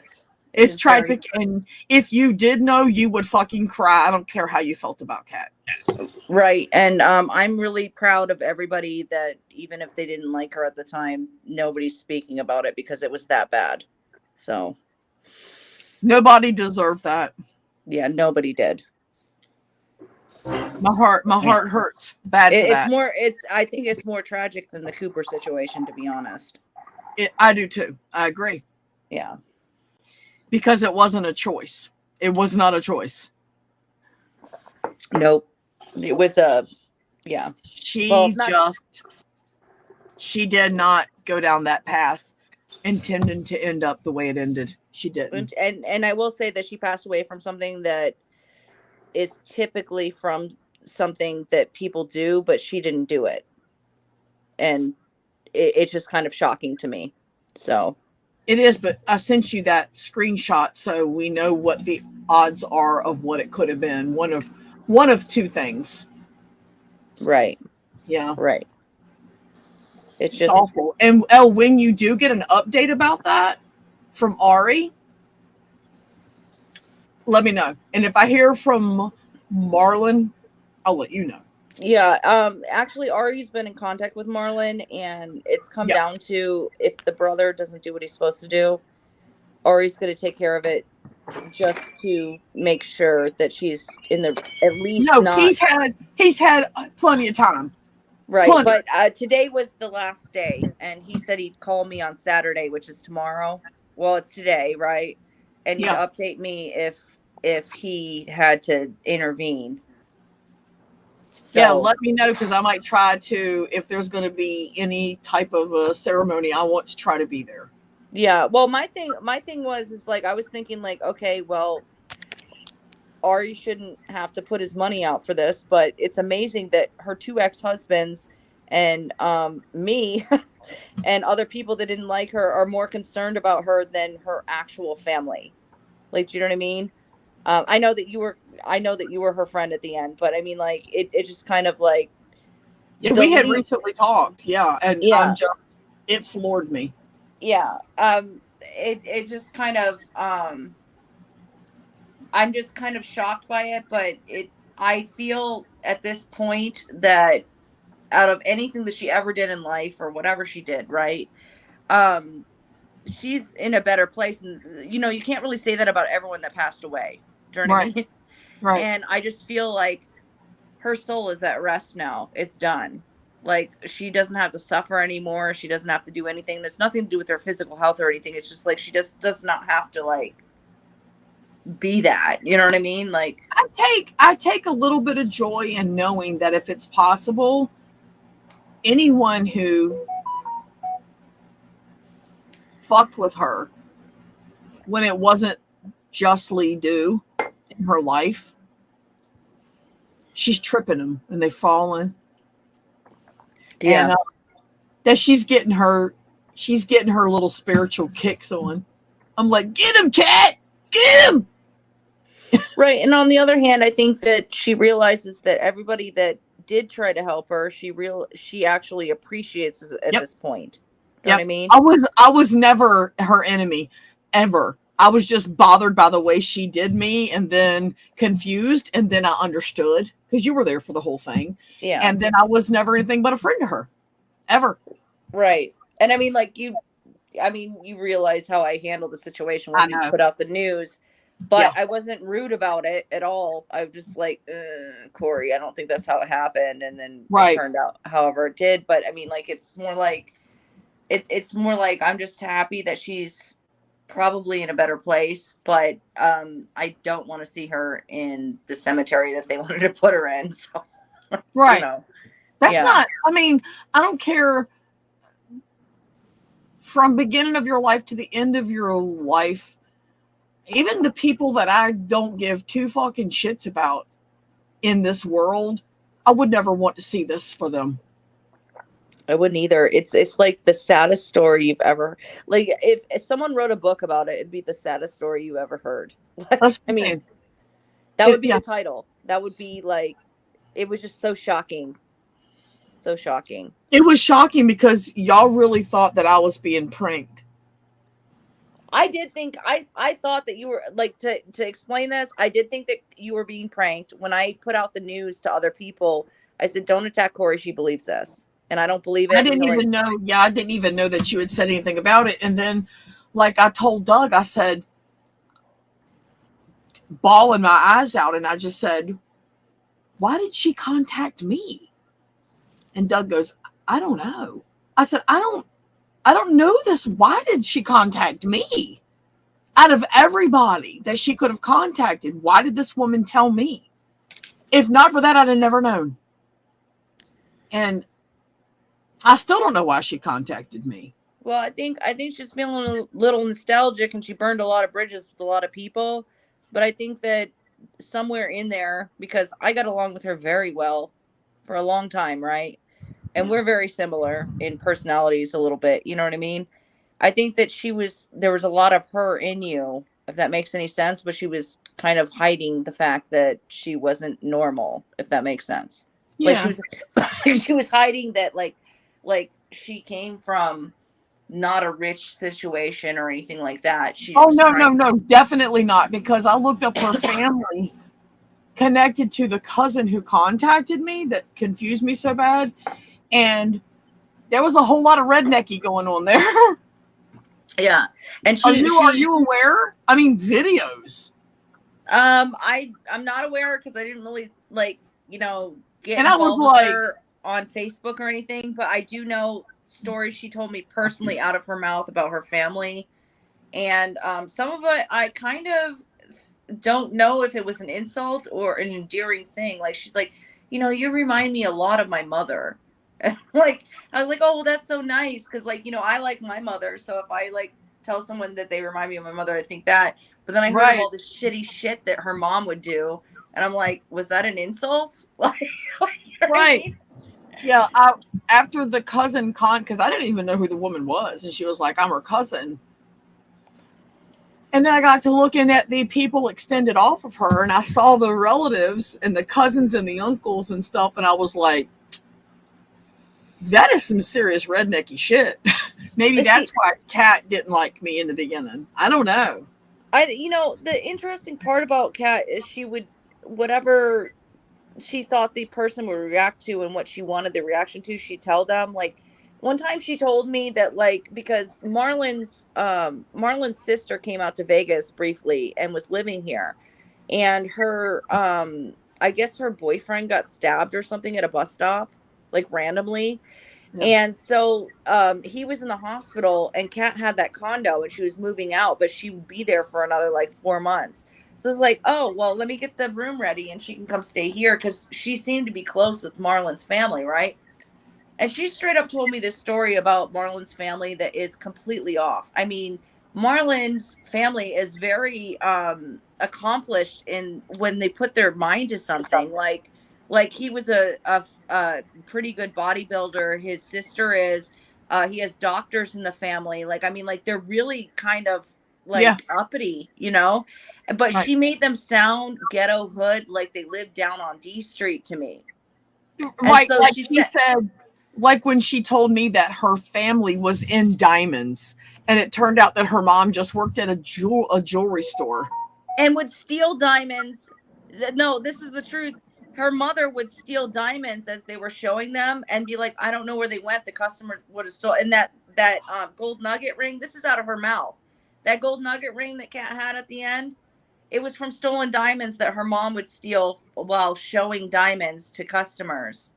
Sounds like, yeah, okay. Yeah, I'm just saying, there's so much. And then there was this one point where she told me, and I'm not talking shit, but remember when she did that whole video where she used to be 500 pounds and all this other stuff? She showed the picture and I was like, oh, wow. And I was kind of confused about it. I'm like, well, why didn't your family just not feed you? You know what I mean? You couldn't get out of bed. Why didn't they feed you? And she goes, well, someone's buying the food. Yeah. She flat out told me, she goes, I used to throw a fit and they got so sick of me that my mother built a she shed in her backyard, and I lived in the shed in her backyard so she wouldn't hear me screaming that I wanted food. That's what she told me. And I was like, whoa, girl, that's intense, Why would she tell you that? Because we were friends,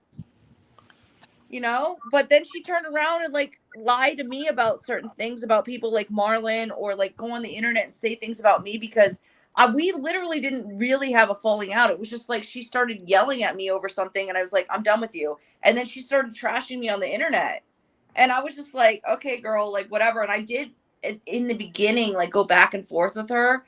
But then I was like, this is a lost cause. I'm not going to do this. And I'm going to law school and I can't have this on my fucking record. You know what I mean? Yeah.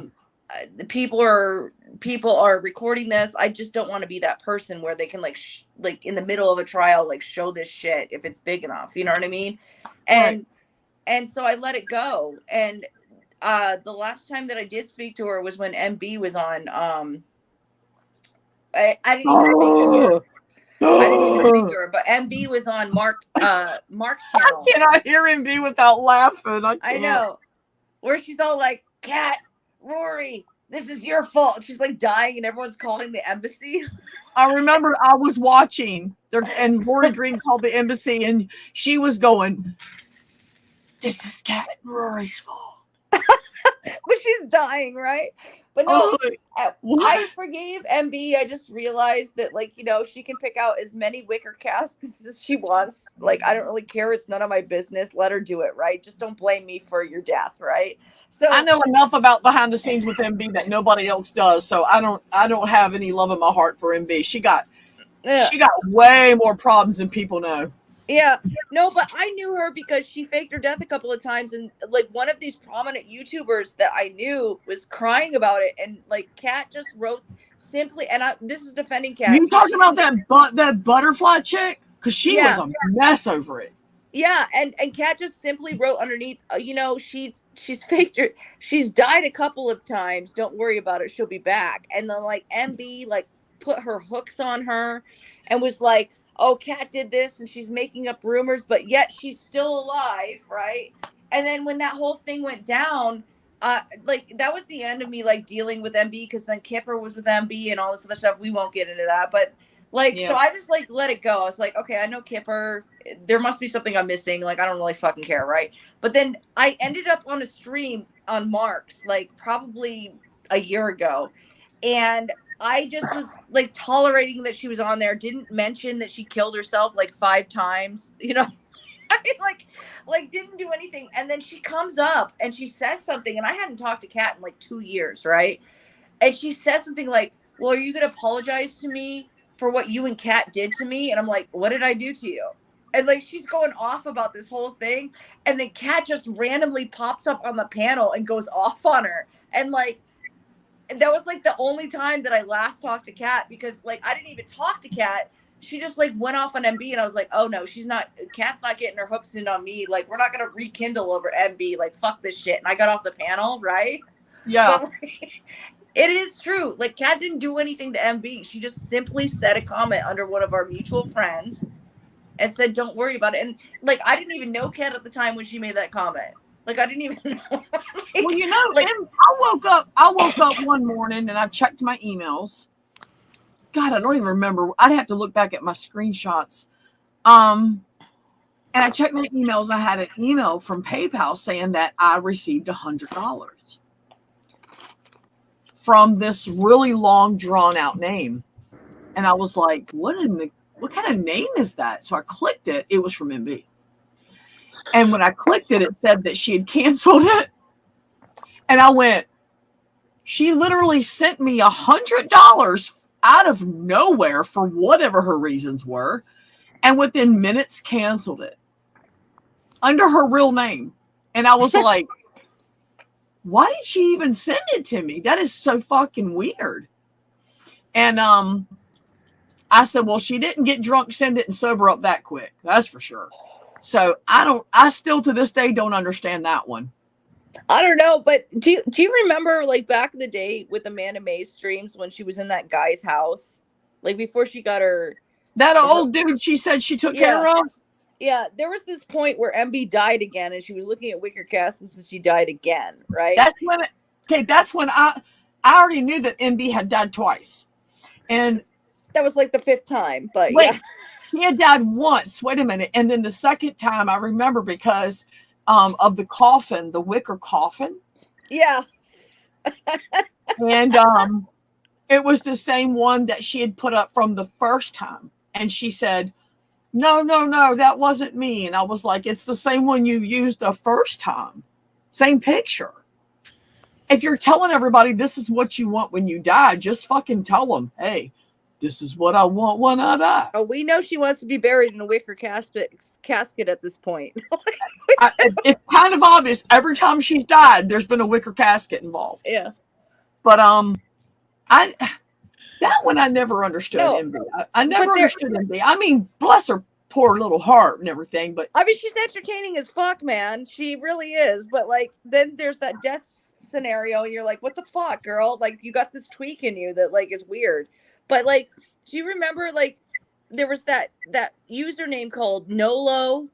It was like Nolo something, and they kept on after MB died. They kept on mentioning MB, right? And then it was me and Blue Waffles, and we're like, who the fuck is this Nolo? Because they're really insulted to everyone saying she didn't die. And then like whatever. So we go and we do our little research, but she didn't realize, like, remember back in the day when you had that what was it? It was Google, but it was like you could follow someone by like a page that was connected to their Google Plus. Google Plus, right? So we go to the Google Plus, and it's like her Dutch or wherever. Oh, she's honey, from. I gathered so many good things off of there from people Yeah. before they got rid of it that now those people reject that they ever said things, and I'm like, yes, you did. Yeah, no, seriously. But like it was like her like whatever native language she has wherever she's from, like in Sweden or whatever. But it was like her original channel, like her OG channel, and it was She's like from this Belgium. troll, and we like busted her out on it, and like. And she still to this day denies it, right? But like, yeah, I'm talking shit and stuff, but this is like all truth. This is all truth. I'm not like being mean. Like, this is truth. But like going back to it, that's the last time that I was ever on panel with Kat or even like heard her voice where I could have responded. Like literally. Yeah. Like that was it. And after that, I emailed her. Huh? Is MB even still around? Yeah, she's still around. She's still Does around. Does she still wear every piece of jewelry she owns at once? I don't know. I wonder what happened to all her dildos and stuff. She wore, it's like she opened up a box and went, I love all of my jewelry. And she put So what was her all of it full on. name? Was it just MB or MB something else? MB Reyes. MB Reyes. She's from Belgium. Yeah, Belgium. That name Kipper sounds and her were a couple back in the day. Who? Kipper. Oh, okay. I know. You remember MB? Okay. Okay. Yeah. MB always looked really slick and shiny. She was like always covered in lotions and creams and she was so soft spoken, and she'd do all these like I don't know. She was always the victim. Always. But then when all the porno pictures came out that she leaked, remember when she leaked all the porno pictures and stuff? And I was like, what the fuck, girl? Like, and that's the thing, being OG, you know this shit, right? But we were even more, like Kat and I were even more OG because she did this to the beauty community first. Yep. And a lot of people don't realize this. I was in the thrifting community / Dollar Tree community, and Kat was in the luxury hauling community, and it just kind of correlates with the beauty community. But everyone's like, oh yeah, Kat and Rory came from the beauty community. We did not come from the beauty community. We didn't. I definitely didn't come from the beauty community. Dude, I don't even watch any of those videos anymore. It's like, how many times do I have to see like someone do a cat eye on, like, you know what I mean? Like, how many times? I'm gonna Not really. I haven't worn makeup in like 2 years. I swear to God. I got a beauty mark. Look.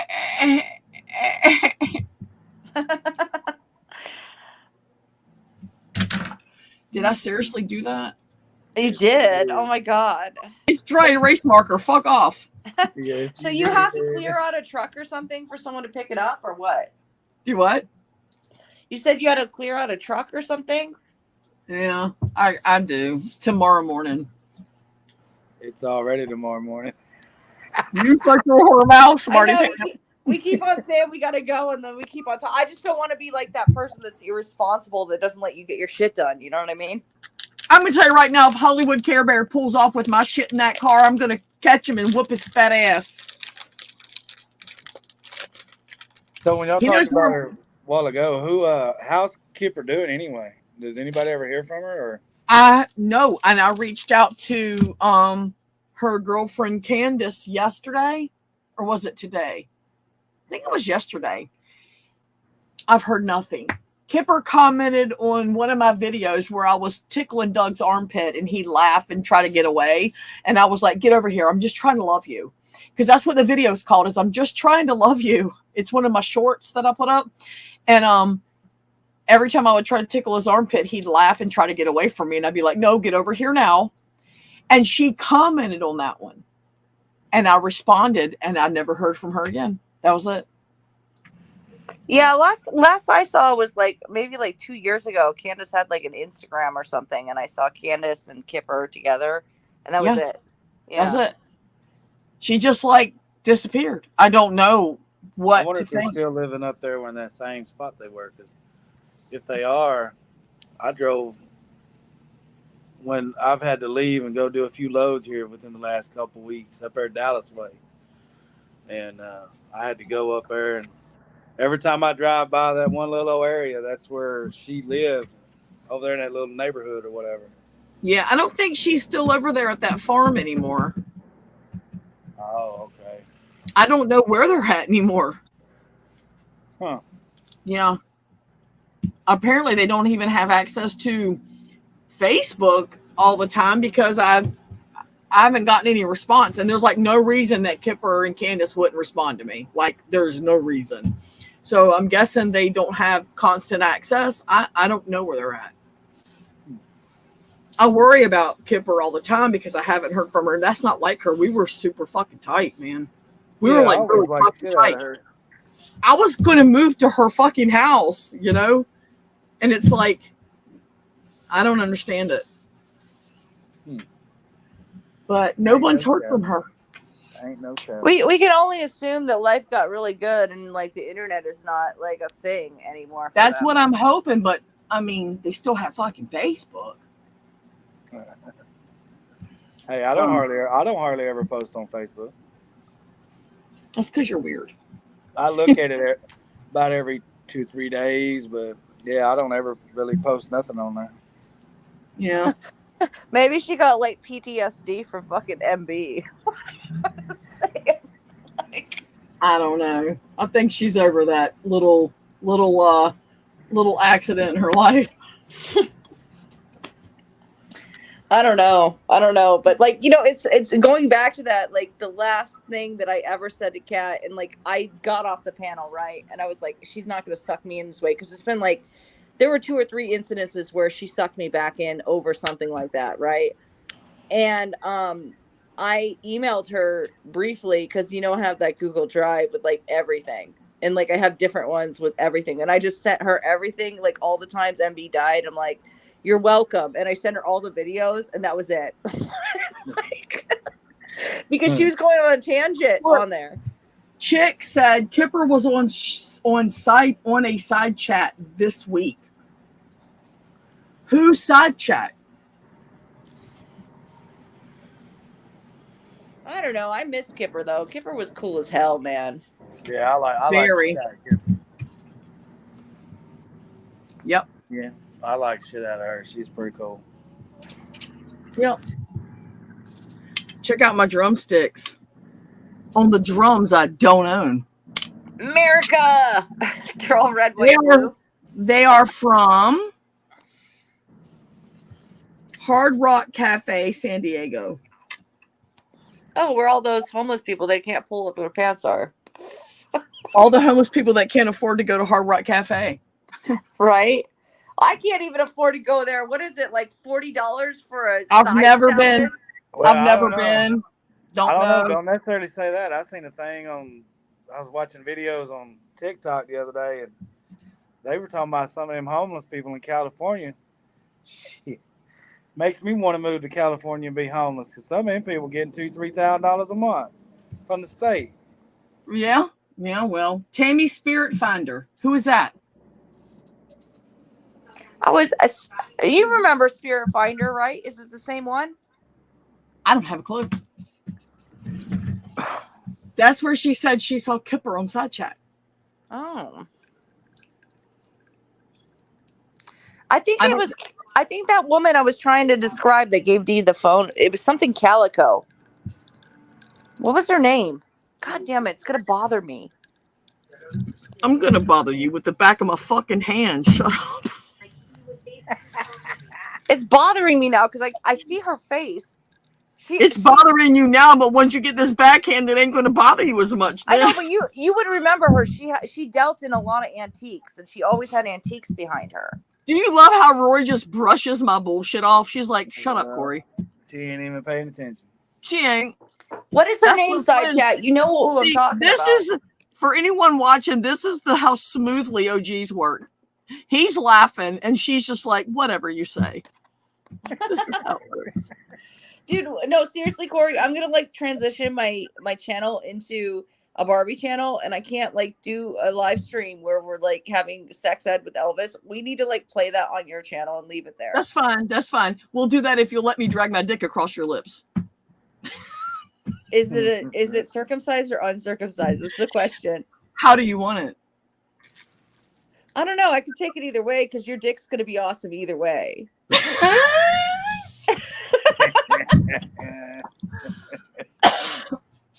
I mean, I know that, but I'm glad you can appreciate it too. See, OG, like humor back to the basics, right? Right.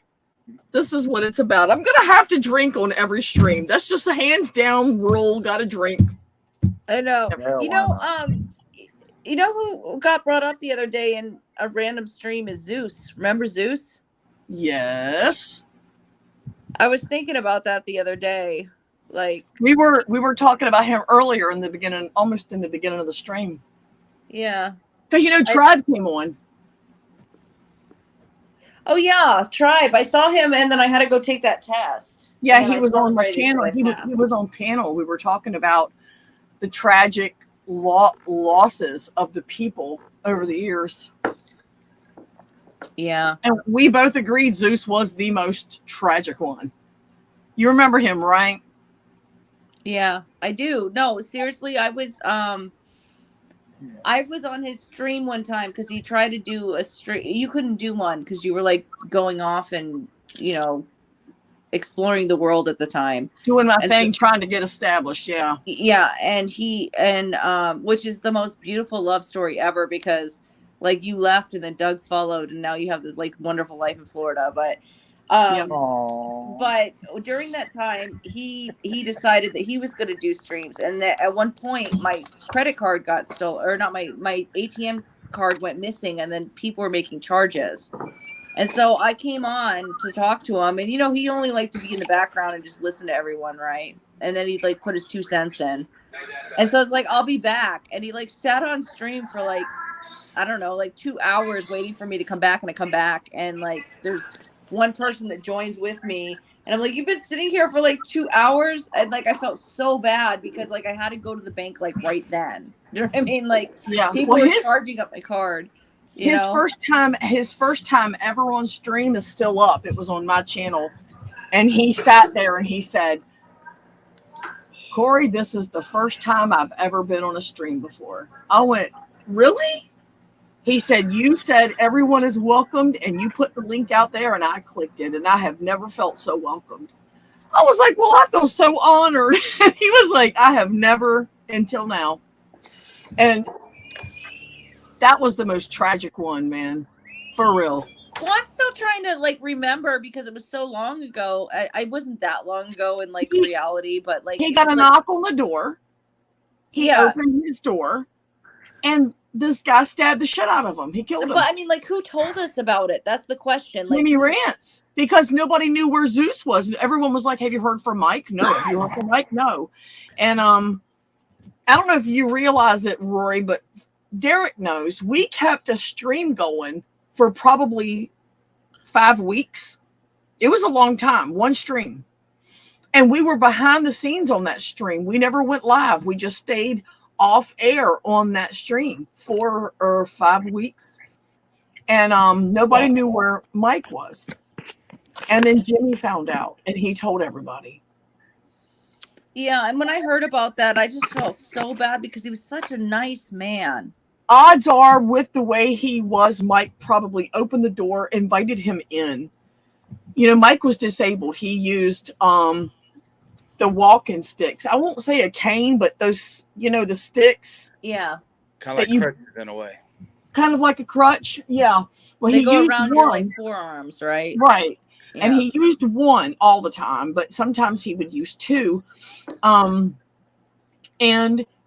the best we can think is he probably just let the guy in. It was in the middle of the day. It was daytime. Yeah. And someone found him in front of his apartment door, laying on the lawn, barely alive. And he didn't make it. He had been stabbed like tons of times. The guy just went off on him and stabbed him. Well, So, it was on the news and everything. Yeah. Yeah, it was all over the place. Yeah, and I think that was our first, or at least it was my first experience with big loss from people on the internet. It was in October 2015. Yeah. No. Yes. October. It was the fall. It was sometime in the fall. Right before Halloween. Yeah, it's been a while. Yeah. And then we had, who was the second one?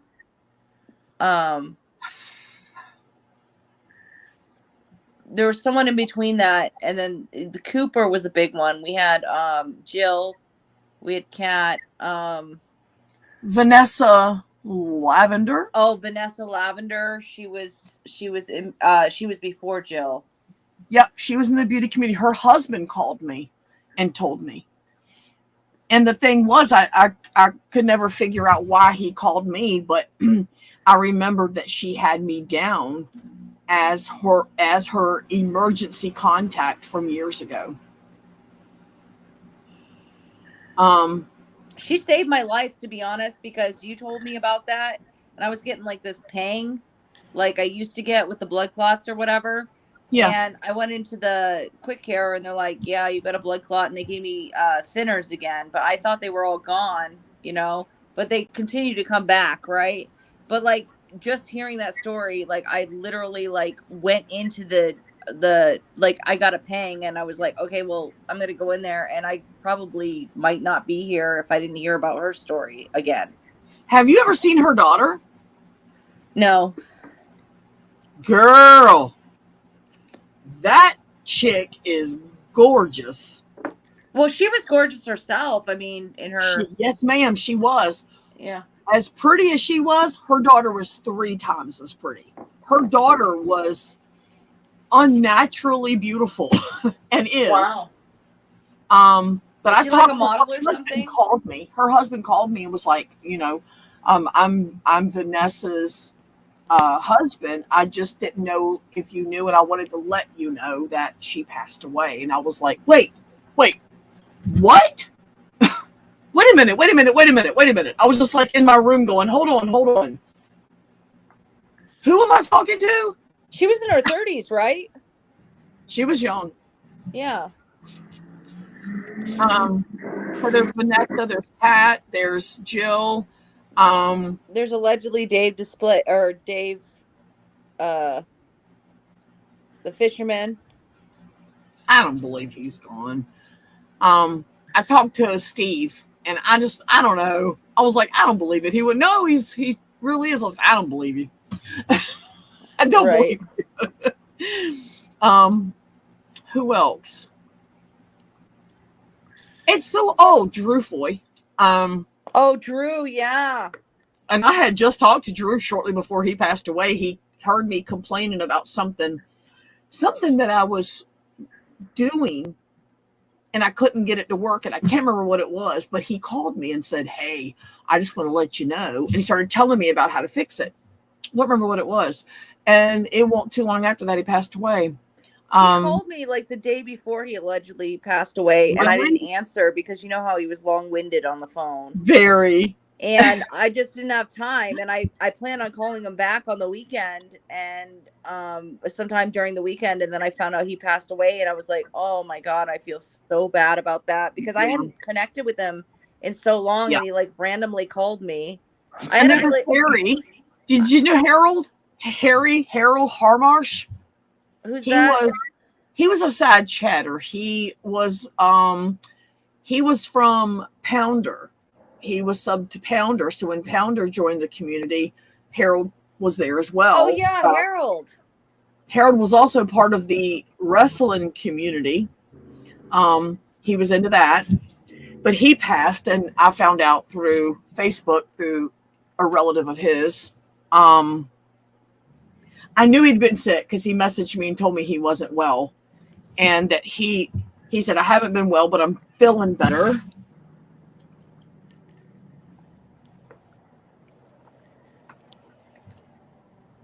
Cupcake Zinger, aka I know who she was before. I'm the reason she showed up in this community.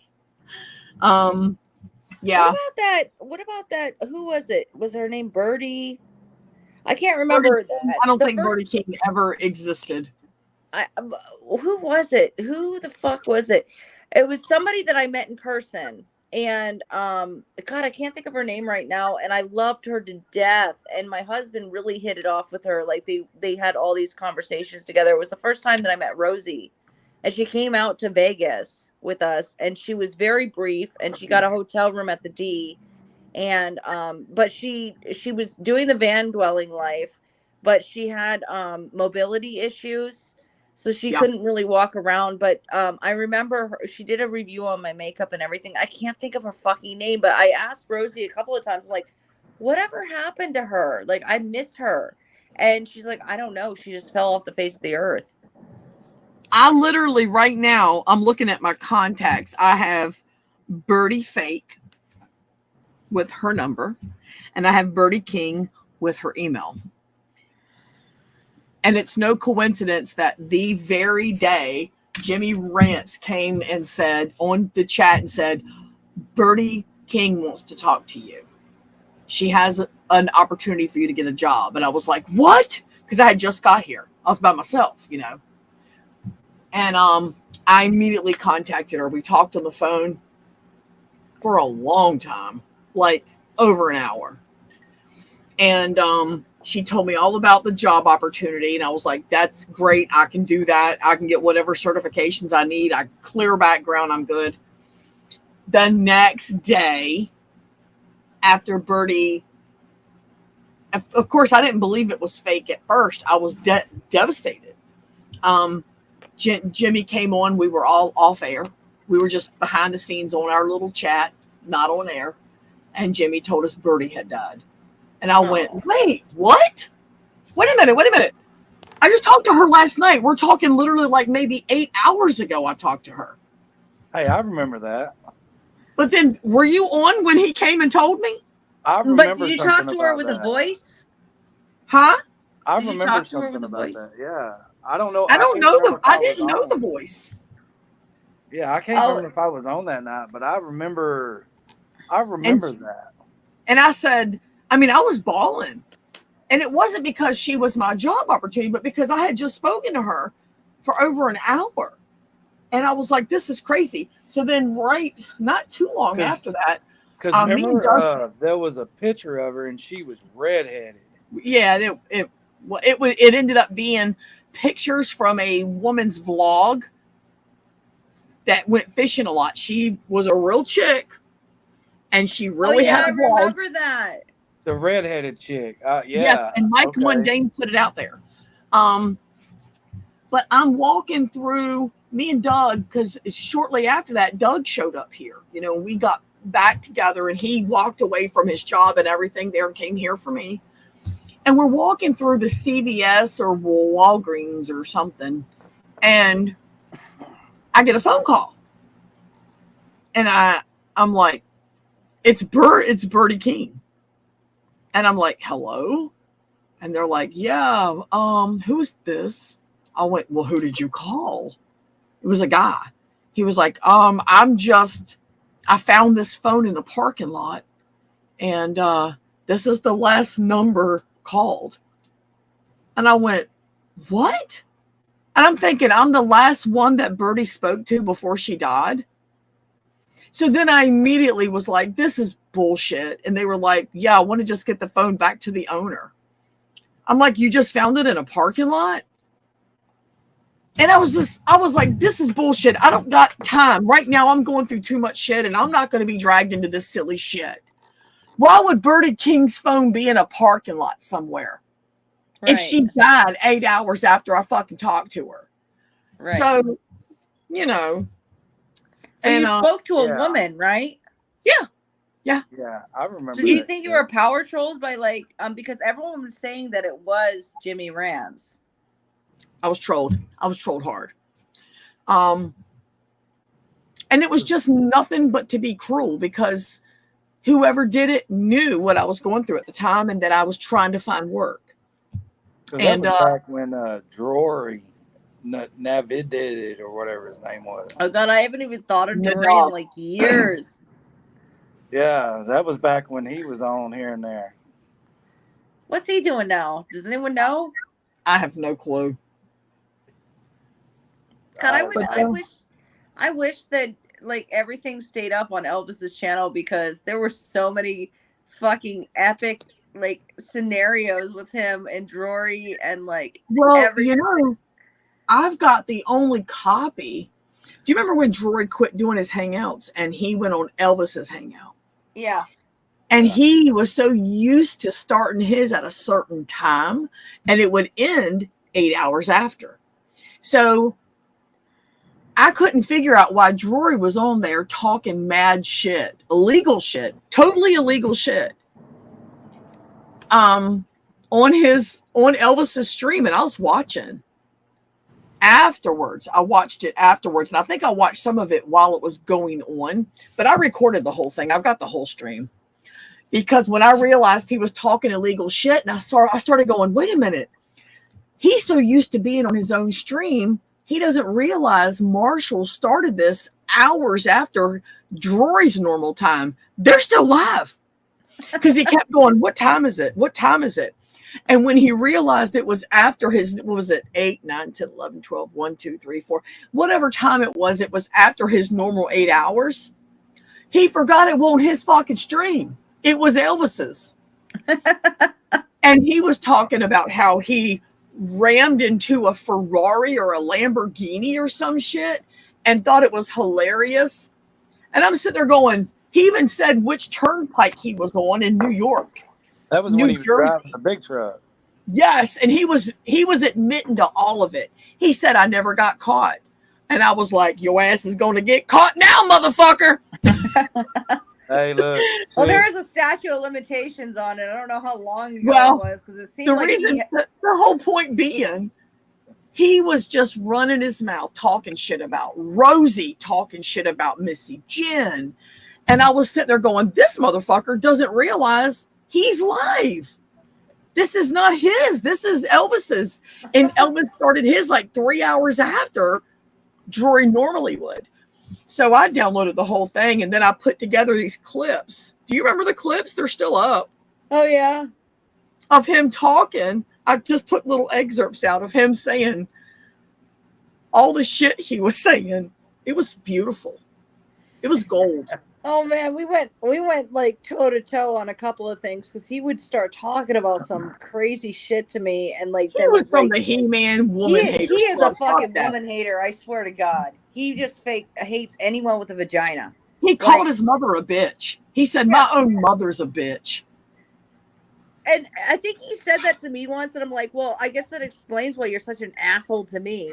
Like, you know, the thing I never liked was the fact that when he used to talk shit, what was it about his wife or ex-wife or something, how that in his mind he felt like if he wanted to get his nut, that she should just bow down anytime. It didn't matter, no matter what.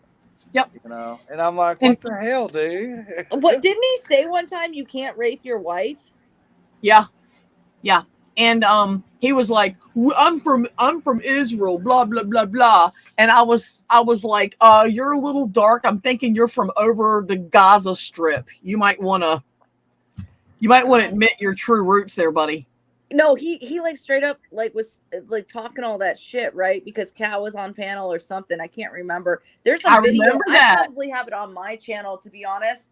Like, there's a video somewhere where he was talking some mad shit about women and all this other crap, and I just straight up looked at him.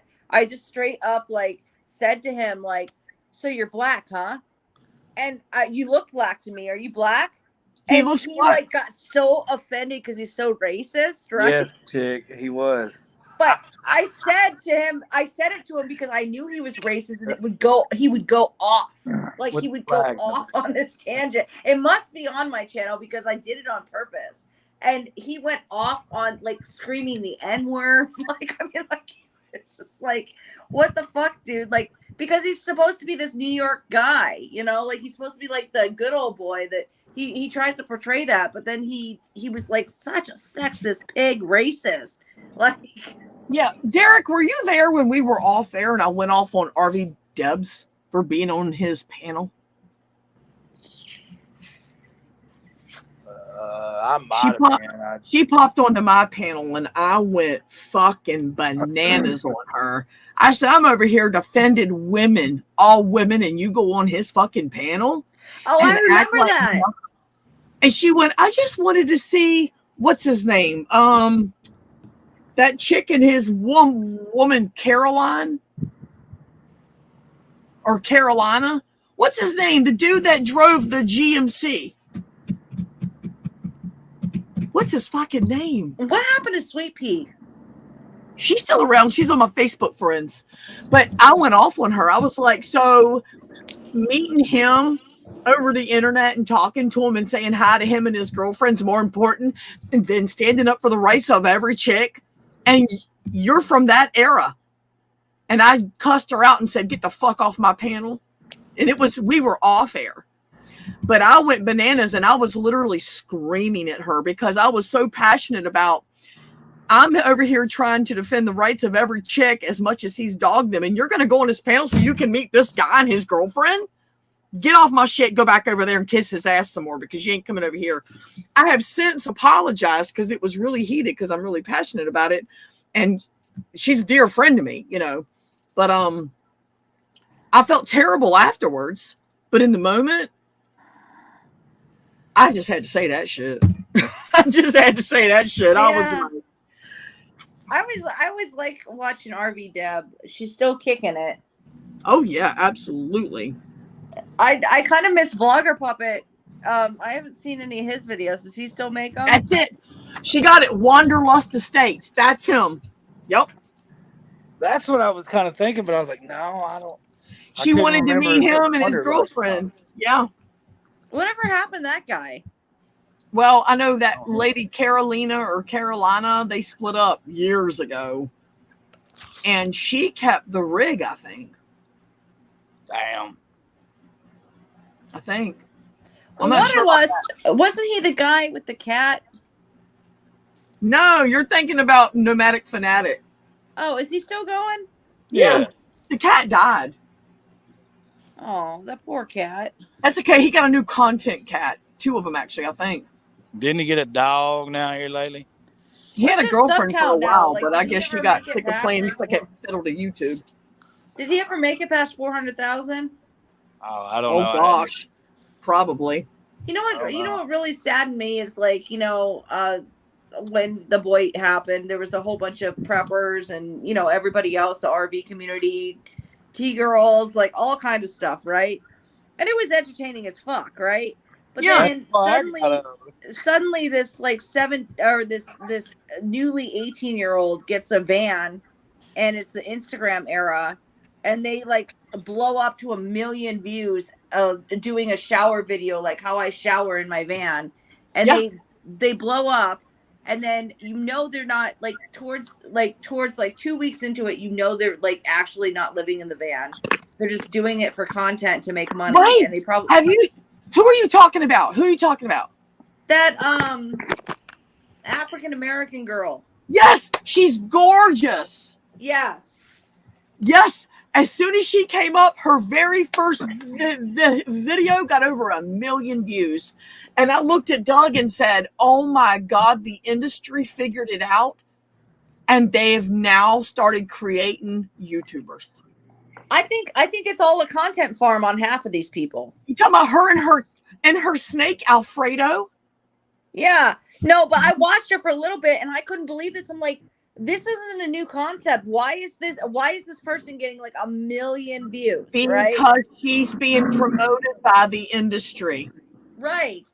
And there's all these people that are like so much more of a shit show. It's not Instagram-y fake. It's like they don't look like her. Well, they don't, but like literally she ended up within like a year, like she decided she was going to go a little more roughneck than she was going.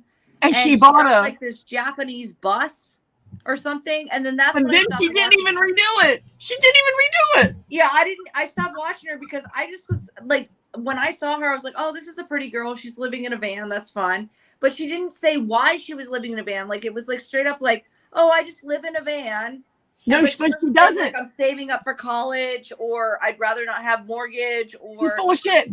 I found a vlog. I googled her name, and I found a blog where people were talking in a thread, and they said they live right there where her dad lives at, and her van is always parked in her dad's yard. She stays there every night. Right, and that's what I was thinking. It's like she's living in a house somewhere, or there's no way that she's roughing it out in like humidity in 102 degrees. You saw the inside of that van, right? Yeah. I looked at Doug and said, this is a fraud. He goes, how do you know? I said, look at the inside of that van. Now, remember when we used to travel for your job and we stayed in motels? Could you have been that organized inside of a motel with way more room than that? He went, no. You are right. I said, that is staged. Yeah, a lot of them would be spotless. Bed made, everything's in its everything's in place. Yep. Or you got the people that are like, everything would be washed and cleaned and spotless. You got the people that are in like a $400,000 Mercedes, like fucking Class B, right? Brand new. Oh, yeah, they're really roughing it. Yeah. And then they'll say, oh, we decided we were going to go the van life, and it's like a straight up build that cost $100,000 on top of it, right? And you're looking at it, because I know this from personal experience, because Randy used to do the whole RV thing. Yeah. And then on top of that, Dee was trying to build out his van, so we found like a company that would do it, and I was trying to get them sponsored, and all these people were sponsored. In their first video, they have all these goods in there, and they're like shouting out these people and stuff, and it's like, okay, dude, like you already knew about like somebody built this van and told you, hey, you're good looking, go in there and like make us money. It's a content farm. It's a straight up because how many preppers and RV goers and all this other stuff, they bought a $400 van, they built it out, they're like living on pallets for a little bit while they're doing the YouTube. Like It's not just like, you can't just invest, like, okay, I don't want to live in a house, I don't want any bills, but I have $400,000 to invest in a van. Yeah. That's it. You know? Yeah. Like, it doesn't make any sense to me. Because it's a fraud. And even that Gabby Petito thing, I believe that they were doing the van life, but they were both like not, at least the husband or the boyfriend wasn't mentally stable. But I mean, like, I'm not saying that people live in a van can't be like mentally stable. I'm just saying like they saw the dream, they did it, and the guy killed his girlfriend. And like, but the thing is that thing was parked. Like they even said in like the court documents that their whole plan was like, okay, everyone's making money on this van life, we're gonna go do this, and it was invested over $100,000 to get that van and doing the van life. Do you know what I mean? Right. Well. That black chick you're talking about. So how is it really cheaper than living in a house with bills and all this? Exactly. $100,000 van, you're paying about $1,000 more a month for that van. Because your sponsors are going to pump money into it to promote their products. That black chick, now she owns land. Now, mind you, she bought like 20 some acres in California. The taxes alone are like, she had 8 videos on her whole channel. 8 fucking videos. Excuse me? 8 videos? And you're buying 20 some acres in California? Eat my ass. So bullshit, first off. And then you see her, if you notice when she's doing her videos, she acts like frumpy and like clumsy and acts like like she doesn't know she's cute, you know? Right. And she plays it up like, look at me, I'm ditzy and adorable. Ah. And it's like, oh my God, you're repulsive. You're so pretty. Why would you sell yourself out like this? Because of the money. 1 million views a video, that's a lot of money. That's a lot of money. It's just like what Chick said in the comments, you know, half of them are all fake. Yep. But this girl was fake from video number 1. Video number 1. It was a planned stage show. It was a planned stage show. That's what I felt. She's corporate created. Yeah. Corporate created. And she has a manager, and he's like, hey, I'm going to get you some sponsorship. I'm going to buy you some views. I'm going to promote you here, here, and here. You're beautiful. Just show them just enough so you're sexy, but play it down. It was me and Doug watched it, and we were like, she's so playing this. Well, see, I also think in a way, TikTok is the same way. They do the same thing. Yep.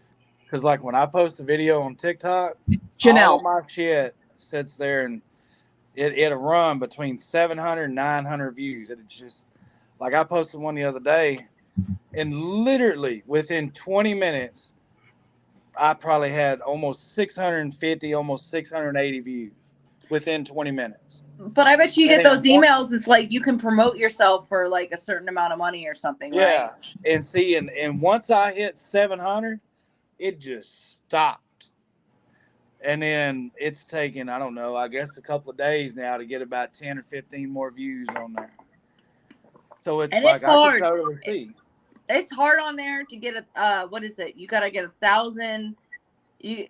There's a threshold. You got to get 1,000 people to go live, right? Yeah, you got to have, I think it's 1,000 followers to go live. But you have to have so many. No, they changed it. It's lower now. Oh, okay. I can go live. Like I literally, it took me a month to go live. Honestly, they have those follow trains. You walk into one of those follow trains. There's this woman called, God, what is her name? Anyways, I got 1,000 within a month. But the thing is like I was up to like 6,000 subscribers and then stopped posting, and then suddenly 3,000 of them dropped off. And it was because I wasn't like the thing with TikTok is so weird. If you don't like other people's videos and like you're not engaged, people are literally so particular that they will like see that you haven't commented and they'll unsub from you. Like, cause it's sub for sub, right?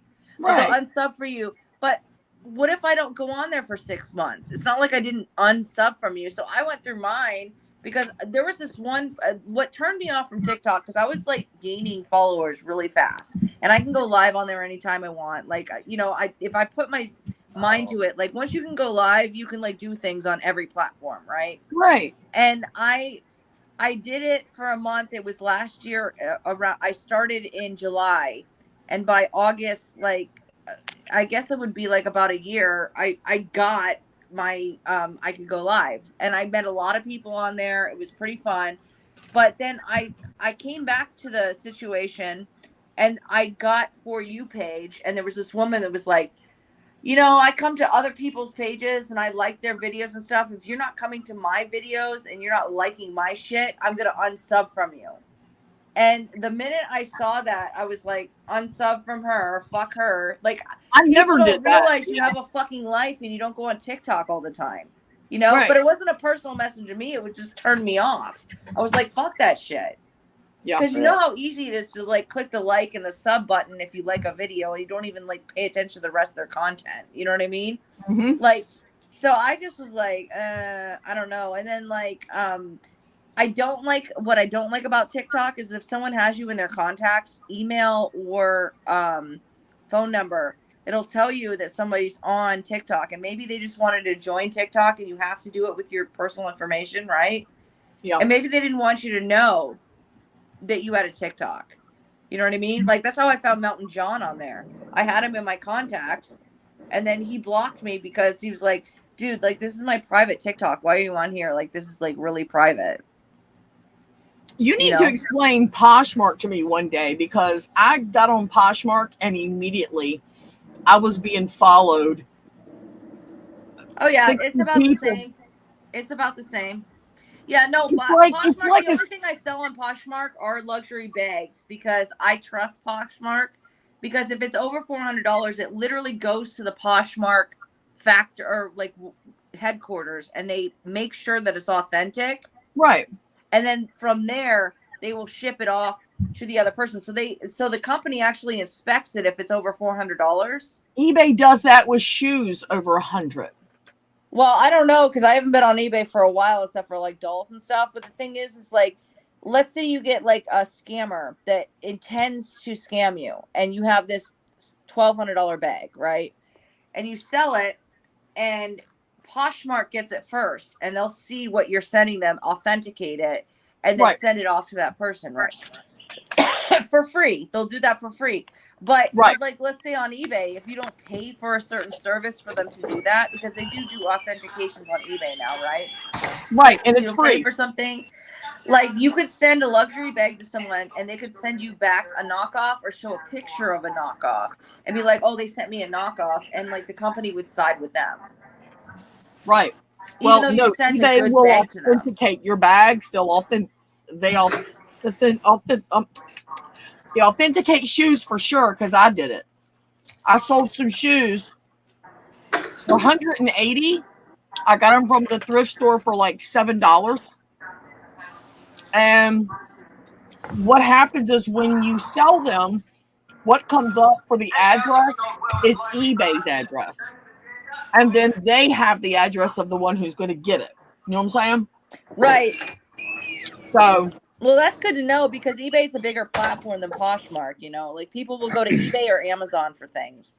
Poshmark is weird. I've got really only a handful of things up there, but I'm not going to keep putting stuff on there because they charge you for everything you list. It's like 30% after everything. No, but monthly. For 30 days, you pay this much, this much, this much. Oh, see, I haven't been on Poshmark in like since like I stopped listing. Like I literally, when I was helping Kat, I took all of my listings down, and I still have stuff on there, but it's on vacation mode or whatever, and I'll get likes once in a while. But like I stopped after I stopped listing because I concentrated on selling Kat stuff, right? And I didn't have access to my stuff because I was in Arizona. So like I just like let it go, that whole thing. But I mean, the last time I sold a bag, I think I sold it for $1,600 and they took $400 cut out of it. And I was like, I never want to sell a bag on here again. Wow. Like, yeah. No, wait, on eBay? No, on Poshmark. I'm just impressed with the $1,600 purse. God, dog. Yeah, I would never. you know, a lot of people don't realize this, but like one of the things that Kat and I bonded over was I have a extensive knowledge of designer bags and authentication because I used to be a fashionista, like basically in my 20s. So I would go to the New York Fashion Week. I would do all that shit. Like I know all the like the designer brands and all this other shit. I just don't portray it anymore because I'm not like size 2 or 0, and I don't like all my shit that I paid all this money for. It's like, why am I gonna buy it if I'm bigger, if I could be smaller? But now I've like come to the terms that I'm never gonna be size 0 or 2 again. So well, but it's I know all the I went to fashion design school. That's like the first, well, it's the second college I went to. I went to business school, then I went to fashion design school, then I went to like, you know, sewing. Like, I mean, I did a lot of stuff throughout the years, but the thing is like, when I can pick up a bag for $1,200 and know I can sell it for $1,600, like when you got those funds, it's an easy money. But if you get those fees online, there's no point of doing it. Like it eats it up, man. Yeah, it does. And there's been things where I'm like, oh my God, I could sell this for so much money. And like the profit of listing it and waiting for someone to buy it was like not the worth of me buying it and taking out of my funds to put it up there for like what a $200 profit or something because of the fees. The thing with Poshmark, I noticed because I've never been on Poshmark until recently. It's like it's a sisterhood and everyone's buying shit from each other. And I'm like, we're not here to support each other and be like, support your sister. She's selling too. Yeah. And I'm like, I'm not here to buy shit. I'm here to sell shit. I never got that culture, but I will tell you that, you know, Trisha Paytas, right? Her sister will list a bunch of stuff on there. Her mom and sister list a bunch of stuff on there. And at one point, I bought a lot of their crap because, you know, Trisha's used to be, I don't know if she is anymore. I don't follow her anymore, but she used to be like a serial shopper where she was like literally would just shop and then like never take the tags off. So then she'd gain weight or lose weight or whatever. And so I'd go on her Poshmark and it'd be like Trisha Paytas. Like I literally got one of her music video, that was like a good, I can't remember what it was, but even Rich Lux, I bought one of his music video outfits out of it. And I just wanted it because it would look good as a Halloween costume. Do you know what I mean? But Right. it was kind of cool that it had a backstory, and I knew that is that the chubby gay guy that always wears a crown? Yeah. He's a weird one. I can't watch him. He's a little bit weird for me. You know what? Who I you don't talking watch his about? videos anymore, but he's a nice guy, and I actually started Rich watching Lux. him. Yeah, I started watching him back in the day because he was doing like Apple videos on Apples and Macs. And Yeah. then somebody went into the gossip community and it was like, holy crap, this is different, right? And then he had I think he got sponsored by Poshmark or something. But I ended up buying some stuff off of him and multiple purchases off of Trisha Paytas because she's got a specific body style and she's short. So Yeah. I know that if I buy a pair of jeans and it says it's a certain it's a certain size that'll fit me because I'm short too. So like, and she picks out cute as fuck shit, right? So Right. I have like tons of Trisha Paytas clothing, but it's not because I'm like a fan of her. It's more like she picks out cute clothing. She doesn't need it. And it's cheap as hell.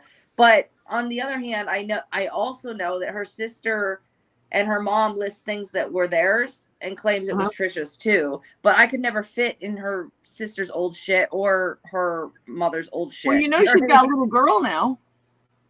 She does. She has a little girl. There's like this whole drama with like what's her name? Colleen Ballinger. I don't know about. I just knew she had a little girl. Oh, you haven't heard the Toxic Gossip Train song? I don't really get into Trisha. Oh, don't listen to it. It'll be earworm in your head forever. So basically, I'll just give you the gist. Colleen Ballinger, I guess, was grooming children back in the day. And then Miranda Sings. Remember Miranda Sings? No. Okay, she's like this girl that wears red lipstick and like it's her alter ego that like does these off-color jokes. Anyway, alter ego, it's her. Well, it's her, but there's Colleen Ballinger and then there's Miranda. I understand the difference. So she was grooming children behind the scenes, like talking about like inappropriate things with minors while she was an adult, like 30. And so it all came to light like a few years ago. And then nobody believed the kid that came out and was the whistleblower. So then somebody else came out that was like a stan. I guess it's like a super fan. And they came out and exposed Miranda. And then it just look up Adam McGuire. Like you'll get the whole gist of it. But basically, she was really inappropriate with children online. I can kind of see her side and not at the same time. But she, instead of apologizing and doing the typical YouTube apology, she got a ukulele out and sang this song called Toxic Gossip Train and like called out everyone like accusing her of grooming children on a ukulele in a song. Oh, I did hear about her. I saw about her in a video about a week or two ago about YouTubers who ruined their careers. I did see that. Her career is not ruined. I mean, she had a Netflix series. She has all these podcasts. But anyways, the way Trisha Paytas correlates with her is Trisha had just like started a podcast with her and they were kind of like talking about real life situations. And apparently Colleen had fun on Trisha Paytas's OnlyFans sending minors nude pictures from it and saying, look at this whale and all this other stuff. And Trisha didn't believe it. She called her out on it. And basically Colleen lied to her and said, yeah, I didn't do that. This is an obsessed fan, like all this other stuff. And then Trisha found out it was true because there were receipts and it was all over Twitter.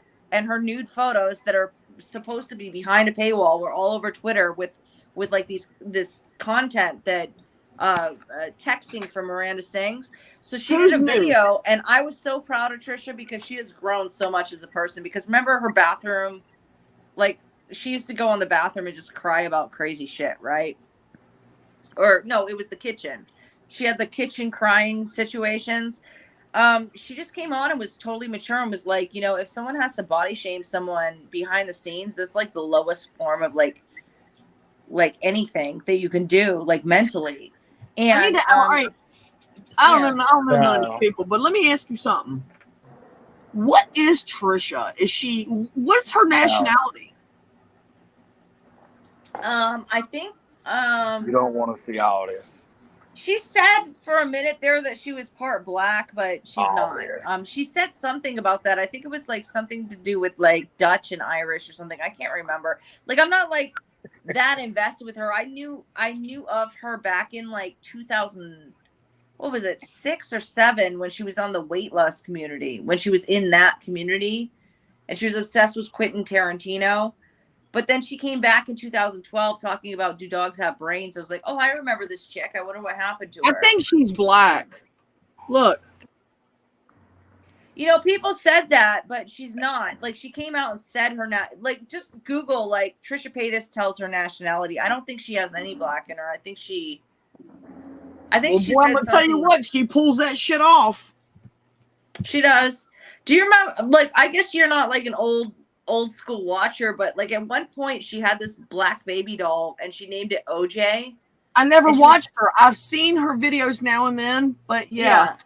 Like, oh god, it was so fucking racist. Like, it was so racist. She was like going around the Walmart with this black baby doll, and like, you know, the early 2000s fucking humor, right?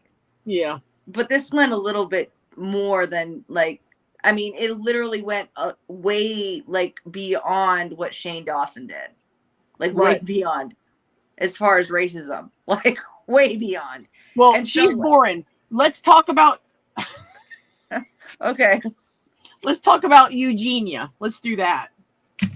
Oh, that girl needs to eat a sandwich.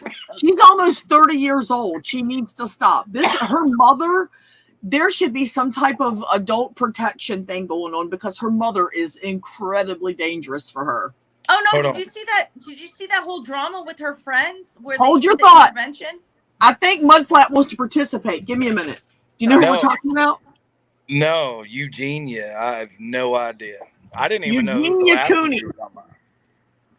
Now, Derek, when I show you her, this woman has been on YouTube steadily losing weight since she was an emo girl. Back when emos were in and they cut their hair short here, but long here, and they poofed it up real big and they covered their face with it. Do you remember that? The emo look? I remember that style. Okay. She was doing her hair like that when she was in her late teens, mid-teens. Okay. She's 29 years old now. You need to give him the trigger warning that if Auschwitz triggers him. No. This girl looks like she's right out of Auschwitz. And she says her mom is not concerned. And she did a video and her mom went, I'm not concerned about her weight. She's fine. She's healthy. Her mother is money fucking hungry. Hold on. So what? Like, she's doing this to promote like a channel to make money off of them. That's like what I think. Because I'm a mother, and I'm gonna tell you right now, if this was my child, she would never see a computer again. We wouldn't even have internet in our house. Right. I'm sorry. Really she's going to bury her daughter, and I don't think she cares. Hold on. I want him to see this girl. All right. Can you see her? Oh, I've seen. She's on TikTok, isn't she? She is almost 100% dead. This girl's a walking dead person. This is sad, and her mother. But skin and bone. That's all she is. She's got to be like 60 pounds. She don't even weigh that. And she wears those jacked up boots, and I'm like, how does she wear those platforms? That has to be painful. She can't even lift those. Now look, right here, she got well for a while. She was off for like 5 months or so. She went and got help. She came back. She looked great. They 5150'd her. I know. Look, that was her when she finally started looking good again. And she's so pretty. Yep. And she talks like she's a little girl. She's always like, I'm like, and like this, and like, I'm like, oh, like this. And I'm like you're 30. Like you're 30. Yeah, I've seen a couple of videos scrolling through TikTok. I think it's TikTok or Oh God, Facebook or something. Did you see Diapergate? Did you see that one? Who? Diapergate.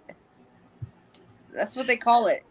I've been hearing all about it. She's like, I don't wear a diaper. Oh my God, what is up with you guys obsessed about diapers? And then she pulls her hair down to cover her face. And I'm like, why are you covering your face? Your whole fucking body needs medical help right now. Her mom needs to be removed from her. There needs to be an adult intervention for wellness because her mother is dangerous. Her mother looks like she's never stopped eating. There But was her an daughter- intervention with her friends, and did you see that whole interview with her No, friends? no. Oh my God, I have to find it and send it to you. You'll have to send that to me. I need to see that.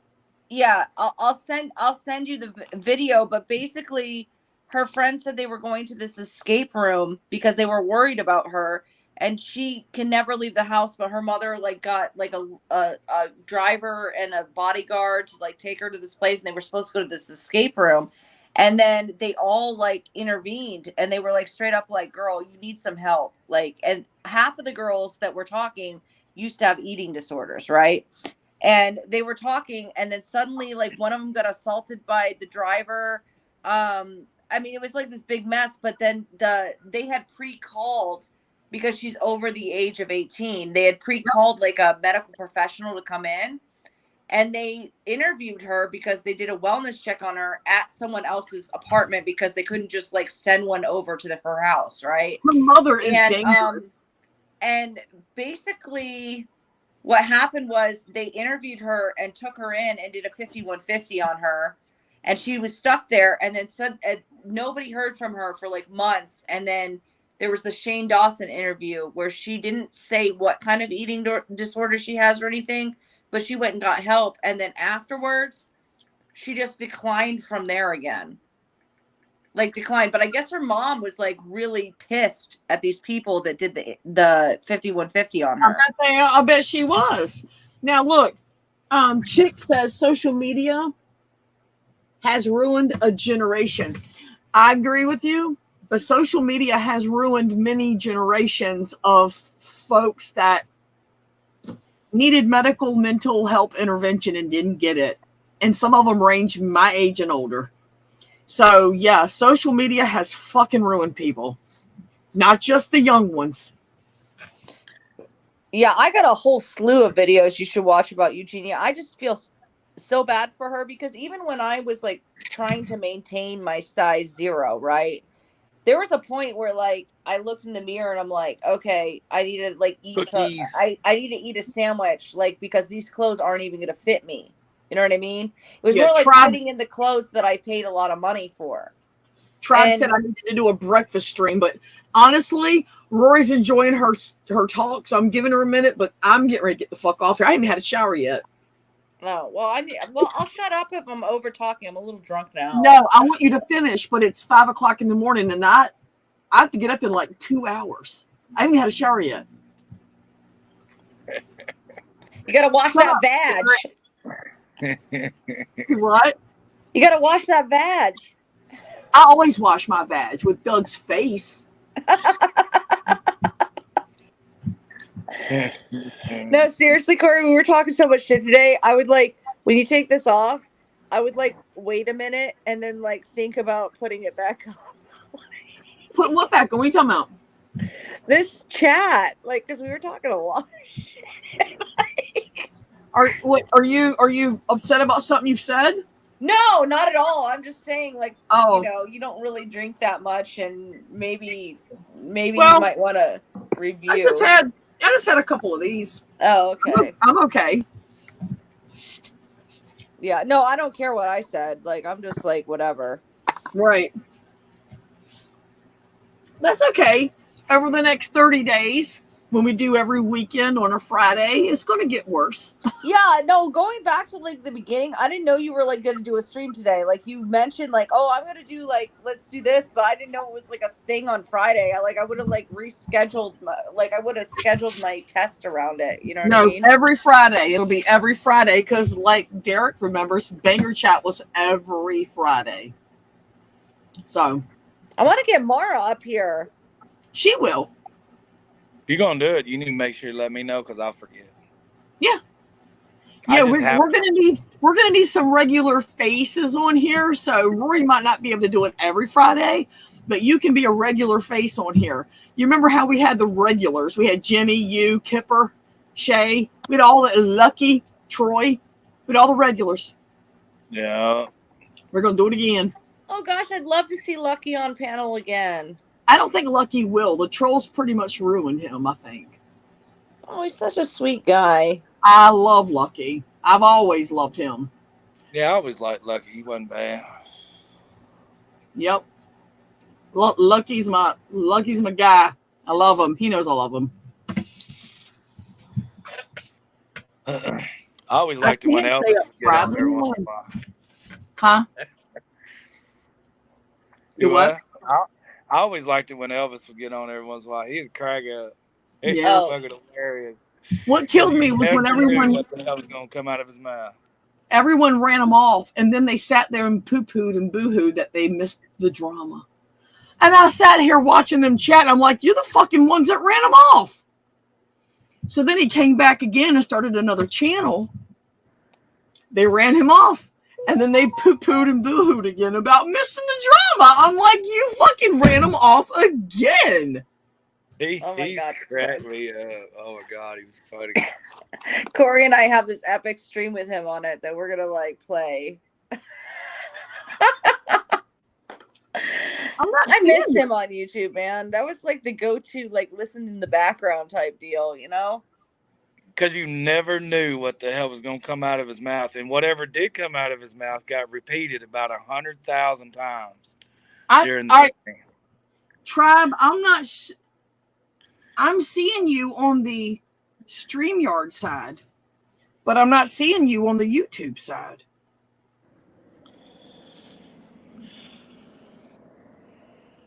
I don't know, Corey, but you had an epic stream tonight, and somebody at work one day is gonna like have an 8-hour wonderful listen. This bullshit that we've been talking. I wouldn't say it was epic, but it was definitely pretty cool. Yeah. Let's make it epic next time. Yeah. I had Tribe. Tribe was on my stream tonight. Fuck it all. I haven't heard his voice in forever, man. I know. I swear to God, it was like 10 years ago. I feel like it's a high school reunion or something. It wasn't 10 years. Come on. I know, but like that's how I feel. Like it's like a high school reunion. It almost feels. It feels like it. Hell, y'all talking about all these names that I ain't thought of and shit. 5, 6, How do I have 7 you years. Google blocked? How do I unblock you, Tribe? Why would I block you? You must have fucked up. You had to have fucked up. And I must have been drinking because I blocked you. Kelly, like, what's the deal with Tribe and Kelly? Like, he's always streaming Kelly. I don't know. I met Kelly. That's one person I met. You did? Yeah. Was that the night that Kelly did the thing with the person? With what person? Did you know what with you know who? I don't know. Like, we like showed up and like D-Dubs was with me, and like D-Dubs committed to like meeting Kelly, right?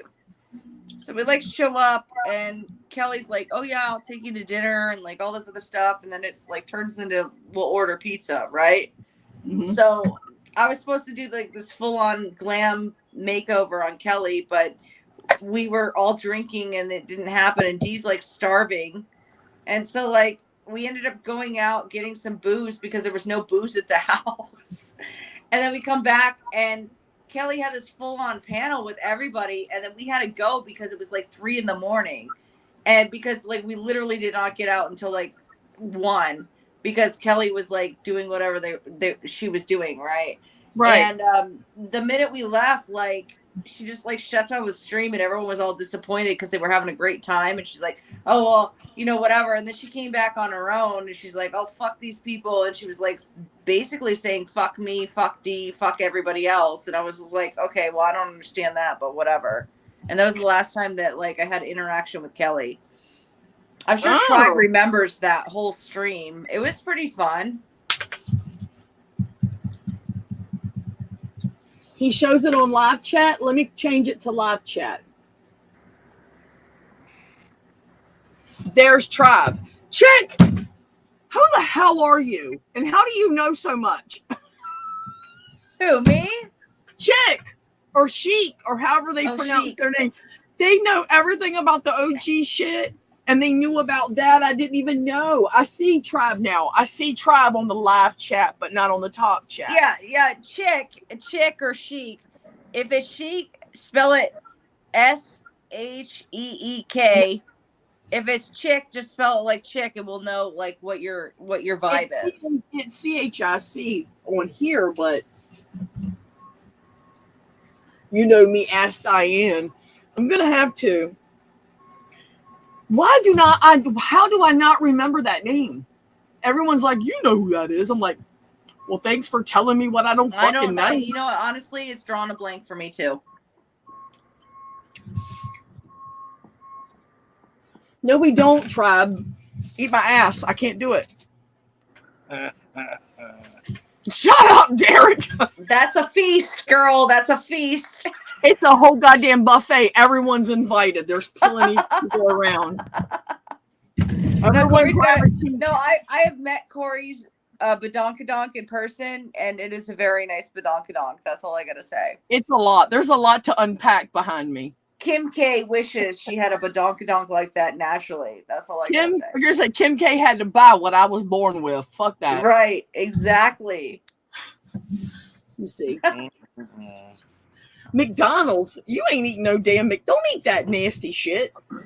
You know what's funny? Like Corey and I met, and I asked her on the phone. I'm like, so what did you think of me when you met me? And she's like, you know, you're pretty much the same, but you were like so much more mellow.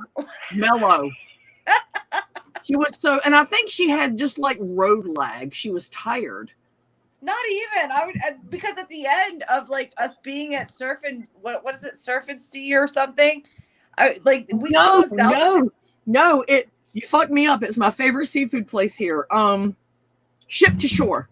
Ship to Shore, yeah. We were there and she suggested it, and that's the first time I had gator bites, right? That was delicious. Well, right? you had said, I said, what do y'all want? Where do y'all want to go? And you said, well, we're going to eat. It's my treat. And I said, well, where do you want to go? And you laughed and you LOL'd and said, it's your area, not mine. Where do you want to go? I said, well, do you want steak or seafood? And she went, well, they both sound good or something. And I said, Ship to Shore has both. And you went, then we'll do Ship to Shore. And they were like so cool because literally we were there like an hour after the restaurant closed, but like we were still ordering shots on the happy hour menu. And I kept on being like, don't worry about it. Here's my card. Let's just like fucking drink. And Corey's like, well, I'm not gonna drink. It's all cool. I'm like, Corey. And she kept going, do you want another one? And I went, yes. Yeah. And but I was like, I looked at her and go, Corey, I'm vodka vixen. How can you not fucking drink with me? And I think I was 3 or 4 in, and I was like, I don't want any more. I don't want it. They're delicious, but don't keep asking me if I want more, because I'm gonna say yes. So no, we're done. But I made her, and we had the best time. Like we had the best fucking time ever. It was like so. And the fun. kids got along. The kids got along so good. Oh, they did, and it was kind of like the older ones kind of like gravitated to each other, and the younger ones did too. But then they all got along at the same time. It was like really cool. Yeah, they were really feeling it, and yeah, at the end of the whole deal, I was like plastered, and still I was too mellow. You were very, and I just was like, maybe she's tired. They've been driving a while, but you were just so reserved, I think was the word. And I was like, she's so reserved, and this isn't her. She's got to be tired. I was ready to just rip. I can't just flash my tatas to everybody at the Surf and Turf or whatever restaurant we're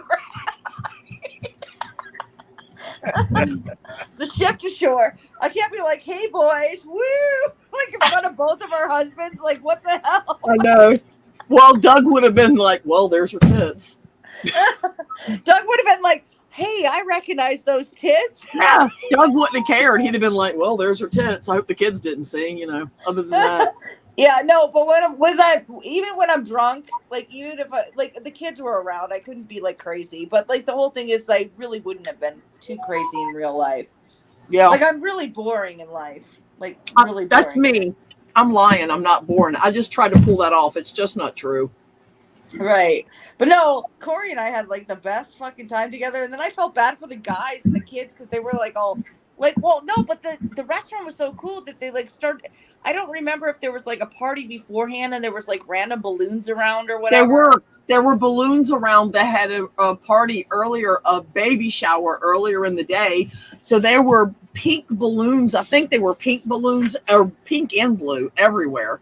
And they put us in the big group area. Yeah. And so we like closed out the restaurant and all the kids were like running around, like throwing balloons at each other, popping them, doing crazy shit. Right.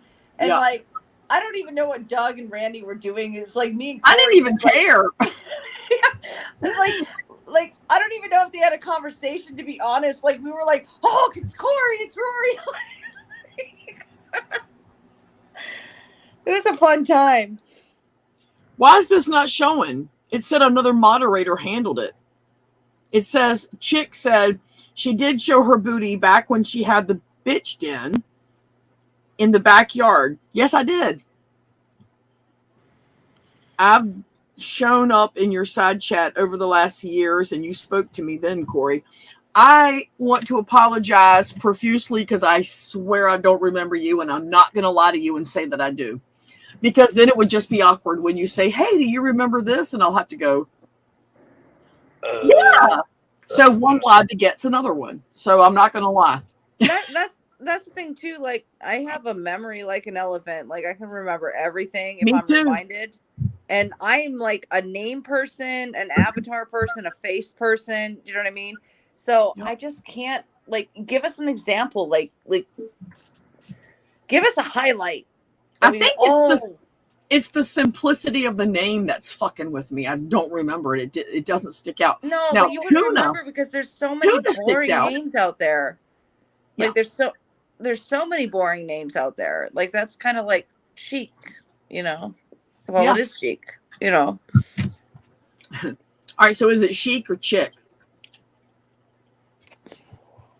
Let's wait and see. Dun dun dun dun dun dun dun. Like I bet you if we got a scenario, we'd be like, "Oh yeah, I remember that." You know what I mean? Like, right. I'm just drawing a blank right now. You wouldn't believe how many folks comment on my videos from time to time and say it's chick. I was right. Every now and then I'll get this random person comment on my video and I'll go, I remember that name. Shit. What did they say before? Don't remember. But I'll remember the name. I'll remember the face, but I won't remember how long ago or what it was all about. What was that person all about for me? But based on the way they comment to me, it'll pretty much give me a clue of how they were before, So. Well, we can say that if it's not like in the back of your brain, it was never offensive. Right. Yeah. Right. So long as you're not claiming to be Birdie King or something, we're good, chick. Right. I totally forgot about Birdie King, but then like that Birdie came up and then like it was like a total plethora of like information in my brain. They're like memories that come back. Yeah.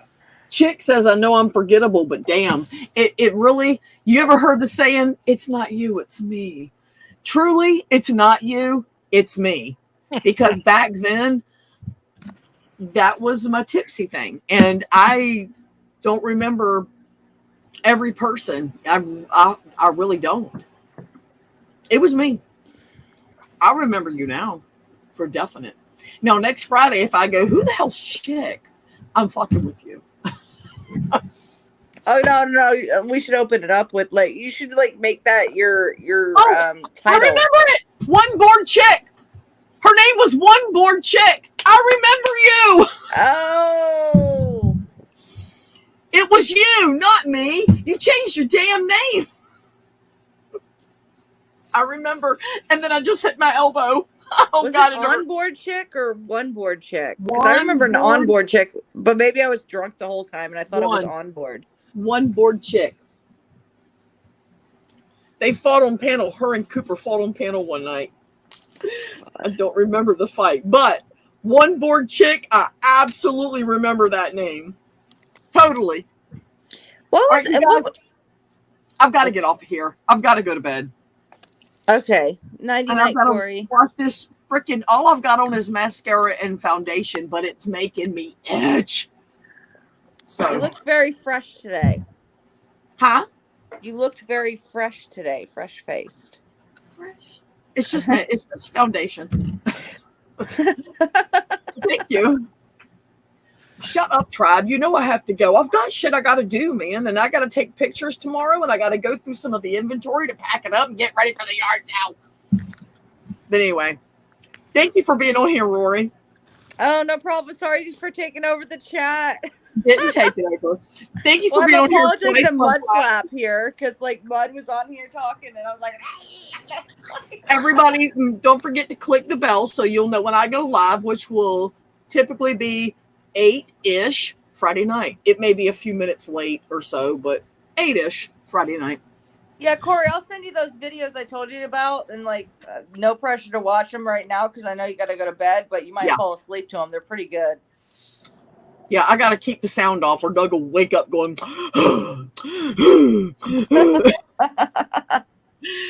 I'm like, are you having a stroke or are you mad that I'm keeping you awake? Well, good night, Corey. It was nice talking to you. Good night. And thank you, everybody, for coming to the side chat and contributing. It was nice talking to everybody. Whoop, whoop, whoop. Woo, See y'all. woo. All right, bye-bye. Bye. Bye.